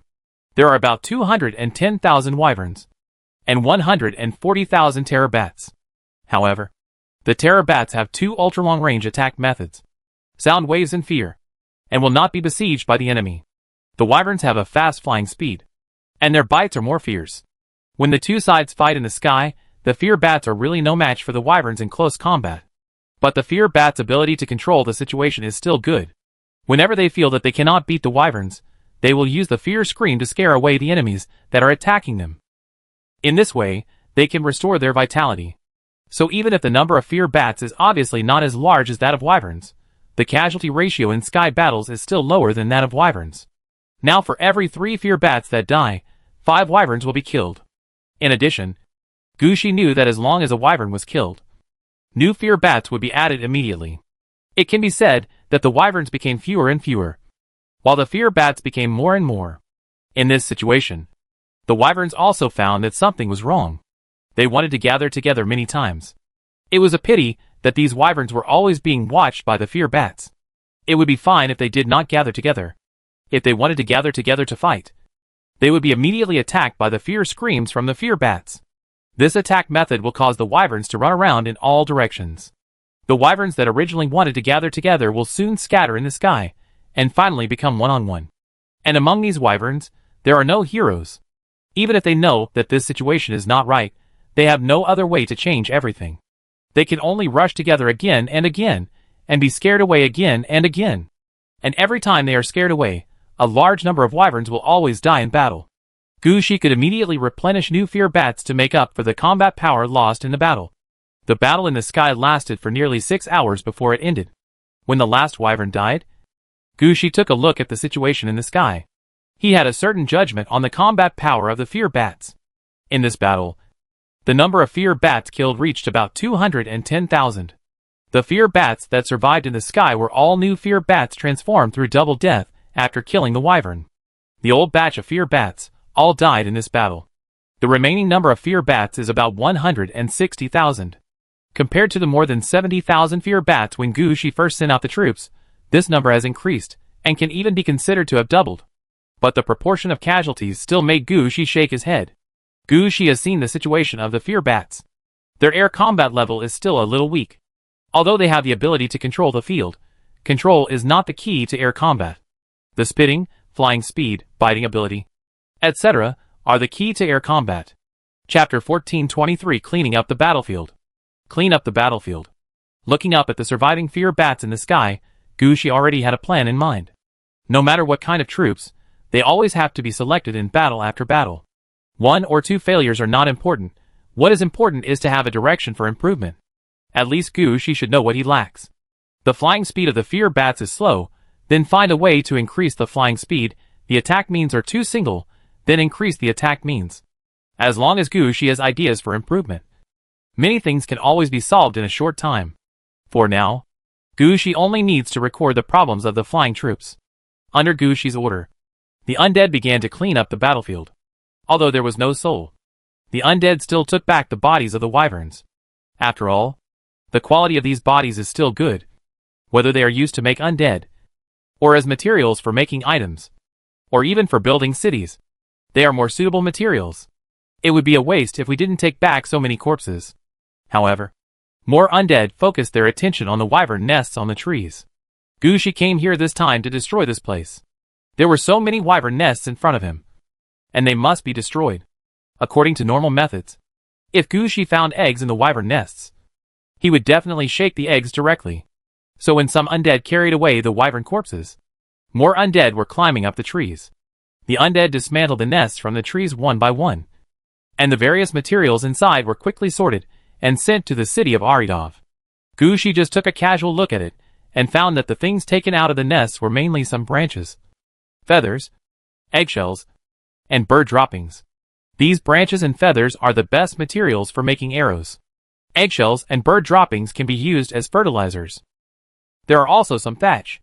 Gushi is not sure what these can be used for, but it seems that the city is collecting a lot of them. Anyway, they were all taken from the nest of the wyvern. Gushi didn't care about such a small amount of labor, and he didn't stop the actions of the undead. Some undead wanted to cut down trees here, but Gushi stopped them. It's not that Gushi thinks the trees here are of poor quality. It's that there are too many trees here. If you go to a place and cut down all the trees, Gushi may not be able to handle it even if he sends all the undead under his command. It's enough to have some things. This temporary mission was mainly to clear the wyvern's nest, so that IKA could not replenish the wyvern troops in a short time. Hiss. Just as Gushicha was staring at the undead cleaning up the battlefield, Shadow Poison just happened to swim to Gushi's side.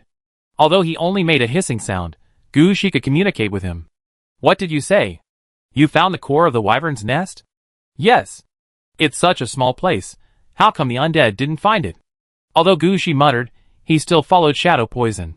But when Gushi followed Ingdu to the west of the forest, he finally understood why Ingdu called him here. On a big tree in this forest, Gushi saw a bright yellow and orange fruit. The fruit was not big. If not paying special attention, hardly anyone would care about the fruit on the roadside. It looks like your skin, but why are you sure it's the key to the wyvern's nest? That's not a fruit, that's a seal, Ingdu said with certainty. Gushi frowned upon hearing this. He wanted to say that Shadow Poison knew some kind of sealing technique. But after thinking about it, it seemed that when Shadow Poison transformed, Gushi used the ghost tree nails used to seal Ilu as a base. If you insist on saying that Shadow Poison has an understanding of the seal, it is reasonable.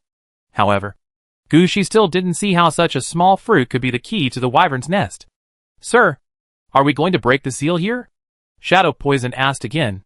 Gushi finally reacted. Now is not the time to consider how Ingdu discovered the seal. The most important thing now is to take this thing down. But the current situation seems to be a bit problematic.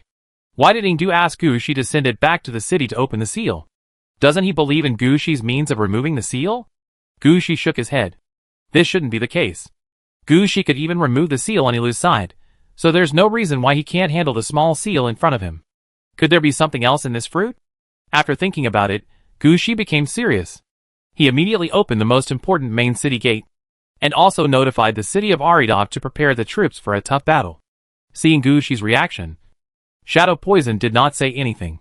Because in this game, in order to give his soldiers a chance to grow and gain more experience, Gushi did not use his main forces above level 10, not to mention those above level 20.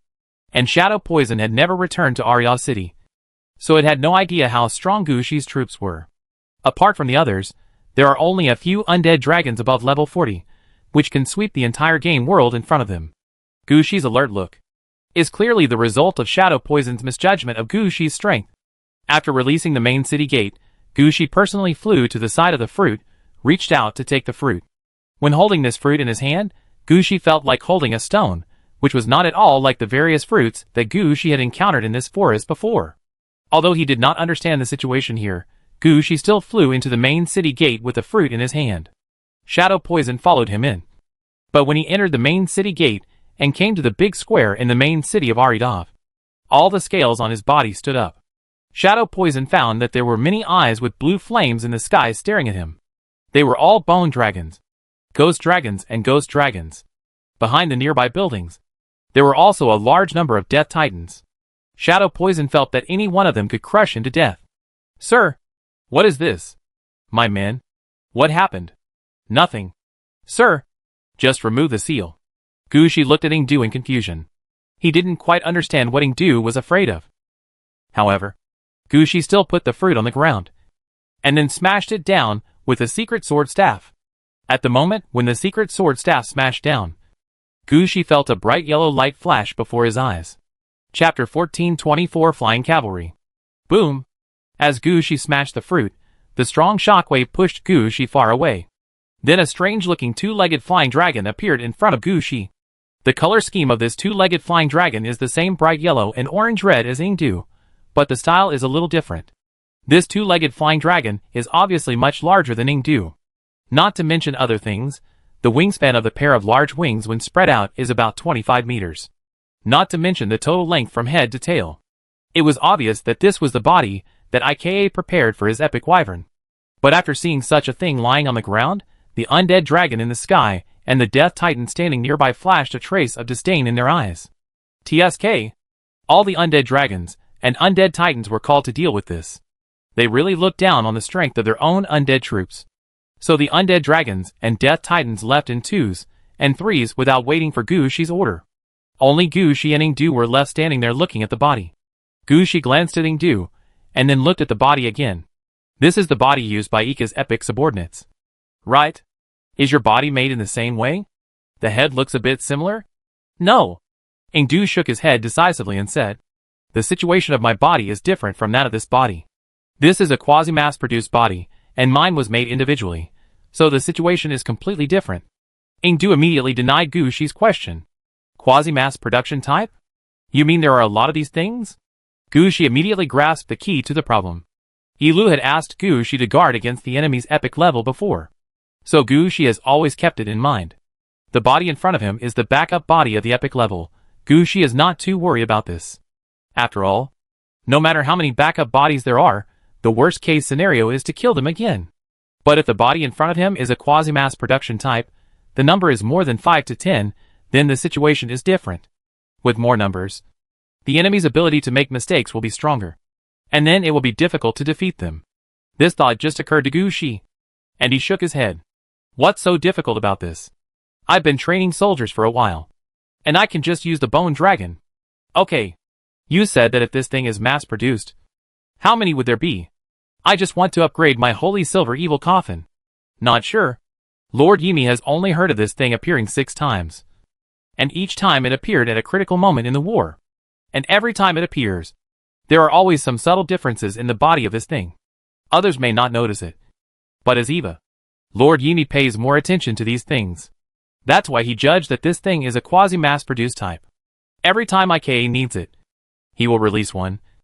And there is no need to worry even if it is damaged. The real key is the soul. As for the number, there is really no way to judge. Forget it.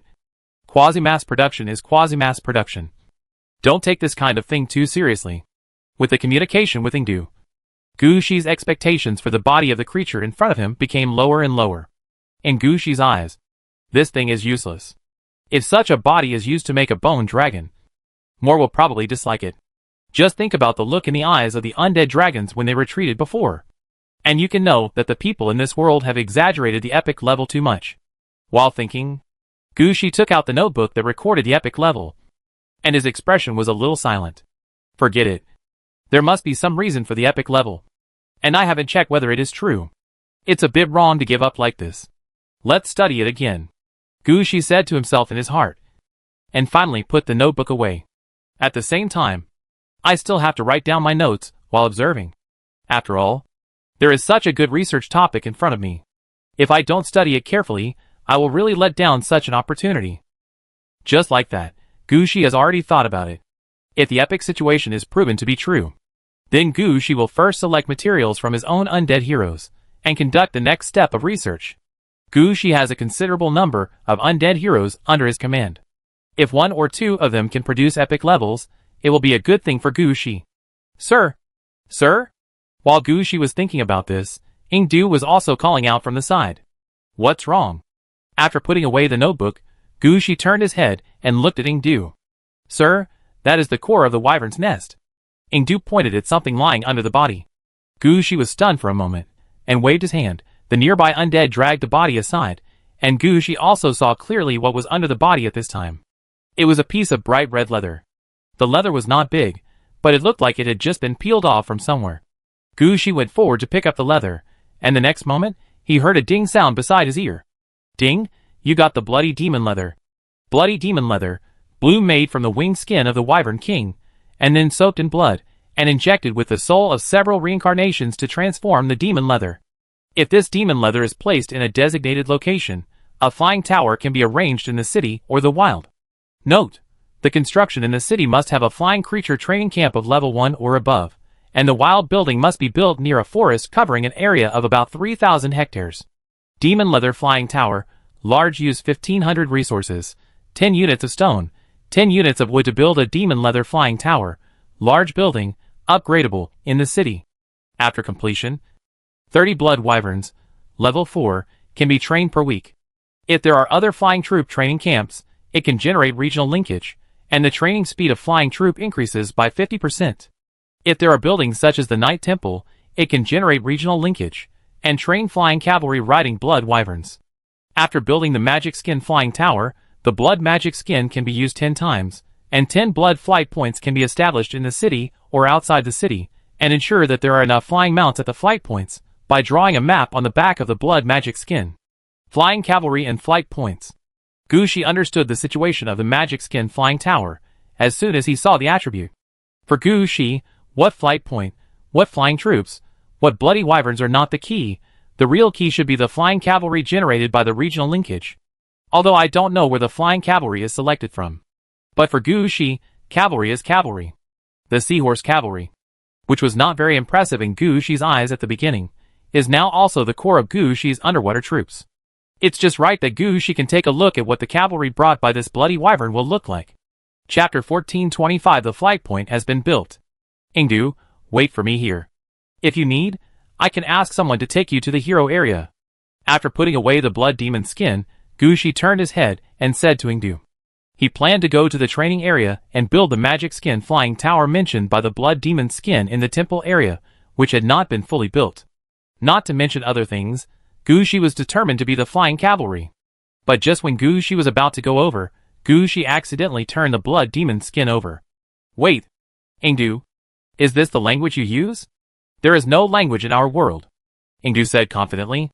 This world mainly communicates through the mind. If it weren't for Gushi's arrival, even those Evis wouldn't have learned Gushi's language. If they had any ideas, they would just send a mental command, not to mention leaving any words. It can be said that there are maps in this world, but there is definitely no such thing as words. However, seeing Gushi's serious expression, Ingdu was somewhat curious. He walked behind Gushi, and looked up from behind him at the blood demon skin in Gushi's hand. There was a map drawn on the blood demon skin, and the locations of several flight points were specially marked on the map. This was actually very normal, because it was said in the previous description that in addition to regional linkage and training flying cavalry, the blood demon skin also had the function of arranging flight points. The method of arranging the flight points is to draw a map behind the blood demon skin. But when Gushi took the map in front of him, something was obviously wrong. In addition to the special terrain, this map also had some different text. However, Gushi had never learned this kind of text, and he couldn't understand what was written on the map. At the same time, the map in front of him was drawn quite large, and Gushi was not sure what the map pointed to. When Shadow Poison came over, he first looked at the text on the blood demon's skin, and soon his 2 pairs of eyes became mosquito-repellent eyes. In order to prevent himself from going blind, Ingdu raised his body a little higher, allowing himself to stand at a higher position. Looking at the pattern on the blood demon's skin, it seemed that this would make him less blind. Seeing Ingdu like this, Gushi shook his head helplessly. Forget it. Since he couldn't read anyway, he would just pretend that he didn't ask, no matter what was drawn on the map.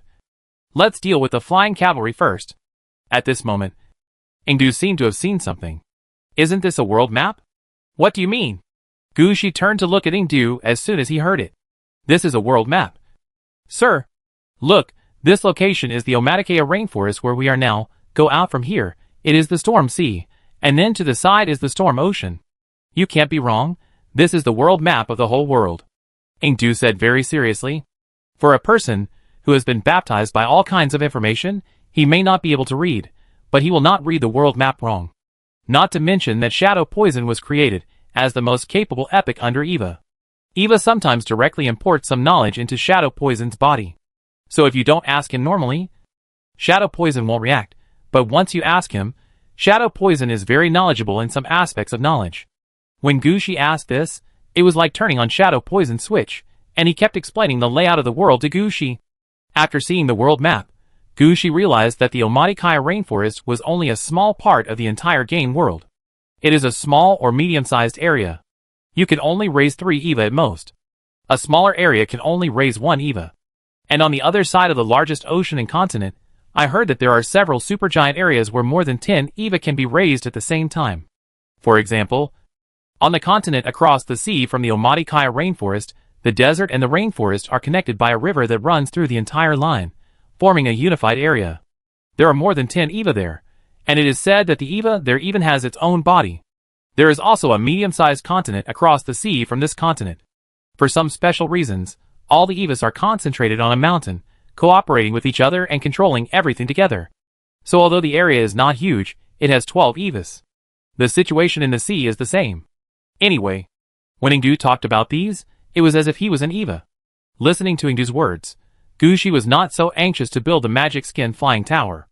At this time, he compared the map on the blood demon's skin, and his mind had drifted far away. Gushi was not surprised by the hugeness of the world in front of him. Even though the Omatikea rainforest only occupied less than 1/50th of the entire world, he was not surprised that there were more EVAs in this world, and their relationships were more complicated. Even though there were 4 EVAs on the plateau near the Omatikea rainforest, who had a bad relationship with Ika and others. What surprised Gushi was that there were 5 flight points in this world. Although the flight points are all small places, Gushi always feels that there is no reason for this. After all, it takes so much effort to arrange the flight points. If they are not used properly, it would be a waste. Then Gushi discovered another situation. He found that the flight points on the map were not the effects of the blood demon's skin. They were the flight points that originally existed in this world. There is something wrong with the situation here. Gushi turned his head and looked at the body that was dragged aside. Should he transform this body into an undead to ask? Everything else in this world is good. Except for one thing. There is no way to capture souls in this world. If it weren't for Yumi's obedience, and Gushi's transformation of the undead in Yumi's holy land, the transformed Shadow Poison would not have any memories. Now if Gushi transforms the body in front of him, he will probably get only an empty shell, letting him fly and fight. It may be possible, but for him to know some things like Shadow Poison, it is probably quite difficult. Not to mention that the one in front of him is a backup. In the end, I am afraid that I will get even less information. Thinking of this, Gushi couldn't help but shook his head. Still put hope on Ingdu. Do you know where these points correspond to? I really don't know. For a large area, I may be able to tell you 1 or 2, but when it comes to specific points, I really can't do anything. Ingdu also looked embarrassed. Gushi was a little helpless, but he didn't blame Ingdu. After all, this is very normal. If you ask an ordinary person to point out where Brazil is on a world map, most people can draw a range, but if you ask someone to point out where the capital of Brazil is, more than half of them will be confused. It is good enough for Ingdu to know the approximate area. Forget it, let's wait until we deal with the Omatikea rainforest, and then go back and take a look. Chapter 1426 Holy Land or Dragon Country. Sir, I don't know the location of this flight point, but I have heard of this place. Ingdu pointed to a place a little beside one of the flight points. What is this place? Gushi asked curiously. Dragon Country. Ingdu said seriously. The place where all the flying dragons and snakes want to go. What did you say?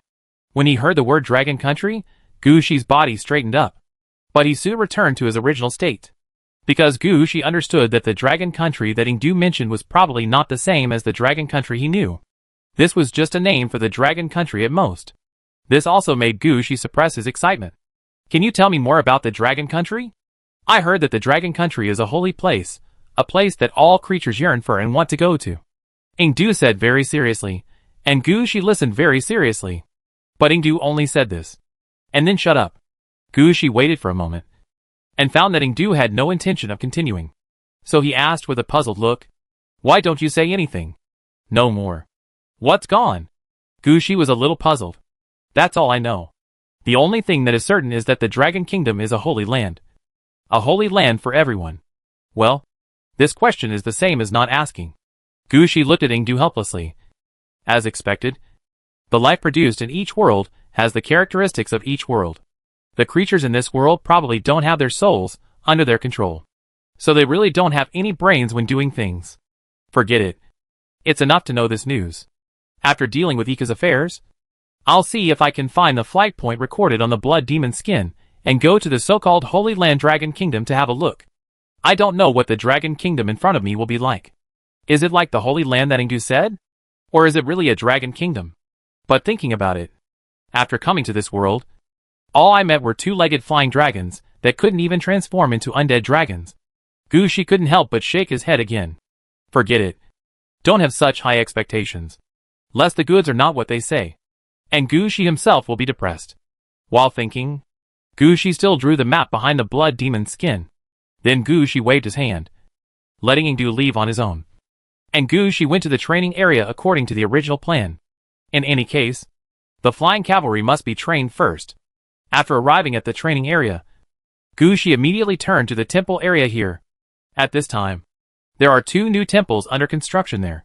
That is the temple for training the evil blue knights and the evil bone-like cavalry.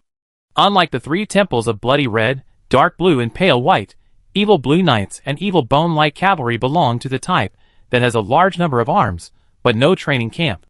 If Gushi had not built three temples before, and had a sufficient number of arms for research, it would be quite difficult for him to reversely deduce the training camps for these two arms. At present, the evil blue temple used to train the evil blue knights has completed most of the deduction, and I believe it will be built soon. As for the training camp of the light cavalry, it is different. The situation of the light cavalry here is different. The training camp of the light cavalry is similar to the sun to magic spring. Did not build a temple, it looks like a grassland. It is estimated that this is also the characteristics of light cavalry. Anyway, you can notice when you come over, the area of this training camp will be relatively large. It is also different from the previous temple style. Here are some horse ravioli and pastoral warehouses. After a round trip around the temple area that had not yet been fully built, Gushi found that this unfinished grassland was the only suitable place to place the magic skin flying tower. It was not that other places could not be placed, but after the placement, there would be some impact. Only this place in front of him was a relatively suitable location. So Gushi did not think much about it, and took out the blood magic skin. As Gushi stretched out the blood magic skin in his hand, the shadow of a building appeared near the grassland. At the same time, Gushi noticed that a bright yellow light was radiating from the blood demon's skin. In this bright yellow light, the shadow of the building slowly solidified. At this time, Gushi also noticed a situation. That the style of the building in front of him was different from other building styles. At least it was different from the style of the nearby temples. The building in front of him was a high tower with a stone base and a wooden surface. The style looked a bit like the airship docking point of the tribal works. However, the building in front of him was obviously larger, and the height was about 120 meters. This height was actually higher than many buildings in the city of Aridov. Most importantly, the outer part of this magic skin flying tower was surrounded by a circle of animal skins mainly in bright yellow and orange. In addition, Gushi noticed that there was a new flight point under this magic skin flying tower. This flight point was different from the flight point trained by the giant bat. The flight point in front of him was more like the nest of the two-legged dragon that Gushi had dismantled before. Spherical nests taller than humans were hanging on the edge of the magic skin flying tower. Something similar to wyverns would stick their heads out from inside. Gushi could notice at this moment that the wyverns that appeared in the magic skin flying tower and the extra flight points below were not the green wyverns in the outside world. The skin on these wyverns was bright red. Their heads were a little pointed, and their bodies were obviously longer. When Gushi looked over, all the wyverns squeezed out of their nests. Gushi saw the situation of these wyverns at first sight. Although their necks were long, their bodies were obviously shorter than those of the wyverns in this world, and their bodies were stronger. The two pairs of wings were also different from those of normal wyverns. The original wyverns obviously had large wings in front and small wings in the back. However, the wyverns in front of him had large wings on top and small wings at the bottom. At the same time, Gushi also noticed that these wyverns had a pair of tail wings for balance on their tails. All this proved something to Gushi, that this type of wyvern was more suitable for balance when flying in the sky. In other words, they were actually used for flying transportation. The wyverns in front of him were of two types, one large and one small. The small one was about 5 meters long, and the large one was between 7 and 9 meters long. Gushi could tell at a glance that the small one was for flying points, and the large one was the mount for flying cavalry. Chapter 1427 Air Light Cavalry. He waved at the wyverns, and all of them landed on the ground. When they landed, Gushi noticed a situation. When the wyverns landed on the ground, they all stretched their large wings to the ground, supporting their bodies, while the small wings retracted, protecting their abdomens. Gushi circled around the wyverns, and focused his attention on the larger ones. Gushi said a few words to his undead subordinates, and several undead quickly brought some iron blocks. Gushi asked the undead to put them one by one on the back of the wyvern. After putting on the weight of 400 kilograms, the larger wyverns could still easily fly on the spot, and fly in the air with a fairly stable movement. This made Gushi understand the characteristics of these wyverns. Take down all the iron blocks, and take the zombies. Gushi ordered quickly. What happened next also satisfied Gushi. There was a zombie sitting on the back, which would not have much impact on the wyvern, and the wind blowing in the face could not blow the zombie off from the junction of the wyvern's neck and shoulders. At the same time, this kind of wyvern has no idea of rolling up and down. When flying, it mainly flies straight. When ascending and descending, it relies on the pair of small wings on the abdomen. It mainly emphasizes the word stable. After letting the zombie sit on it and fly for a circle, Gushi replaced it with the heavily armored gladiator Black Guard. If it weren't for the fact that the Crimson Knights and other troops could not change their mounts at will, Gushi even wanted to replace them. After 2 or 3 experiments, Gushi had already recorded the corresponding data. A larger wyvern can carry about 400 kilograms. If it weighs more than this, the wyvern can still fly, but it cannot take off from the ground or accelerate in the air. It can only fly at a steady speed. If the weight exceeds 1 ton, the flying speed of the wyvern will be as slow as a normal person walking. If it increases further, reaching 1.5 tons, the wyvern will not be able to fly. So in order to ensure that the wyvern can fly freely, the weight of the cavalry on its back should not exceed 400 kilograms. This weight actually hit Gushi's bottom line. When the wyvern came out, Gushi had thought about adding a layer of armor to the wyvern. But after calculation, the added defense effect of leather armor is actually not very good. If a layer of iron armor is added, the weight will directly exceed 400 kilograms. This makes it difficult for Gushi to arrange cavalry on it. So this plan can only be abandoned directly. But once the armor plan is abandoned, only 1 cavalryman is placed on the back of the wyvern. That would be a bit of a waste. This will make it difficult for Gushi to deal with him. After hearing about Gushi's situation, Princess Anna also came over with her men. She circled around these flying dragons, and then came to Gushi endlessly. My lord, this is a very good mount. Yes, but my train of thought is interrupted here. What do you think? It depends on what kind of flying unit you want. Princess Anna's ideas are relatively simple. The main functions of flying units are just a few: air scouts, air raids, air assaults, bombings, air-to-air, transportation. This large-sized wyvern can be used in any direction. But it can't be used well in any direction. It depends on what you need. Aerial combat. Air-to-air. The kind that can fight 3 at the same level.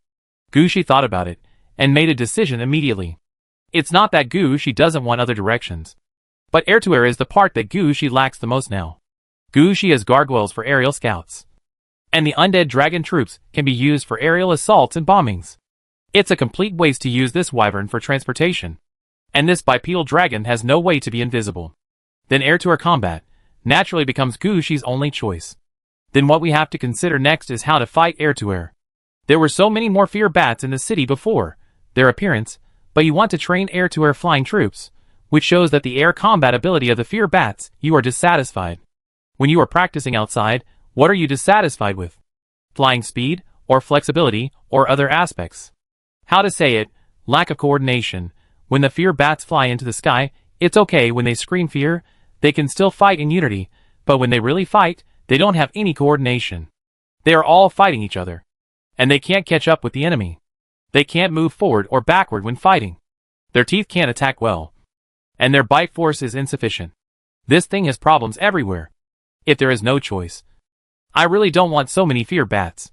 Gushi immediately told the situation at that time. When Princess Anna heard it, she thought about it seriously, and finally gave her own opinion. Okay. Now that you put it that way, there are really many problems. But you can try to put some mechanical crossbows on the back of the fear bats. I remember that the puppets under Eve can do it. Oh, by the way, we are talking about the wyvern. According to what you said, actually, the cavalry you want should be soldiers who can fight on the back of the wyvern, rather than just decorations riding on the back of the dragon. In the air, you can either hold a spear and take advantage of the flying speed of the wyvern to charge straight ahead, or hold an axe and jump in front of the enemy in the sky to fight, or fly with a bow and arrow or other long-range weapons. Of course, I personally think that a bow and arrow would be better. Among these three types of troops, the sky-jumping combat can be considered. Listening to what Princess Anna said, Gushi thought about it seriously, and found that these wyverns are really suitable for this. The main feature of these wyverns is a stable flight. It can be said that they fly in the sky more steadily than ships sailing on the sea. If there are well-trained undead soldiers, jumping from one wyvern to another should not be a problem. If the stability of the boarding in the sky can be guaranteed, then it will be possible to quickly descend to the enemy's back in the sky. If these soldiers can also have a certain ability to glide in the air for a short distance, the situation will definitely be better. An idea flashed through Gushi's mind. And his hands were not idle either. Instead, he quickly told Princess Anna his ideas. Yes, the undead have everything. If it doesn't work, we can transform it. If it still doesn't work, we can train it. Our thinking is that it belongs to the scope of close combat like cavalry. If you don't force the ability to glide in the air, the skeleton soldiers in the city can do it. If there is a need for glide in the air, low-level vampires will be a suitable choice. Chapter 1428 The Best Harvest. After discussing the idea of the first generation of sky-light cavalry with Princess Anna, Gushi talked about the epic again. Regarding this situation, Princess Anna listened very carefully, and looked through the notebook that Gushi had recorded. Although shadow poison had not been obtained for days, Gushi had really recorded the contents of a whole book. Finally, Princess Anna put down the notebook in her hand, and said very seriously, "It is possible to succeed, but it is difficult." Unlike Gushi, Princess Anna directly said the reason why the epic appeared in this game world, but rarely appeared in other game worlds, and even the Hades University did not take it as a necessary learning content. I've heard from adults about the world outside. After the creatures in that world die, their souls are taken back directly. This is the key to the epic level, because only in this way can we prepare for both situations. The body will be strengthened as a hero, as strong as possible. The soul will be strengthened as a leader, and the ability to command will be learned. As long as the new body and soul are combined, the hero and leader level routes can be achieved. At this point, as long as they have a little more opportunity, they want to combine the two directions, and it will become possible to become an epic. After all, among so many materials, there will always be one or two such beings. But we can't do it. We transform corpses through necromancy, undead transformation, or resurrection. Not to mention that the corpses in our hands are already weaker. Even with what you have learned now, we can only transform the undead in the same direction as the corpse. We really have no way to inject the leader's soul into the hero's body. Gushi knew that Princess Anna had considered everything. Just as Princess Anna said, he has no knowledge reserve in this area. Among the three routes of summoning the dead, Gushi is still learning the art of transformation, and has not even touched the threshold of resurrection. How can Gushi do such a thing? After thinking for a while, Gushi proposed a new idea. I was thinking, don't we have double death? If we combine the one who is transformed from the double death with the one who is summoned by the corresponding corpse summoning or the soul transformation. Will there be any effect? It's a good idea. And someone has done it before. Princess Anna glanced at the members of the Princess Council who followed her. She has so many Annas under her. And Gushi's idea is just a leftover. But the problem is, this is different from what Gushi is talking about now. Gushi is talking about how to combine the leader and the hero. This has no direct connection with Double Death. So Princess Anna looked at Gushi with some curiosity. Gushi also understood where the problem was. He also looked at the members of the parliament under Princess Anna. All of these people can be regarded as part of Princess Anna, but they have their own characteristics. At this time, Princess Anna seemed to understand Gushi's thoughts. You mean the dungeon? Gushi nodded affirmatively. Dungeons are ever-changing. What if there is a dungeon that is clearly boss level, but the next dungeon is warrior-oriented? This sentence made Princess Anna silent. Princess Anna seriously considered the possibility, and finally said, we need a lot of experimental materials for experiments. It is best to start from the boss level and warrior level. If it succeeds, I am afraid that the status of the talent of Double Death among the undead will be greatly improved. Give it a try.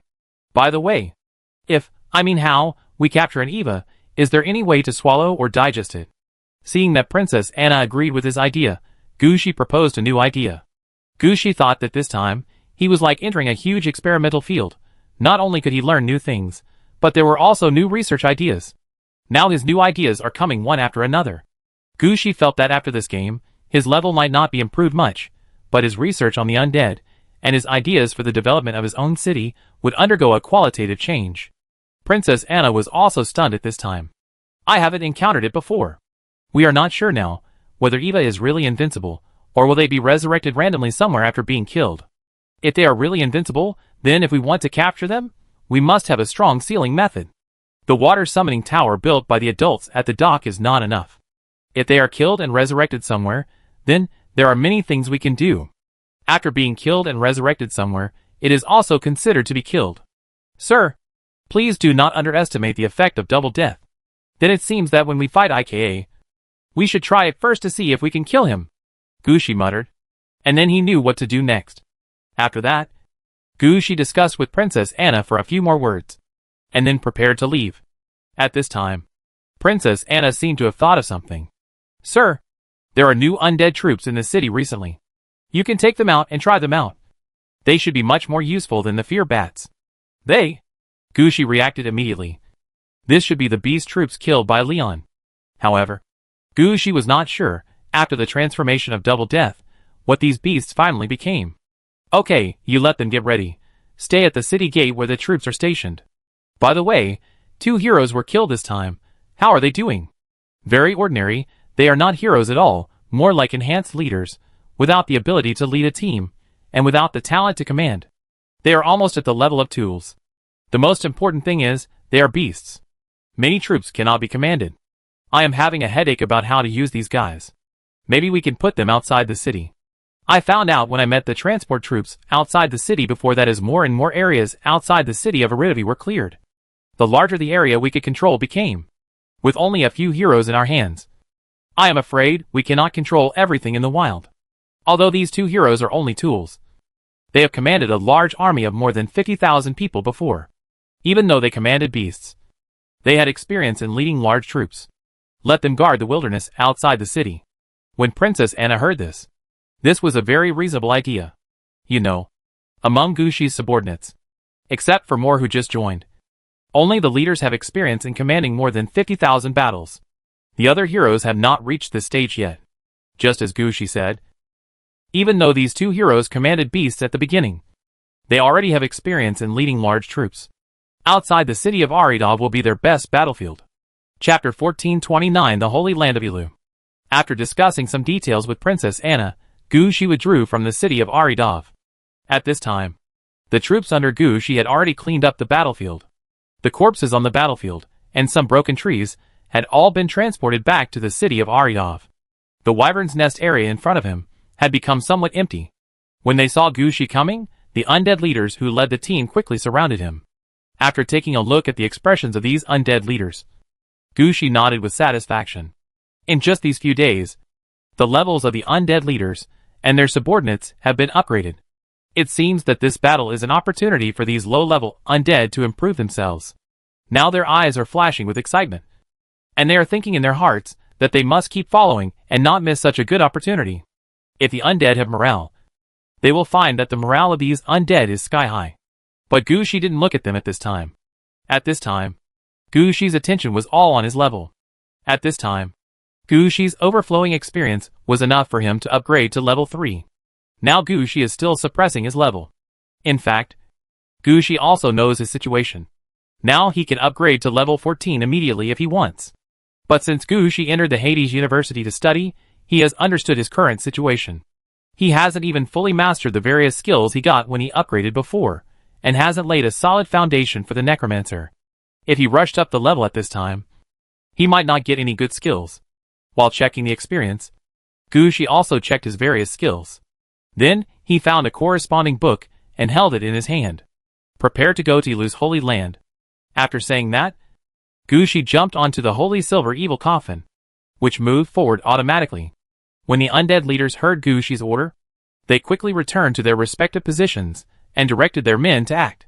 In just 3 minutes, the undead army went from static to dynamic and quickly set foot on the road to advance. Gushi's journey became smoother. Those undead leaders, who wanted to avoid being eliminated, exerted their subjective initiative in many places. Along the way, no wild beasts could appear in front of Gushi. At most, every 50 miles, Gushi would open a city gate, so that the undead could send the spoils that Gushi deserved back to the city of Aridov. Gushi didn't care about the rest.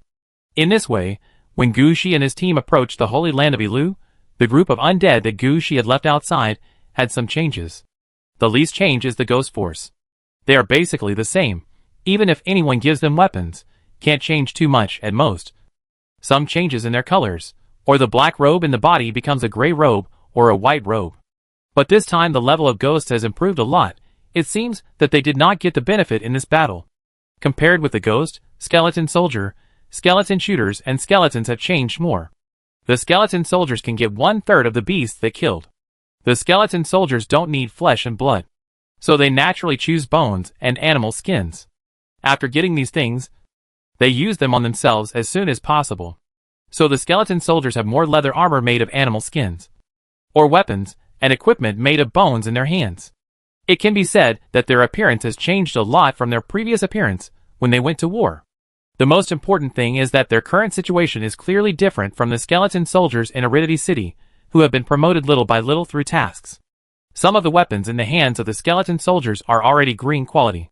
While reading and relaxing, Gushi also noticed the changes in these skeleton soldiers. This made Gushi sigh that it is indeed a battle that nourishes people. In the game, tasks are all empty. If you really want to grow, you still need to fight. As he thought this, time passed by. When Gushi and his companions approached Ilu's holy land, a day and a half had already passed.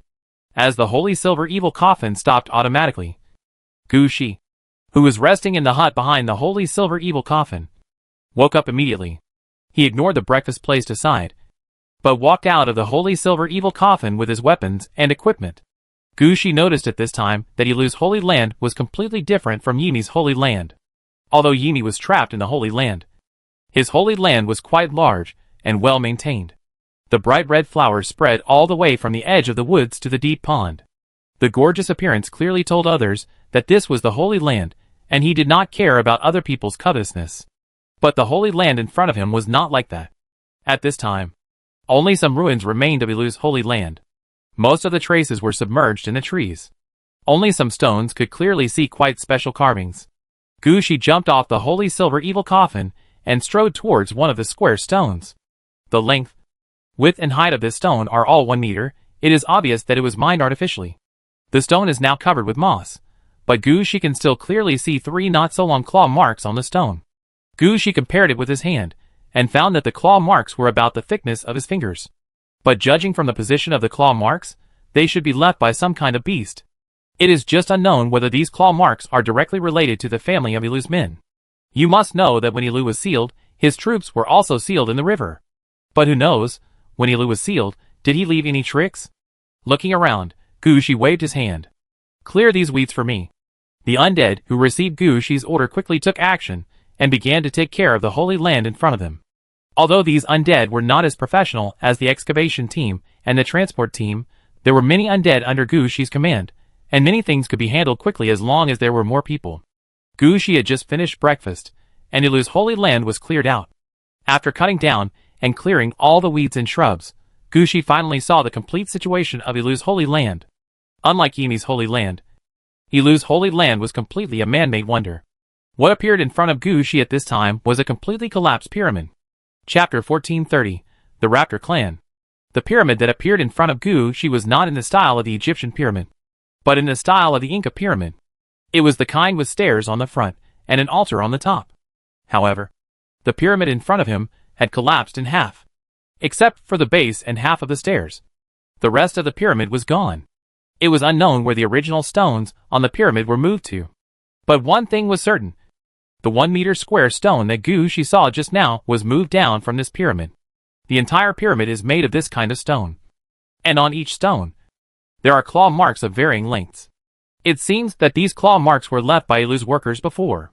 From this point, it can be seen that Ilu's writing had reached a certain level. Thinking of this, Gushi became more curious about Ilu's situation. After letting his undead search around in the ruins of the Holy Land, Gushi finally entered the Holy Land completely. According to what the undead had just found out, this Holy Land has really had no wild animals enter or appear in it for years. Under this Holy Land, not even a bone was dug out. I don't know who they are guarding against. After discovering the situation in front of him, Gushi didn't think much about it. After all, Ilu was sealed in the river, and he hadn't taken care of the Holy Land for so many years. This situation is quite normal. Gushi came here just to take a look, which is equivalent to sweeping the grave at most, clearing the grass on the grave or something. After that, he put the egg that Ilu gave him in the designated location, and took the purple equipment and left. Gushi would not do more things. After all, the key to this rainforest is to seal IKA, and the rest are trivial matters. After taking out the egg that Ilu gave him, Gushi held the egg and walked towards the pyramid. While walking forward, Gushi looked around the surrounding situation, and finally, he found the pit for placing the egg at a distance from the pyramid. The reason why Gushi thought the egg should be placed here was entirely because of the arrangement in front of him. To the east of the pyramid, there was a flat ground made of stone, and the ground was paved with thick blue and white slabs. Although the slabs were broken a lot now, the original appearance was still there. The most important thing was that on this slab, there was a not too big pit about every meter. This pit was just enough to put an egg the size of a human head. In other words, this open space in front of him was most likely the place where Ilu used to hatch his subordinates. Although the Holy Land in front of him was gone, this place was still preserved. Gushi took a look at the open space, picked a relatively intact position, and put the egg in his hand into the pit. After putting it down, Gushi hesitated, because he didn't know what to do next. The only thing that can be confirmed now is that the egg is still good. If Gushi doesn't want to cause any changes here, he can just take the egg away. Taking 2 steps back, Gushi observed the egg from a distance. He was thinking whether he should do something else. At this moment, a ray of morning light just shone down from the sky.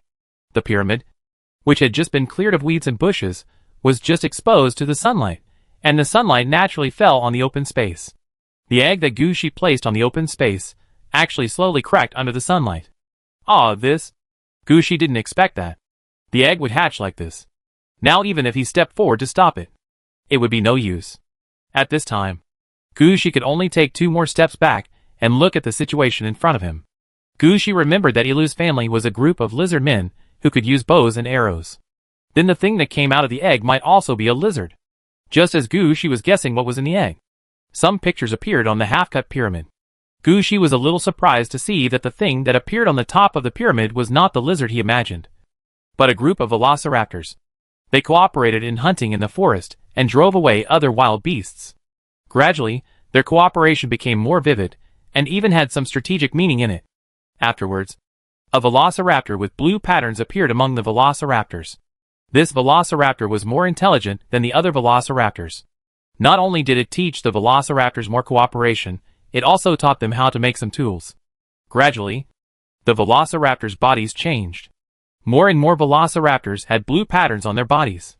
Finally, all the velociraptors turned blue, and their bodies stood up, reaching a height of about 3 meters, transforming from beasts into human form. As these images flashed across the top of the pyramid, Gushi immediately understood what was going on. This was clearly describing the growth and evolution of Ilu's followers to outsiders. Gushi had guessed wrong from the beginning. Ilu's followers were not lizardmen at all. They just looked a bit like lizardmen. They were clearly velociraptors. After patting his head, Gushi suddenly thought of a question. The 3 Evas in the rainforest. Ika's followers were wyverns. Yini's followers were pythons. And Ilu's followers were velociraptors. Although the directions are different. For some reason, Gushi always feels that they are all related to dragons. Then he thought of the dragon kingdom mentioned on the map before. Although Gushi has always believed that the dragon kingdom in this world is not the same as the dragon kingdom that Gushi thinks of. For some reason, Gushi always has the idea that there are dragons hidden behind this world. Just as Gushi was thinking about this, the picture in the sky had slowly ended. Gushi raised his head and just saw the last picture. There were countless wyverns falling from the sky, and a large number of raptors holding bows and arrows were running back and forth on the trees, killing the wyverns flying around in the sky. These raptors had gone through countless generations of iterations and changes, and had mastered the ability to jump back and forth on trees and on the backs of wyverns. Even if they fell from a height of more than 100 meters, they could easily use nearby trees or weeds to land without any harm. And their movements when running and jumping on the backs of wyverns were also quite flexible. And they could easily move back and forth on the backs of wyverns with just one step. Even if the wyvern dodged immediately, it would be useless. They could always find a way to get back to a more suitable position to shoot. They could even grab the wyvern's neck to control its flying direction. Although they couldn't fly, the sky seemed to be their home. This scene made Gushi's eyes light up. This was exactly what he wanted. This was the way the flying light cavalry should fight. Chapter 1431 Discovery in the Holy Land. Gushi recorded the fighting styles and routes of these raptors, while focusing his attention on the raptor egg. When the sun shone down, the raptor egg had already cracked, but until now, the raptor in the egg has not hatched. What is going on? Gushi was shocked. Could this raptor egg be a dead egg? Just then, the raptor egg finally broke open, and a blue-green little raptor crawled out. This little velociraptor didn't say anything about growing up. After all, this world is not a mythical game. This world is just a place where the soul can be moved from one body to another. After the little velociraptor crawled out, it just shook off the liquid on its body, then opened its mouth and screamed at Gushi. Originally, Gushi thought he could communicate with the little velociraptor. But after the little velociraptor screamed like that, Gushi really had no choice. Gushi didn't quite understand the little velociraptor's cry. At the same time, he couldn't learn Gushi's language like Ilu did. And Gushi was immune to the communication of the mind. Now Gushi and the little velociraptor stared at each other. Neither of them knew what the other was talking about. Finally, Gushi reacted. It's okay. I have a way. You just die for a while. As long as you die, I can understand what you want to say. Gushi's plan was quite simple. Kill the little velociraptor. It doesn't matter if his soul returns to Ilu. Double death can transform a new little guy. As long as this little guy can remember some things, it's fine. Unexpectedly, the little velociraptor felt that something was wrong at the first time. Without thinking, it turned around and ran in one direction. Gushi raised the secret sword staff and was about to attack.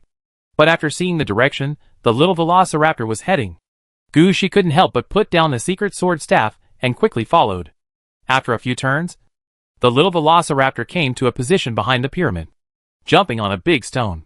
Seeing the little velociraptor's movements, Gushi immediately understood what it meant. Come here. A few people start digging from here. Under Gushi's command, a group of undead came quickly. Some of them moved stones. Some dug the ground, and their movements were so fast. Under their processing, a passage was soon dug out. Gushi stood above the passage and looked down, frowning. As a necromancer, he had learned something about pyramids. After all, they were deeply related to necromancers. No matter what style of pyramids, their functions were nothing more than tombs or sacrifices. In the end, undead would always appear. The Great Pyramid produced mummies, which were undead that necromancers could not control. However, unlike the Death Knight, this thing did not have an indispensable position in the undead system. So there had been no substitutes. This kind of Inca pyramid is a kind of altar. It can be used to transform the dead, or perform other magic rituals for the dead. Gushi learned more about this in school. However, in the knowledge he learned before, it seems that there is no record of the underground passage under the pyramid. At this time, as the tunnel was dug, the little velociraptor jumped down immediately. Gushi hesitated for a moment, and followed him to jump down. Following the passage all the way down, Gushi found that the passage in front of him should not have been built directly when the pyramid was built. It was dug out again after it was built, because it was dug in a hurry at that time. There was no decoration here. It was just randomly pushed up with some stones to block the soil and the pressing stones. When Gushi walked in, he could still see some traces that were not cleaned up. The little velociraptor seemed to be quite familiar with this place. After a few turns, he took Gushi to a secret room underground. After pushing open the stone door of the secret room, Gushi looked inside and found that the secret room in front of him was not actually that big. The entire secret room only occupies about 80 square meters. There are a lot of bottles and jars around the room, and there is an alchemy table in the middle. It is obvious that this place was used as an alchemy laboratory before. However, the things here have been stored for who knows how many years. Whether it is the things in the bottles and jars, or the things on the alchemy table, they have all lost their function. Is this why you brought me here? An alchemy laboratory? Gushi looked at the little velociraptor with some doubt. These things in front of him, for Gushi, are just a small supplement, not important things. Even if all the bottles and jars here are taken back, and most, it can only supplement the foundation of the 2 alchemy laboratories in the city of Aridov, and most. One of the alchemy laboratories can be upgraded to level 1, and it will not have a big impact on other aspects. It can be said that this is not as good as the reward that Ilu accepted before. At least it was a reward of the quality of a purple piece of equipment. At the Holy Land of Yini, Gushi at least got a body of shadow poison. Now, it can't be said that in the Holy Land of Ilu, the reward is just such a small velociraptor, and the bottles and jars in the alchemy laboratory in front of him are to make up for the difference. Just when Gushi was puzzled, the small velociraptor jumped onto the alchemy table and lifted up its front paw. Nothing was lifted up, but his action attracted Gushi's attention. Gushi stepped forward and lifted it hard, and then lifted up the alchemy table, revealing a small private storage space underneath. In this space, there is a roll of blood red leather. This thing looks like a piece of clothing stained with blood. Gushi was about to reach out and pick up the leather, but he didn't expect that there was another hand that was faster than Gushi. Gushi was shocked and was about to make a move, but he found that the person who reached out and picked up the leather was actually the one wearing the Huangquan dragon robe. Gushi was obviously stunned at this time. What was going on? What happened to Huangquan dragon robe? At this time, Huangquan dragon robe held the roll of leather tightly with one hand, and saluted Gushi with the other hand. It was clear that he was begging Gushi. Huangquan dragon robe has been with Gushi for so many years, and it has never behaved like this. Seeing the situation of the person wearing it at this time, Gushi sighed, and then waved to the person wearing Huangquan dragon robe, giving up checking the condition of the leather. At this time, the person wearing Huangquan dragon robe immediately unfolded the leather, revealing the complete appearance of the leather. Chapter 1432 Huangquan Dragon Robe Upgrade. The leather that the person wearing the Huangquan dragon robe got was a roll of the skin of a 2-legged flying dragon. Originally, it should have been bright yellow and orange, but it was stained with too much blood, and now it looks like it has completely turned red. This roll of skin is actually not that big. It looks like it can only cover a body of about 3 meters. It is obvious that this should be the purple outfit worn by the priests when Ilu was still alive, when his followers offered sacrifices. Gushi was satisfied now. As long as he had the purple suit, it would be fine, even if he didn't have the purple suit yet. At this moment, Gushi still paid more attention to the man wearing the Huangquan dragon robe, wanting to see what he was doing. After unfolding the leather roll, the man wearing the Huangquan dragon robe wrapped the leather around his body. Then the 6-lane flame lamp in Gushi's left hand began to vibrate non-stop. It was as if the Huangquan dragon robe was affected. Gushi understood what the man wearing the Huangquan dragon robe meant. This piece of leather is not similar to the properties of the Huangquan dragon robe, but it should have a strengthening effect. After the Huangquan dragon robe wearer gets this piece of leather, he can directly integrate the leather properties into his Huangquan dragon robe to improve the quality of the Huangquan dragon robe. Although it is clear at a glance that it cannot be upgraded to the level of orange equipment, it should not be a problem to upgrade it to the level of purple equipment +2. It seems that with the completion of the Flame Light 6 Paths lamp, the wearer has also rolled up. Otherwise, the Huangquan Dragon Robe would not have taken the initiative to react like this. Just when Gu Shi understood what was going on, the body of the person wearing the Huangquan Dragon Robe had obviously changed. Originally, the Huangquan Dragon Robe looked like a black stickman, wearing a dragon robe with dragon patterns of various underworld dragons. But now that the leather has been integrated, the situation has changed. The style of the dragon robe has changed a little. The original red dragon pattern is still there, but in addition to the dragon pattern, there are some different things. Apart from other things, there are two different dragons in the dragon and cloud patterns. One of these two dragons is bright yellow, and the other is bright red. It is obvious that they are transformed after getting the power of leather. However, this is not the most important thing. The most important thing is that the person wearing the Huangquan Dragon Robe has leather gloves and shoes on his hands and feet. After completing this transformation, the person wearing the Huangquan Dragon Robe nodded to Gu Shi and retreated behind Gu Shi. Gu Shi also took this opportunity to check the current situation of the Huangquan Dragon Robe through the 6-path flame lamp. Yellow Spring Dragon Robe, purple +3 robe. Defense, 63. After equipping, Intelligence +6, Perception +6, Charm +6. Equipment requirements, Intelligence 14, Perception 14, Charm 14. Special 1, Yellow Spring Edict. Use mana to temporarily call the ghost soldiers and ghost officials of the Yellow Spring in the underworld to help in the battle, and can directly communicate with the Yellow Spring in the underworld. Give the status of the ghost soldiers and ghost officials of the Yellow Spring in the underworld to the subordinates. Temporary status will be recognized after use. The number is related to the player's level. Special Effect 1. After wearing the equipment and activating the effect of the Yellow Spring Edict once, you need to perform a great sacrifice on the robe every day. Sacrifice half of your own blood and 300 lives. If you fail to sacrifice 7 times, you will die. Special 2. Bury the Dragon Vein. Use it on dragons, ground veins, dragon spirits, can transform them into ghost dragons or other undead dragons. After transformation, the combat power of the undead dragon will not decrease, but will increase accordingly, and the user will get 1/5 of the attributes and strength of the transformed dragon. Special Effect 2. After wearing the equipment and activating the Bury the Dragon Vein effect once, each time you bury the Dragon Vein, the body will be judged once. If the judgment fails, the user will die. Special 3. Sealing the altar and worshipping the general. Temporarily improve a certain attribute of all troops in hand by 1 level. The level is temporarily improved.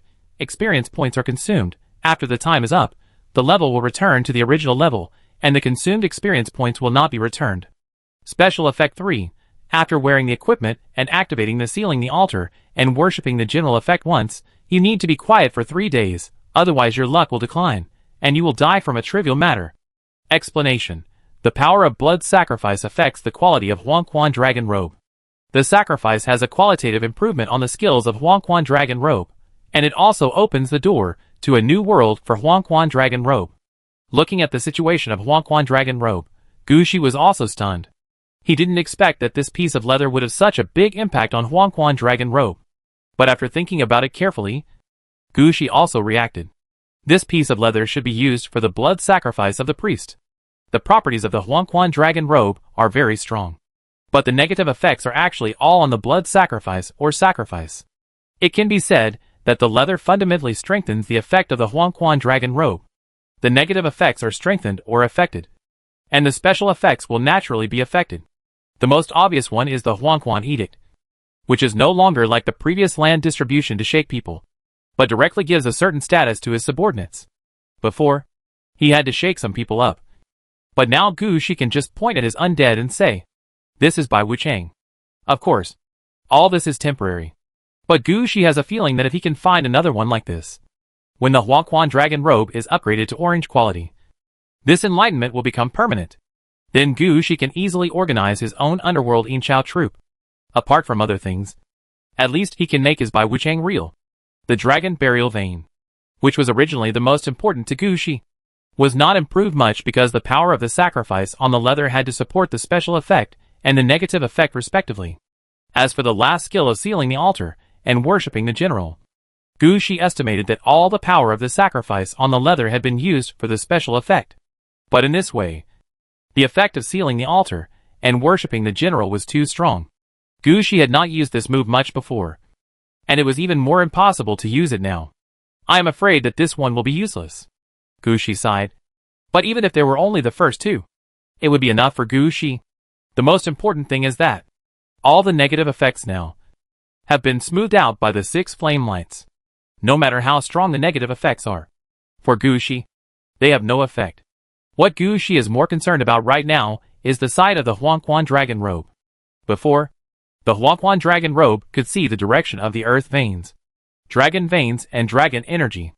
Now, after confirming the situation of the Huangquan dragon robe, Gushi quickly walked out of the basement of the pyramid, opened the sight of the Huangquan dragon robe and looked out. At this time, in Gushi's eyes, everything has changed. Gushi noticed that under the earth of this world, there seems to be a very powerful force, and the appearance of this thing seems to be dragon-shaped. Chapter 1433 set out again. Standing halfway up the pyramid, Gushi couldn't help but mutter, "No way, could it be that because of the several transfers my luck is so good?" Gushi didn't believe his eyes when he saw the 3 Eva's followers in the rainforest before. Although he had some guesses in his mind, he never made a final judgment, no matter how much he guessed. It was just a guess. But the situation Gushi saw now gave him a feeling. The Dragon Kingdom shown on the map before was all fake. The whole world in front of him was a huge Dragon Kingdom. After having this feeling, Gushi's head was dizzy. He wanted to release more as soon as possible, and let her come out to see if this place was suitable for her. But in the end, Gushi suppressed this idea. After all, although the dragon-shaped existence underground was sleeping, it was obviously still alive. At the same time, Gushi couldn't tell its level. Judging from the map that Gushi saw, this person should not be around level 15. But Gushi is not sure what level he is. Gushi plans to keep this in mind. After he clears IKA and finds the Dragon Kingdom on the map, he will let Moore take a look. Under Moore's command, there are several undead dragons with strength of around level 45. As long as he does not encounter a stronger enemy, sweeping the world should not be a problem. Gushi has already made a plan. If this world is really the Dragon Kingdom, then he must take root here, and slowly devour the world in front of him by occupying the territory. If not, then Gushi will just get the Dragon Kingdom on the map. Anyway, no matter what, Gushi's goal this time is quite clear. Omaticea Rainforest is not Gushi's destination. After taking another look at the dragon figure sleeping in the ground, Gushi turned his head and looked at the little velociraptor that was still following him. "Okay, stop looking, and get ready to go. We still have many tasks to do," Gushi said, while flipping through the map. He still had several temporary tasks to do. The most important one was to find the other 2 seals, and release Elu from the seals first. There was also the Holy Land of Ika. Unlike the Holy Lands of Yimi and Elu, Gushi would definitely destroy the Holy Land of Ika directly. Just like Gushi destroyed the nest of the wyvern before. It just so happened that this series of areas were all on the same line. At most, the last seal location, Shatang, is a bit far away. But for Gushi, this impact is not big. With the current movement speed of Gushi's men, it would take him a little more than 2 weeks to kill from one end of the Omaticaya Rainforest to the other. Even if he takes a detour, it would take less than a month to complete these tasks. Gushi saw the power of the extreme death attack before. Even now, Gushi still looks at the situation in the sky from time to time. In his eyes, the vitality above the Omaticaya Rainforest has not been fully replenished. At the current speed of replenishing vitality, it will take 3 to 5 months for Ika to recover to his original level. In other words, even if Gushi takes a detour or changes his route, he is confident that he can complete the cleanup of the novice area of this world, namely the Omaticaya Rainforest, within 2 weeks. The time has been determined. So why should Gushi be anxious? Just let everything take its course. With this thought in mind, Gushi glanced at the task list again and pointed forward. "Let's go!" The undead who had just cleared the Holy Land of Ilu moved quickly and, as previously arranged, headed to the next location. Gushi, who sat on the Holy Silver Evil Coffin again, found that, except for the holders of the White Bone Obelisk and the Yellow Spring Dragon Robe, the other 4 holders suddenly appeared beside him. They did not speak, but just stood in front of Gushi and stared at him. Although Gushi was the kind of person who could sleep among the dead and work as an undead knight, facing such a gaze, he still felt the pressure coming at him. "Okay, I know what you want. I will remember this." But this time it happened. After all, That thing is just right for the Huangquan dragon robe. If you encounter such a thing next time, I can arrange it for you, especially the spear in extreme sunlight. In fact, you have all got more purple equipment. Right? After hearing what Gushi said, the other people holding the equipment finally stopped talking and turned back to their original positions. At this time, Gushi couldn't help but shake his head. He didn't even feel like reading anymore. He put down the book in his hand and let his thoughts run wild. It's a good thing that the 6 holders of the Flame Light 6-path lamp want to improve. But just because one person improves, the others can't grow at the same time. You have to know that for these 6 holders, Gushi spent a lot of time choosing the right purple outfit. This took him a lot of time. In the end, he finally completed the 6 layouts. And now this happened again. That's not a good thing. You should have this aspect. Before he put so many spears, no, it should be when he put in the extreme sun, he should have brought it up. Instead of watching others take advantage, and now jumping out to get it. Just as Gushi said before, neither the spear nor the extreme sun is a single purple equipment. There are at least a dozen spears on the spear side. Every time in battle, the spear used by the spear holder has a different effect.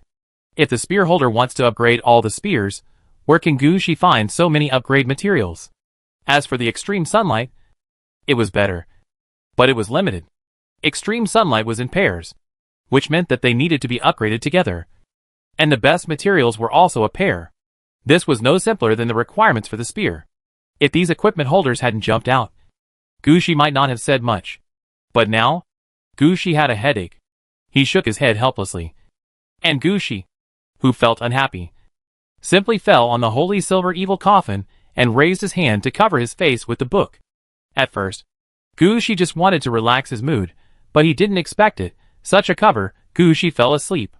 In confusion, Gushi suddenly felt a sanctified coffin. The brakes almost did not throw Gushi out. Take care of the first time. Turn over, stabilize your body first. When he saw what happened clearly, I heard a bang in the sky. Chapter 1434, Instant Kill. Gushi had heard this kind of sound before. He knew that this sound was the sound of something moving faster than the speed of sound, breaking the sound barrier and forming a sonic boom. Gushi had also seen this kind of situation in Een City.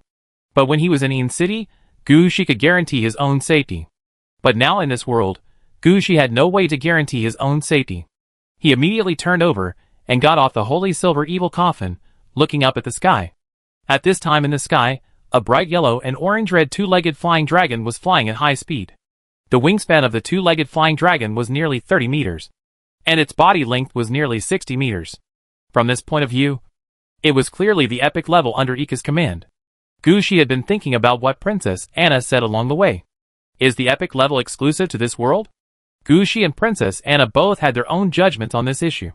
But before there was absolute intelligence, no one could convince anyone. As for the example of shadow poison, Gushi could not dismantle it for research. So this matter was always in the observation stage. Now this 2-legged dragon is flying at high speed, which means that another experiment is coming. Gushi, who saw the situation clearly, immediately ordered, "Do your own thing. Prevent the enemy from attacking in the sky."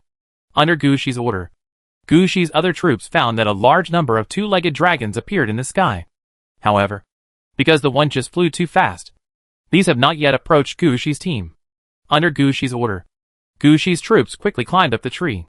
Facing the flying troops, only standing at a high altitude can you have a chance to hit the enemy. As soon as Gushi moved, the 2-legged dragon that just flew over the sky discovered the situation here. Although it had already flown a distance, it still turned in the air at the first time and flew back to the position where Gushi was before. But at this time, Gushi had already arranged everything clearly. After discovering the situation of the enemy, Gushi no longer had the idea of training troops. At this time, Gushi immediately opened the main city gate and arranged the Death Titan troops to attack. The goal of these Death Titans is very simple. Just target that rather special wyvern. Gushi believes that these more than 20,000 Death Titans, as long as they release an electric net in the sky, can launch an all-round attack on the wyvern. So what if this wyvern can fly? So what if it can break the speed of sound? No matter how fast it is. Can it be faster than lightning? And doesn't it claim to be a dragon? As long as it is a dragon, it will be hit multiple times by the Titans. With so many Death Titans, Gushi doesn't believe that this wyvern can still escape. Under Gushi's command, The Death Titans quickly stood up, because there was not enough space to stand. Some Death Titans even pulled out nearby trees. This also allowed the wyverns in the sky to see the existence of the Death Titans. The wyvern that just turned back rushed down immediately. In the mind of this wyvern, it could beat all enemies. At this time, it beat the people to death first. After the fight, it would come back to deal with other things. So the wyvern didn't even look at the Death Titans, but rushed directly to Gu Shi, who was standing next to the Holy Silver Evil Coffin. In the wyvern's memory, there was the information given by IKA. As long as Gu Shi was killed, IKA would win the battle. As for those taller undead troops, the wyvern didn't take them seriously at all. In the eyes of the wyvern, there was nothing faster than its speed. But it never thought that the tall undead that it had never seen before was the most deadly. Just as Gu Shi thought, no matter how fast it is, nothing can be faster than lightning. When the wyvern rushed down, all the Death Titans threw out evil thunder. In just a moment, before the wyvern rushed over 100 meters, more than 10 electric nets appeared beside it. The body of the wyvern was directly caught by the electric nets. The strong current directly turned the wyvern black. The wyvern rushed forward more than 10 meters by inertia. But within the range of more than 10 meters, the idle Death Titans laid more than 20 layers of electric nets. The wyvern had no chance to resist. All the more than 20 layers of electric nets hit it. When it broke through the last layer of electric nets, the wyvern had no bones left, only black ash in the sky. Gu Shi didn't even raise his head. At this time he was checking the pop-up kill information. All the Death Titans were recognized as killed, and each Death Titan was assigned 1 experience point. Gu Shi sighed deeply. This is why he had powerful troops, but never used them in battle. Such good materials, but only such a small amount of experience after defeating it. It feels like a loss no matter how you look at it. Gu Shi shook his head. Although this doesn't make much money, it's really fun to fight. If it were a normal situation, Gu Shi would probably need a long time to defeat this wyvern. But now it's not necessary. With just this one strike, the arrogant wyvern is gone. Gu Shi raised his head and looked at the group of wyverns that had not yet rushed to the battlefield. This time, the number of wyverns that followed the wyvern to the battlefield reached 200,000. This was definitely because the wyvern was epic in nature and could be both a hero and a leader. As a leader, the wyvern could lead 200,000 subordinates. It was just because it flew too fast, and these 200,000 subordinates were left far behind. It had not yet reached the battlefield. Looking at the wyverns that covered the sky like dark clouds, Gu Shi said calmly, "Give them a blow." Although all the fear bats under Gu Shi had already flown into the air. But this time Gu Shi did not let the fear bats take the lead. The Death Titans had already been released, so there was no need to waste them now. The fear bats had air combat capabilities, but their numbers were still far behind those of the wyverns. Even if they fought together with the archers below, it would take some time to start the fight. The current situation was an emergency, and Gu Shi did not want to waste any more time here. Anyway, the Death Titan has not retreated back to the city of Aridov. Let them attack again. With this thought in mind, Gu Shi immediately issued the order just now. As for the fear bats that had already risen into the air, they had also flown towards the wyverns. But at this moment, there was another whooshing sound from behind the wyverns. Chapter 1435 The Battle Between the Wyvern and the Titans. Another one? As the sound of a sonic boom came from the sky, Gu Shi saw another epic wyvern rushing out.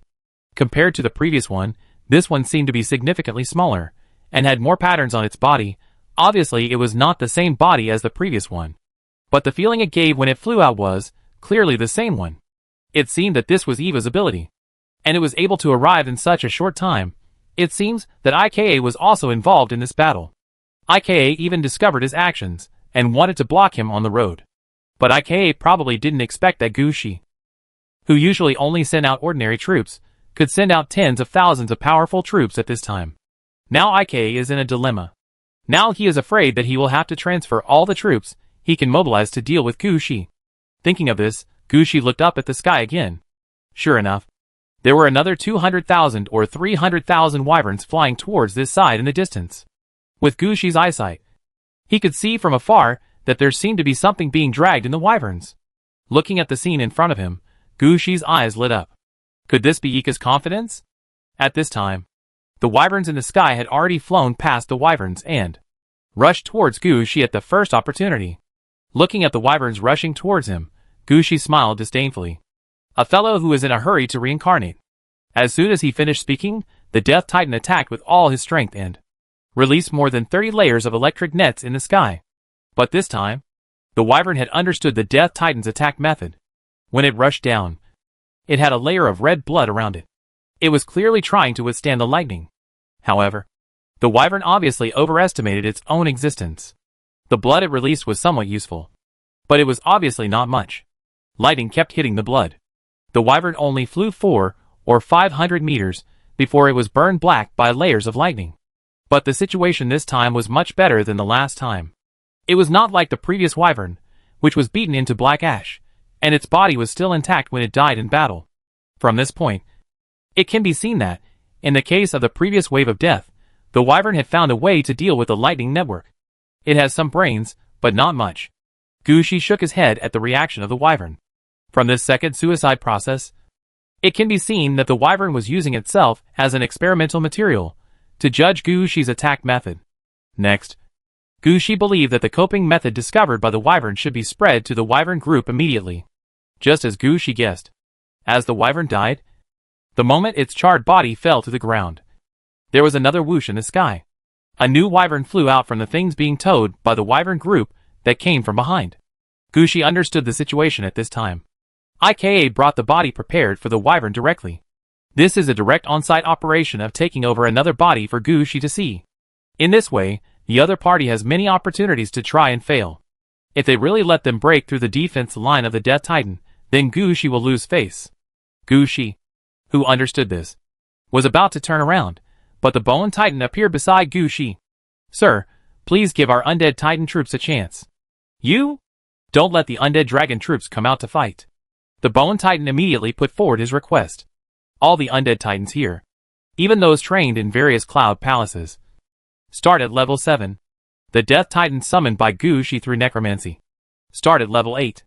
After many battles, especially after the dragon invaded Een City, the Death Titans under Gushi have almost all reached level 10 or above. It can be said that each of these Undead Titans is much higher than the normal level of this world. This is why after the Undead Titans take action, they can only get 1 experience point. You can't get experience by beating up on this kid. If they hadn't really taken action this time, the system wouldn't even give them 1 point of forced experience. Now the Bone Titan has made such a request, just to save face. To beat up the Wyvern. In the mind of the Bone Titan, they can't beat Gushi's generation of Death Knights, but they can't be beaten by the Undead Dragons. Even if the number of Undead Dragons now exceeds that of the Undead Titans by many times, the Bone Titans won't retreat a single step. In the mind of the Bone Titan, Titans are stronger than dragons. As for the temporary defeat, it is acceptable. After all, when Gushi's Undead Dragon army was formed, the Titan army only had the Bone Titan. He survived the pressure in that situation. Now Gushi not only has more than 20,000 Death Titans, but also 7 Cloud Palaces that can continuously train Undead Titans. So what is there for him to be afraid of? He must not give in at this time. The Bone Titan had only one request. The Undead Titan must finish the battle here. Wouldn't it be good to release the Undead Dragon troops? Of course. That would be good. Let's not talk about the Undead Dragon troops that Moore brought. Even if it was the one she picked out, the level and number were quite high. Moreover, the Undead Dragons could fly in the sky. As long as Gushi could keep up with the speed, they could be deployed to any location in the rainforest in the shortest time. This would definitely be more beneficial for Gushi. Gushi could see this. And so could the Bone Titan. That's why he made such a request when Gushi was about to make the next arrangement. Gushi glanced at the Bone Titan and decisively responded. Okay. The next moment, Gushi quickly used his own means. Death Incarnation. 2 Death Incarnations Titans appeared on the battlefield. Their appearance immediately transformed a group of Undead Titans, raising their level to level 19. At the same time, Gushi also released the Ghost Battlefield to bless the Undead Titans in various ways. When the Bone Titan saw Gushi's actions, he understood what Gushi meant. He went back to pass on the news happily. At this time, Gushi also stood back on the Holy Silver Evil Coffin. After deciding to leave the Undead Titans behind, Gushi had already figured out how to fight this battle. Chapter 1436 The Powerful Attack of the Undead Titans. Undead Titans, get ready, deploy in teams of 1-0-0-0, take turns to release lightning into the sky. Don't worry about the mana problem, attack according to my arrangement. Under Gushi's command, the Undead Titans took turns to attack the sky. This time, they no longer launched an electric grid, but a series of lightning arrows that flashed in a targeted manner. Compared to the electric grid, the attack of the lightning arrows was more concentrated and more powerful. The power that the wyvern tested at the beginning was the power of the electric grid. Now it has become a lightning arrow, and the power is obviously different, especially when more than 1,000 lightning arrows are fired at the same place at the same time. It will be useless even if the new wyvern has a strong vitality. Attack after attack will not give the wyvern a chance to react, and the paralysis effect brought by lightning will directly cut off all the enemy's efforts. The most important thing is that the lightning arrow can accurately hit the corresponding enemy. Even if the enemy is hiding in the crowd, it will be accurately locked, and the enemy will not have a chance to dodge. This time, the wyvern was smaller, but its gorgeous color could not be concealed even if it was hidden in a group of wyverns. It had just taken off, and before it could rush forward with a group of wyverns, 1,000, and another 1,000 lightning bolts hit it. After 3,000 lightning bolts, the wyvern that had just taken over the body was dead, and it fell heavily into the ground. Under this situation, the situation of this huge wyvern was completely different. Only part of its body was burnt black, not to mention turning into black ash. Even the whole body was not burnt black. At most, the head was beaten black, and the rest of the body was still intact. It can be said that with just this one blow, Gushi has found the key to dealing with the wyvern. Looking at the wyvern falling from the sky, Gushi pointed his hand forward. All the Death Titans set their sights on the wyvern group behind. Their attacks first fell on the things dragged by the wyvern group, which were the epic spare bodies of Ika's men. It was precisely because of this thing that the wyvern was able to stand up and fight again immediately after death. Now what Gushi had to do was to cut off their path. At the same time, Gushi had another idea. He wanted to try, if the body that had not been possessed was killed, would it be considered epic? Under Gushi's command, one lightning bolt after another jumped a considerable distance and accurately hit the group of wyverns behind. Because it was a lightning arrow attack, the accuracy of the attack was quite high, and all the thousands of shots were fired at the same time. When the lightning bolts were fired, there was nothing. But after they were gathered together, the thickness was as thick as a normal person's waist. 1 or 2 lightning strikes of this kind would be fine, but the undead titans here came one after another. After 7 or 8 strikes, there was no towing equipment left in the group of wyverns. Even the group of wyverns was cleared out by the lightning attack. The remaining wyverns were also confused at this time. They didn't know what to do for a while, because the spare bodies they brought with them were all destroyed by Gushi. At this time, no matter how capable Ika was, he couldn't create a new body for the wyvern. The current situation was under Gushi's control. As soon as he saw the wyvern group like this, Gushi immediately understood that his goal had been achieved. Now that the wyverns were uncontrolled, the epic existence would not appear for the time being. If we didn't quickly clear out the wyvern group, how long would we have to wait? So under Gushi's order, the undead titans immediately changed their fighting style. At this time, they took out the third attack method, lightning chain or lightning ball. Lightning chain is very simple. It looks a bit like lightning arrow, but after hitting the first enemy, it will jump outward with the enemy hit as the center. With each jump, the power of the lightning will be a little smaller. After about 7 or 8 times, the power of the lightning will be exhausted. But there is a problem here. If at this time, there is another lightning chain coming nearby, the previous lightning chain will be connected, and the power of the lightning chain will be increased. It can be said that the lightning chain is a relatively useful move when attacking enemies in a large area. As for the lightning ball, it is similar to the lightning chain, but the lightning ball directly hits a lightning point. After being hit, the lightning ball will radiate lightning outward with the lightning point as the center. Unlike the lightning chain, this lightning ball only electrocutes everything within this range. As long as it is beyond this range, it will not hit. At the same time, after the power of the lightning is consumed, the lightning point will disappear. In terms of sustainability, it is definitely not comparable to the lightning chain. But the lightning ball also has an advantage. That is, as long as you master the method of releasing the lightning ball, you can release multiple lightning balls at the same time in a short period of time. 7 or 8 lightning balls can form a smaller power grid in the sky, although it cannot be compared with the size of the grid laid by all the Death Titans together. However, the grid laid by this lightning ball can be operated by one undead titan. This is obviously more convenient and simple. Under the attack of these 2 lightning skills, The wyverns kept falling from the sky like dumplings. More than 20,000 undead titans, even if they were not strengthened, could kill multiple wyverns at the same time. Now Gushi also used his own strengthening method and released the Death Incarnation Titan. This was simply not wanting to give the wyverns any chance. In this way, every time the undead titan attacked, at least 40,000 wyverns would be lost in the sky. If luck is better, it is even possible to kill more than 50,000 wyverns directly. At the beginning, the number of wyverns that rushed over with the wyvern boss was about 200,000. The number of wyverns that came with spare bodies was about 300,000.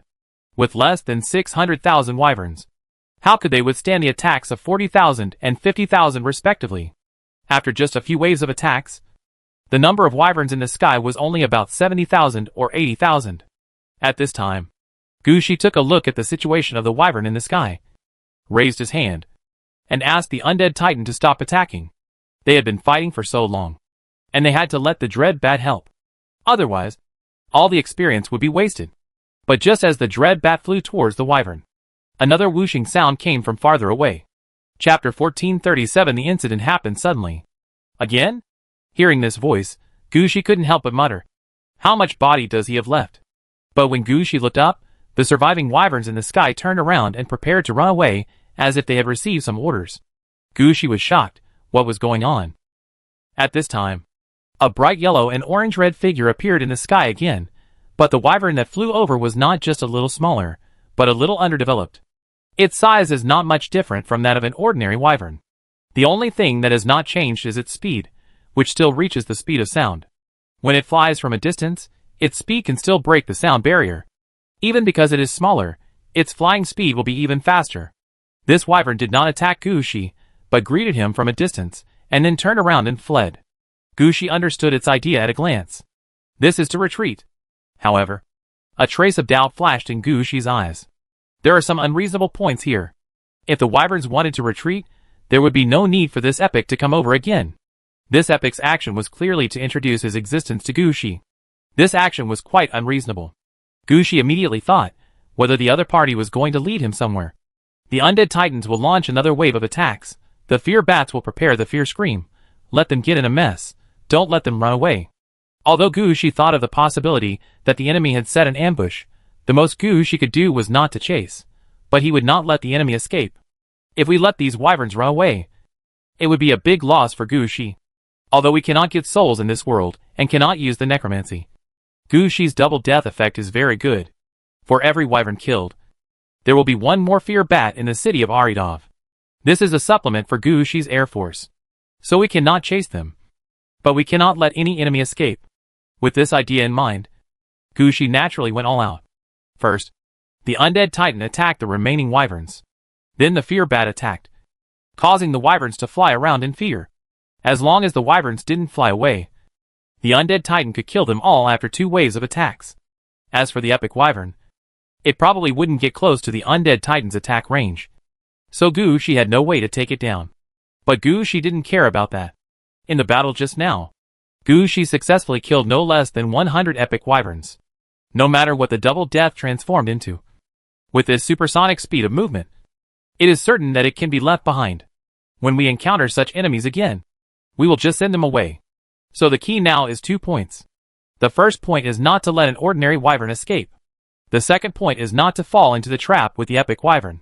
Under Gushi's command, the undead titans moved very quickly. They really ignored the rather conspicuous epic wyvern. They attacked the ordinary wyverns with all their strength. Those ordinary wyverns wanted to escape, but at this time the fear bats just let out a fear scream. Amid the scream, the wyverns flew around in the sky, and even collided with each other. This gave the undead titans an opportunity, and with a wave of lightning, these wyverns were electrocuted to death on the spot. Of the 70,000 or 80,000 wyverns, only more than 1,000 escaped in the end and flew to the epic wyverns. Seeing this situation, the epic wyvern also understood that his plan had failed. It just circled in the sky, then turned around and went back the way it came. As for the more than 1,000 flying dragons, it didn't even take them seriously. This behavior just proved Gushi's initial guess. The epic wyvern came this time, intending to lead them to a trap. Now that Gushi discovered the situation, the epic wyvern simply left. Anyway, in its eyes, ordinary wyverns are consumables.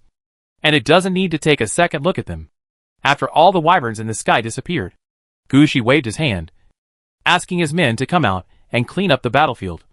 And Gushi himself immediately retreated back to the city of Aridov. This time it wasn't because Gushi was tired or something. The most important reason for him to enter the city of Aridov was to see if the double death had transformed the previous epic wyverns into undead. Luna and the others in the city also knew Gushi's thoughts. When Gushi returned to Yaladowai city, Luna appeared in front of Gushi as soon as possible. "Sir, don't worry. We have arranged people to investigate. It's okay. I'll relax for a while. I was a little anxious this time." Seeing Luna, Gushi also relaxed a little. Gushi also agreed with Luna's ability. Let Luna handle the affairs in Yaladowai city. Unexpectedly, at this moment, more than a dozen owls flew over from all directions. Luna looked puzzled. She grabbed an owl, took the information from it, and started reading. The next moment, Luna's face became a little ugly. "My lord, the clearing work outside the city has hit a snag." Gushi stood up when he heard it. The clearing work outside the city of Yaladovi is Gushi's main work in Yaladovi during this period. It is to ensure the safety outside the city of Yaladovi, and control the resources outside the city of Yaladovi. Because it is close to Yaladovi, Gushi has enough troops, Princess Anna, and the help of several leaders. The clearing work outside the city has always been smooth sailing. Even if they encounter some strange shadows, or weird things in the wild, they will be easily defeated. Gushi went out of the city to check several times, and found that the periphery had become relatively safe. Why did it suddenly hit the thunder this time? Could it be that they were too high profile, and attracted the attention of the Great King? If so, Gushi might have to fight with the Great King in advance. Thinking of the undead dragon troops in his hands, especially those undead dragons close to level 45, Gushi felt ambitious. But at this time, Luna was looking through other reports. Finally, Luna raised her head. The life crystals sent before merged into the Emma River, flowed into the Shimu Lake along the river water, and then mixed with the water of Shimu Lake and flowed out of the city of Aridov, and finally poured into the Holy Land. The river water full of life force caused some changes in the Holy Land. Chapter 1438 Changes in the Holy Land. What happened to the Holy Land? Gushi's eyes narrowed. In that Holy Land, there were tens of thousands of corpses above level 40. Because the level of these corpses was too high, Gushi had never dealt with them, let alone directly transforming them into undead. Instead, he had always used this place as a high-level corpse-raising place. Gushi even sent a batch of high-quality corpses here. If there was a problem with this Holy Land, his investment would be completely lost. Not sure. The information in the intelligence is incomplete. It only says that there was a problem at the Holy Land. But there is no record of what happened. Looking at Luna's face, Gushi knew that this was a big deal. He stood up decisively. "Go and have a look. By the way, notify Princess Anna and call more along." Gushi immediately released the holy silver evil coffin and jumped on it. Luna quickly followed. And while following, she also sent out a message. After all, this matter concerns the city of Aridov, and Luna must go over to take a look, so as to get first-hand information. When Gushi arrived at the magic planting area, Princess Anna had also arrived. As for more, he also brought her undead dragon troops, and gathered at the gate of the magic planting area. If it were normal, Gushi would definitely observe the situation of the magic planting area here, and see how the magic planting area has developed during this period. But not now. The mutation of the Holy Land left Gushi no time to stay here. After receiving Princess Anna, Gushi immediately left the gate of the magic planting area without even asking about the gains from the previous fight with the wyvern. After leaving the magic plant area, Gushi saw that the wilderness outside the magic plant area was undergoing earth-shaking changes. The last time Gushi came here, it was all wasteland. But now it is full of plants. Although there are only weeds and shrubs in front of us, I believe that given enough time, it will become a forest that blocks the road. What a strong vitality. Gushi's eyes condensed, and he immediately understood what was going on. He still underestimated the vitality contained in the rainforest mother nest that was placed in the Yimo River before. In fact, if you think about it, you can understand that that kind of rainforest mother nest can be regarded as the collection of the vitality of the Omaticea rainforest for 100 years. How big is the city of Iridavi? Although this rainforest mother nest is not complete for various reasons, the vitality inside is still too abundant. Just some of the overflowing vitality has caused changes here. At this time, Gushi did not consider whether the various trees and herbs planted in the magic planting area were affected. At this time, Gushi had an idea in his mind, whether such a strong vitality would change the properties of the city of Aridavi. While Gushi was thinking, the crowd had already arrived at the place where Gushi had placed the Holy Land. At this time, the Holy Land was still the mountain, but the mountain in front of him was covered with a layer of dark green mist. Before approaching the Holy Land, Gushi could hear strange sounds coming from the Holy Land. It was the sound of plants on the mountain growing rapidly, and then dying like this. It was obvious that the plants on the mountain were constantly iterating, and the power of this iteration even affected the land near the bottom of the mountain. I was careless.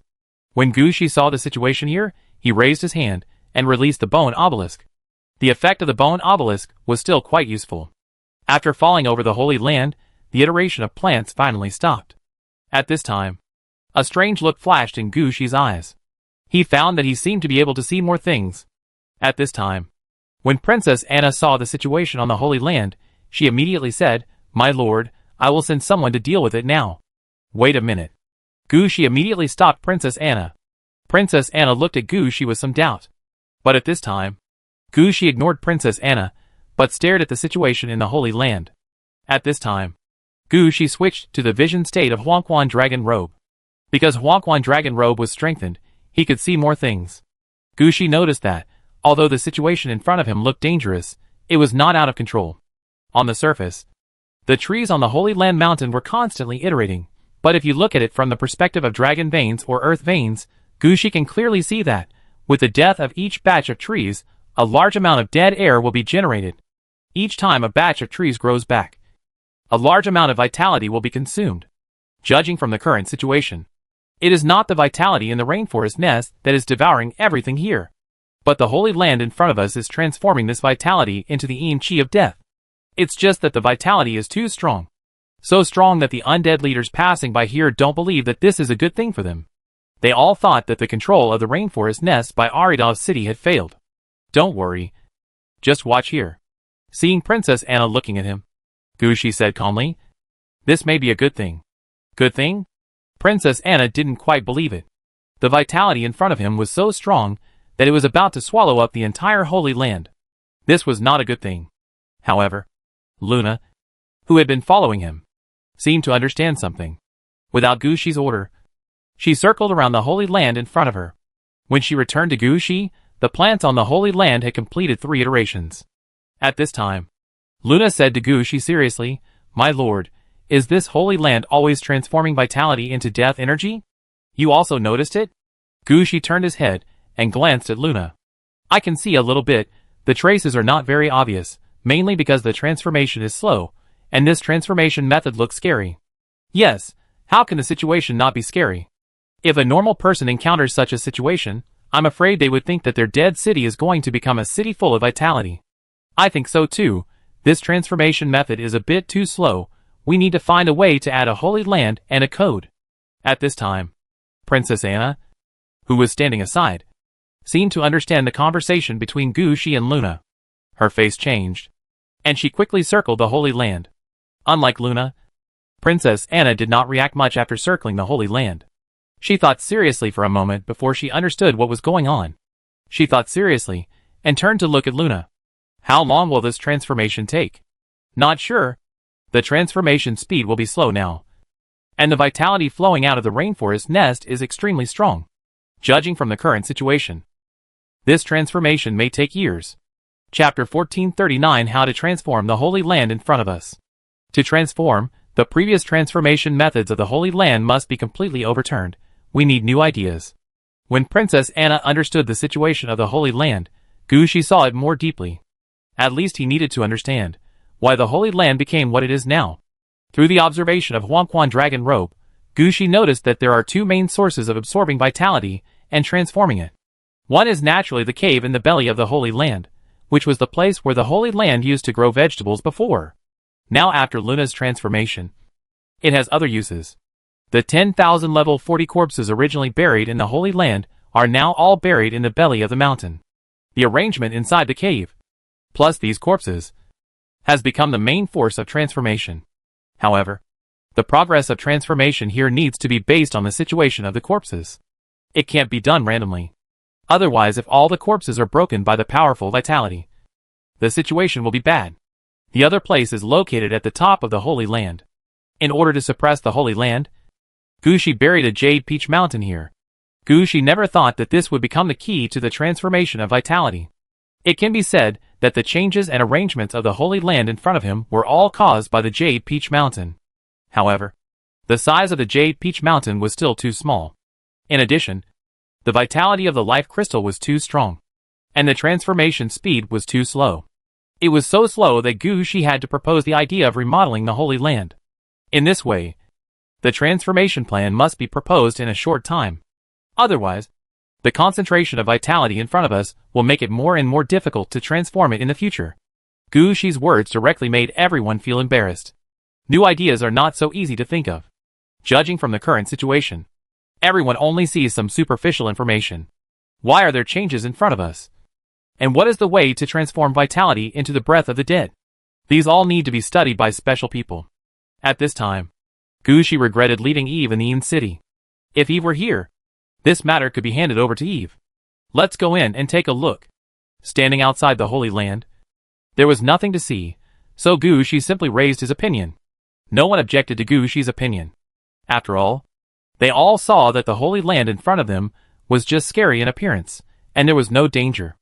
Especially since Gushi had released the bone obelisk, this meant that the place in front of them was suppressed. Under normal circumstances, there would be no problem. So everyone followed Gushi into the Holy Land. As soon as they stepped into the forest area of the mountain, Moore, who had been following behind, felt a little uncomfortable. Sir, the vitality here is too strong. Gushi ignored Moore's words. No matter how strong the vitality here is, it has a limit. In any case, it is still not as good as the situation in the rainforest mother nest. This concentration of life has little effect on Gushi. However, after Gushi entered the Holy Land, he could see the decayed plant fragments at a glance.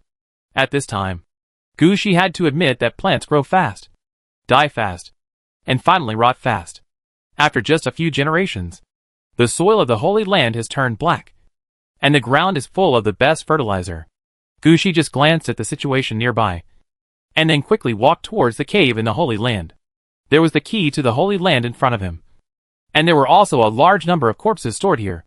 Even if Gushi believed that the vitality did not have much effect on these corpses, he still wanted to see it with his own eyes.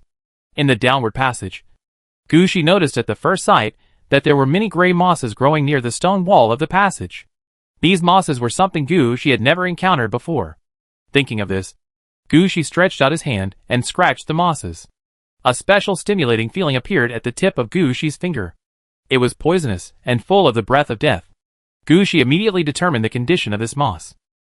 At the same time, Gushi also instantly realized why this Holy Land would have such a reaction after the injection of vitality. It seems that there is more than just the reason why Gushi buried the Jade Peach Mountain on the top of the Holy Land. Another part of the reason is because of the previous role of the Holy Land in front of him. Before this Holy Land fell into Gushi's hands, it was a small vegetable garden of a certain big man. The way that big man dealt with the Holy Land was to directly extract the veins of the Holy Land and use them to grow vegetables. This extraction method directly sucked away the life breath under the Holy Land. Later, when this Holy Land came into Gushi's hands, Gushi asked Luna and Princess Anna to transform it. But Gushi did not forget that when he asked Luna and the others to transform the Holy Land, he discovered the original arrangement of the boss inside the Holy Land. At that time, Gushi asked people to study it clearly before dealing with it. It has only been a short time since the Holy Land was originally laid out. The research should not be completed.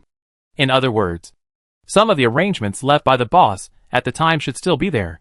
These arrangements were mainly arranged to extract vitality.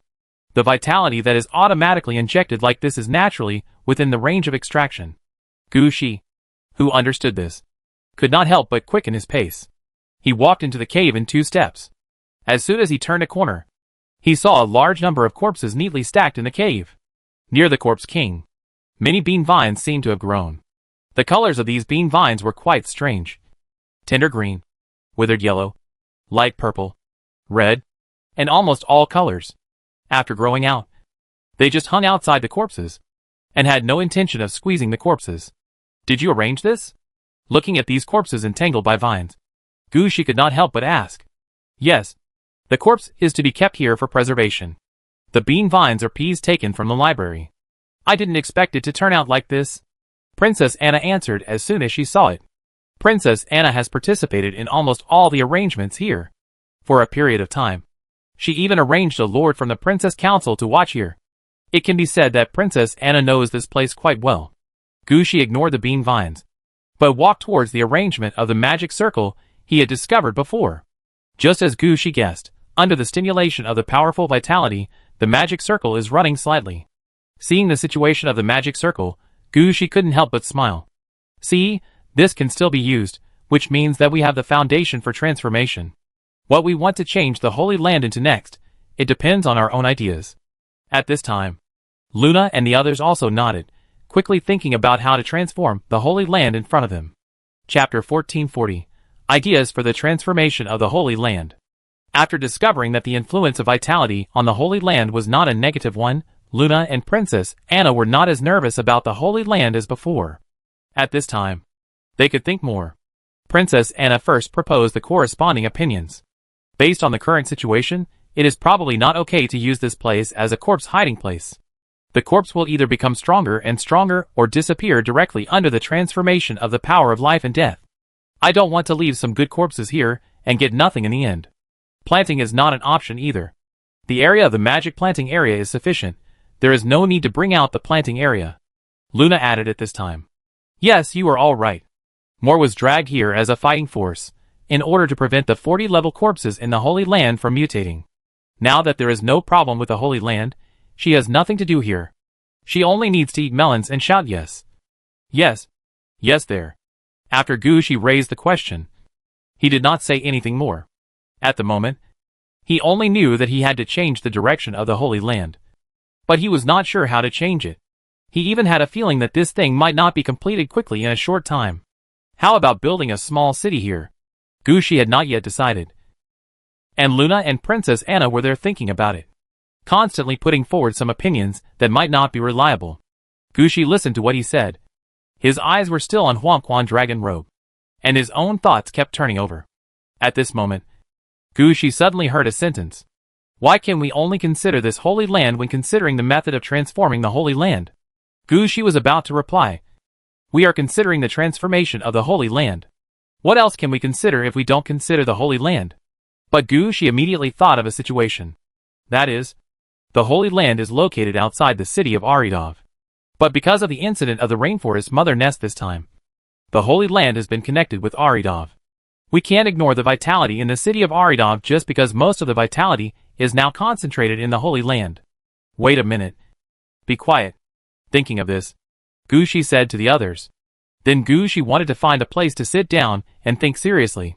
But he found that there were messy corpses and bean vines all around. Gushi finally left the cave quickly and came to the top of the mountain where plants were constantly growing. Luna and the others didn't know what happened to Gushi, so they hurriedly followed him.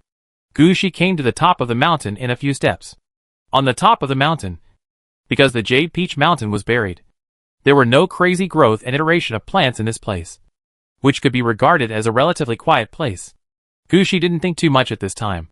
After he sat down, he quickly drew a map on the ground. The map was relatively simple, showing the situation between Yaladoi City and the Holy Land. However, Gushi's drawing was relatively detailed.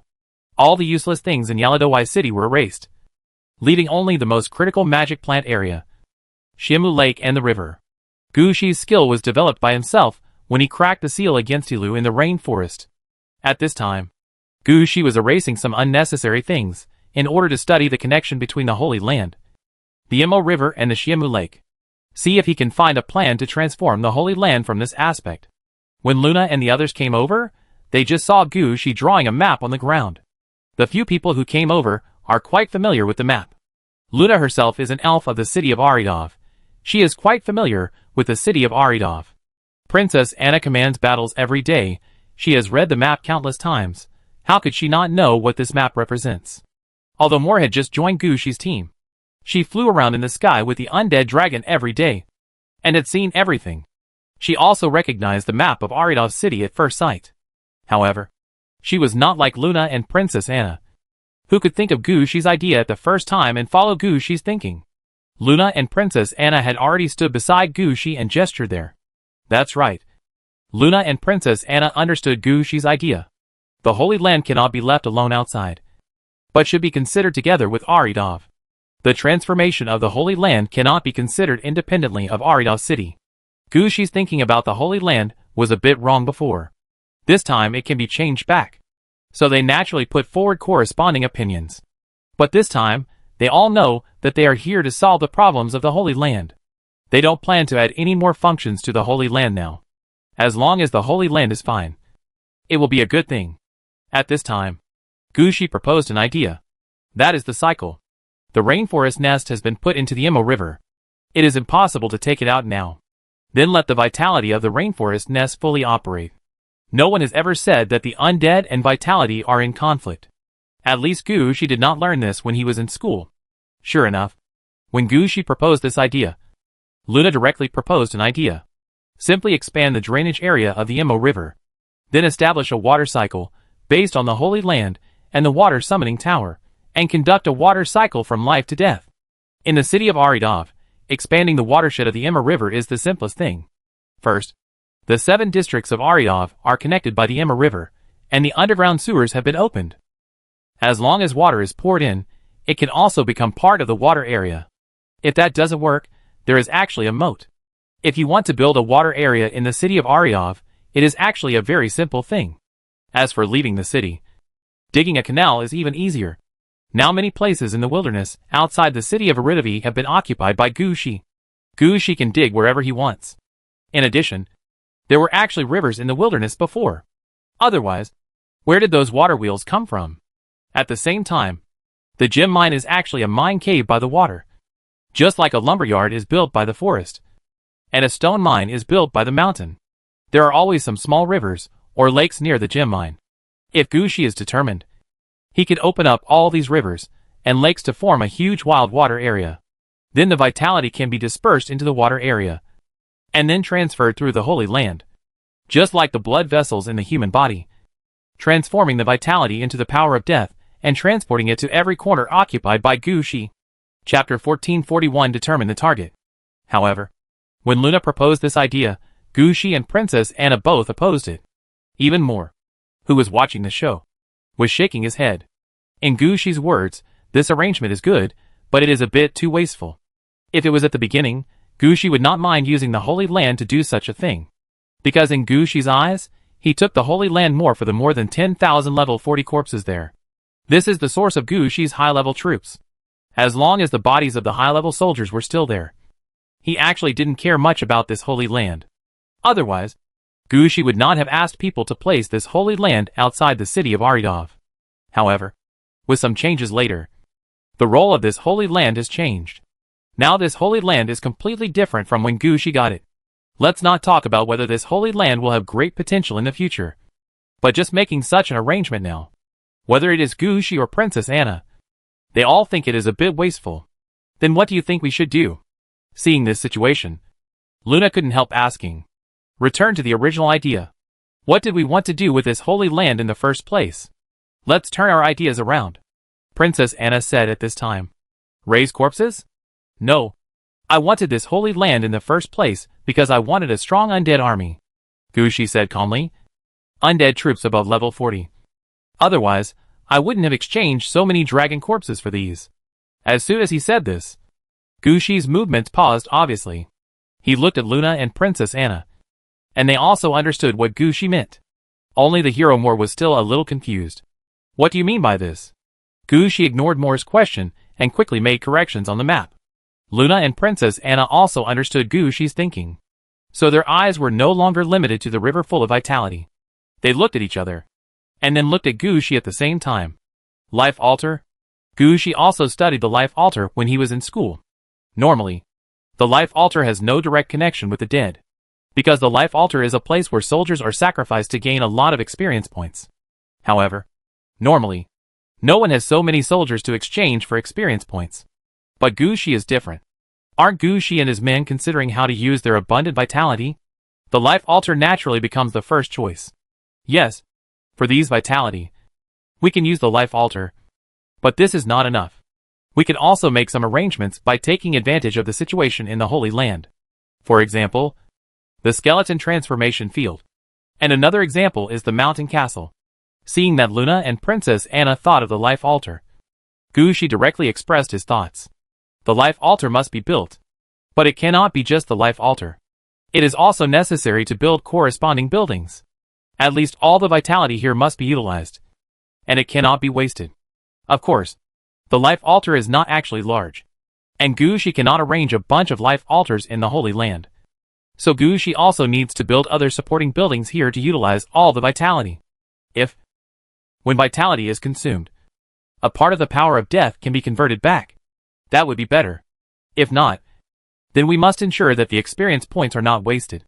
The experience points converted by the life altar are given to players, heroes and soldiers. This mainly depends on the situation of vitality. But when converted into experience points, it is impossible to just put them here. Right? So when there are no soldiers, we have to find a way to arrange soldiers. In the hands of the undead, there is a kind of skull conversion field, which is similar to the life altar. It's just that the life altar uses life to transform into experience, while the skeleton transformation field is different. It uses vitality to transform into skeleton soldiers. In the past, Gushi would definitely think it was too wasteful. But who cares now? Gushi can definitely afford the vitality of the rainforest nest in front of him. In addition, after getting enough experience, there must be a place to advance, and the mountain castle is the most suitable choice. The mountain castle is for soldiers to upgrade in the wild. The upgrade here is not the kind of level increase by one level. Instead, it is upgraded from skeleton soldiers to skeleton warriors. Sometimes, the role of the mountain castle will even exceed that of the arms training camp. Because sometimes the level of your arms training camp is not high enough, and higher level soldiers have not appeared yet. No matter how high the level of your soldiers is, you can only be an ordinary soldier. It is different when you reach the mountain castle. No matter whether you have a high level training camp, as long as you have this type of soldier, as long as you reach the level, the mountain castle can upgrade you. Just this point, it can defeat many buildings and become one of the buildings that players want to get or encounter the most. Because of this, the price of the architectural design of the mountain castle has always been high. Sometimes, there is no stock at all. Gushi mentioned this when he was listening to the conversation of several senior brothers. They all have a demand for the mountain castle. But now they don't have much hope. They just want to see who will encounter the mountain castle in the game. And they will find a way to move it to their own city, so that all the senior brothers can enjoy it. As for building it by themselves, they have never dreamed of this. Gushi was dreaming. But it was just a dream. The current plan for the transformation of the Holy Land should be carried out according to the current ideas. First build the life altar, and then arrange other buildings according to the transformation of vitality. Of course, what Gushi said about the transformation of vitality was just an excuse. Gushi didn't have any architectural design drawings. He had to arrange for Eve or Linksy to see if there was anything for sale. Judging from the current situation, it was good enough for Gushi to buy the life altar. Buy whatever you can find. After determining the target, Gushi turned to look at Luna and Princess Anna. The battle in the rainforest just ended. I still need to rush over. The rest of the things are left to you. Don't worry. Sir, we have a direction for the transformation. We have a clear idea. Yes. Sir, we have found the undead you are looking for. They are waiting for you near the main city gate. Hearing Luna's words, Gushi was obviously stunned. Then Gushi realized what he was going to do when he returned to Aridavi city. He came to look for the double death transformation of the epic wyvern that was killed. Now that he heard the news, Gushi became excited. Oh! How are they doing? Are they heroes or brave men?